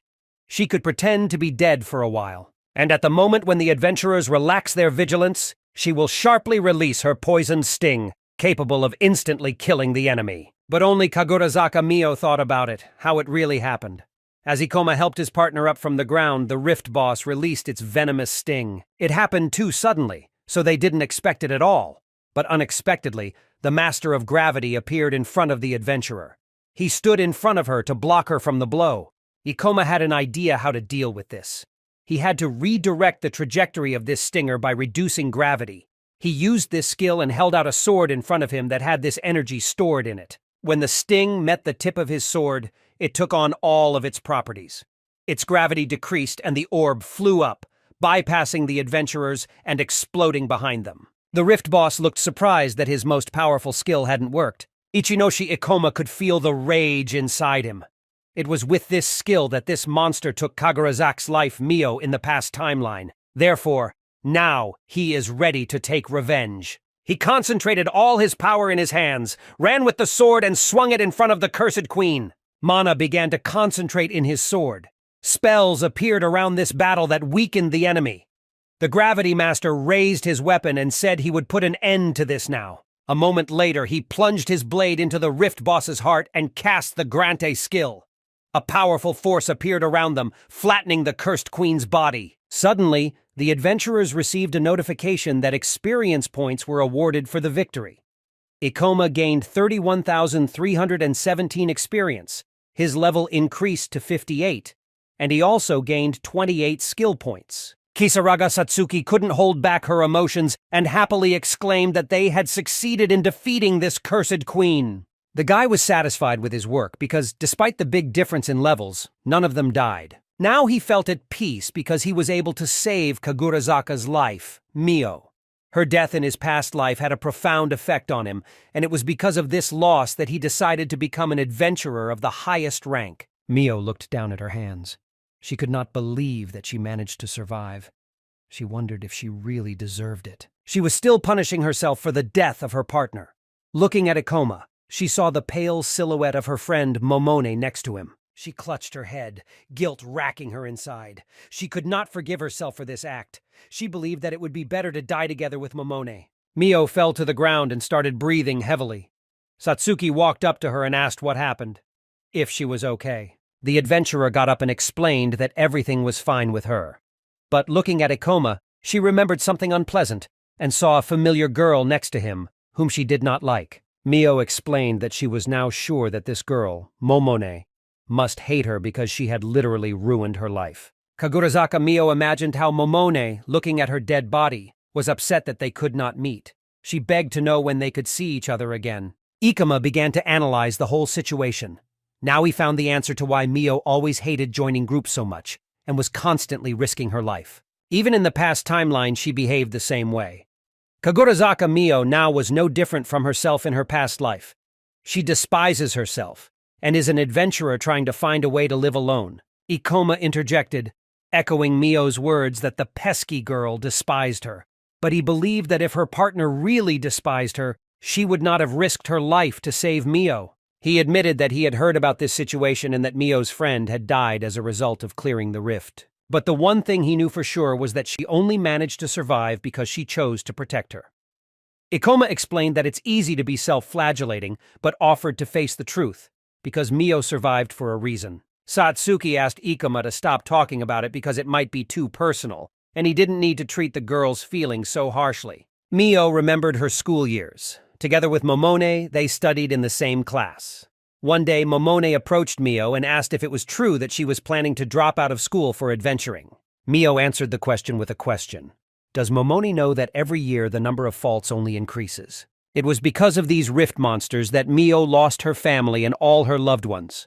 She was paid assistance as a victim, but this money was not enough to enter the university. Therefore, she decided to drop out of school and become an adventurer. She was not going to enter the university because it made no sense, but adventurers did not need a higher education. Momone couldn't come to terms with breaking up with her best friend. She stated that she would also drop out of school then, and they would become adventurers together. Momone promised to always cover Mio's back. Kagurazaka Mio didn't expect to hear this at all, but in the end they became adventurers and worked as a team. One day they went to the rift. After going very deep, Momone asked Mio to stop because she thought it was time for them to go back. Mio, dissatisfied with the request, began to criticize and even insult her partner. She said that Momone was not cut out for this dangerous job and would go into the rift alone next time. Momone firmly grabbed her friend's hand and asked her not to speak like that. She begged Mio to remember that she is not alone in this world because she is with her. Momone begged to be allowed to be near her. After a brutal duel where Momone sacrificed herself for Mio, she passed out. Mio, frightened, carried her on her back, begging her partner to be patient a little longer because they almost got out.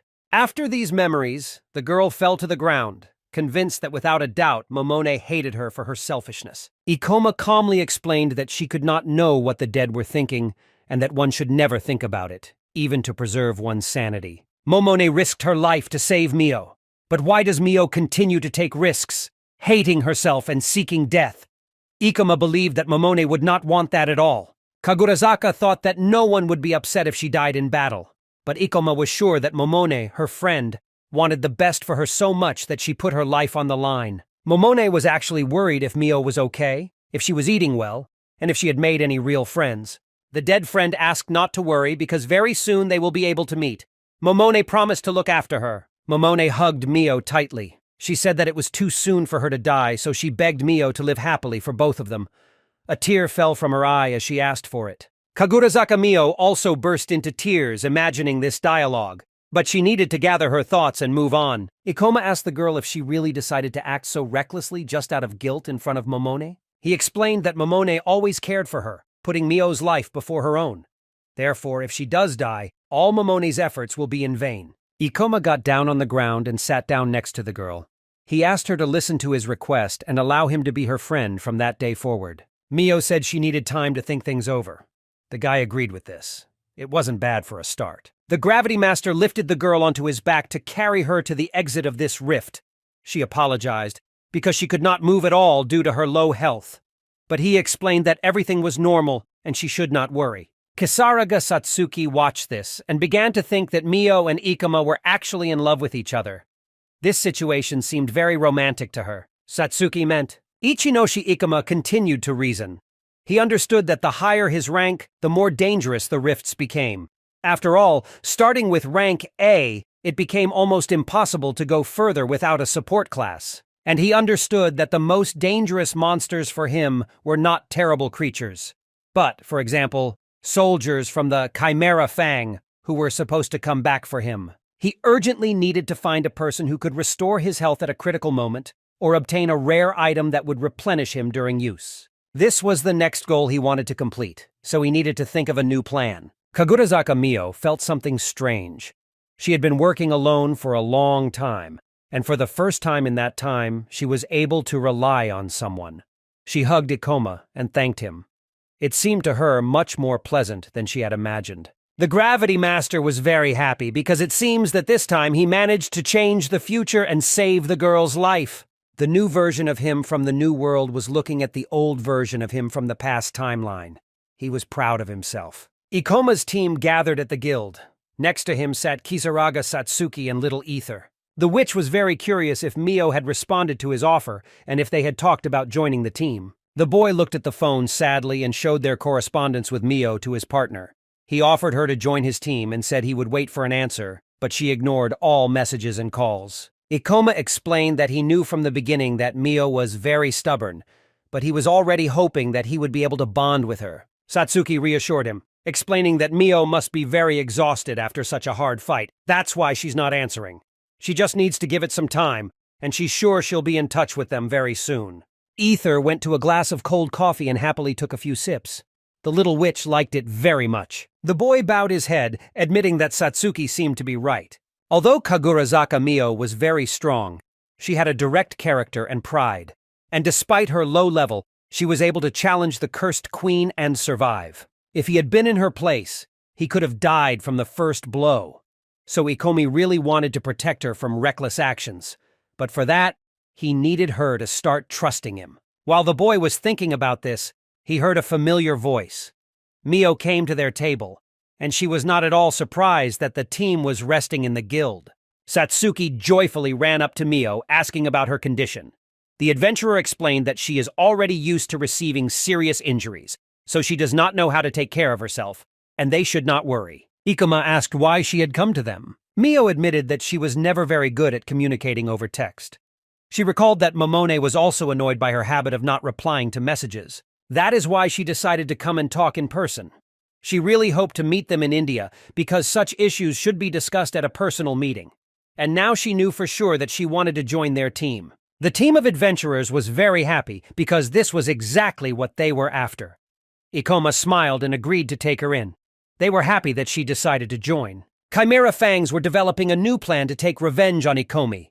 They had information about clearing the rifts and killing the adventurer. Satome Asahi was unhappy with such a boring task and asked if he could be given to someone else. One of the leaders of their team explained that she managed to protect the soldier from other government rats, so he had to be good and at least do his job sometimes. Their client was a bigwig in the government structure, and he made it clear that he would not tolerate any more failures. Satomi Asahi questioned why he was assigned this easy task. He didn't understand what was so difficult about killing some B-rank adventurer. It sounded like a boring business. He didn't understand why he was assigned to fix what Kikyo couldn't do, Kyogoku and Alice Yumakawa. If they couldn't kill the adventurers, they had to deal with it themselves. Kikyo was defensive at first, but the man believed he was right. After all, it was they who missed the adventurer and did not complete their task. Unlike them, this soldier had the best military training and fought alongside the heroes of this world. He was the strongest adventurer, but he hated all the righteous. He understood that the government was using the adventurers as cannon fodder in the battle against the rift monsters, and they, in turn, were ready to go to death for the sake of their heroism. Alice Yumakawa agreed with these thoughts. She was also annoyed by the whole thing. The man explained that such heroes annoy him a lot. Therefore, he asked Kikyo to listen to him. If he and Elisa messed up, then he asked to stand aside and not interfere with him. In front of them lay a printed personal file of Ichinoshi Ikoma. A knife was stuck in his face in the photo. First, they needed to see what this guy was capable of, and then they would kill him. In the branch of the Guild of Adventurers, in the Department for Issuing Licenses, the registrar greeted Kisaraga Satsuki. From that day on, she could officially be proud of the B rank. The witch was over the moon with happiness. According to statistics, only 1% of adventurers in their country reached this level, and she gladly became part of this exclusive 1%. Ikoma also sincerely congratulated his partner. This became possible only thanks to her hard work. However, Satsuki understood that against the background of Ikoma, she did not stand out in terms of strength or usefulness. It oppressed her. Therefore, she decided to train even more and improve her skills from that day on. She didn't want to graze the hindquarters in front of Kagurazaka Mio. Mio, who was also close to the new team, noted that this was the expected result. Satsuki's level was far above that of an ordinary B-rank adventurer.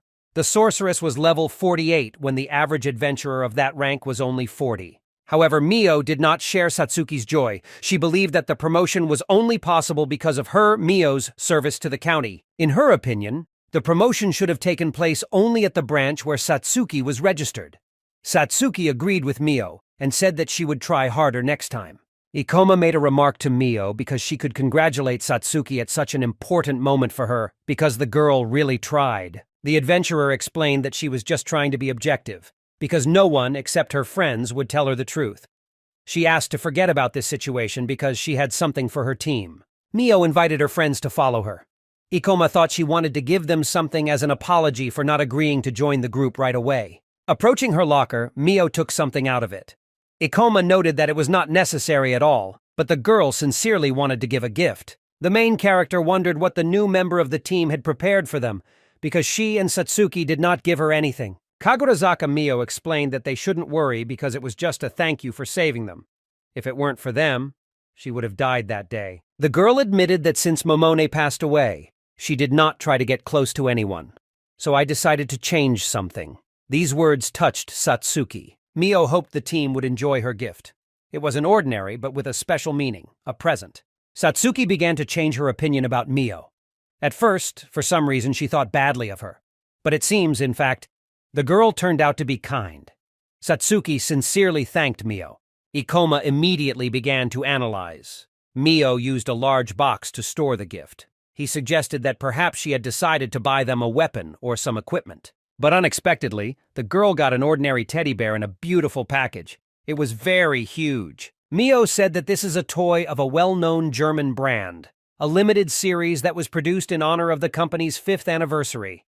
Satsuki took a bear that was even bigger than her. The witch carefully listened to the description and completely changed her opinion about her new partner. It turned out that Mio was not at all what Satsuki imagined her to be. The girl thought that Mio was always serious, lonely, and pragmatic to the core. Ikoma froze. He didn't think it was an ordinary gift at all. He wondered how much this huge teddy bear cost. Satsuki thanked Mio again for the gift, but she had no idea how she was going to get this bear home. Suddenly, the group leader's phone vibrated. He saw an urgent message that a unique C-rank rift had opened in the Morima area. It was recommended to immediately go to the nearest shelter. The team was surprised because the new fault appeared so quickly. Recently, the number of faults has only increased, although it should have been the other way around. Kagurazaka Mio began to study the information. This fault was located in Miyagi Forest, not far from Tokyo. They needed to get to the location as quickly as possible if they were to set off immediately. Ikoma speculated that if this was indeed a C-rank rift, then there must be level 40 bosses. They should have easily dealt with such. The appearance of faults was no longer so rare. This was already the second urgent call in a week. Most importantly, Ikoma did not understand why special departments did not start investigating this anomalous activity. But suddenly, Ikoma was shocked. A new urgent message appeared on his phone. It was information about a fault called Fairy Garden. Satsuki suspected that the partners seemed to know something about the rift. Ikoma explained that the Fairy Garden was a rank 40 level, and as the name suggested, plant monsters lived there. But the main problem of this rift was that the local boss, Tree of Life Gyakuren, although not very powerful, could not go beyond the rift. Otherwise, they will never be able to defeat him. Ichinoshi Ikoma understood that they would need help in this matter. He decided to write Sanji Seini because he had a request for her. Ikoma's team wasted no time and immediately left for the station to reach the new fault as quickly as possible. But a stranger was watching them from afar. He would record everything on his phone and then relay the information to his group. One of the soldiers of the Chimera Fang group watched them from the roof of the building. He was surprised that this team actually managed to cause an artificial disaster. "This is tin!" Saotomi Asahi took out his phone. He knew that the government goons had a way of creating artificial disasters by summoning rifts. These complications were needed to lure second-rate adventurers into a trap. The man called the number of an unknown adventurer. He asked if they were already on their way to the place and offered to meet at an undisclosed location with everyone immediately. He hung up. He really hoped that Ichinoshi Ikoma will love his surprise that he has prepared for him today. The team was already on the outskirts of the city when they saw a little girl attacked by a monster. A level 24 earth lizard appeared in front of the team, and they decided to heroically help the stranger. Kagurazaka Mio rushed into battle and used the Crimson Blade skill. She delivered a powerful blow that dealt a significant amount of damage to the monster. Ichinoshi Ikoma also decided to join the battle and released the little witch Ether from the ring to help them. Ether stretched out her hands and used the skill Fire Wave. All their enemies began to burn alive. Kisaraga Satsuki stood aside, but also did important work.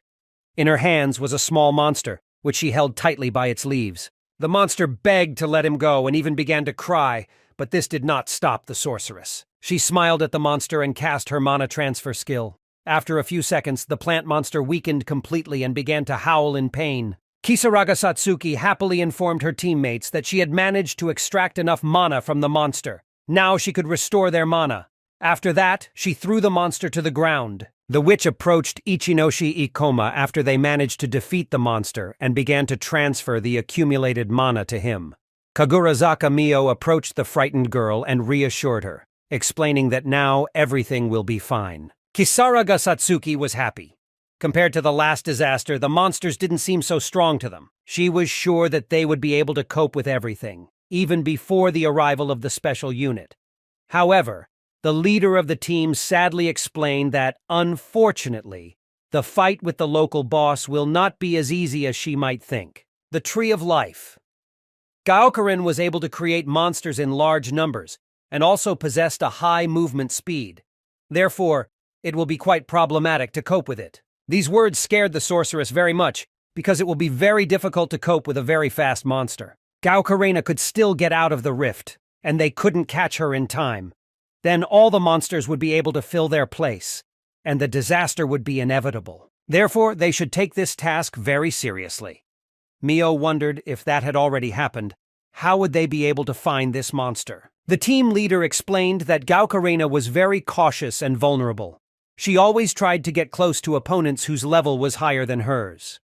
With their current level, they will be able to detect her easily, but catching her will not be so easy. Ichinoshi Ikoma decided to check the phone again. He found it very strange that he had written Sanja's message a long time ago, Sena, but she still hasn't answered.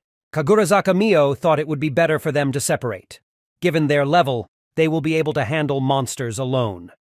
With such a schedule, they will be able to explore most of the territory. And also the adventurer wanted to accompany this little distressed girl they had rescued and take her to a safe place. Mio wanted to do it. Kisaraga Satsuki also agreed with her partner and said that it was just a great idea. But Ichinoshi Ikoma understood that everything would not be so easy. He had a bad feeling about this whole situation. This rift in a past life was an ordinary and unremarkable place where novices trained. But now, he could become the beginning of a new disaster. Ichinoshi Ikuma sensed that something was wrong, but he couldn't put his finger on what it was. Having separated, they lost the guarantee that they would be able to catch the boss on their own. But there was too little time left to delay. Ikoma, although with doubts, decided to split. He ordered everyone to report to him immediately if they found anything out of the ordinary. Meanwhile, the Chimera Fang soldier pretended to be a waiter and acted out a theatrical skit.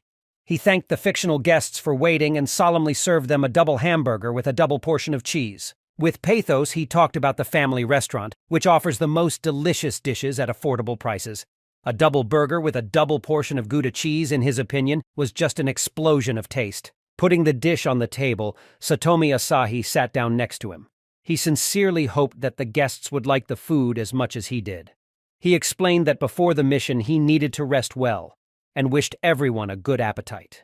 He had just put a piece of burger in his mouth, when suddenly the glass in the restaurant broke, and the fragments fell on him. The man reacted instantly, dodging the debris and hiding under the table.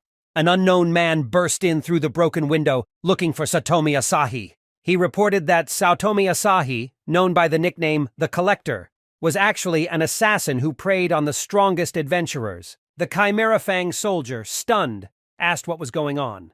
He just cooked his signature double hamburger. If a stranger was so eager to try it, he could simply ask, and he would then gladly prepare another. Satomi Asahi began to analyze the situation. He understood that the stranger was alone, so he picked up a skill that could be used against him. The stranger raised his majestic weapon above his head. It was an unusual sword. It seemed like a magical blade. Suddenly, the restaurant they were in exploded. Purple flames began to appear around. It was the result of the explosion magic purple flame skill that the stranger had used. Satomi Asahi became interested in the situation. His opponent was a mage, but for some reason used melee attacks. Maybe he had the battle mage class. The soldier, riding his summoning demon named Gargoyle, was able to evade the attack. The stranger now knew that he was a demon, as well as the man's collector class. The stranger said that he had received information about Satomi Asahi from his subordinates who noticed a suspicious man wearing a mask with colorful rings. The man admitted that he built his career by killing such scumbags as Satomi. He was an A-rank adventurer, a bounty hunter, and his name was Kana Kimura. Satomi. It was the first time Asahi had heard of such work. He imagined that this was a difficult matter. He asked the stranger why he did not want to become an ordinary adventurer. Kana Kimura explained that working as a bounty hunter did not bring recognition, and the highest one could achieve was a C rank. But by killing people like the Chimera Fang soldiers, he gained much more experience and fame than an ordinary adventurer. The man thought that Kana's life was terribly boring. He got up at dawn every day to proudly kill criminals who were not. Satomi Asahi made it clear that he had no desire to waste his time on a worthless bounty hunter like Kana. He suggested that he simply go away, promising to spare him if he disappeared from his sight. These words furiously angered Kana Kimura. He swung his magic sword, shouting that the soldier would never be able to escape him. Satomi Asahi understood that Kana would not be able to summon a familiar on the battlefield, as it would require too much mana. Therefore, it was not in his interests to prolong the battle. He decided that the best solution was to quickly close the distance and end the fight with one blow. Asahi offered Kana to teach him an interesting trick. He called this trick surprise attack. Kana froze in place, and then suddenly felt something forcefully dig into his back. The hunter, having received a severe wound, fell to the ground. He couldn't believe that he was being attacked from behind, because it seemed impossible. Before entering this room, he carefully looked around and did not notice any other familiars. But there was another familiar in the window, which was called the Killing Doll Executioner. Satomi Asahi managed to summon her, because he knew from the beginning that Kana Kimura watches him. Satomi Asahi expected a similar blow from the battle mage. Due to his multi-class, he had high defense, so one hit couldn't kill him. Kana Kimura, pouring with blood, begged not to kill him. He was ready to pay any amount just to save his life. The soldier sitting on the gargoyle reminded Asahi of the horned demon. He warned that if Kana was too talkative, the gargoyle would smear him on the wall. The soldier did not understand why people were always trying to pay for their lives with money. At such moments he felt worthless and it annoyed him. Suddenly Satomi felt a powerful explosion. Turning around, he saw a fireball or explosive flying right at him. He ducked to the side, dodging the flaming projectile, but his summon demon remained motionless, bearing the brunt of the impact. Gurgle with horror. There was nothing in front of him, only ashes. A powerful fire arrow destroyed the demon with one well-aimed blow. Suddenly, a new group of adventurers burst into the restaurant through a broken window. Their leader, full of rage, wanted to destroy Satomi with one blow, but missed, in front of Asahi, engulfing everything around and spreading the fire even stronger. The fire raged, engulfing the soldier from all sides. He exclaimed that he wouldn't be able to make his signature double cheeseburger because of these scoundrels. With desperate efforts, he searched for a way to salvation. The soldier understood that in addition to the bounty hunter, a special squad had arrived here. The fire arrow was no accident. They had a plan. Start a fire and roast him alive. Kana Kimura lay exhausted on the floor. This siege of the team was aimed at saving him. Satomi Asahi, suffocating from the smoke, could barely make out the face. However, he clearly remembered one of the soldiers of the Special Forces who tried to lure him into a trap. It was the lieutenant of the second mission of the Special Unit, Mayumi Toya. Only the best of the best got into the Special Forces, which testified to his considerable strength. In order to join the Special Forces, an adventurer had to be not only exceptionally strong, but also follow strict rules. Many could not survive such conditions, but Mayumi Toya was one of the most talented and youngest lieutenants. There were rumors that he passed the Special Forces exam the first time. In Sao Tome, Asahi's hands were already itching. He couldn't wait to teach this talented idealist. But now was not the best time to fight, because Mayumi Toya's subordinates would immediately rush to his aid. The soldier lost half of his strength due to an unexpected blow. Although he was used to showing off, it was too risky to go into battle without Gurgle, because it would require a lot of mana. Before Satomi Asahi faced a difficult task. If he fails the task, he can be expelled from the team. Mayumi Toya was lucky this time, but the soldier promised himself that next time would be different. He escaped from the burning restaurant. The lieutenant's subordinates noticed that the collector was trying to escape and immediately reported this to Mayumi Toya. The leader of the team took his magic bow in his hands, drew a fiery arrow on it, and shot it towards the soldier with incredible force. Everything around was engulfed in flames. The agents of the second unit were joyfully celebrating the victory because it seemed to them that they had succeeded in defeating Sayotomi Asahi. However, Mayumi Toya immediately denied their claims. They didn't hit the real Satomi because there was only a slime copy of him lying on the floor which he disguised under his cloak. Meanwhile, the soldier managed to escape to the roof. The subordinates asked if they should give chase, but the leader made it clear that it was a waste of time. Their main goal is to stop the rift disaster, and pursuing Saotomi will only take away valuable resources. Currently, the 2nd Division had to eliminate the fire raging in the restaurant. The agents immediately began to carry out the order. Mayumi Toya decided a little later, after finishing all the urgent matters, to interrogate Kana Kimura. Team Ichinoshi. Meanwhile, Ikoma entered the Fairy Garden Rift. A 38th level Gaokaran Tree of Life appeared before them, bursting out of the rift. Kagurazaka Mio engaged him in battle. She felt that she was close to defeating the boss. But suddenly, the Tree of Life Gaokaran used the skill Summon Fairy Creatures, and plant creatures unknown to Mio appeared on the battlefield. She stepped back, gathering energy in her sword. Ordering everyone to move back and not disturb, Mio prepared to use her Crimson Blade skill. However, she suddenly stopped. Realizing that there was no time to fight the plants as Gaokarena might escape again, Mio decided to act immediately. The adventurer used the Infernal Destruction skill, which consumed 44 health, converting her Reaper life force into dark magic for a powerful attack. The Gaokaran Tree of Life rushed to the other quarters, and Mio gave chase with a fully charged skill. She was ready to deliver the final blow. Running away, she fell sharply next to the boss, attacking him. There was a powerful explosion. But when the adventurer raised her head, instead of the boss of the rift, she saw the monster Varen. Where could he appear from? This came as a surprise to her because Varen could become a serious obstacle. However, Mio was not lost. She still had one skill left. With a swing of her sword, she plunged it into Varen's throat, removing another obstacle to victory. This quick skirmish made Mio forget about chasing the Tree of Life for a while. She was distracted by several plant monsters summoned by the Rift Boss to escape again. Meanwhile, Ichinoshi Ikoma tried in vain to find Gaokarena. He ran all over the rift, but found no leads or traces of the boss. In the end, he decided to climb the nearest skyscraper to see the area from above. However, he understood that it would take a lot of mana, so he decided to wait. Suddenly, a message from Mio arrived on his phone. Mio apologized for losing the monster, but sent the coordinates of where she last saw him. Ikoma immediately went to the specified place. Kagurazaka Mio was glad that they would be reunited, as it would narrow down the search area considerably.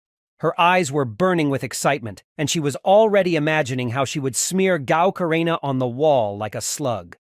Ichinoshi Ikoma ran and managed to kill several plant monsters with one blow, gaining 36 and 28 experience. However, a huge monster appeared in front of him, which, although it looked powerful, actually had a low level. This giant plant dragon roared and used the skill Fire Splash. A powerful jet of flame burst out of his mouth, aimed directly at Ikoma.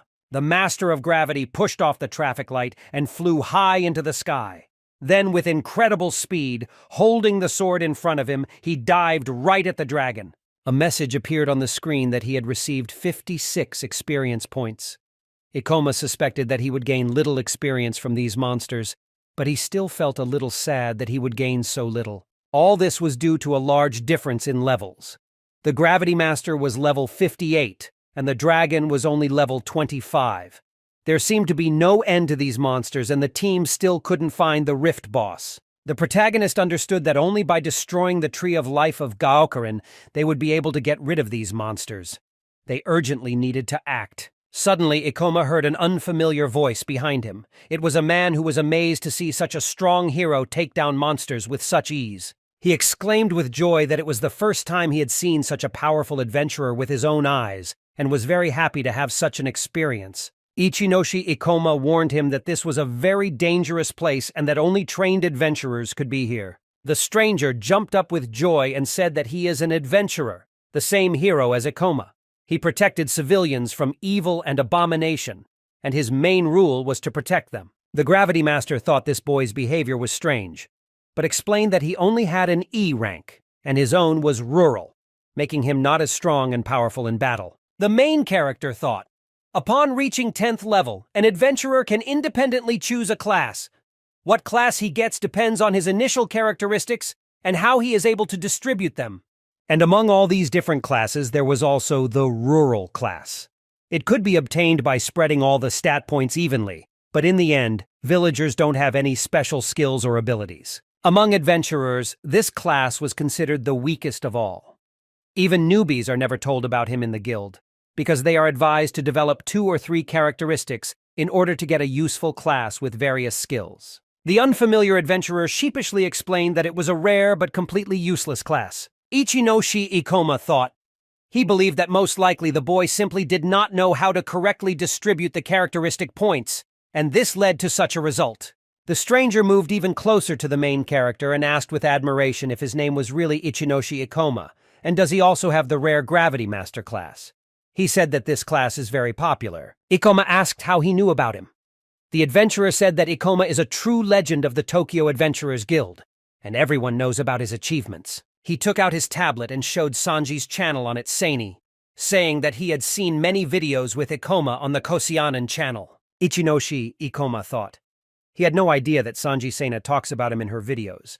The stranger said that he was very lucky to be friends with such a cute blogger, and even envied him. He said that he never thought he would meet such a legend one day, and said that he also dreams of learning how to control gravity, as it is a very useful skill. Ichinoshi Ikoma politely apologized and said that he should never waste time on gossip because he had to go. An unknown adventurer tried to stop him, begging to be allowed to go with him, because such a chance can only come once in a lifetime. The Gravity Master remembered that this guy was an E rank, which meant that his level was no higher than 20, and the local monsters were not to his liking. He explained that his goal was to find and stop the Rift Boss.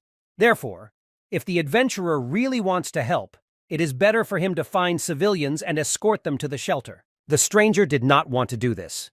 He took out a large crystal from his bag, tossed it up, and began using the object splitting skill.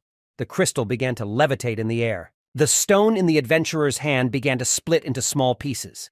He explained that the countryside class has an item-splitting skill that allows you to transfer the characteristics of a destroyed item to others. The Gravity Master understood that this guy's strength could really help them catch the boss, but the adventurer was too persistent, and Ikoma knew he could handle it on his own. He could not waste time. He urgently needed to find a boss, and there was no time to team up with someone he didn't know because it could be risky. Ikoma's phone. Sanji finally answered him. Sena. He asked her to start a stream so they could find the boss of the rift. Ikoma explained that it looked like a small slug. Sanji Sena willingly agreed, because she would not mind additional viewings.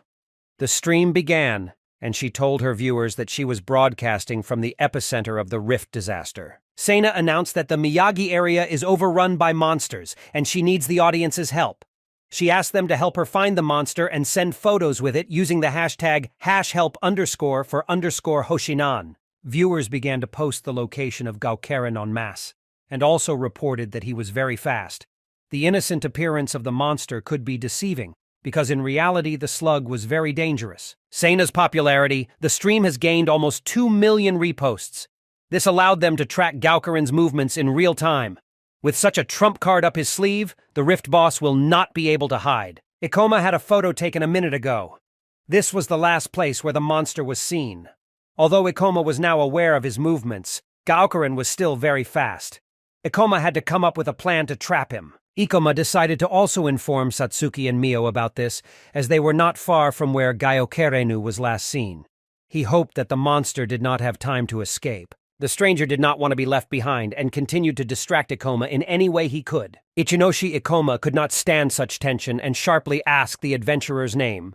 He happily replied that his name was Aki Vajima. Ikoma explained that right now he was going to go to where the boss was last, and still didn't think that Aki Vajima can safely follow him. But if the adventurer so wanted to join his team, then Ikoma allowed it.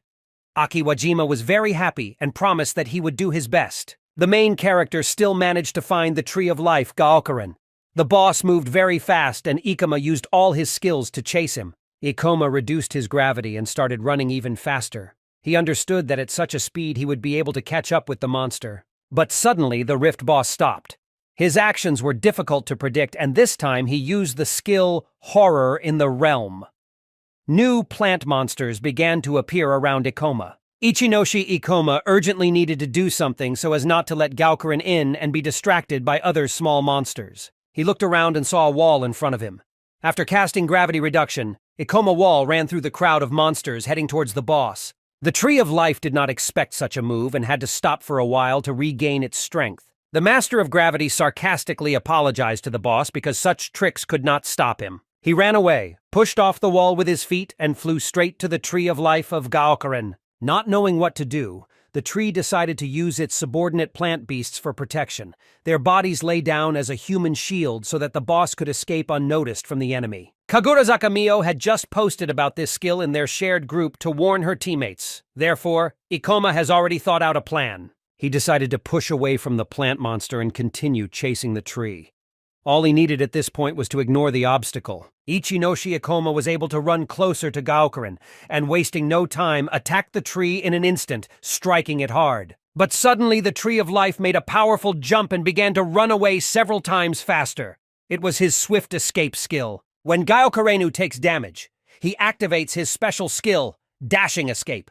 During his action, he tries to find the safest place to hide from the pursuer. However, this skill had one nuance. This skill will take an hour to regenerate because it requires a lot of mana. Therefore, the boss of the rift, even with the greatest desire, will not be able to escape from Aki Come On. The Tree of Life thought it had escaped and was satisfied with its work, so it began to run away again. But unexpectedly, it saw an adventurer in front of it, who was very scared, because it did not expect that the boss of the rift would appear right here. But then, Aki Vajima changed his mind. He understood that this was the only chance in his life to become famous, to catch this slug and become a hero like Ichinoshi Ikoma. So he decided to act. He took out a potion glass from his pocket, put it in his hand, and a magical glow appeared around him. He used the skill Splitting Objects. After that, the adventurer threw the glass into the air. A potion began to pour out of it, igniting everything around and creating a fire. Gaokeren was very frightened, but did not even try to run away. He watched as the fire began to fall on him. Aki Wajima smiled, because it seems Ikoma was right. The Rift Boss was afraid of fire and could even freeze in fear at the sight of it. He was glad that he managed to catch the Tree of Life. Aki Wajima began to call Ikoma and share with him the joyful news of his victory. The Gravity Master praised the adventurer wholeheartedly as they finally managed to surround the Rift Boss. Now the tree will not be able to escape from them so easily. Ikoma understood that the monster had no mana left, because he drained it at the monster's call and ran away from them. He wondered how Gaokaren would handle this hopeless situation. But suddenly the boss began to change. With a roar, he used the Horror Awakening skill, and many new plant monsters appeared around him. Gaokaren's own body also began to change. He covered strong tree branches, making armor from them. The adventurer was warned that the Tree of Life boss, Gaokaren, had just entered combat mode. Ikoma found the choice of monster strange. Instead of running away, he decided to use all his mana to defend. Aki Wajima covered his ears with his hands as the monster began to roar even louder. He was very frightened and told Ikoma to retreat, shouting that they urgently needed to flee. But Ichinoshi Ikoma did not share his fear. He considered this boss's attempt to defend himself brave, but not that dangerous. The Gravity Master shot up and then began to move quickly from side to side, killing all the small plant monsters and rapidly closing in on the boss. Aki Wajima just hid behind his face, not knowing what else he would have to witness in this brutal battle. The monster Gaokaren began to extend its branches that curled around him. They increased in size to inflict damage on their opponent. Ichinoshi Ikoma, using his skills, flew into the air and then rushed down at the monster. He was glad he could finally catch him. With tremendous speed, he plunged his sword into the monster's body and then used the Granty skill while the weapon was at the creature's most vulnerable spot. Black magic began to emanate from the sword, tearing the monster from the inside. The Gaokaren began to increase in size several times under the influence of the flow of magic, and then exploded, leaving many slime spots around it. For this kill, the adventurers received 1135 experience. Aki Wajima was very happy, because this was his first serious experience. But at that moment, it turned out that it was actually Aki Wadzim did not exist. It was the fictional character Sayotomi Asahi. He pretended to be a novice adventurer to observe the powerful Gravity Master and learn all of his skills. But in fact, Ikoma did not surprise him at all. Aki Wajima began to happily run around Ikoma, exclaiming that this was his first serious experience and he was overjoyed. The Gravity Master emphasized that Gaokaren's Tree of Life was finally defeated. All he had to do was tell Kagurazaka about it Mio, Kisaraga Satsuki, and Sanji Sena to finish the broadcast. Ikoma turned to his new adventurer acquaintance and thanked him for his help. Thanks to him, the boss could not escape, and without him, Ikoma would not have been able to catch him so easily. Sayotomi Asahi laughed awkwardly. He admitted that he could never have imagined that he would one day be thanked by the legend himself. He was even somewhat uncomfortable. He told how at first, when he got this class, he didn't even hope that he would be able to defeat the boss even once in his life. But after defeating Gaokarena, he began to think that maybe he had hidden potential. The adventurer began to vigorously punch the air, training. He planned that when he was pumped, he would save people like Ikoma. The Master of Gravity said that in his experience, there are no bad or good classes, because everyone has their pros and cons. Each class is useful in different situations. For example, villagers could split items and turn them into skills. This allowed them to use skills like Heal, Layer of Fire, and other useful abilities. It was this mobility that helped them catch the Rift Boss. Therefore, he explained to the adventurer that if he develops his strengths, no one will pay attention to his weaknesses, and he will be able to achieve more. This was especially true after he challenged a monster whose level was much higher than his own. Aki Wajima pretended to be very moved by the words of the legendary Tokyo adventurer. He was very interested to learn about the strongest side that Gravity Masters possess. The main character hesitated a little and rephrased the question, because he could not speak for the entire class of Masters of Gravity in general, but could only speak for himself. Ikoma thought for a moment, and then said that his strongest skills were ambition and patience. Aki Vadim was very moved by these words. He looked at the Tokyo legend admiringly and said that it was a very cool skill. Out of joy, he approached Ikoma even closer and said that with such a goal, Ikoma would definitely be able to achieve great success in his life. Ikoma awkwardly thanked for the compliments. In any case, Ikoma explained that they needed to get out of here as soon as possible. because he had information that there was a serial killer in the area, and he definitely did not want to meet him again. But he immediately warned the adventurer that if he did meet this serial killer, he should run as fast as he could and hide. But suddenly the main character froze and stopped his speech because he heard some rustling near them. When they returned, they saw the same Satomi Asahi, who was waiting for the right moment. The serial killer descended to the ground and landed in front of the Gravity Master. He has already managed to find Ikoma's team. This man was called Collector. Ichinoshi Ikoma admitted that he did not even feel the presence of a serial killer nearby and did not even suspect. Such guys were the most dangerous opponents. He drew his blade and was ready for battle. Next to the Collector was his summon creature, which was called Killing Doll. He cast the skill Performance of Life and Death on his summoned creature. The Killing Doll's limbs began to move, and she tried to distract Ikoma with all her actions. Several magical threads were coming from her, which hit him on the body. The Gravity Master really succumbed to this provocation. For a moment, he forgot to control the situation around him, but suddenly he felt something breathing on his back. It was the Collector's subordinate knight who swung his sword at him. Ichinoshi Ikoma was able to react quickly to this and swung his sword to attack the creature behind him. The creature's weapon fell to the floor. And turning around and examining the body behind him, he saw instead of a person a slime that repeated the figure of a person. Satomi Asahi finally came out of his hiding place. He had to sit in the shadows all this time to be killed now. His hands were itching to finish off Ichinose, to whom the serial killer was all this time under the guise of an innocent adventurer, Aki Vadim. And while Ichinoshi Ikoma did not suspect anything at all, he started running at him with a knife in his hands. The main character managed to react in time.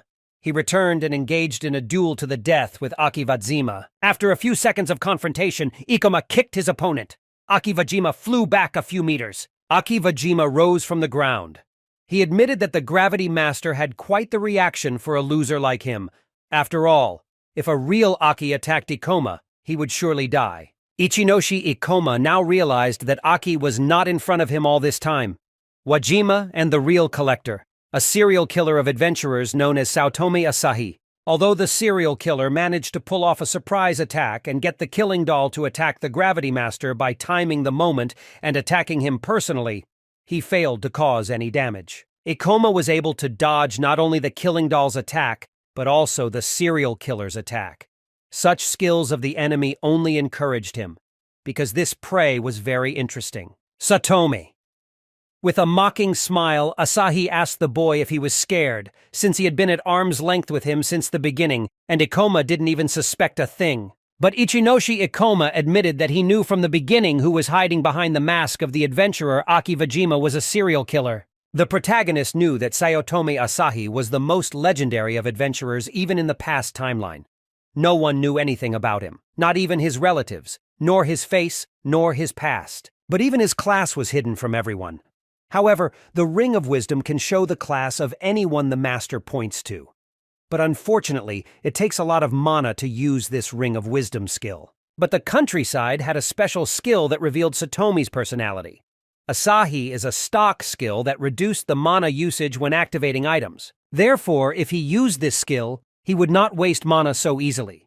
Satomi Asahi found this theory a bit far-fetched. After all, if Ikoma really told the truth, if he knew from the very beginning that a serial killer was hiding under the mask of an adventurer, then it is not clear why he agreed to team up with him, because then Satomi Asahi could easily kill him. The Gravity Master explained that first, he was able to come up with a great plan to capture the boss.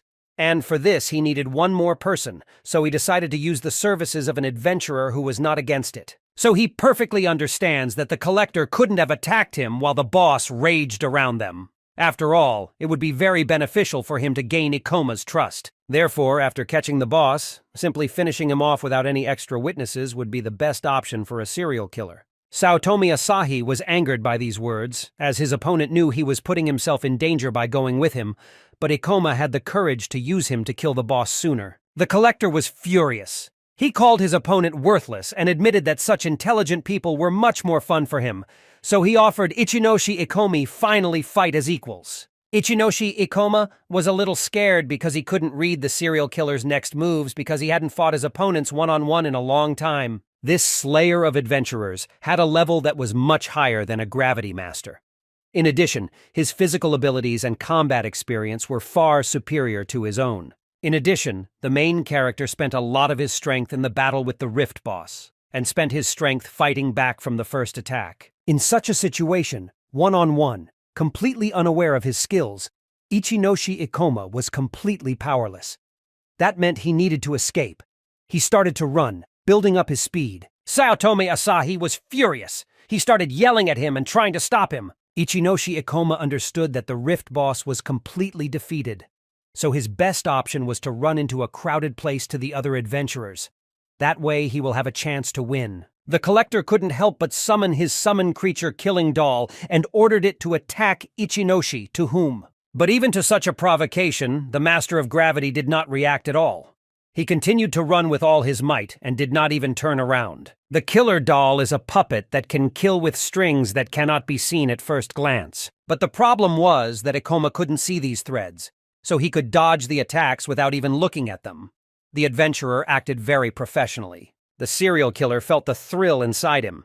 He considered his prey to be very intelligent, which made their fight even more interesting. He offered the adventurer a game of reprimand. But even after his close observation, he managed to lose sight of him and began to look around, trying to find him. He speculated that the Gravity Master might have been able to hide among the trees, but quickly dismissed the idea. His opponent wasn't stupid enough to hide in plain sight, so his second thought was that the adventurer was hiding somewhere very high on the roof. For a strong impact, he had to gain a high fall speed, which meant that he had to hit from above. And the opinion of the collector was confirmed. He felt something fall behind him from above. It was indeed a gravity master who, gaining speed, used the skill Meteor Fall. And when the blow was about to happen, and Ikoma was close to the collector, some unknown force stopped him. The sword passed through the black iron hand and did not touch the enemy in any way. It was the destruction hand skill that was able to block the gravity master's attack. He went down to the ground. Now Saotome Asahi understood why his opponent had decided to run away. In the lane, the collector had a significant advantage, but Ikoma managed to get them out into the open so that it would be easier for him to evade the attacks. Simply put, Ichinoshi Ikoma decided to give up his advantage to even the odds. However, the serial killer did not believe that this would help in any way because behind him were many of his summoned creatures. The adventurer saw 3 summoned creatures standing behind the collector, but in reality, he could have summoned many more. Ikoma guessed that he must have spent all his skill points on item summoning. Most likely because of this, his summoned creatures became almost the same level as himself. Thus, Ichinoshi Ikoma competed against at least 4 strong opponents. He tried to follow everyone and stay alert. It was impossible to relax even for a second, because he faced several enemies at once. And looking at what a powerful master Satomi had become Asahi, Ikoma could not understand how he managed to learn how to summon as many as 3 creatures to the battlefield. The collector felt great. He felt his superiority and was sure of victory. The fight seemed very interesting to him, so he was in a great mood. He remembered how before this incident, he had killed adventurers who treated people badly, and it seemed like a lot of fun to him. Some of the adventurers began to resent that the collector was using a forbidden technique and that he had deliberately stabbed Ikoma in the neck. Satomi Asahi found it incredibly amusing. He liked to break these heroes and trample their talents into the dirt. He was ready to show Ichinose Ikoma how worthless he is. The Gravity Master asked if his opponent was sent here by Chimera Fang. He wanted to know if they had purposely created this fake disaster to trick him. The collector was very surprised by the insight and cleverness of his opponent, but he decided not to show his surprise. To divert suspicion from himself, the non-murderer said that he did not understand at all what he was talking about because he simply hated being in debt to adventurers, and asked him not to take offense at his words. Suddenly, a destruction hand appeared behind the Gravity Master and began to chase him. He tried to dodge and run away from her. Saotome Asahi promised that if Ikoma succeeds in defeating him, then he is ready to tell him one secret. But first, Ikoma must win. The collector decided to throw another weapon into the battle, a killer doll. Her threads began to attack Ikoma with incredible speed. Suddenly he felt several strong blows with the thread cut the stone into pieces. Ichinoshi Ikoma could not ignore this new threat. The summoned doll's attacks seemed to become much faster than before. He tried to understand why this happened. Ikoma knew that if he focused all his attention on the killer doll alone, he would not be able to win. He thought about how to survive. Saotome Asahi, excited by such an interesting opponent, decided to use all his skills and his entire arsenal against him. He had rarely met such strong adventurers. Suddenly, the Gravity Master felt a powerful force behind him, which threw him to the ground. He could not get up. Behind him appeared the fourth summoned monster, the terrible demon Gorgle. The serial killer smiled sinisterly, warning the adventurer not to expect a quick victory. He concentrated all his magical power in his hand and summoned the fifth monster, Cursed Jose. This beast roared with fury, and ominous purple magic erupted from its mouth. Ichinoshi Ikoma was genuinely impressed by the collector's abilities. Summoning 5 summoned creatures after such a grueling battle required an enormous amount of mana, so much so that it seemed almost impossible. Saotome Asahi possessed truly impressive strength. Ikoma admitted that Saotome Asahi is the strongest opponent he has ever faced, but thanks to this, the collector revealed all his cards. Now in Ichinose, Ikoma had a chance to overcome him, knowing about all his strengths. The adventurer understood that it was extremely dangerous to go into battle without knowing the capabilities of conscript creatures. Therefore, he had to understand their features as soon as possible before it was too late. Ichinoshi Ikoma began to retreat, planning to watch the battle from the sidelines. But suddenly behind him, he heard heavy breathing. It was the accursed Jose who was chasing him swiftly. Ikoma decided to deliver a sharp blow to distract the creature and make a quick escape. He did so. However, to his surprise, Cursed Jose did not react at all to the blow and continued the pursuit. She seemed indifferent to his attacks. Ikoma realized that he would not be able to escape, so he rushed into battle again. The creature let out a terrifying roar. Ikoma was aware that the task would be extremely difficult, but it was all he was capable of at the moment. All he had to do was look for the enemy's weak points so as not to go on a direct assault. Ichinoshi Ikoma, switching his attention, rushed at the demon Gorgle. He landed sharply in front of the monster and swung his sword with a swing. But during the fight with Gorgle, he suddenly felt movement behind him. Turning around, Ikoma saw that the slime he had recently attacked had been cut into pieces by the puppet strings. The main character could not understand what was happening. He spun around, trying to assess the situation. Suddenly, he felt a sharp blade flash behind him. Turning sharply, Ikoma saw a serial killer swinging a knife at him. Ikoma managed to block the attack with the blade. The collector was delighted with the fight. He admitted that his opponent was really strong, as the Chimera Fang people had told him. Saotome Asahi admitted that if they fought one-on-one, the odds would be even, and he might even lose. But with his many summoned creatures, he had a significant advantage that Ikoma could not overcome. A huge summoned hand appeared behind the adventurer, clenching into a fist and swinging to strike. The hand hit the ground with incredible force.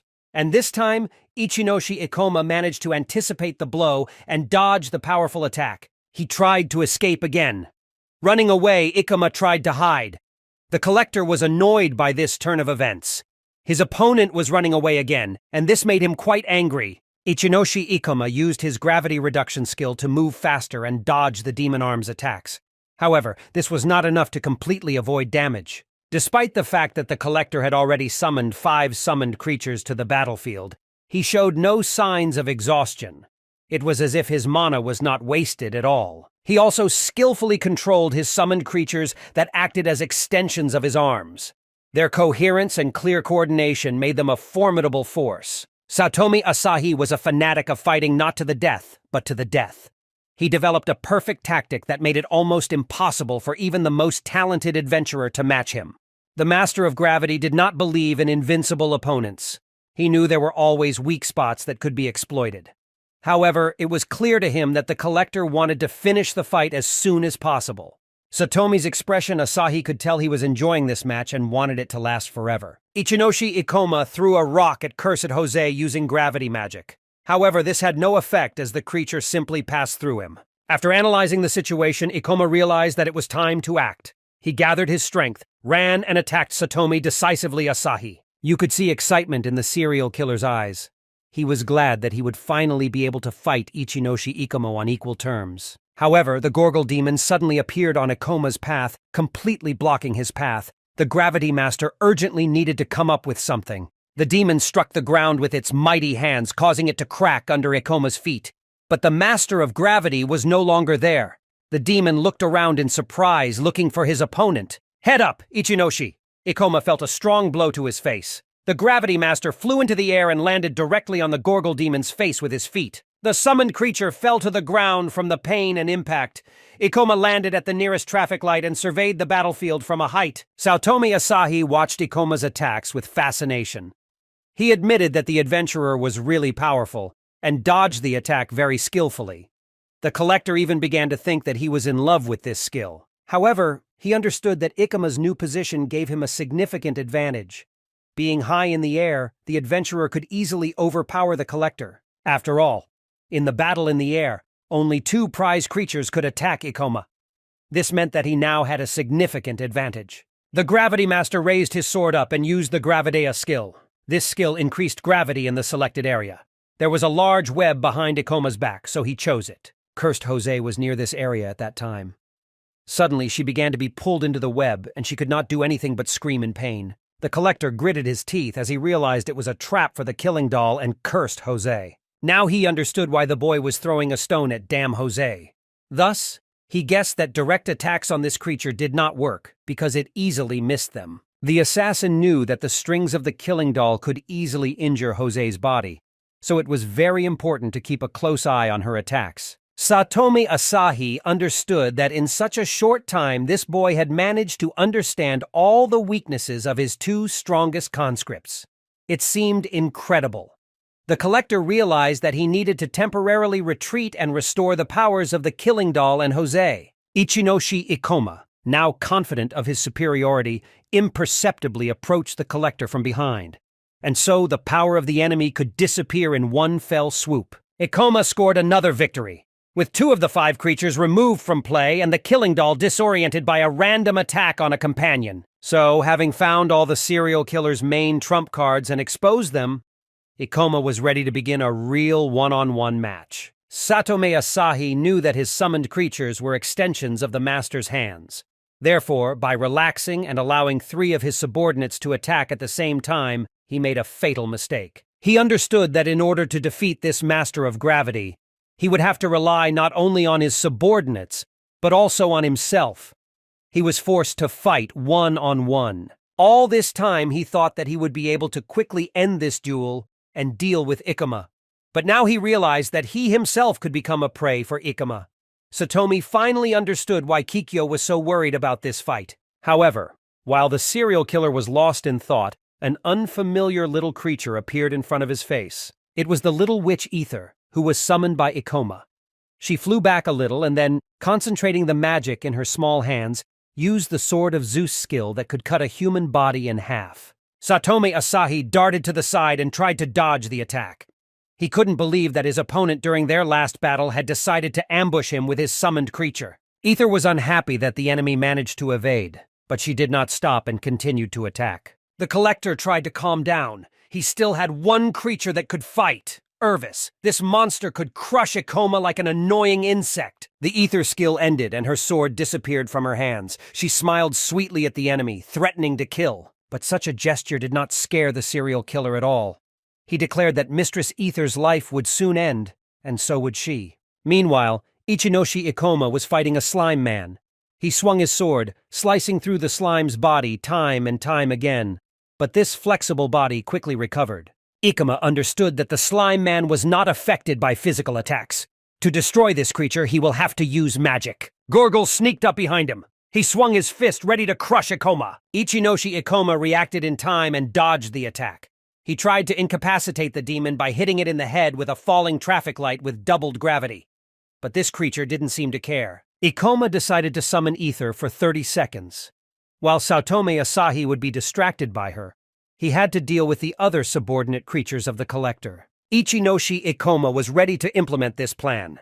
He easily pushed himself off the ground with the help of gravity magic and began to rise up, straight towards Irvis. Ikoma drew his sword in front of him and, crossing several skills, attacked. First he used reverse gravity to fly up, then meteor fall, driving the sword through the creature's eye.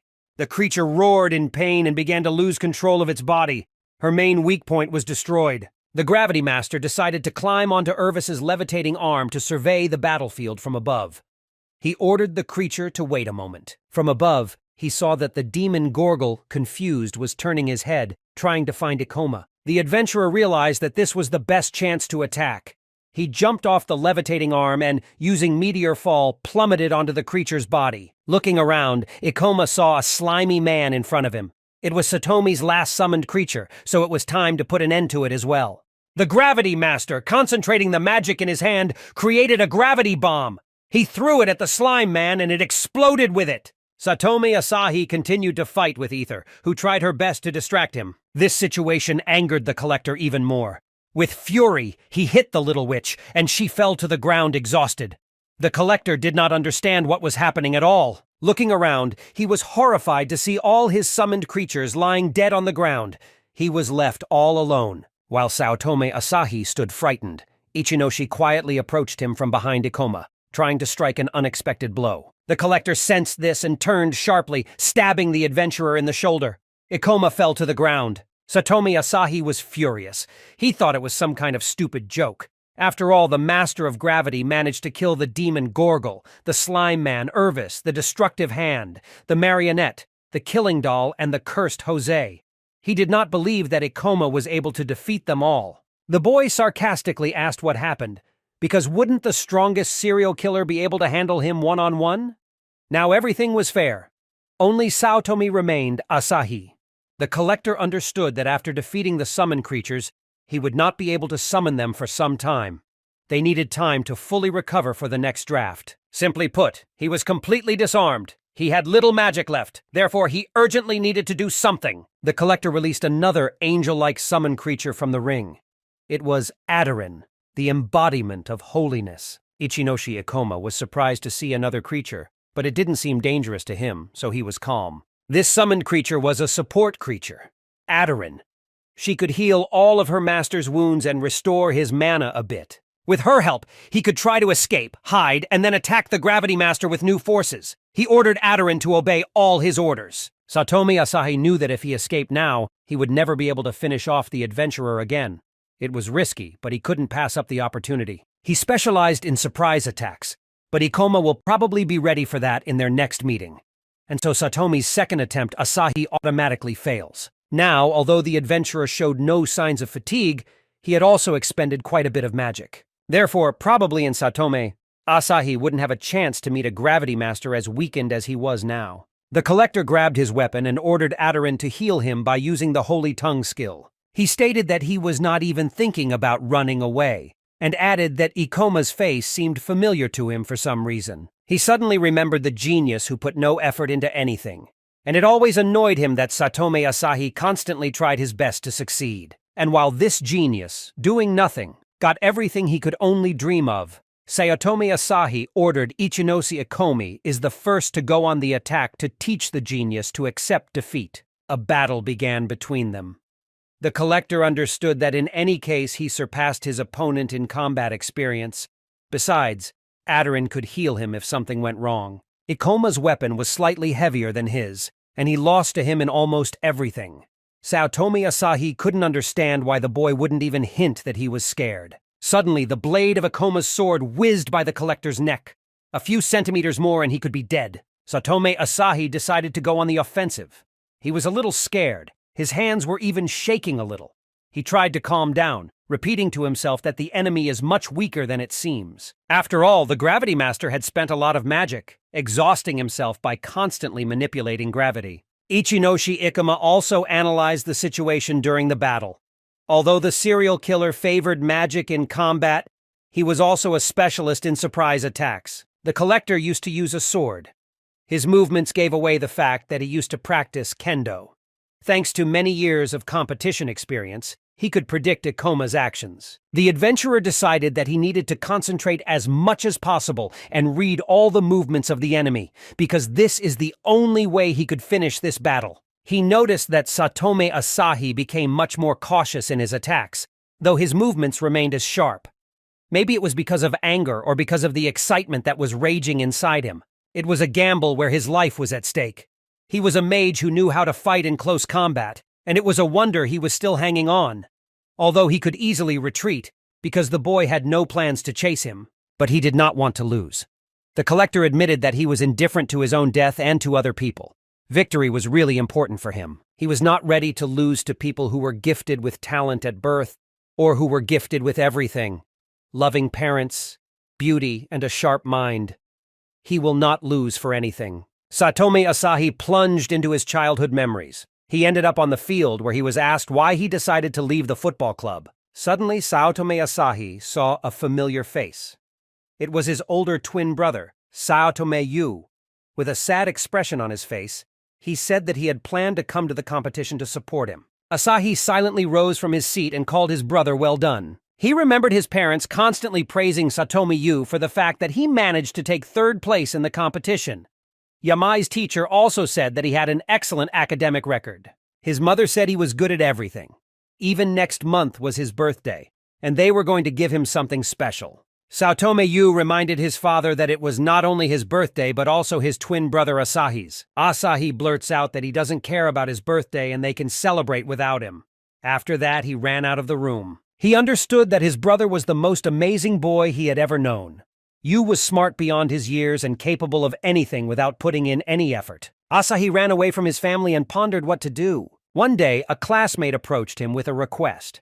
He explained that without high schoolers, their club could be closed, so Asahi could just join there and not go to class. Kendo Club and Asahi decided to agree. From early childhood, he had a kendo talent. It was a place where he was not compared to his older brother. Therefore, he devoted all his years of study in high school to kendo. When he entered high school, his parents finally distanced themselves from him, pretending that he did not exist. But it only made Asahi feel better. Satomi High School. Yu happily told his brother that he had decided to quit football and also join the kendo club. He offered Asahi to become his senpai, Sayotomi. This angered Asahi because even now his brother had decided to appropriate the only thing that set them apart. The summer of the graduating class became their only chance to prove themselves. Prefectural kendo competitions were held, and winning them gave the school the opportunity to go to national competitions. Ironically, both brothers were nominated for the role of team captain. To decide who would go to the competition, it was decided to hold a competition between them.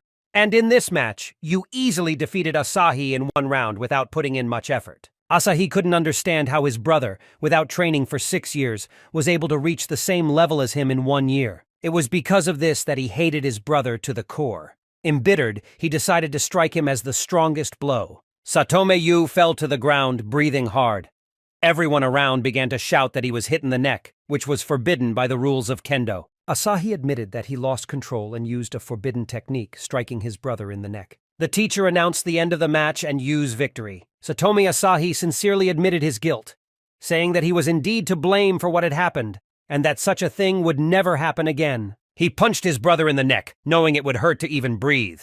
On this day, he managed to defeat Yu for the first time, and he didn't care how he won. The empty-headed manga heroes with their strange sense of honor and nobility can go to hell. A year later, he decided to become an adventurer and came to the guild, but was told that his class was not suitable for the job. Saotome Asahi never aspired to be a hero, so he took the rejection in stride. He decided to open a computer club.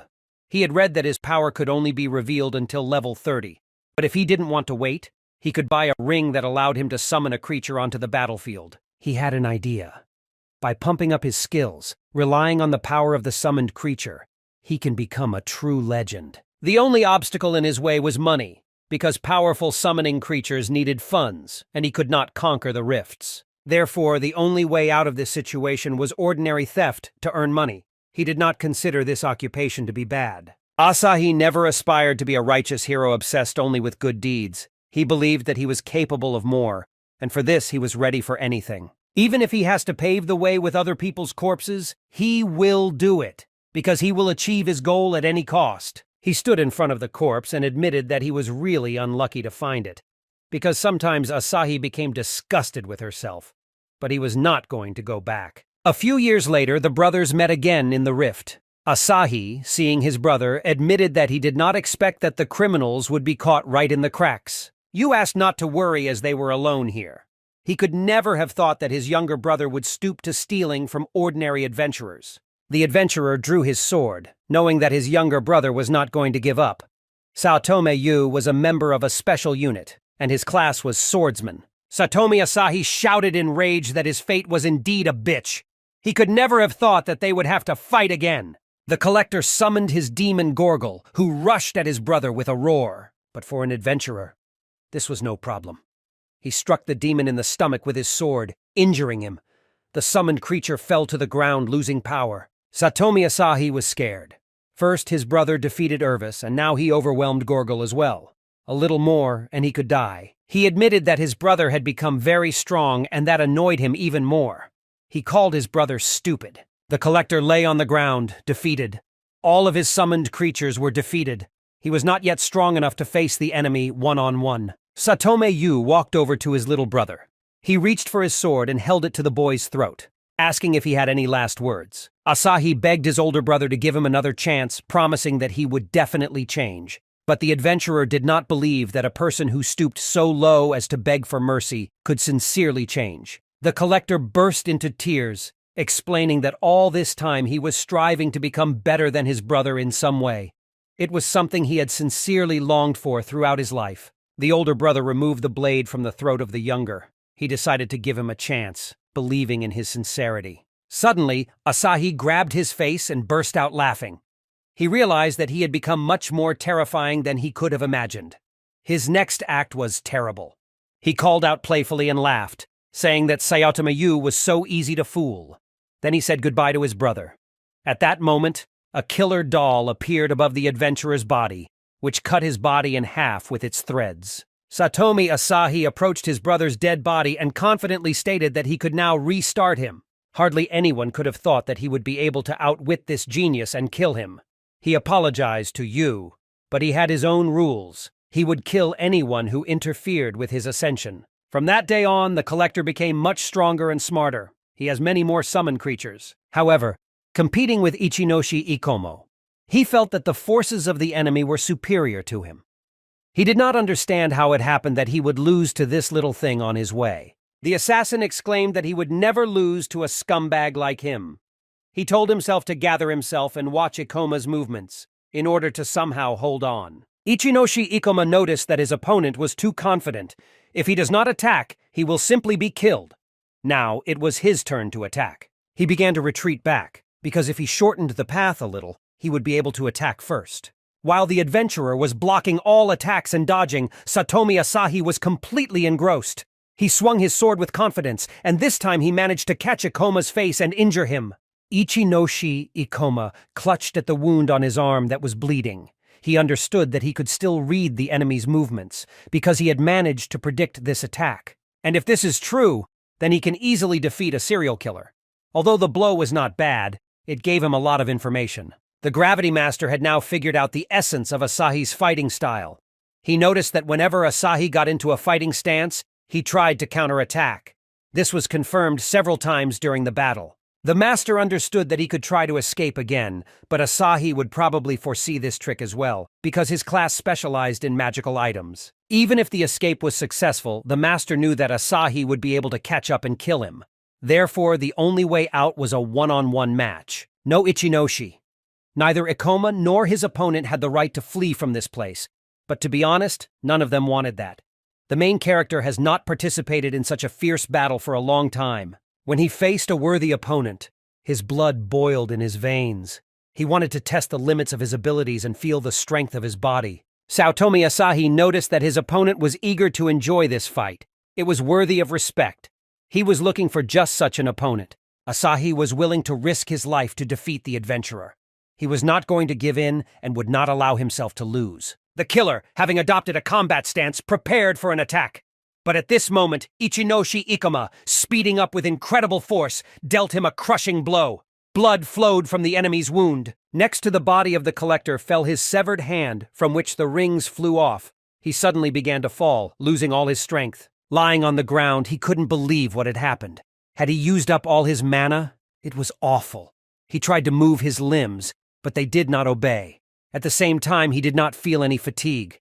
Closing his eyes, he began to remember. And I finally understood what I had been striving for all my life.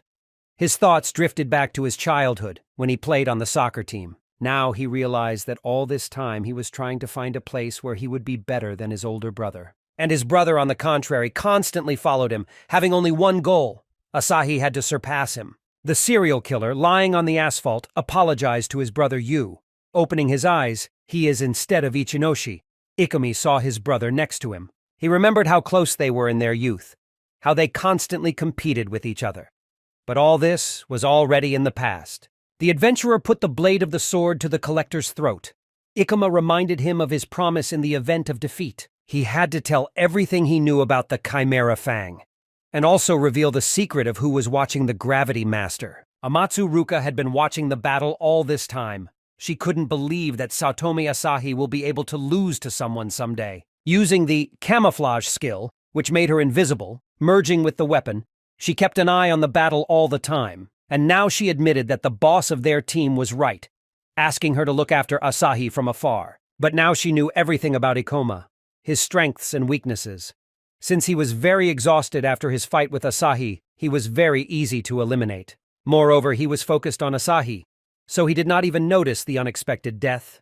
This girl's name was Amatsu Ruka, and she was of the Magic Musketeer class. Ichinoshi Ikoma understood that this person did not appear by chance. This whole disaster was a great trap that he fell into because of his carelessness.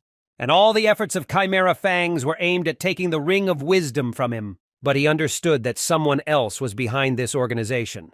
This was someone who could create artificial disasters, and whom he had definitely never met in his first life. Satomi Asahi agreed to tell everything he knew.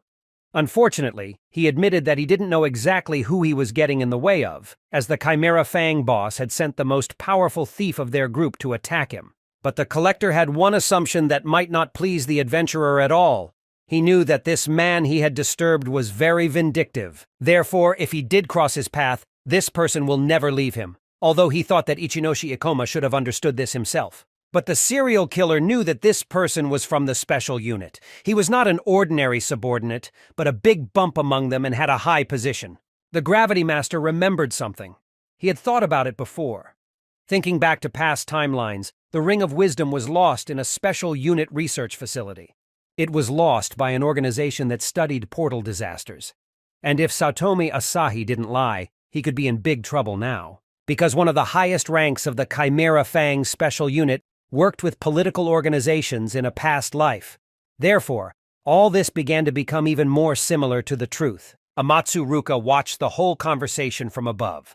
They decided it was time to end this conversation while Satomi Asahi did not reveal anything superfluous. Ichinoshi Ikoma was a priority target for their organization, as well as their most serious obstacle.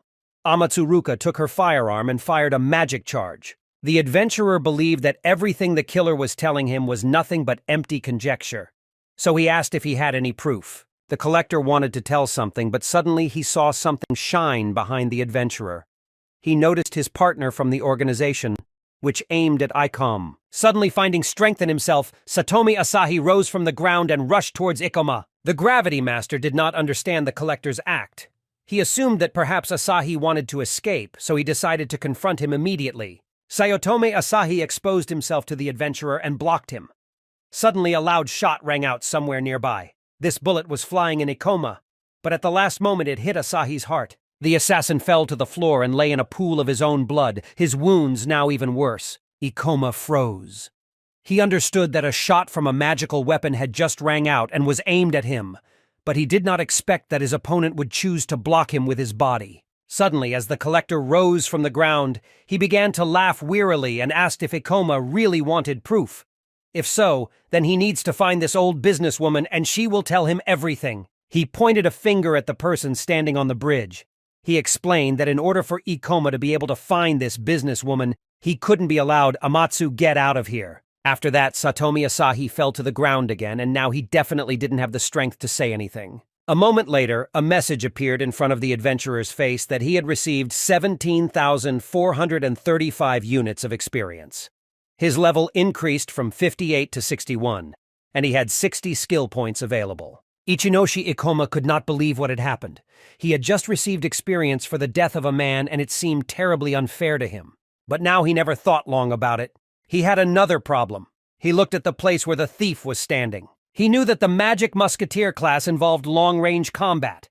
These fighters use magical weapons, imbuing them with their mana to fire a magical shot. The situation was extremely unfavorable for him. He didn't know exactly where the shooter was, and he had absolutely no magic left to counter her. The only thing he had left was the instruction given to Saotome Asahi. For some reason, he trusted her. The Gravity Master had no choice but to trick the shooter into retreating. He rushed forward sharply, stomping hard on the ground. Amatsu Ruka did not expect such a turn of events. She didn't understand why Ikoma was running straight at her, and she didn't think he still had the strength to fight. It seemed to her that it was either madness or he was simply exhausted after a long battle. She needed to concentrate and not give in to provocations, but suddenly she felt something grab her legs. A dark force began to constrain all her movements. She could not move and did not understand what was happening. This was Kisaraga's power, Satsuki. She immediately decided to intervene in the battle and ordered Amatsu Ruka to stand still and not move. The shooter tried to break out of this trap. She began to move hard and tear through the dark force, then pulled the trigger and fired. This magic bullet flew past the witch's face. The girl managed to dodge in time, and the explosion happened next to her. Amatsu Ruka couldn't believe that she had missed the first time. She was the best at what she did, and it was humiliating for her. She knew that Kisaraga Satsuki was a member of Ichinoshi's group. Despite her appearance, she was a formidable opponent. She needed to shoot their main target as soon as possible, or it could backfire on her. She began to search for Ikoma with her eyes, but suddenly she heard a rustle behind her. Turning sharply, she saw Kagurazaka in front of her Mio. But she swung her sword, concentrated her mana, and used the Crimson Blade skill. Ichinoshi Ikoma was very glad that his team members had time to find him before the boss fight. He sent them his location on a map, and they arrived just in time. Amatsu Ruka had no information about another member of Ikoma's team. She found herself in a dead end, because she had no choice but to use a secret technique. Suddenly, there was a powerful explosion at the place where the thief was standing. Thick smoke appeared around her, which she successfully used to hide and run away. Kisaraga Satsuki watched in amazement at what was happening. It occurred to her that this girl probably belonged to the Chimera Fang organization and was hunting them. The witch asked if Kagurazaka was successful. Mio tried to beat her, but she said no, because the thief managed to escape. The Gravity Master understood that the escape of the thief was even better for them. After all, they could regain their strength at least a little. He was aware that Satsuki and Mio were probably very exhausted after fighting the monsters, and he had used up all his mana. Therefore, if they rush after the thief, one of them may be seriously injured. Not wanting to take any chances, he approached his team and thanked them for making it on time. The frightened sorceress asked what was happening here. The adventurer explained that there might still be a musketeer nearby. He promised that he would tell them everything when they could reach a safe place, but in the meantime they had to leave. Amatsu Ruka hid somewhere in the alley using the skill Shadow Step. This skill allowed her to move in the shadows, remaining invisible to others. She was furious because Kagurazaka Mio completely ruined her hunt.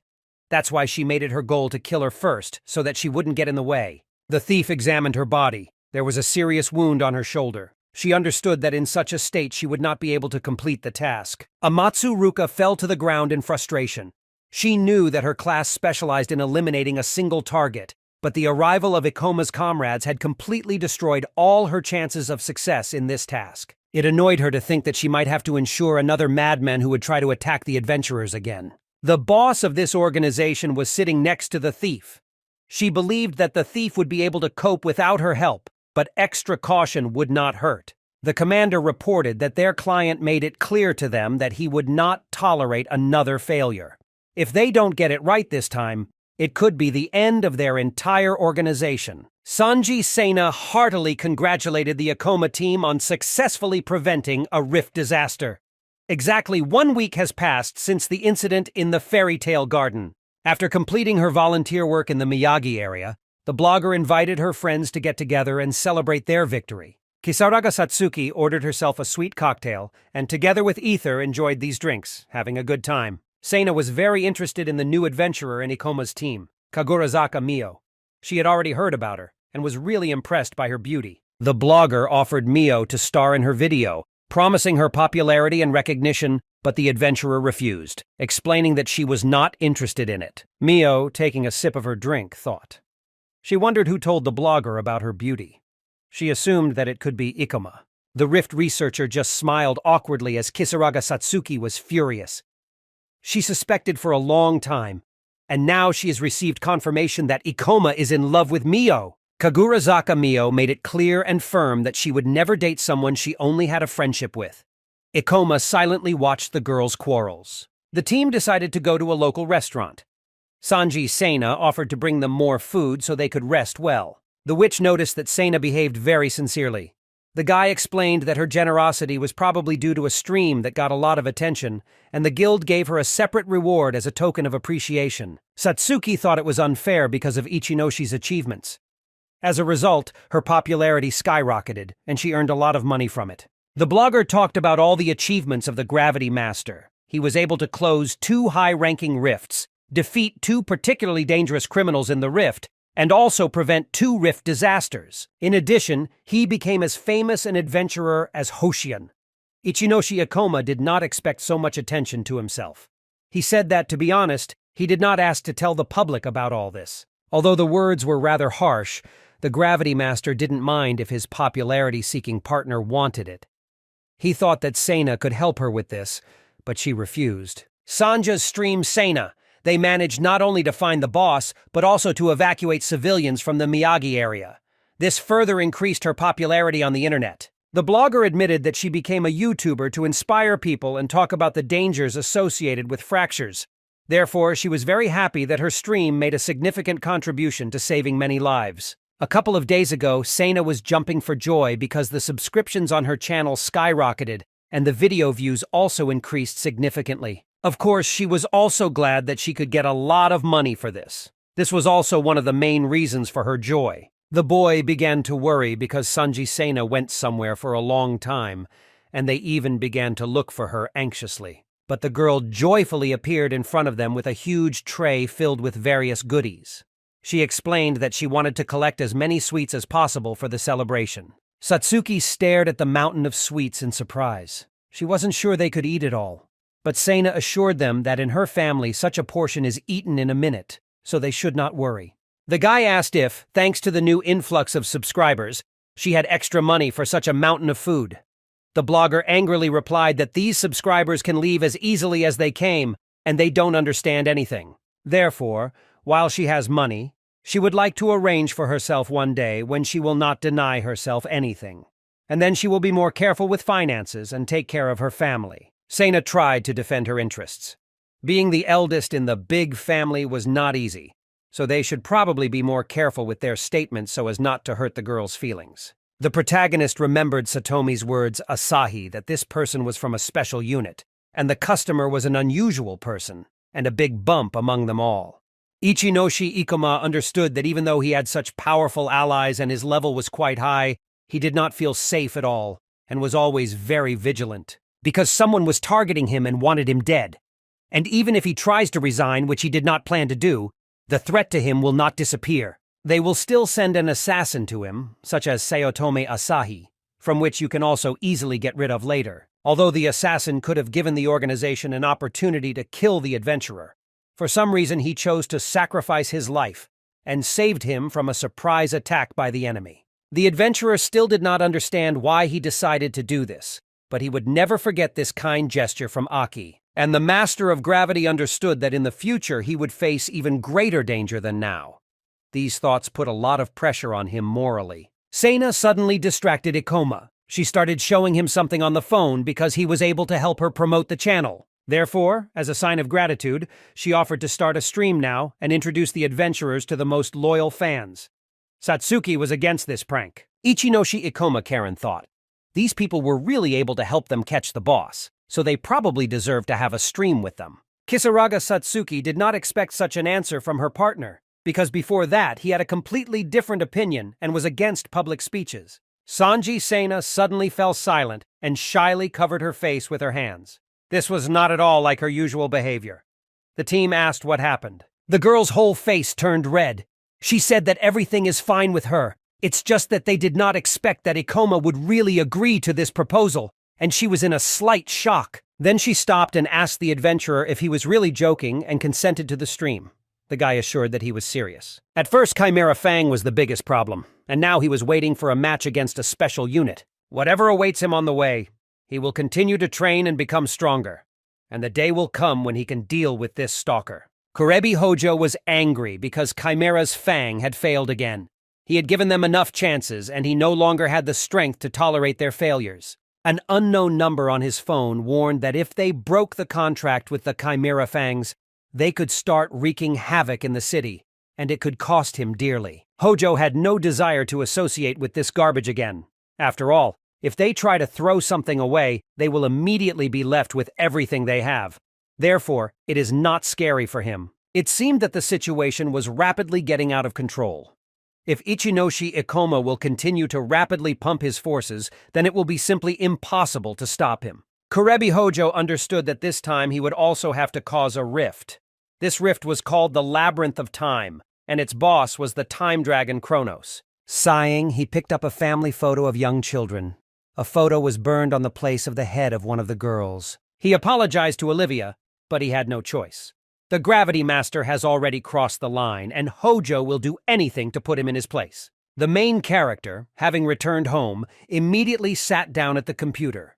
He had suspected something bad from the very beginning, and now his suspicions were confirmed. He found a special unit report on the appearance of faults. The frequency of their occurrence was much higher than in the first timeline. However, the trend persisted. The number of faults increased every year, and the index of the threat of disasters jumped sharply last September. It was at this moment that time restarted. Ichinoshi Ikoma didn't want to think about it, but the more he analyzed his appearance in this timeline, the more clearly he saw the connection to the increased frequency of rifts. Only he could not understand how exactly he was connected with them, and what to do about it. Only the witch from the Ring of Wisdom could give answers to these questions. Suddenly, Ether seemed to want to say something. She began to say a strange word, stuttering and unable to pronounce it at all. Ikoma immediately grabbed a notebook and a pen from the table. He could not believe that this could be a new clue, because Ether clearly wanted to say something important. But instead, the little witch spoke one simple word, pudding. She was just asking her master to feed her a delicious dessert. Ikoma rubbed his face in frustration. He understood that nothing special had happened. Still, he agreed to get the pudding from the fridge. In his notebook, all observations of the ether were recorded. She recognized herself in the mirror, could talk about the weather, called Satsuki by name, and of course, loved pudding. The boy opened the refrigerator and reached for the pudding on the top shelf, but suddenly he heard Ether's voice behind him. She tried to string words together, and Ikoma immediately turned his attention to her. The witch said the word game and then convince God. She explained that this was the reason for this game. These words were very important. Ichinoshi Ikoma immediately froze. He began to combine these words into one sentence and to look for meaning in it. All this could become the main solution to the question of how faults appear. In the branch of the Guild of Adventurers in Moremi, the team was on the training ground. They trained their skills while Serid Zava watched them. Kisaraga Satsuki raised her weapon up and used the Orb of Darkness skill. This bullet flew straight into Ikoma, but he managed to sharply dodge the explosion. The leader of the team continued to run when suddenly Kagurazaka pounced on him, Mio. She swung her sword and tried to attack, but Ikoma jumped up and dodged. The Gravity Master continued to run on. Behind him appeared the black power of Satsuki. In the hand of black magic was a knife, and the sorceress controlled it. It was a Shadow Blade skill. The guy stopped abruptly and thought. He remembered that Satsuki had specifically sent him to Mio, knowing that he would back down. He suspected that Satsuki had set a trap. Ikoma turned sharply and slammed his sword in front of him with force. Kagurazaka Mio, who was standing behind him, did not expect such a blow and dropped the weapon on the ground. She had to bend down to pick it up. At the same moment, the black magic of Satsuki attacked Iko from behind, swinging a sword at him, but he confidently swung his sword and cut through all the black magic attacks. Kisaraga Satsuki gripped her weapon tightly. She understood that she needed to buy some time for Mio to raise her weapon. The most important thing is not to let the enemy get close. The sorceress raised her hand up, and a shadow wall appeared in front of Ikoma. It was one of her special skills. But Kisaraga Satsuki raised her head in surprise, because her opponent jumped very high and managed to jump over this shadow wall. She did not expect that Ikoma could do such a thing. The Gravity Master Free fell from the height and landed next to his partner. She closed her eyes, frightened. But then he gently touched her forehead to calm her down. Ichinoshi Ikoma announced that the training was over for today. He noted that now his partner learned to assess the situation on the battlefield much faster, and Mio was able to work more harmoniously in the team. They achieved their goal. The witch was finally able to exhale and thanked her for the training with exhaustion. But she doubted her abilities a little, because although the team leader praised her, she did not feel any progress at all. She understood that it was necessary to react to events much faster in battle, as well as pay attention to the movements of opponents and use their moves against themselves. Kagurazaka Mio relied more on her brute strength. Such tactics and approaches suited them for defeating monsters, but against living people it was not so effective. Ikoma's knowledge and experience. His fighting skills were impressive, and she couldn't help but ask where he gained such a wealth of experience in fighting against humans. Mio sincerely thanked for these trainings, for the invaluable experience and for the constructive criticism that was given to her. However, she noted that lately they had been spending too much time competing with each other instead of fighting in the rifts. She wondered if Ichinoshi was afraid Ikoma repeated attack by those strange people. The Gravity Master explained that it was not only the fang of the Chimera that bothered him, but also that the rifts were appearing more and more frequently. Even though they were all already B-rank adventurers and possessed considerable strength, they needed more intensive training to grow further. Perhaps Ikoma really took Asahi's warnings too seriously. The deputy head of the guild, Serizawa, who was watching the fight, was delighted. He called it incredible because he had never seen such skill and teamwork before. He noted that their combat training was at the highest level, and Ichinoshi Ikoma had a remarkable ability to notice the weak points of opponents. Serizawa suggested that Ikoma may have previously trained with a martial arts teacher. The main character modestly smiled and replied that you can say that. When he was an S-rank adventurer, he often gave advice to rookies he found himself in rifts with.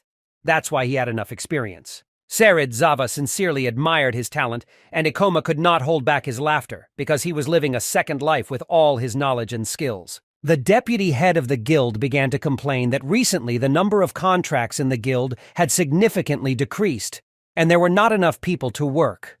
Satsuki sympathized with him because she understood how difficult it was. The man enthusiastically invited the team to try their hand at this matter. The guy again modestly refused and said that he would think about the offer. He understood that he could not work for the guild now. He made a lot of progress too quickly, and that raised suspicion. The person who controlled the Chimera Fang was a member of the top management of the special unit. Having this status, he possessed significant connections and resources unavailable to Ikoma. The protagonist clenched his fist and looked at the Ring of Wisdom. He understood that now he needed to continue training and wait for a new rift to become stronger. In Tokyo, in the Oto district, announcements began to appear on the streets. It was written on them that the entrance to the portal appeared at this place, access to which outsiders is prohibited. People didn't understand what was going on with the portals lately. They didn't care if adventurers or special forces would work with them, but they begged the authorities to do something. A guard was standing near the portal. It was a new rift, the Warped Forest. He looked scary. The team decided to get together to discuss this event and develop a plan of action. Ikoma told them about the new rift, the Warped Forest. This rift was intended for B-rank adventurers and was currently the most difficult of all available in Tokyo. The team leader explained that their main goal is to raise their level. The complexity of this fault was much higher than expected, according to the special unit's assessment. Defeating the boss seemed unreal. The monsters already at the entrance to the rift seemed extremely complex and posed a significant threat. The witch was very worried. Kagurazaka Mio decided to ask if he was sure that things were that bad in this rift.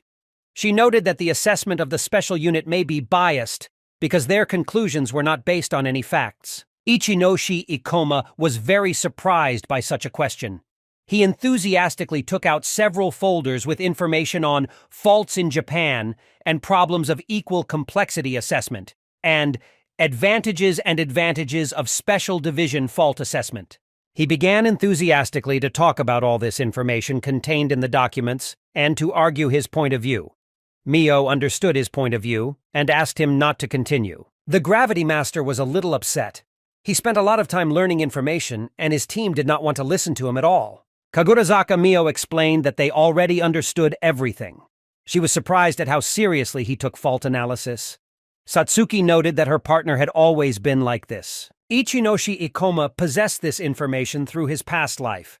He also noticed that in this timeline the rifts have become much more dangerous than before. In order to effectively raise his level, he needed to fight stronger opponents, but this carried great risk. However, it was his sincere desire to become stronger as soon as possible. If his partners did not agree with his method, they could always refuse and go their own way. Kagurazaka Mio asked if he wanted to become stronger to be ready to face those strange mercenaries. Ikoma remained silent. The adventurer reminded that he actually saved her life, and now she is obliged to repay him by becoming much stronger. She was ready to accept this offer. Kisaraga Satsuki sheepishly admitted that Ichinoshi Ikoma also did a lot for her. She wanted to continue to have his back in the future, so she was also willing to continue on the same path with him. The team leader smiled and looked at his teammates. He thanked his comrades for their support. The team went to Auto Station. Ikoma did not give all the necessary information to the workers, and the sorceress looked around. She saw that the warped forest fault had appeared right in the middle of this area. It was very dangerous. So for this reason, the special unit evacuated all the civilians. After testifying, the adventurers confidently approached this portal. It burned in bright crimson colors and was terrifying. Ikoma took the first step closer to him and touched this magic with his fingers. He understood that something was clearly wrong here, and he began to have suspicions. Suddenly, the boy felt himself being forcefully pulled into this portal. He could not resist and began to fall. The team rushed after him. After passing through the portal, the adventurers began to fall from a great height directly to the ground. They managed to land on the ground of the rift and look around, but Kisaraga Satsuki was nowhere near them. This made them excited. The team leader looked up to see their sorceress falling from the ceiling, unable to control her body. The adventurer managed to react quickly and caught the girl in his arms. Satsuki was very scared and thanked for saving her. She herself did not understand what had happened. Kagurazaka Mio was also surprised. She had never encountered any rifts where you could fall from the sky. It was very strange. The adventurers looked back at the place where their portal was and were horrified. The exit from the portal was closed. He was surrounded by many chains that did not allow him to pass. They were terrified. They did not understand what it was. It was like a trap. Ichinoshi Ikoma explained that this is called sealing the fault. It was a completely new phenomenon related to faults. In this phenomenon, it was possible to enter the fault, but not to exit. To open the exit, they needed to defeat the boss. This was a very rare and dangerous occurrence, because at first they did not plan to fight the boss. Kagurazaka Mio took the situation with understanding. Simply put, they were simply trapped. The Gravity Master apologized to his team. He knew he shouldn't have taken the risk of bringing them here. Mio reassured him, because no one could have predicted such a turn of events. Suddenly, an unfamiliar group approached the team of adventurers and greeted them. They were happy to see new people. The strangers expressed their admiration that the adventurers were also familiar with the phenomenon of sealed rifts. It seems that they found themselves brothers by misfortune. This group had been trying to find other adventurers for some time, but so far they had only been able to meet them. At first they hoped that someone from the special unit would come to their aid. However, even the special unit did not have information about what was happening inside the vault, and had no way to find out. They asked if Ichinoshi Ikoma is the head of this group, and he confirmed it. The stranger introduced himself. His name was Jurakuchi Zen, and he sought to unite all the adventurers into a large team to kill the boss of the rift. They shook hands. Jurakuchi revealed that some people are self-confident and consider themselves leaders, but he was an A rank, so he decided to take on this responsibility. His class was Sage. It was a special class as it had mastery of both white and dark magic and specialized in both support and attack. However, his only drawback was weak defense. This shortcoming could be compensated for by teaming up with a warrior. In a past life, this class was considered one of the strongest and rarest among adventurers. Jurakuchi Zen admitted that he wished they would work together as a team to get out of here faster. He asked if they minded. This person was calm and collected, which was expected of an A-rank person. Thanks to his charisma, he already managed to win the trust and attention of other members of the group, so he did not arouse suspicion. Ichinoshi Ikoma nodded and agreed to this offer. He said he would be very happy to work with them together. He decided to introduce them to his team: Master of Gravity, Ikoma, Shaman, Satsuki, and Reaper, Mio. Everything was true, so they finally met, and there were as many as 6 people in Jurakuchi Zen's team. So including the 3 of them, there were now 9 of them. The leader of the team said that they would be very happy if they did agree to join them. Kisaraga Satsuki asked the leader what he thought, as she thought they were good people, and the leader also inspired trust. Ikuma remained silent. Zen picked up the phone. The sealing of the rift started 5 hours ago, which was not enough time for the Special Forces people to sound the alarm. The connection here also did not catch at all. It would take several days for a special unit to assemble the strength to clear a fault of this level. The adventurers of the team were furious. They were not prepared to wait that long because they had a limited supply of food and water with them. They were starting to get excited because they still hadn't met the local monsters, and the situation was getting even more dangerous than it already was. Kisaraga Satsuki also felt a wave of anxiety. She did not know what to do with them, because she only took dry rations with her, which would not last long. Ikuma turned to Jurakuchi Zen with a question. He agreed that it usually takes several days to allocate forces in a special unit to search for adventurers who have disappeared in the rift. However, this fault appeared not just somewhere, but in the middle of a residential area, and the level was assigned to it very high. If you ignore the disappearance of the 9 adventurers, then the strength of the fault will only increase every day, which can lead to a new disaster. Special forces cannot ignore such a threat, so they will not have to wait for help for several days. Jurakuchi Zen slammed his fist against the wall in rage. He could not believe that someone would question his sobriety, because he had already analyzed the whole situation. But after a moment, the leader of the group apologized and smiled. He admitted that he allowed himself too much, because human lives were at stake. That's why he was a little on the platoon. He apologized for interrupting and suggested that they better think about what to do next, rather than arguing when they came to help. Ichinoshi Ikuma began to doubt. From the beginning, Jurakuchi Zena's demeanor seemed too calm to him, but now he noticed that something was wrong with the leader of the group, and it made him suspicious. Jurakuchi Zen tried to listen to the opinion of everyone present, but in the end he will act based on his own experience and what he thinks is right. As he already said, he did not just appoint himself as a leader. Among those present, he was the only A-rank adventurer. He pleaded with Ichinoshi Ikuma should stop arguing and bickering so they can finally stop this pointless debate. They all already had enough stress, so there was no point in quarrels here. Kisaraga Satsuki could not contain her indignation. After all, Ikuma also managed to defeat the boss of rank A and single-handedly defeat a criminal of the same rank. Therefore, he was not inferior to Jurakuchi. The adventurer stopped his companion, saying that there was no point in their arguments because their conversation would lead to nothing. Jurakuchi Zen clearly abused his position by turning the group against the Gravity Master. The leader invited Icom to think for himself, because time in the rift flowed completely differently than in the real world. Therefore, it is not known how long they will have to wait here for help. He came closer to the adventurer and said menacingly that the faster they defeat the boss, the faster they can get out of here. Isn't he right? Ichinoshi Ikuma lowered his head. He understood that this person would stand his ground until the end, so there was no point in arguing. Adventurers from the opposite team felt fear. They did not believe in their strength, but they had no other choice. They had no choice but to obey the orders of the leader, Jurakuchi Zen. The captive girl understood that this battle would not be easy. All the adventurers here were only B rank, but Zen would do his best to lead them to victory. It was his duty as an A-rank adventurer. The girl assured Xena that they trusted him with their lives and were ready to obey all his orders without question. According to the available information, the boss of the rift should have been much stronger than the cursed queen. Ikuma no longer possessed any information about this rift and monster, making their chances of victory 50-50ths. Jurakuchi, though Zen talked about their victory, trying to instill confidence in them, he did not deny that casualties in this battle with such a strong opponent could not be avoided. Zen wondered what about the Gravity Master. He seemed confident that the special unit would come to the rescue. Is their team going to wait for them here? But Team Zea's leader announced that due to their fighting potential, the 2 girls from his team could go with them to defeat the boss, and they would leave the Gravity Master here. Kisaraga Satsuki was angry at these words. She said that she had to refuse their offer because firstly, he was very rude, and secondly, he did not want to listen to criticism of himself. The adventurer interrupted his partner and declared that they would go with them. The witch did not expect to hear such a thing.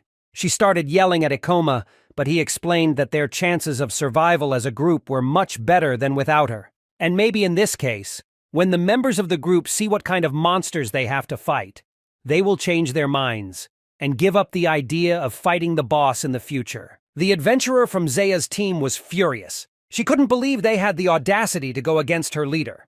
The man began to calm her down because he did not think that these people would never do such a thing. Jurakuchi just smiled back and said that he would be very happy if they did decide to join them. Ichinoshi Ikoma understood that if he left this team alone, they would surely die.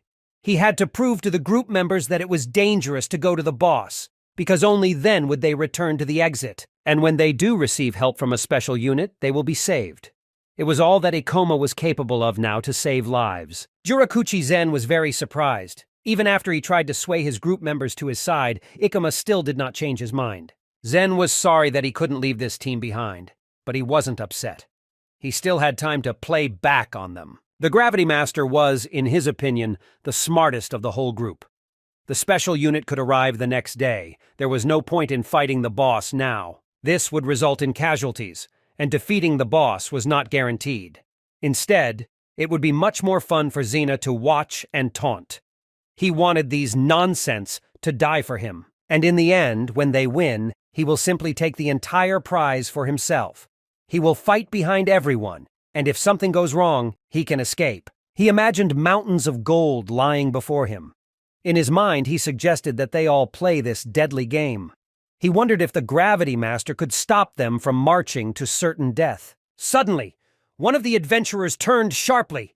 He did not understand where these sounds were coming from in the rift. It was like the hum of a bug. Ikoma looked up and saw in front of him the first monsters that appeared in their path. The creatures resembled beetles, but unusual. There were several dozen eyes on their bodies. These monsters, called abominations, were level 62. Their terrible stings were frightening.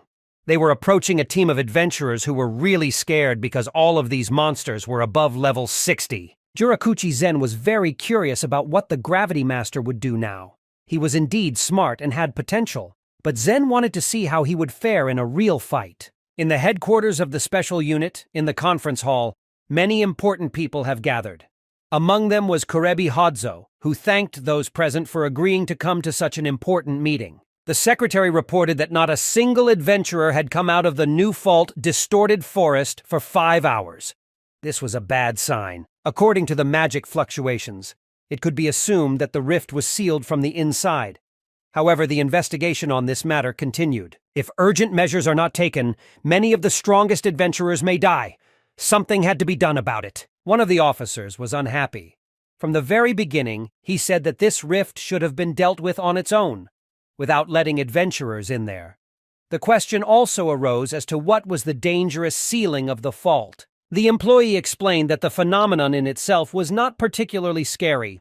However, the longer the rift remained sealed, the more energy it stored inside. According to their data, in 17% of cases of faults where such a phenomenon occurred, it led to the evolution of a local boss. The officer was scared.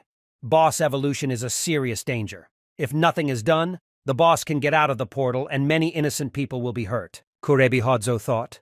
An unstable portal is a rare occurrence. Did it happen due to the artificial creation of a catastrophic fault? The employee also said that this is all they can do at the moment. They should organize a business trip inside the rift, but it is possible that the evolution of the boss has already taken place. The Oto district authorities were preparing for the worst. They have already invited additional reinforcements from foreign adventurers. First, they should have formed 2 squads, an emergency response squad behind the rift and a squad that would go inside it. Perhaps everything is not so terrible, and victims could be avoided. But if it's too late, the Oto area could be razed to the ground. And someone has to be responsible for this operation. Fujima proposed his initiative. He asked for permission to deal with this problem on his own. He was asked if he was sure that he was ready to take on such a great responsibility. This man was the head of the first corps of the special unit, Fujikario. However, he had a slightly unusual proposal. First, he proposed to save the city from another disaster, and he had an idea how to do it. The officer was interested in how exactly. Mr. Fujima explained that he wanted permission to use the Starry Sky key that was kept in the special unit's laboratory. This is the only way, in his opinion, everything will work out. One of the workers objected, because the use of this dangerous artifact could have dire consequences, Kurebi Hodzo thought. He recognized that Fujima's proposal was interesting and quite reasonable, so he gave his approval. People questioned whether the commander was really joking. The commander explained that Fujimakario, having penetrated the distorted forest rift and activated the key of the starry sky, promises to settle this whole incident. Mr. Fujima asked to rely on him because he was good at dirty work. Mayumi Toya was on the training ground watching the training of his subordinates. Suddenly, he received a call on his phone. He asked what the purpose of Mr. Fujima's call was, because he had already begun to think that he hated contacting him. Mayumi Toya was a Special Forces agent from the 2nd Squad. Fujimakario announced that he had a task to clear the rift in the Oto area, rank A again after the adventurers. He was ready to take personal responsibility for all the consequences. Therefore, Mayumi cannot worry. Take another strong fighter with her and go to the exit. Mayumi remembered what Fujima was known for. Abuse of power, theft of money, intimidation were only a small part of his feats, and he did not believe that Fujima could take up cleaning the rift out of good intentions. He wondered what he was up to. Mr. Fujima also did not forget to mention that this mission was top secret. Therefore, Mayumi did not recommend telling about her even to his team. The partner asked Mayumi, the one who called him. He replied that it was Fujima from the 1st Corps, and he gave him a mysterious mission. Mayumi understood that all this would be very dangerous and risky. The adventurer advised him not to go there. Mayumi Toya explained that although he didn't like the man, Fujima was much higher than him, and he is obliged to carry out all his orders because the special unit is a structure with a rigid hierarchy. He had no choice. Mr. Fujima ended the call. His employee suddenly turned to him. He explained that Mayumi Toya was in good standing with the management. Therefore, was it really necessary to involve him in this case? Fujima revealed that Mayumi was his backup. He had to do all the work and figure out the key. He also added that this person was simply lucky to climb to such a peak. After all, if the task fails, all the guilt of Fujima will fall on him. His plan was simple. Get permission to use the key and involve a talented fighter who will do all the dirty work for him. This man simply adored his work. The team was at a crossroads. They started a battle against these bugs. Suddenly, they heard a sharp buzzing. They were abomination creatures that possessed magical skills. They used the Crimson Lightning skill. Lightning began to strike the adventurers, and they fell to the ground in pain. Ichinoshi Ikuma took the lead. He ordered everyone to gather because they would definitely be able to defeat these monsters. He ordered Satsuki to help the other group and continued to give orders to everyone. Jurakuchi Zen just stood back and watched the situation. He was surprised that the Gravity Master was able to analyze the abilities of each person and control them. Thanks to this, he could easily guide people in battle. Zen did not expect such leadership potential from Ichinoshi at all Ikoma. But the leader of the opposite team understood that he had to do something for the sake of decency, because otherwise the Master of Gravity might start commanding them too. The adventurers from Jurakuchi's team appealed to him to do something because they were starting to lose. Zen pretended not to understand what was being said because all this time he was just waiting for the right moment to attack. He slammed his weapon on the ground and used the Trissula skill. A magical creature appeared behind the boy, and this monster fired 3 ice balls, hitting 3 monsters the first time. The adventurers from his team were simply amazed by the skill of the leader, calling his skills incredible. But for some reason, Jurakuchi Zen began to apologize. He explained that the Trissula only had 3 ice charges, and he had to watch their movements to know when to attack. He also explained that he would like to keep his mana, because he will still need it in the boss fight. Therefore, he will save her.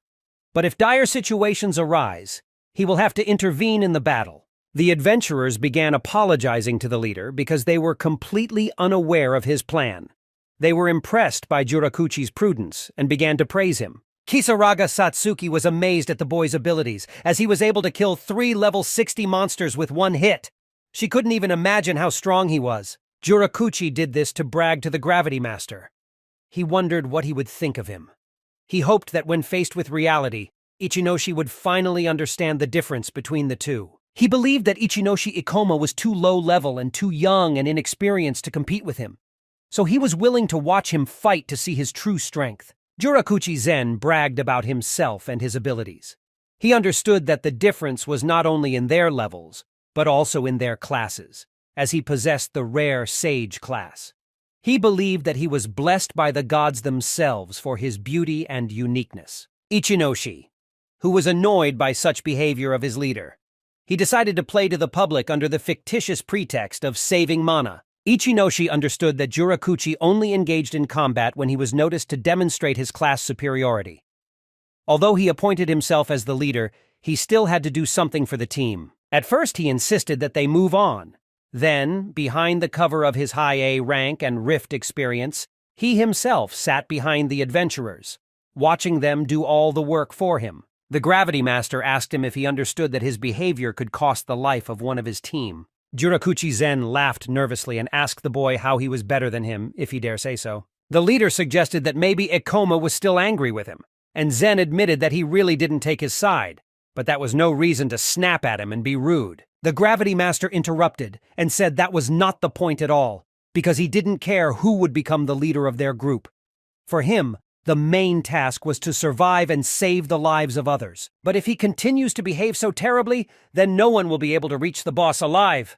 Ikoma had the guts to say it to his face. Ikoma could not understand what was going on in his head, but he explained that one should not put the lives of others before one's ambitions. Otherwise, no one would follow such a leader. Jirakuchi was bursting with rage inside. He was angry with the Gravity Master and wanted him to die first. But outwardly he tried to remain friendly and said it was a great analysis. Kagurazaka Mio asked the sorcerer if the leader was really evil inside. The wizard nodded and confirmed this. The adventurers from Zena's team also disagreed with Ikoma's statements. They considered it a threat to them and asked them to stop fighting already. Jirakuchi Zen smiled because first Ichinoshi Ikoma just annoyed him. But to his surprise, he hadn't met someone in a long time who could bring him out of his mind so easily. Another abominable beetle began buzzing behind the adventurers. Then he turned and flew in the other direction. One of the adventurers in the team turned around, glaring at the monster. She wondered where he had decided to go. The beetle began to buzz more strongly and flew to the strange yellow canvas sitting next to it.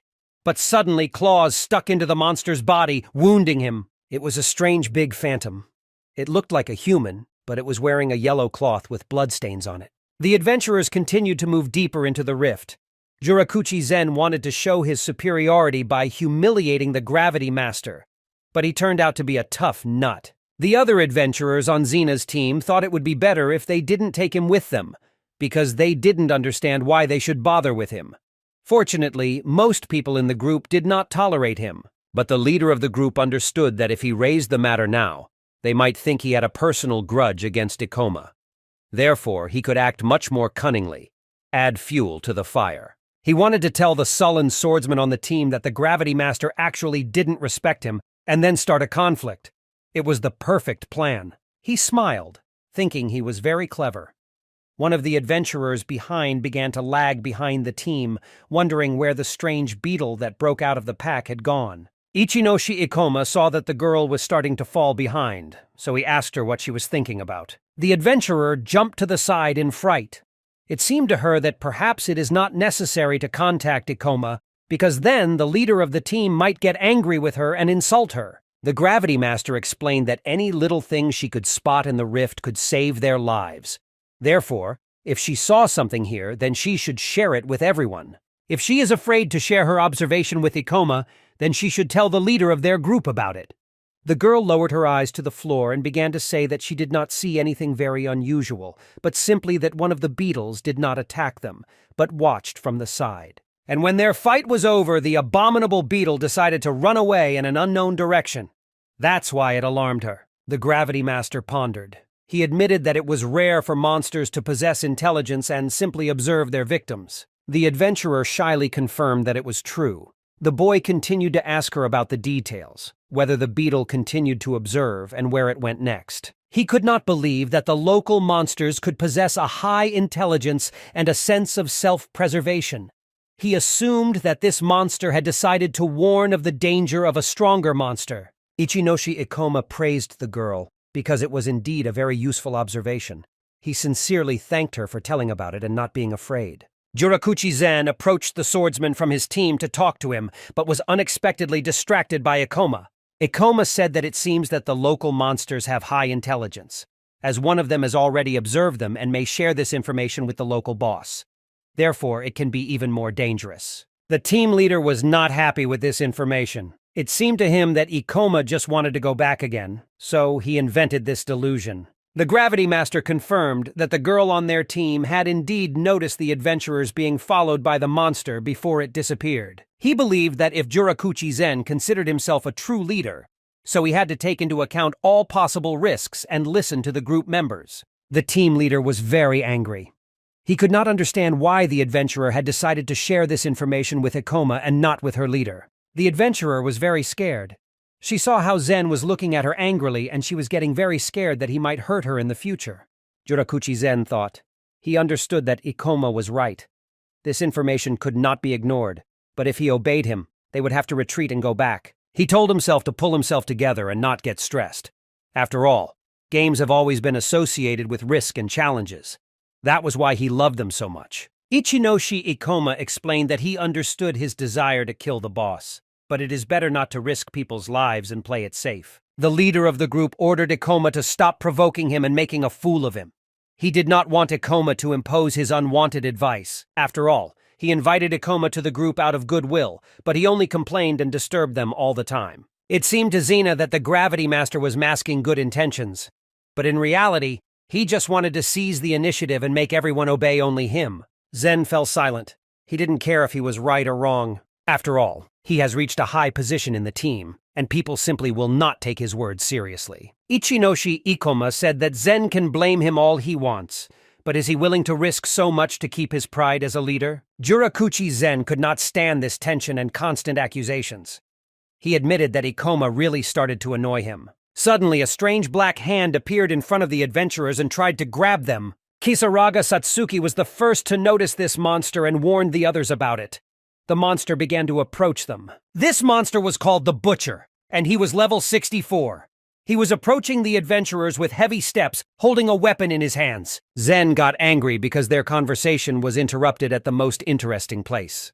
The monster approached him from behind and swung. Kagurazaka Mio had time to notice this and stopped the blow with her weapon, but she was a little scared, because there were several of these monsters, and they hid their presence very well. Now they were trapped. Jurakuchi Zen was furious when he realized they had been surrounded this whole time. Now it was obvious that someone had sent these monsters here, and that was too bad, because if they were really being watched by a monster, then their game was over, and they wouldn't be able to go any further. The leader of the team understood that this time he was really wrong, but he still wanted to build his position so that everyone would be on his side again. But to believe him, they had to finish with these monsters very quickly and efficiently. In his head, he challenged the Gravity Master, exclaiming that this would be their last battle for the trust of the group. After all, maybe the monsters were still hidden somewhere nearby. The commander ordered his adventurers to divide into several small groups of 3 and search all the bushes around. And the people in the center had to keep order and listen to all the rustling. The Gravity Master understood that this time he would have to obey all orders in order to work effectively. Although he couldn't say it, Zen really had great battle experience, and it could help them survive this battle. However, some members of the group were still scared. The Gravity Master decided that he would attack the monster in front of him first, and when he gets rid of him, he will help others. He ran and hit the monster in the stomach with his sword. He managed to injure it. But while Ikoma was fighting the monster, he was attacked from the side by another. He couldn't hold them both back. Kisaraga Satsuki managed to react in time.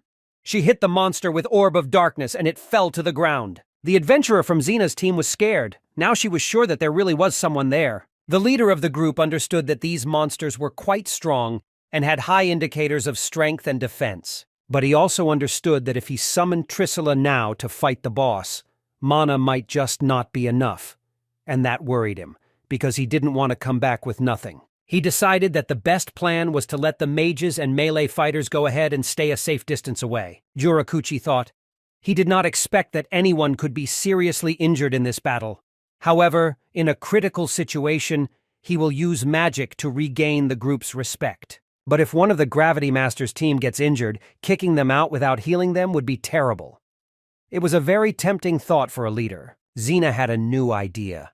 He thought about what would happen if he specifically directed the monsters at Ikoma's team so that they would suffer. He could already imagine the Gravity Master begging him for help. But suddenly, a terrible monster with a yellow cloth on its body began to sneak up on the high-ranking adventurer, who was deep in thought.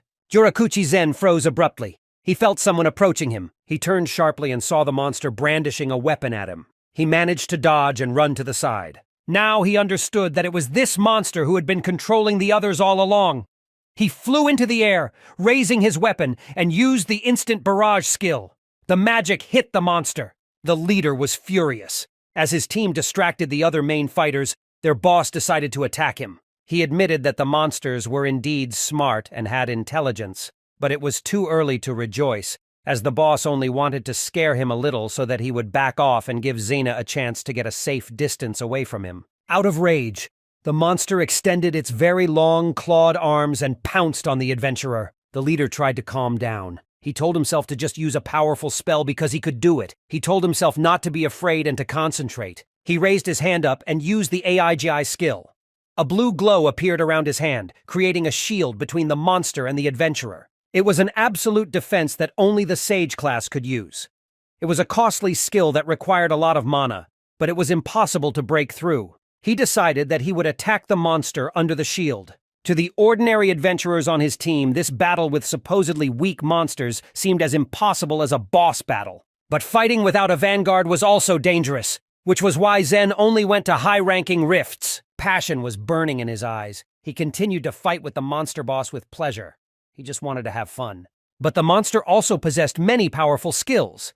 He used the skill Poisonous Mead. An object appeared in front of him, which he took in his hands. It was a poison that could be used to remove all magical effects from an enemy.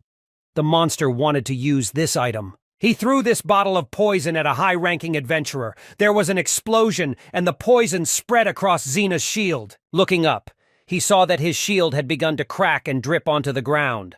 Now he was completely unprotected. This boss knew how to use items, develop tactics, correctly calculate forces, and possessed self-awareness. Zen had never met such an intelligent monster.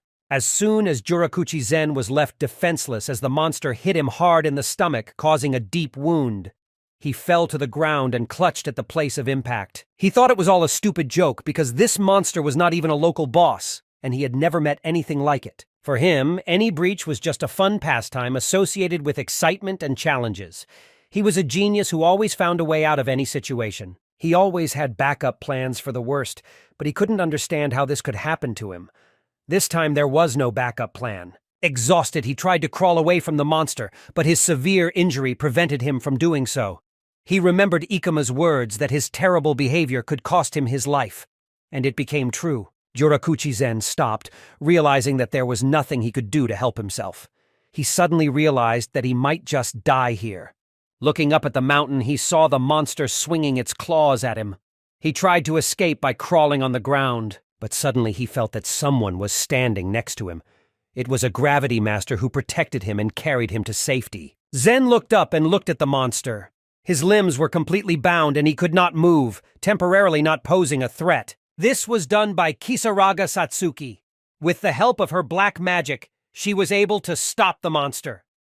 Jurakuchi Zen looked around in disbelief that they had come to his aid. Ichinoshi Ikuma approached the leader and said that for him, the main task and goal was to ensure that all the adventurers who came here survived, and he was no exception. But unexpectedly, the monster's hands were still able to break free from the chains of black magic and swing at Ikoma, but he managed to fight back. The Gravity Master specifically asked his partner to slow down the monster a bit, because it seemed to him that his blade was going through the monster like rubber and not harming it. He couldn't believe that this creature could have such a rare characteristic as resistance to cutting and stabbing attacks. This monster was called Clothed in Yellow and was level 77. This monster possessed not only a high level, but also the intelligence and analytical abilities of a human. As the adventurer had originally thought, this rift was a very dangerous place for them. Kisaraga Satsuki was scared. She advised Ikuma that they should all retreat and help other adventurers, but he refused. Because he knew what Kagurazaka had Mio was the class best suited for melee, and she would be able to deal with the small monsters that could get in their way. And their main task is to deal with the monster dressed in yellow. Ichinoshi Ikoma thought about it, because if this monster had resistance to cutting and stabbing attacks, then it probably had a weakness to magic attacks. He had an idea. He decided to ask Kisarage Satsuki to transfer half of his magic to Jurakuchi Zen so that he can recover and attack the monster with magic. The Gravity Master, immediately after giving the order, rushed towards the monster. He said that the three of them would be able to defeat him, so they needed to follow all his instructions exactly. Kisaraga Satsuki approached the team leader. With fury in her eyes, she explained that if he did not try to escape with the team, then she would not spare them in any way. Zen reassured the girl and told her that she didn't need to worry about it. The gravity master was next to the monster. He held the poison in his hands and spilled it on the floor. When this liquid hit the ground, it ate away all the nutrients in the soil and left behind a black ash. Jurakuchi Zen glared at his enemy. He said that after what had happened, he simply could not afford to run away. Ichinoshi Ikoma stood confidently in front of the monster in yellow. This was their last battle in this accursed rift. The monster in yellow swung its long arms at the adventurer. In Ichinose, Ikoma instantly had an idea.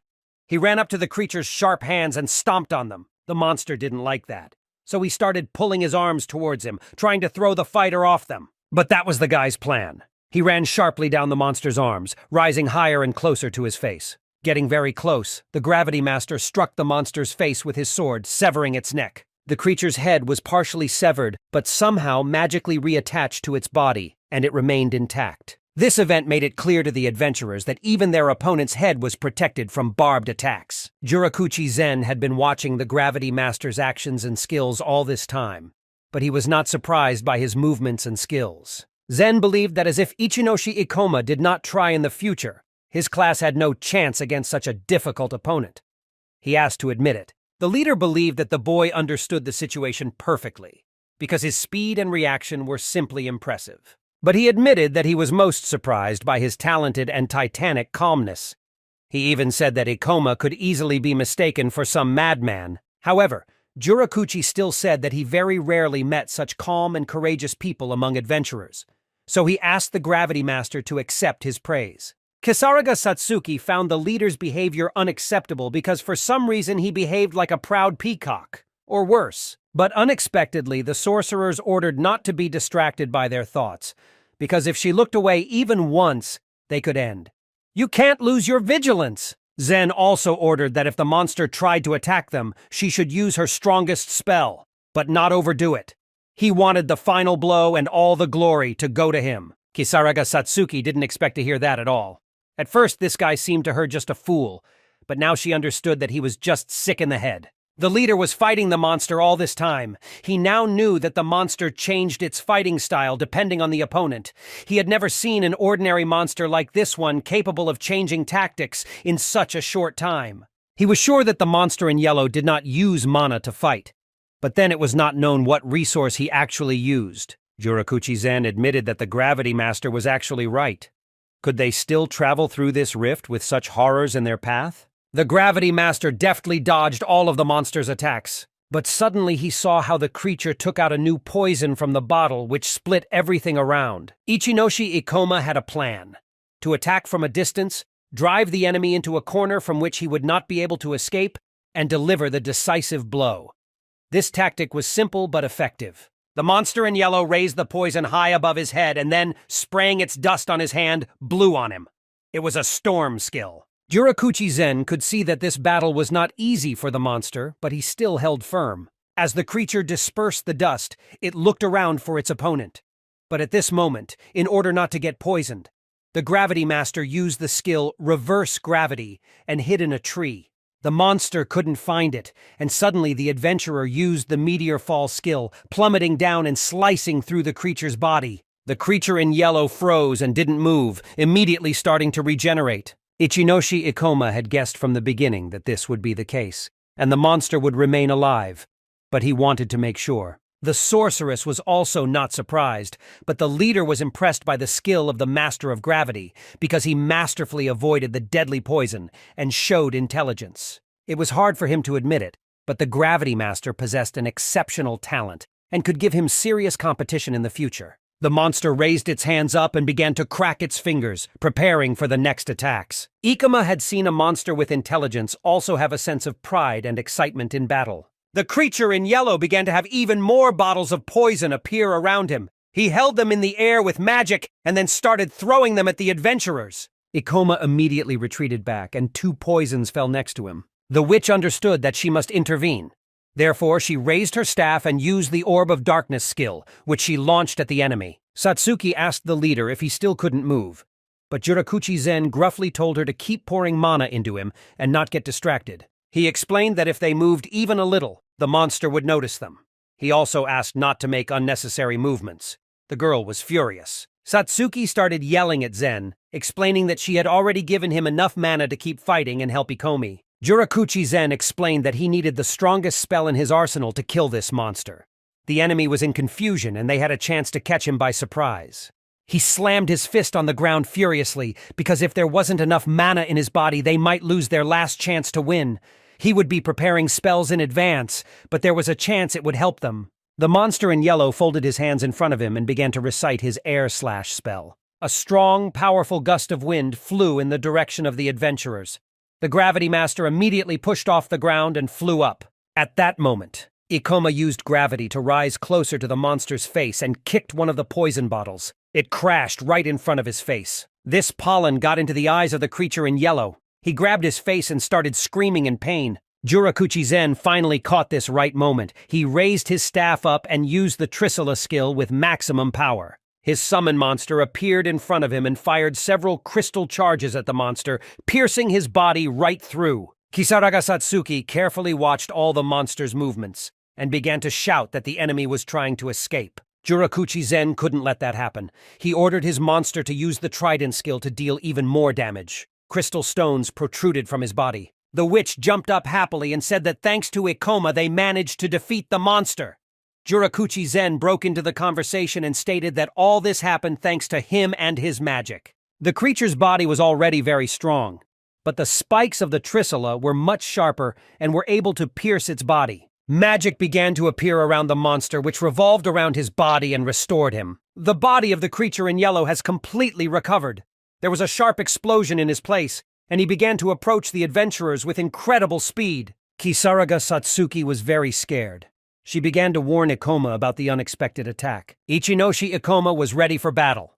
He was glad that finally the enemy decided to attack him head-on. At that moment, when the monster landed at the place where the gravity master was, he was no longer there. The adventurer managed to jump very high. When the monster was directly below him, he swung his sword and used the Grante skill. He began to fall on the opponent's body, and energy began to gather at the end of his sword, which pushed the monster's body into the ground.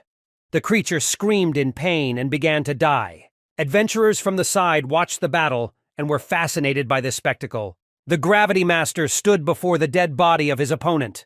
After this kill, he gained 18 skill units, 22,200 experience points, and his level increased from 61 to 64. At that moment, Kagurazaka approached Ikoma Mio. Exhaling, she reported that she was able to deal with all the little monsters and everything was clean. The witch praised Mio and said that this was exactly what she expected from her. The girl coped perfectly without them. The adventurers decided to move to a safer place because they needed to restore their strength. Jurakuchi Zen sat on the ground and healed his wound by using the quick heal skill. A girl from his team asked if he was all right. The leader explained that he is fine and can stand up on his own. Jurakuchi said that if they had any more injuries from the team, he could heal them with his white magic. Ikoma replied that fortunately no one was seriously injured. The gravity master had been waiting for this conversation, as it was now clear that they needed to discuss a plan of action before going any further. Suddenly, one of the adventurers of Zena's team interrupted their conversation. He turned angrily to his leader, reproaching him that he had promised to protect them in a critical situation. But in reality, it turned out that they were only able to survive this fight because of Ichinoshi's strength, Ikoma.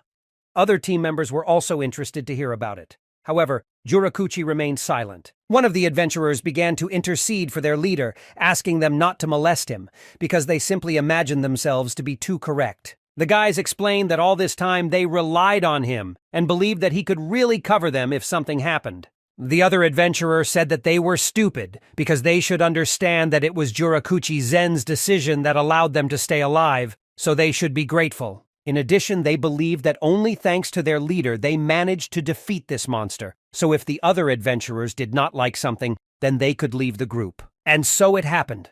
The group split. This controversy could have been avoided, but that is not what Ikoma was trying to do all this time.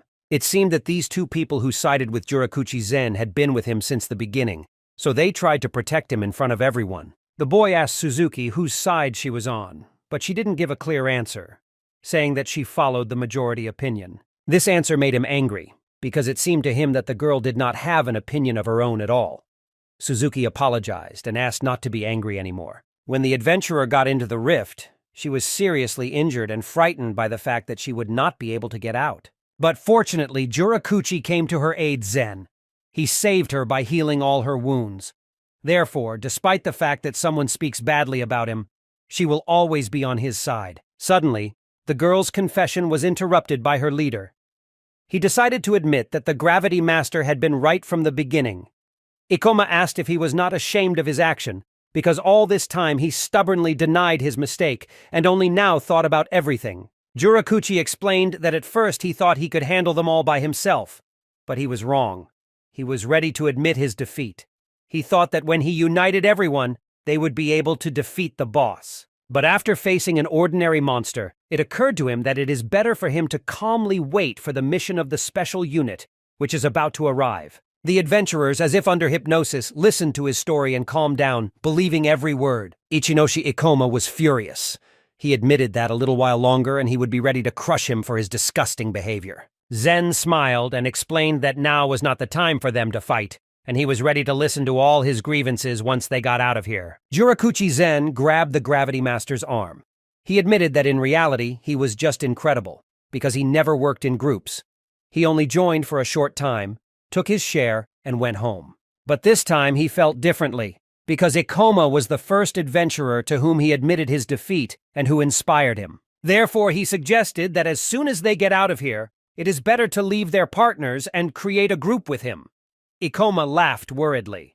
Kisaraga Satsuki and Kagurazaka Mio watched in surprise at this strange, ostentatious confession. Ichinoshi Ikoma sharply hit the boy on the arm and jumped back. It was unpleasant for him to hear this from the person who was beating him. He turned around in a rage and said that they should all go back to the exit as soon as possible. Zena's behavior made him sick. The adventurers from the leader's team were also very concerned about this situation. They followed this guy for a long time, and his strange confession put them off. Members of the special unit were already gathering in the Oto area, not far from the fault. Fujima was there. Kario, who was happy to meet Mayumi, that's me. He said that he was very happy to meet the same agent from the second business trip. The boy was followed by his partner. Fujima explained that their operation was about to begin. But before that, he wanted to discuss something with him that he couldn't say over the phone. He took the key from his pocket, which was in an elegant box. In this mission, he definitely had to use it. The partner asked what kind of thing it was. Mayumi explained that it was the Starry Sky Key. It was the best thing for a mystery mission. The girl asked what this key was for. The Starry Sky Key is a special item that can cause overpopulation in a rift. With its help, they will be able to remove the ceiling. The partner asked to wait a minute. She believed that this thing was very dangerous. With her help, they could only bring a new disaster to this city. They should have understood that this artifact was out of place in this mission. Fujima Kario just smiled awkwardly. He turned to Mayumi Toya because he told him to take the strongest fighter with him, but he did not mean this group of girls. The partner turned away in the other direction, upset. The agent explained that the sealing of the rift is a special anomaly that precedes the catastrophe. Usually a boss evolves in such rifts, and if they don't do anything, thousands of civilians can die. The girl explained that in that case it would be better for him to enter the rift and kill the boss, because she didn't understand why they wouldn't do that, because it was a very simple task. Mayumi Toya explained that the boss would evolve later, and then the disaster would be even more massive if they were unexpectedly defeated. But he explained that if overpopulation is provoked, the boss himself will come out of the breach. If they do everything right, they will fight a weak version of the boss. That is why this option was with minimal risks.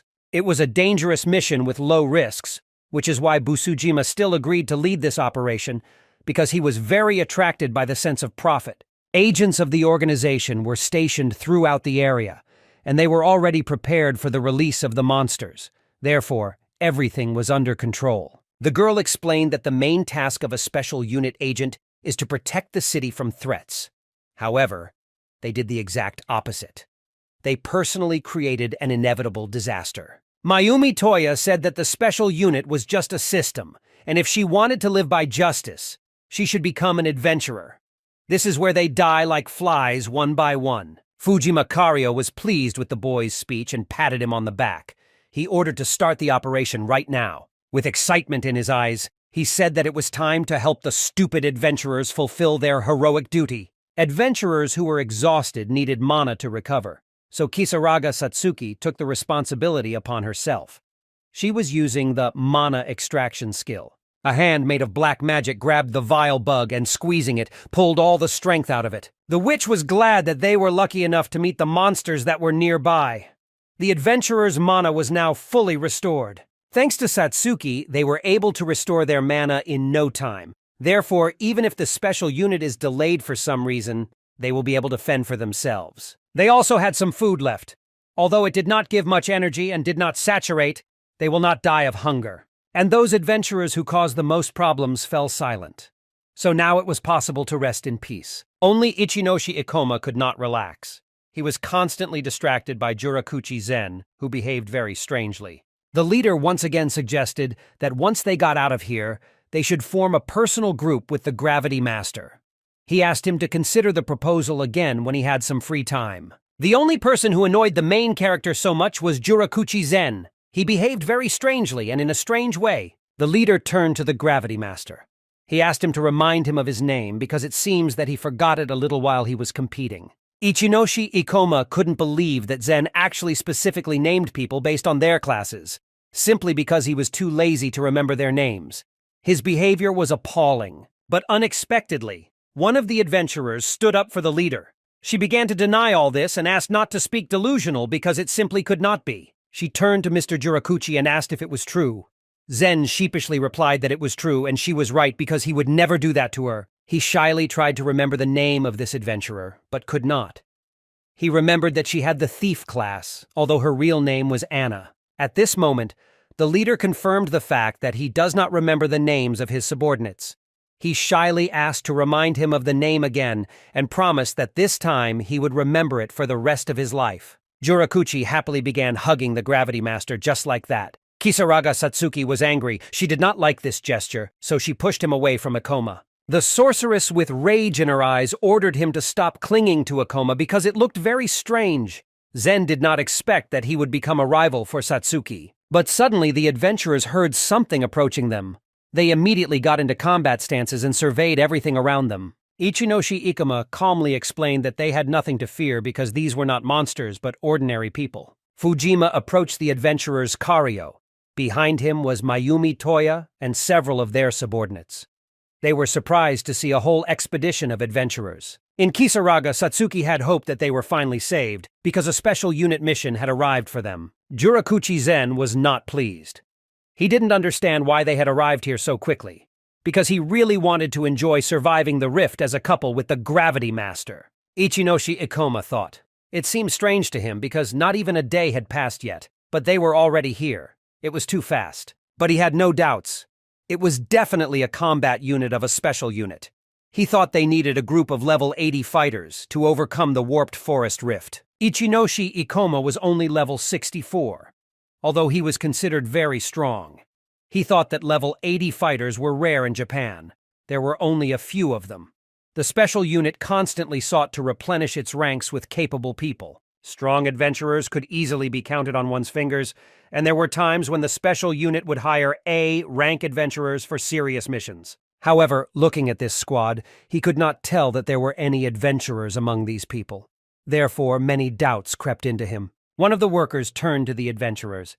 She told them not to worry, and to come to the entrance of the rift, where they were to wait until it was cleared and they could go out. She explained that there had been recorded outbreaks of anomalies in this rift, so she strongly requested that they refrain from unnecessary fights with monsters as much as possible. The adventurers were very happy because help had finally arrived. It meant that their work here was done, and they were free. One of the adventurers asked what recorded anomalies meant. In this case, they should have been given protection. The workers said they understood his concern, but explained that all their efforts would go into sealing the breach. Ichinoshi Ikoma asked Fujikario, "Can he ask a question?" He nodded his head. Ikoma asked if it was a combat unit. He would like to make sure if this is a combat unit or a research unit that is supposed to discover the cause of the anomaly in this rift. But the special unit squad somehow ignored him because they thought the guy was talking too much. He was told to go to the exit, and he had to obey them. Kisaraga Satsuki quietly approached her partner and admitted that these soldiers seemed very scary to her. Therefore, she suggested that it is better to leave here. Jurakuchi Zen asked the Gravity Master what he didn't like here, because the special unit had arrived. It meant that it was no longer their problem, and they could breathe a sigh of relief. Vider decided to intervene in the conversation with people from the special unit. He apologized for Ikoma's behavior and explained that he was a little strange, so they would immediately go to the exit. Zen paid a lot of attention to Ikomi. He agreed to accompany him to the exit. The main character watched as the squad entered the depths of the rift, and something inside him told him that something was clearly wrong here. He couldn't understand why they refused to answer such a simple question.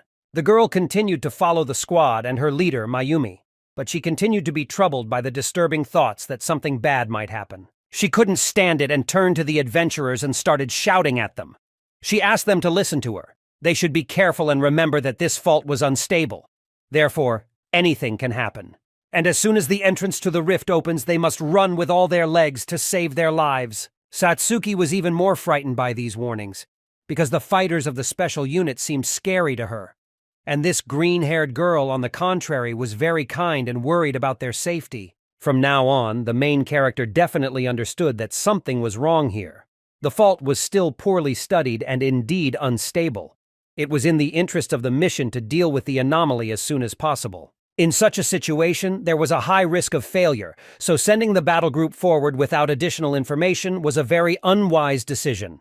Information is of high value for the successful execution of the operation. But for some reason, they decided to send combat units and elites on the mission, didn't even hire additional A-rank adventurers, and refused to provide security for the adventurers. Also, one of their soldiers behaved very strangely, warned of danger and asked to immediately run with all legs when the entrance opened. And it was amazing. It is understood that once the boss of the rift is finished, they will be able to leave the rift in peace. But then, why did she decide to warn them about it? It definitely meant something. And if even after unlocking the exit it will be dangerous to be in the fault, then there was only one option for the development of events. Ikoma stopped abruptly and thought. Kagurazaka Mio saw her partner's strange behavior and asked if something happened. The gravity master approached Fujikario, spoke one word, the key to the starry sky. The man immediately stopped. He couldn't understand how this stranger could know the name of an artifact that was heavily classified. Fujima's reaction, it was now clear that they were up to something bad. They wanted to use this artifact inside the rift to cause an artificial disaster. Fujima Kario was very worried. He couldn't understand how Ikomi knew about the starry sky key, because he had promised that no one would know what would happen on this mission. Therefore, the main question appeared before the man. Should he get rid of Ichinoshi? Who are you right now? The adventurer explained that based on his strange reaction, it can be understood that he really wants to use the starry sky key. The witch approached her partner and asked what he was talking about. Starry sky key is an artifact that causes the rift to overpopulate. He was needed in order to remove the sealing. During sealing, the concentration of magical mechanisms increases, so monsters become even stronger and more aggressive. This can cause their evolution. He asked if he was right that the delegation had come here to remove the seal through overpopulation. The witch couldn't believe that a special unit wanted to specifically create a disaster in the rift. It didn't fit into her head. Fujima Kario was furious. He could not understand how the adventurer was able to find out about this artifact and find it, because all this time it was completely classified. The escape of this valuable information was simply impossible, because the special unit is very closely monitoring it, and it is simply impossible for an ordinary adventurer to find out about this item. He knew that if he continued to deny it, Ikoma would press him even harder. The adventurer was scary. The adventurers of the team were also surprised. They could not believe that a special unit intended to create a disaster and release all these monsters. The adventurers thought it was madness. It was a high-ranking rift where the strongest monsters lived. And here they wanted to organize overpopulation? They must understand what a danger it is for the city. They thought this idea was simply terrible. Mr. Fujima, in a rage, began to shout, ordering his men to attack the adventurers because they were falsely accusing them. The gravity master intervened in the conversation, not considering the adventurers' words unreasonable. After all, as soon as he uttered the name of the artifact, the special envoy immediately turned to him and began to deny all his actions. The people of the special unit understood that they had fallen into this trap like fools. Now, all the adventurers suspected them of wanting to cause disaster. They did not know what to do. The green-haired girl was surprised. She couldn't understand how he had guessed their plans. She suddenly panicked. She thought that all this happened because of her and now she can be punished. Kagorazaka Mio grabbed Ikoma's shoulder and pulled her close. She ordered him to stop attacking the special forces, because even if he was right, it would only make things worse. Ikoma should have understood that they would not simply obey him and fulfill his requests. Yurakuchi Zen analyzed all the actions of the Master of Gravity. He wondered what he was even thinking about. He suggested that, most likely, Ikoma was now thinking about a situation that was too dangerous. However, the Gravity Master started communication with the special unit on a bad note, and Zen still agreed with the opinion of the Reaper. The leader understood that they still had the option of entering the battle with a delegation, and they might even succeed in defeating them.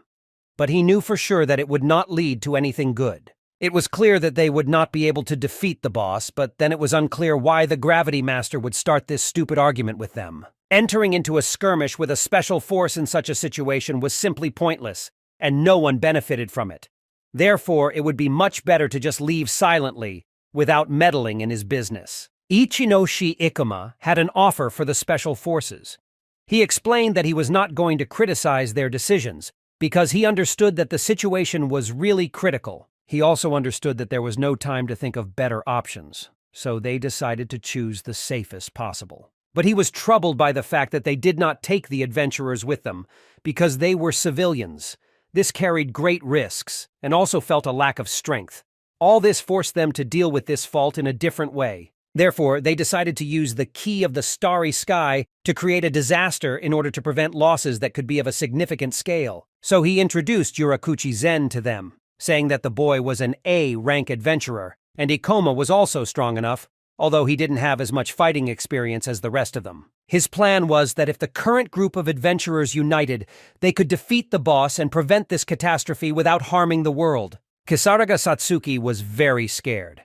She didn't understand what Ikoma was doing, but it amused Yurakuchi a lot because, after all, this guy knew how to really have fun. Fujima Kario did not understand how this adventurer had such a thought, since he had taken up this task from the very beginning just so that he would not compete with anyone. But he could not take such a risk, because uniting with adventurers unknown to him and risking his life just to defeat someone in a rift was not in his head.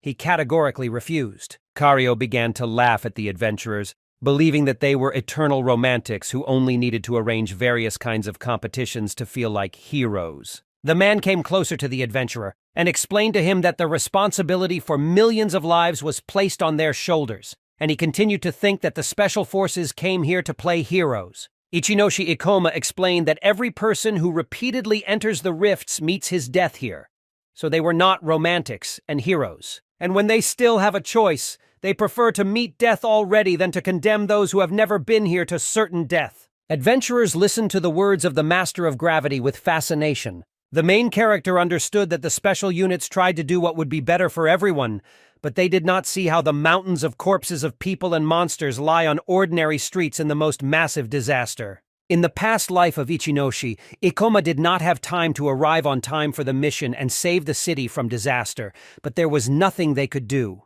Although they were usually stronger than humans, they were not omnipotent. It was simply impossible to save everyone from death if these people only knew how many times Ichinoshi Ikoma was in hell, and if he had the power to stop it all, he would use it. He explained that there was no heroism in him, but he was ready to prove all his words with decisive actions. Fujima Kario grabbed the boy's clothes in a rage. He believed that adventurers always sing the same song. So if he said that, then he must be very confident in his abilities. The man admitted that from the very beginning he was too lenient with Ikoma, but now he had had enough. He ordered his subordinates to teach this boy a lesson once and for all. Kasaraga Satsuki screamed, begging everyone to stop, because now was not the time for fighting, and the city had to be saved. Mayumi Toya understood that they couldn't just leave this situation alone, so he decided to intervene and approached Mr. Fujima. The man chuckled and asked if Mr. Mayumi wanted to bother him now. He explained that nothing would happen to this fool until he was brought to justice. Mayumi Toya said that he didn't even think about stopping Fujima Kario. He just wanted to ask that this adventurer be left to him, because such stubborn heroes can only be reconciled through violence and pain. The green-haired soldier couldn't believe that Officer Mayumi would actually intervene in this conflict, and tried to stop him, because all this time she thought that the officer would decide to stop Mr. Fujima and they would deal with him peacefully. but she had a strange feeling that he was angry, and that's why he intervened. Mayumi Toya said that he, like Fujima, hates idealists who hide behind their justice without thinking about the consequences because they are forever imposing their ideals on others and trying to seem better than others. The officer decided to show him how great the difference was in their abilities and determination. He challenged the adventurer to attack if he didn't have the guts to accept his challenge. Fujima Kario decided that there was no point in stopping him, because he himself dared to deal with the adventurer himself. Mayumi Toya was someone who was able to reach great heights, and due to his fighting skills, it was said that he, being an adventurer, was able to break the limit of A rank and rise even higher. But even under the condition of competition in close combat, Fujima would not be able to defeat Mayumi for anything. So this adventurer will certainly not be able to resist him. Kisaraga Satsuki turned to all the people. She simply asked to calm down, leave peacefully, and agree on peace. Ichinoshi Ikoma said that this could not be because he was afraid that his words would not be enough for their mission.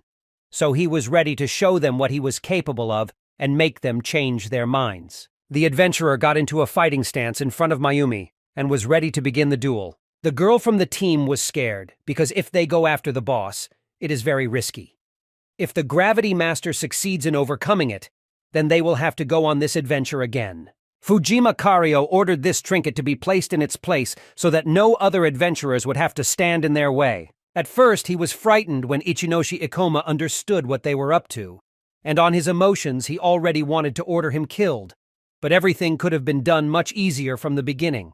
After all, he was an ordinary employee who obeyed the orders that came from above, and Mayumi Toya just wanted to calm this rebel down a bit, and if he overdoes it a bit and kills him, it won't be Fujima's problem anymore. The officer thought it seemed to him that they had already met this adventurer somewhere.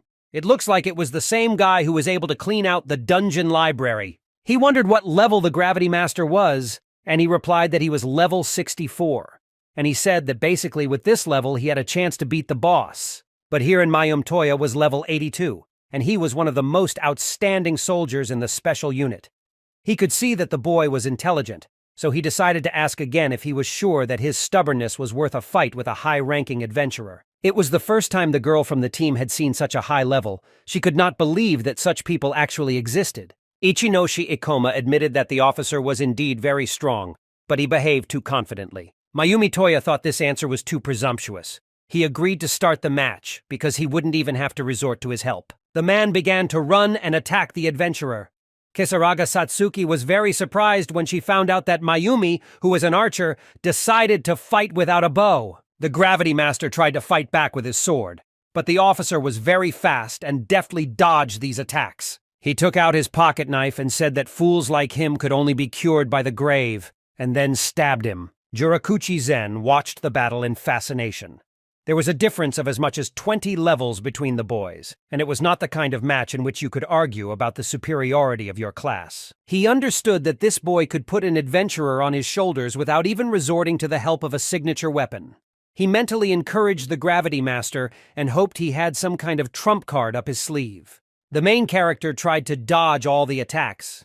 He admitted that his opponent was very fast, and the huge difference in their levels and skills was obvious to the eye. Ichinoshi Ikomi found it increasingly difficult to evade each time.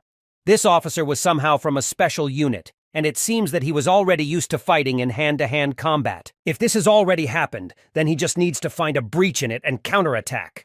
The boy saw how sharply a fist moved towards him directly in the face. He managed to dodge. He was surprised that his opponent did not always use his knife but his own hands. He very rarely met people who mastered hand-to-hand combat, because this type of combat was no less effective and was needed in battle. Suddenly, Mayumi Toya kicked the adventurer, and he fell to the floor, flying several meters back. After that, he ran away.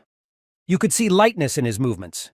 Ichinoshi Ikoma couldn't believe that he actually possessed a class skill. But it was strange why he didn't attack then. And the moment the officer stopped, he released the knife from his hands, which began to fly right at the adventurer. The Gravity Master understood that there was no way for him to dodge this direct blow. So he put his sword in front of him and parried the attack with a knife. And he fell to the ground. Suddenly someone grabbed the boy's hand tightly and he could not return. It was Mayumi. "That's me." He had a knife in his hands and was ready to plunge it into the adventurer's throat. At that moment, it was clear that he had a big advantage. Fujima Kario had been watching this all this time, and though he had been wondering for a long time, it was still the same. The outcome of events was obvious, because Mayumi is not just some ordinary master of hand-to-hand combat. His style combined the powers that were gained from leveling up, and he also knew judo techniques as well as a win-win tactic that allowed him to kill monsters with his bare hands every time. While the gravity master was completely immobilized, the officer decided to use a judo skill, a throw over himself with one hand. But unexpectedly, Mayumi began to have doubts about his reception. He understood that something was wrong, because the trajectory of the adventurer's fall was too strange. And after a moment, he himself began to fall and hit his head on the ground, when Ichinoshi Ikoma remained standing with his feet on the ground. When the officer got up, Ichinoshi Ikoma explained what he had done. He analyzed that Mayumi understood that no attack with his free hand or knife would work, so he decided to use his best technique. And that was expected. So the Gravity Master decided to dodge specifically to get him to this best reception. And at the moment when the rapture happened, he decided to reduce his gravity, but when he lifted his feet from the ground, he, on the contrary, doubled it. He asked the officer how he managed such a trick. Mayumi's partner couldn't believe that such a thing was possible, because it had never happened that an ordinary adventurer would be able to catch Officer Mayumi off guard. Now the man admitted that he had planned to beat the adventurer half to death from the beginning. But now the jokes were over. So he asked him not to complain if he died as a result. Now that Mayumi knew what Ichinoshi was capable of Ikoma, next time he will definitely not be able to counterattack so easily. The Gravity Master raised his sword in front of him. He said he thought about saving some of his magic, but it looks like it won't work this time. These words annoyed the officer even more. He also raised his knife and the fight resumed. Mayumi Toya said that Ikoma doesn't really have any power or consciousness. He was just a dumb hero with lousy ideals. Therefore, he was not ready to lose to such an adventurer as him. The Gravity Master found these words very strange, because all this time the special unit often relied on the power of heroes with lousy ideals. This contradicted the officer's words. As a special unit officer, he was annoyed by many things because of the careless leadership of the guild. He was even on the verge of death twice, and he no longer remembers how many times he cleaned all the shoals after adventurers. It was because of them that his subordinates repeatedly received many injuries. And because of the rigid hierarchy in the organization, talented young people with potential simply cannot make it to the top. But he was most annoyed by those people who at first threw themselves into words, not knowing what their stupid idealism was leading to. And Ichinoshi Ikoma was just that kind of person, and that was why he hated him the most. Mayumi Toya said that if the adventurer did go after the boss and lose, then he would put not only the city of Oto in danger, but the whole of Japan.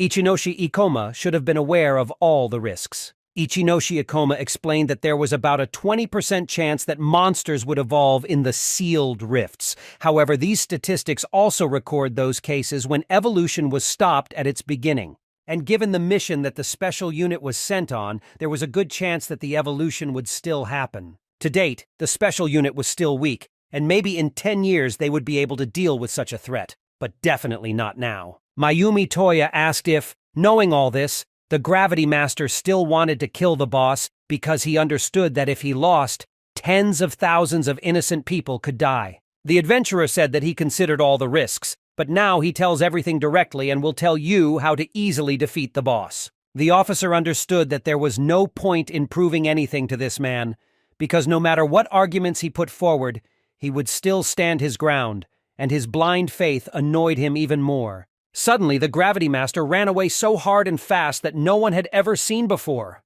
Mayumi Toya was surprised that the boy was so fast. He couldn't understand how he was able to retain such a large amount of magic until now. Ichinoshi Ikoma swung at the officer and hit him in the arm. Suddenly, his knife fell from his hands and began to fall. And now, Mayumi Toya was finally able to understand why he had been annoying him so much all this time, because he was able to keep what he had given up at the beginning of his career. Mayumi 5 years ago, Toy was 25 years old, and he decided to give up a successful career as a police officer to come to work for them. He explained that there had just been a terrible disaster in Kanagawa last month, and he thought he might be able to help them somehow. But the leader asked him not to worry about it, because this work was done by adventurers, and their policy was only to support them and nothing else. And he should understand this. The guy said he understood everything, but still these people remained civilians. After the disaster in the rift, people realized that they had to fight back against the monsters and started forming groups. And when they acted rashly, all those who were not indifferent to human lives became adventurers. He believed in their good intentions, but as members of the special unit, they had to take control of such situations, because they helped people by saving them from monsters. And he wanted to remind that recruitment for the Adventurers Guild was still going on, and many people went to this job without having special physical and psychological training. The commander explained that due to disasters, many organizations, in addition to those related to faults, suffered not only large financial losses. Many small states lost their national framework because of the monsters that came out of the rifts. And they could not afford to deal with this alone, because you can imagine what will happen if you simply stop recruiting adventurers for business trips. Chaos will arise. Mayumi Toya said that they could expand the ranks of the special unit with highly trained soldiers. But if they change this system, then it is necessary to go further because it takes time and money. In addition, clearing rifts from monsters will slow down a lot. Essentially, he wanted the unit to take full responsibility for the adventurers. It was an irrational waste of resources, because they will spend a lot of effort and time, the cleaning efficiency will drop, and even more disasters will appear. As a rule, special units are headed by the elite of society, and so that he finally understood, he said directly that he did not want to take on a business with great risks and little chance of success. It was so simple and so brilliant. The commander decided to give him advice for the future and asked him to be kind enough not to pester him with stupid questions, but rather to work for the benefit of their corporation, and not to be distracted because they needed such soldiers on business trips. 5 years have passed since then, and now life has become easier, but nothing has changed in this organization. And when they served only one ideal, he felt how something inside him broke and died. And he justified everything with the system, and then it became much easier for him. Ichinoshi Ikoma asked if he had succeeded in proving his strength to them now. Mayumi Toya said that he failed to do so because the future of the Ota district had long been at stake, and the Gravity Master had to risk his life to convince him. The worker was a little scared because he still decided to use his class weapon, and this meant that he was serious. 4,508 Fujikario told the officer to stop messing with him and finish him off. He told him to stop wasting his time. Mayumi Toya picked up his weapon and began to draw an arrow. He concentrated his mana into it to make a skill attack. And after a moment, several dozen arrows flew at the Gravity Master. The shooter acted very quickly, and he was also beaten like that all over the square. Ichinoshi Ikoma tried to dodge the attacks and run between the arrows, because every shot he fired was compared to a high-level spell. To completely dodge, he jumped into the air and landed next to Fujikario. The officer saw that his opponent reduced the gravity of his body and jumped forward. He had a thought. Does he want to try to attack him from behind? But then he realized that after all he was attacking from above. Ichinoshi raised his bow and aimed an arrow at his body. At this moment, all adventurers and even people from the unit froze. Little did they know what would happen next, and their fate would be decided in a moment. And finally the fighters did collide, but neither of them injured the other. Ikoma's sword passed near the officer's face and stopped there. Mayumi Toya smiled because now he didn't understand that considering their huge difference in level, Ichinoshi was ready to admit defeat. The man returned to his memories. He remembered his father running to the hospital, trying his best, but it seemed like that was the last time he saw his son's face. He apologized to him because all he did was work all the time, because the father didn't even have time to teach his son anything. He explained that the hostage was in danger, and he, without waiting for reinforcements, went after the criminal alone. As a result, the arrest was successful, but he was seriously injured. Little Mayumi Toya asked him not to say that because his father was able to teach him a lot, and he always looked up to him, and he wants to live his life like him. Most of all, the officer was annoyed by how Ichinoshi had come to terms with reality and could no longer adhere to his own unique ideals. He often thought what a fool he was. He asked what the Gravity Master's name was. He answered, Ichinoshi Ikoma. From now on, he agreed to act as Ichinoshi saw fit. Kisaraga Satsuki found what had happened incredible, as Ikoma was finally able to admit his defeat to the senior officer of the special unit. By combining their efforts, they will be able to defeat the boss and thereby stop the inevitable collapse. Mayumi's partner that the senior officer was able to take off a heavy burden thanks to this battle and the new plan. Jurakuchi Zen at this time tried to remember the name of the master of gravity and assured himself that now he would definitely not forget it. Fujima Kario was furious because Mayumi still went against him and teamed up with the adventurers to clean up the rift. It was very stupid, because permission to use the key of the starry sky was given to them by one of the most important people in the guild. And besides, it was the most secret mission. Mayumi Toya decided to go on his own, and with his actions he went against the orders of the special unit, and this meant that he had to be killed. Mr. Fujima was preparing his sword. Jurakuchi Zen asked to be listened to a little, because he perfectly understood Ikoma's desire to deal with the boss and his idea of joining forces against a common enemy.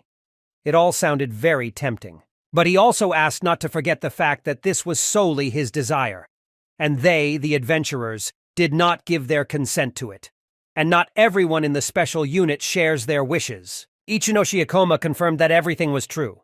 It was his personal opinion that he just wanted to voice, because just to overcome an enemy of this level, competent and complex teamwork was necessary.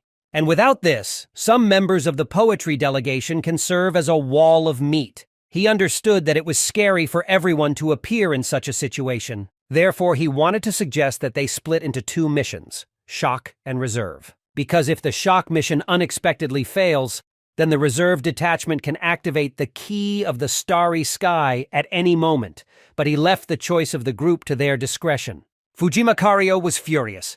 He asked the boy who gave him the right to make such important decisions. The commander said that now he had enough, and from now on Ikoma was not the main one here, because they were a special unit, and they would act according to the original plan, and he could not allow some adventurers to risk other people's lives. Ikoma asked if he was still afraid of the risks, because he had to remember that now their plan was practically identical, and if it failed, they would still be able to use the key. But he didn't like that the plan would change, even though the risks would remain the same. Mr. Fujima screamed in rage. Had he even considered the consequences? It was impossible to imagine that the adventurers were able to take command of a special unit and go after the boss of the rift. He should have been aware of the damage it would do to their reputation. It was an important secret mission that he was personally assigned, and they were discovered not only by the adventurers, but also by the soldier he took for the operation. But he also managed to lose to one of them. Therefore, if the top of the organization can find out about it, then the authority of their group will certainly come to an end. And if Mayumi Toya still thinks that there was room for weaklings like him in the special unit, then he was very wrong and a naive fool. The officer explained that he understood his displeasure, so he gave his word that once he conquered this rift, regardless of success or failure, he would immediately resign. Fujima Kario's face changed dramatically. He asked in a friendly manner why he had decided that, because even if he didn't like his approach to things, it wasn't smart to just pick up and go like that. He could not believe that senior officers could act so lightly, but Mayumi Toya calmly explained that their values differed greatly. The officer knew from the beginning that they would not be able to avoid casualties, but the question was whether he was ready to take the risk and make a compromise, or he would once again choose to simply turn a blind eye to everything. Therefore, a new question arose. Who exactly among them is behaving too carelessly here? Mr. Fujima understood that it seemed impossible to convince the officers now. That's why he hated these stupid heroes. He waved his hand and started to leave because he had nothing to talk to him about. He asked to assume that he had already accepted his resignation, and now he could become an adventurer or something. But he didn't care anymore. But unexpectedly, Fujima Kario swung his sword and fired a powerful charge at the adventurers. He couldn't just let them go that easily. He knew now that taking a senior officer on this assignment was a mistake. It was possible to take 2 people for insurance, because no more were needed to use the key. Therefore, now he was ready to beat him to death and be able to justify himself that he violated the order of his senior. Although Mayumi had a lot of experience compared to him, Fujima passed him by. In addition, at such a distance, he simply did not have time not to use his class weapon, and he would immediately get injured. Mr. Fujima used the hunting step skill. He couldn't let him get close and would close the distance as many times as it took. He swung his sword once more and used the tiger walk skill. It was a gladiator class skill, a technique that increased attack speed and power. Thanks to this skill, he will be able to fight with him on equal terms. He thought he could easily knock the weapon out of his hand and knock him to the ground. The man swung his sword and actually managed to knock the officer's weapon out of his hands. He believed that from now on he was completely helpless. But it wasn't like that. Mayumi Toya had excellent skills in hand-to-hand combat and hit Fujima in the face with his hand, because his bow was only a primitive trick. It was worth getting close to a person, and one blow to the jaw would be enough for him to finish him off, even if the difference in level could be great. But they were human and had the same flaws of the human body. For example, the commander had a weakness in his body, so Mayumi was able to easily pick him up and throw him over his back to the ground. Mayumi Toya clearly stated that he would never use a bow against an opponent as weak as Fujima. He reprimanded him for using subordinates as cannon fodder, and assured him that he was no threat to him in real combat, despite his level. Previously, the officer defended his strange ideals while on his errands, but after retiring, he no longer intends to do so. Fujima's subordinates were undaunted. They could not understand how the shooter was able to defeat the host, who was a legendary gladiator in hand-to-hand combat. Mayumi asked if they would rise to his defense and also challenge the officer, but they refused. Ichinoshi Ikuma stood in front of the commander's body. Although he was not a very valuable combat unit, he would hardly agree to their plan. Therefore, they do not lose anything. Kisaraga Satsuki suggested that they pick up where they left off. She wanted to join the strike force. Mayumi's partner also raised her hand. She also wanted to join the strike force because her job as a special forces member is to protect the civilian world, and she is willing to do whatever it takes to do that. The officer explained that if she didn't go with them, the special unit would fall apart, and she knew it. However, not only the lives of people from the OTU district, but also the lives of all of Tokyo were at stake. She wanted to protect people and not think about how to carry out the order. She was against Mr. Fujima's plan from the very beginning. Mayumi Toya apologized to her because he didn't need to doubt her. One of the adventurers apologized, but she didn't think she would be able to help in any way in the battle, so she wanted to stay in the reserve unit and go to the exit. Jurakuchi Zen didn't know what to do. He was very scared and did not want to go anywhere. But he was only willing to join the battle squad when Ikuma started asking him to, because who was he to say no to the Gravity Master himself? Kisaraga Satsuki, restraining her anger, explained that no one invited him, but he wanted to go to the boss from the very beginning, despite other people's warnings. Jurakuchi started laughing and explained that he was just joking. He was ready to join the combat unit. Finally, a battle group was formed to fight the Rift boss. Ichinoshi Ikoma understood that the boss's probable level was 90, and he didn't know anything about him yet. The situation was completely different from their fight against the Cursed Queen, but they had no choice but to simply face the unknown face to face.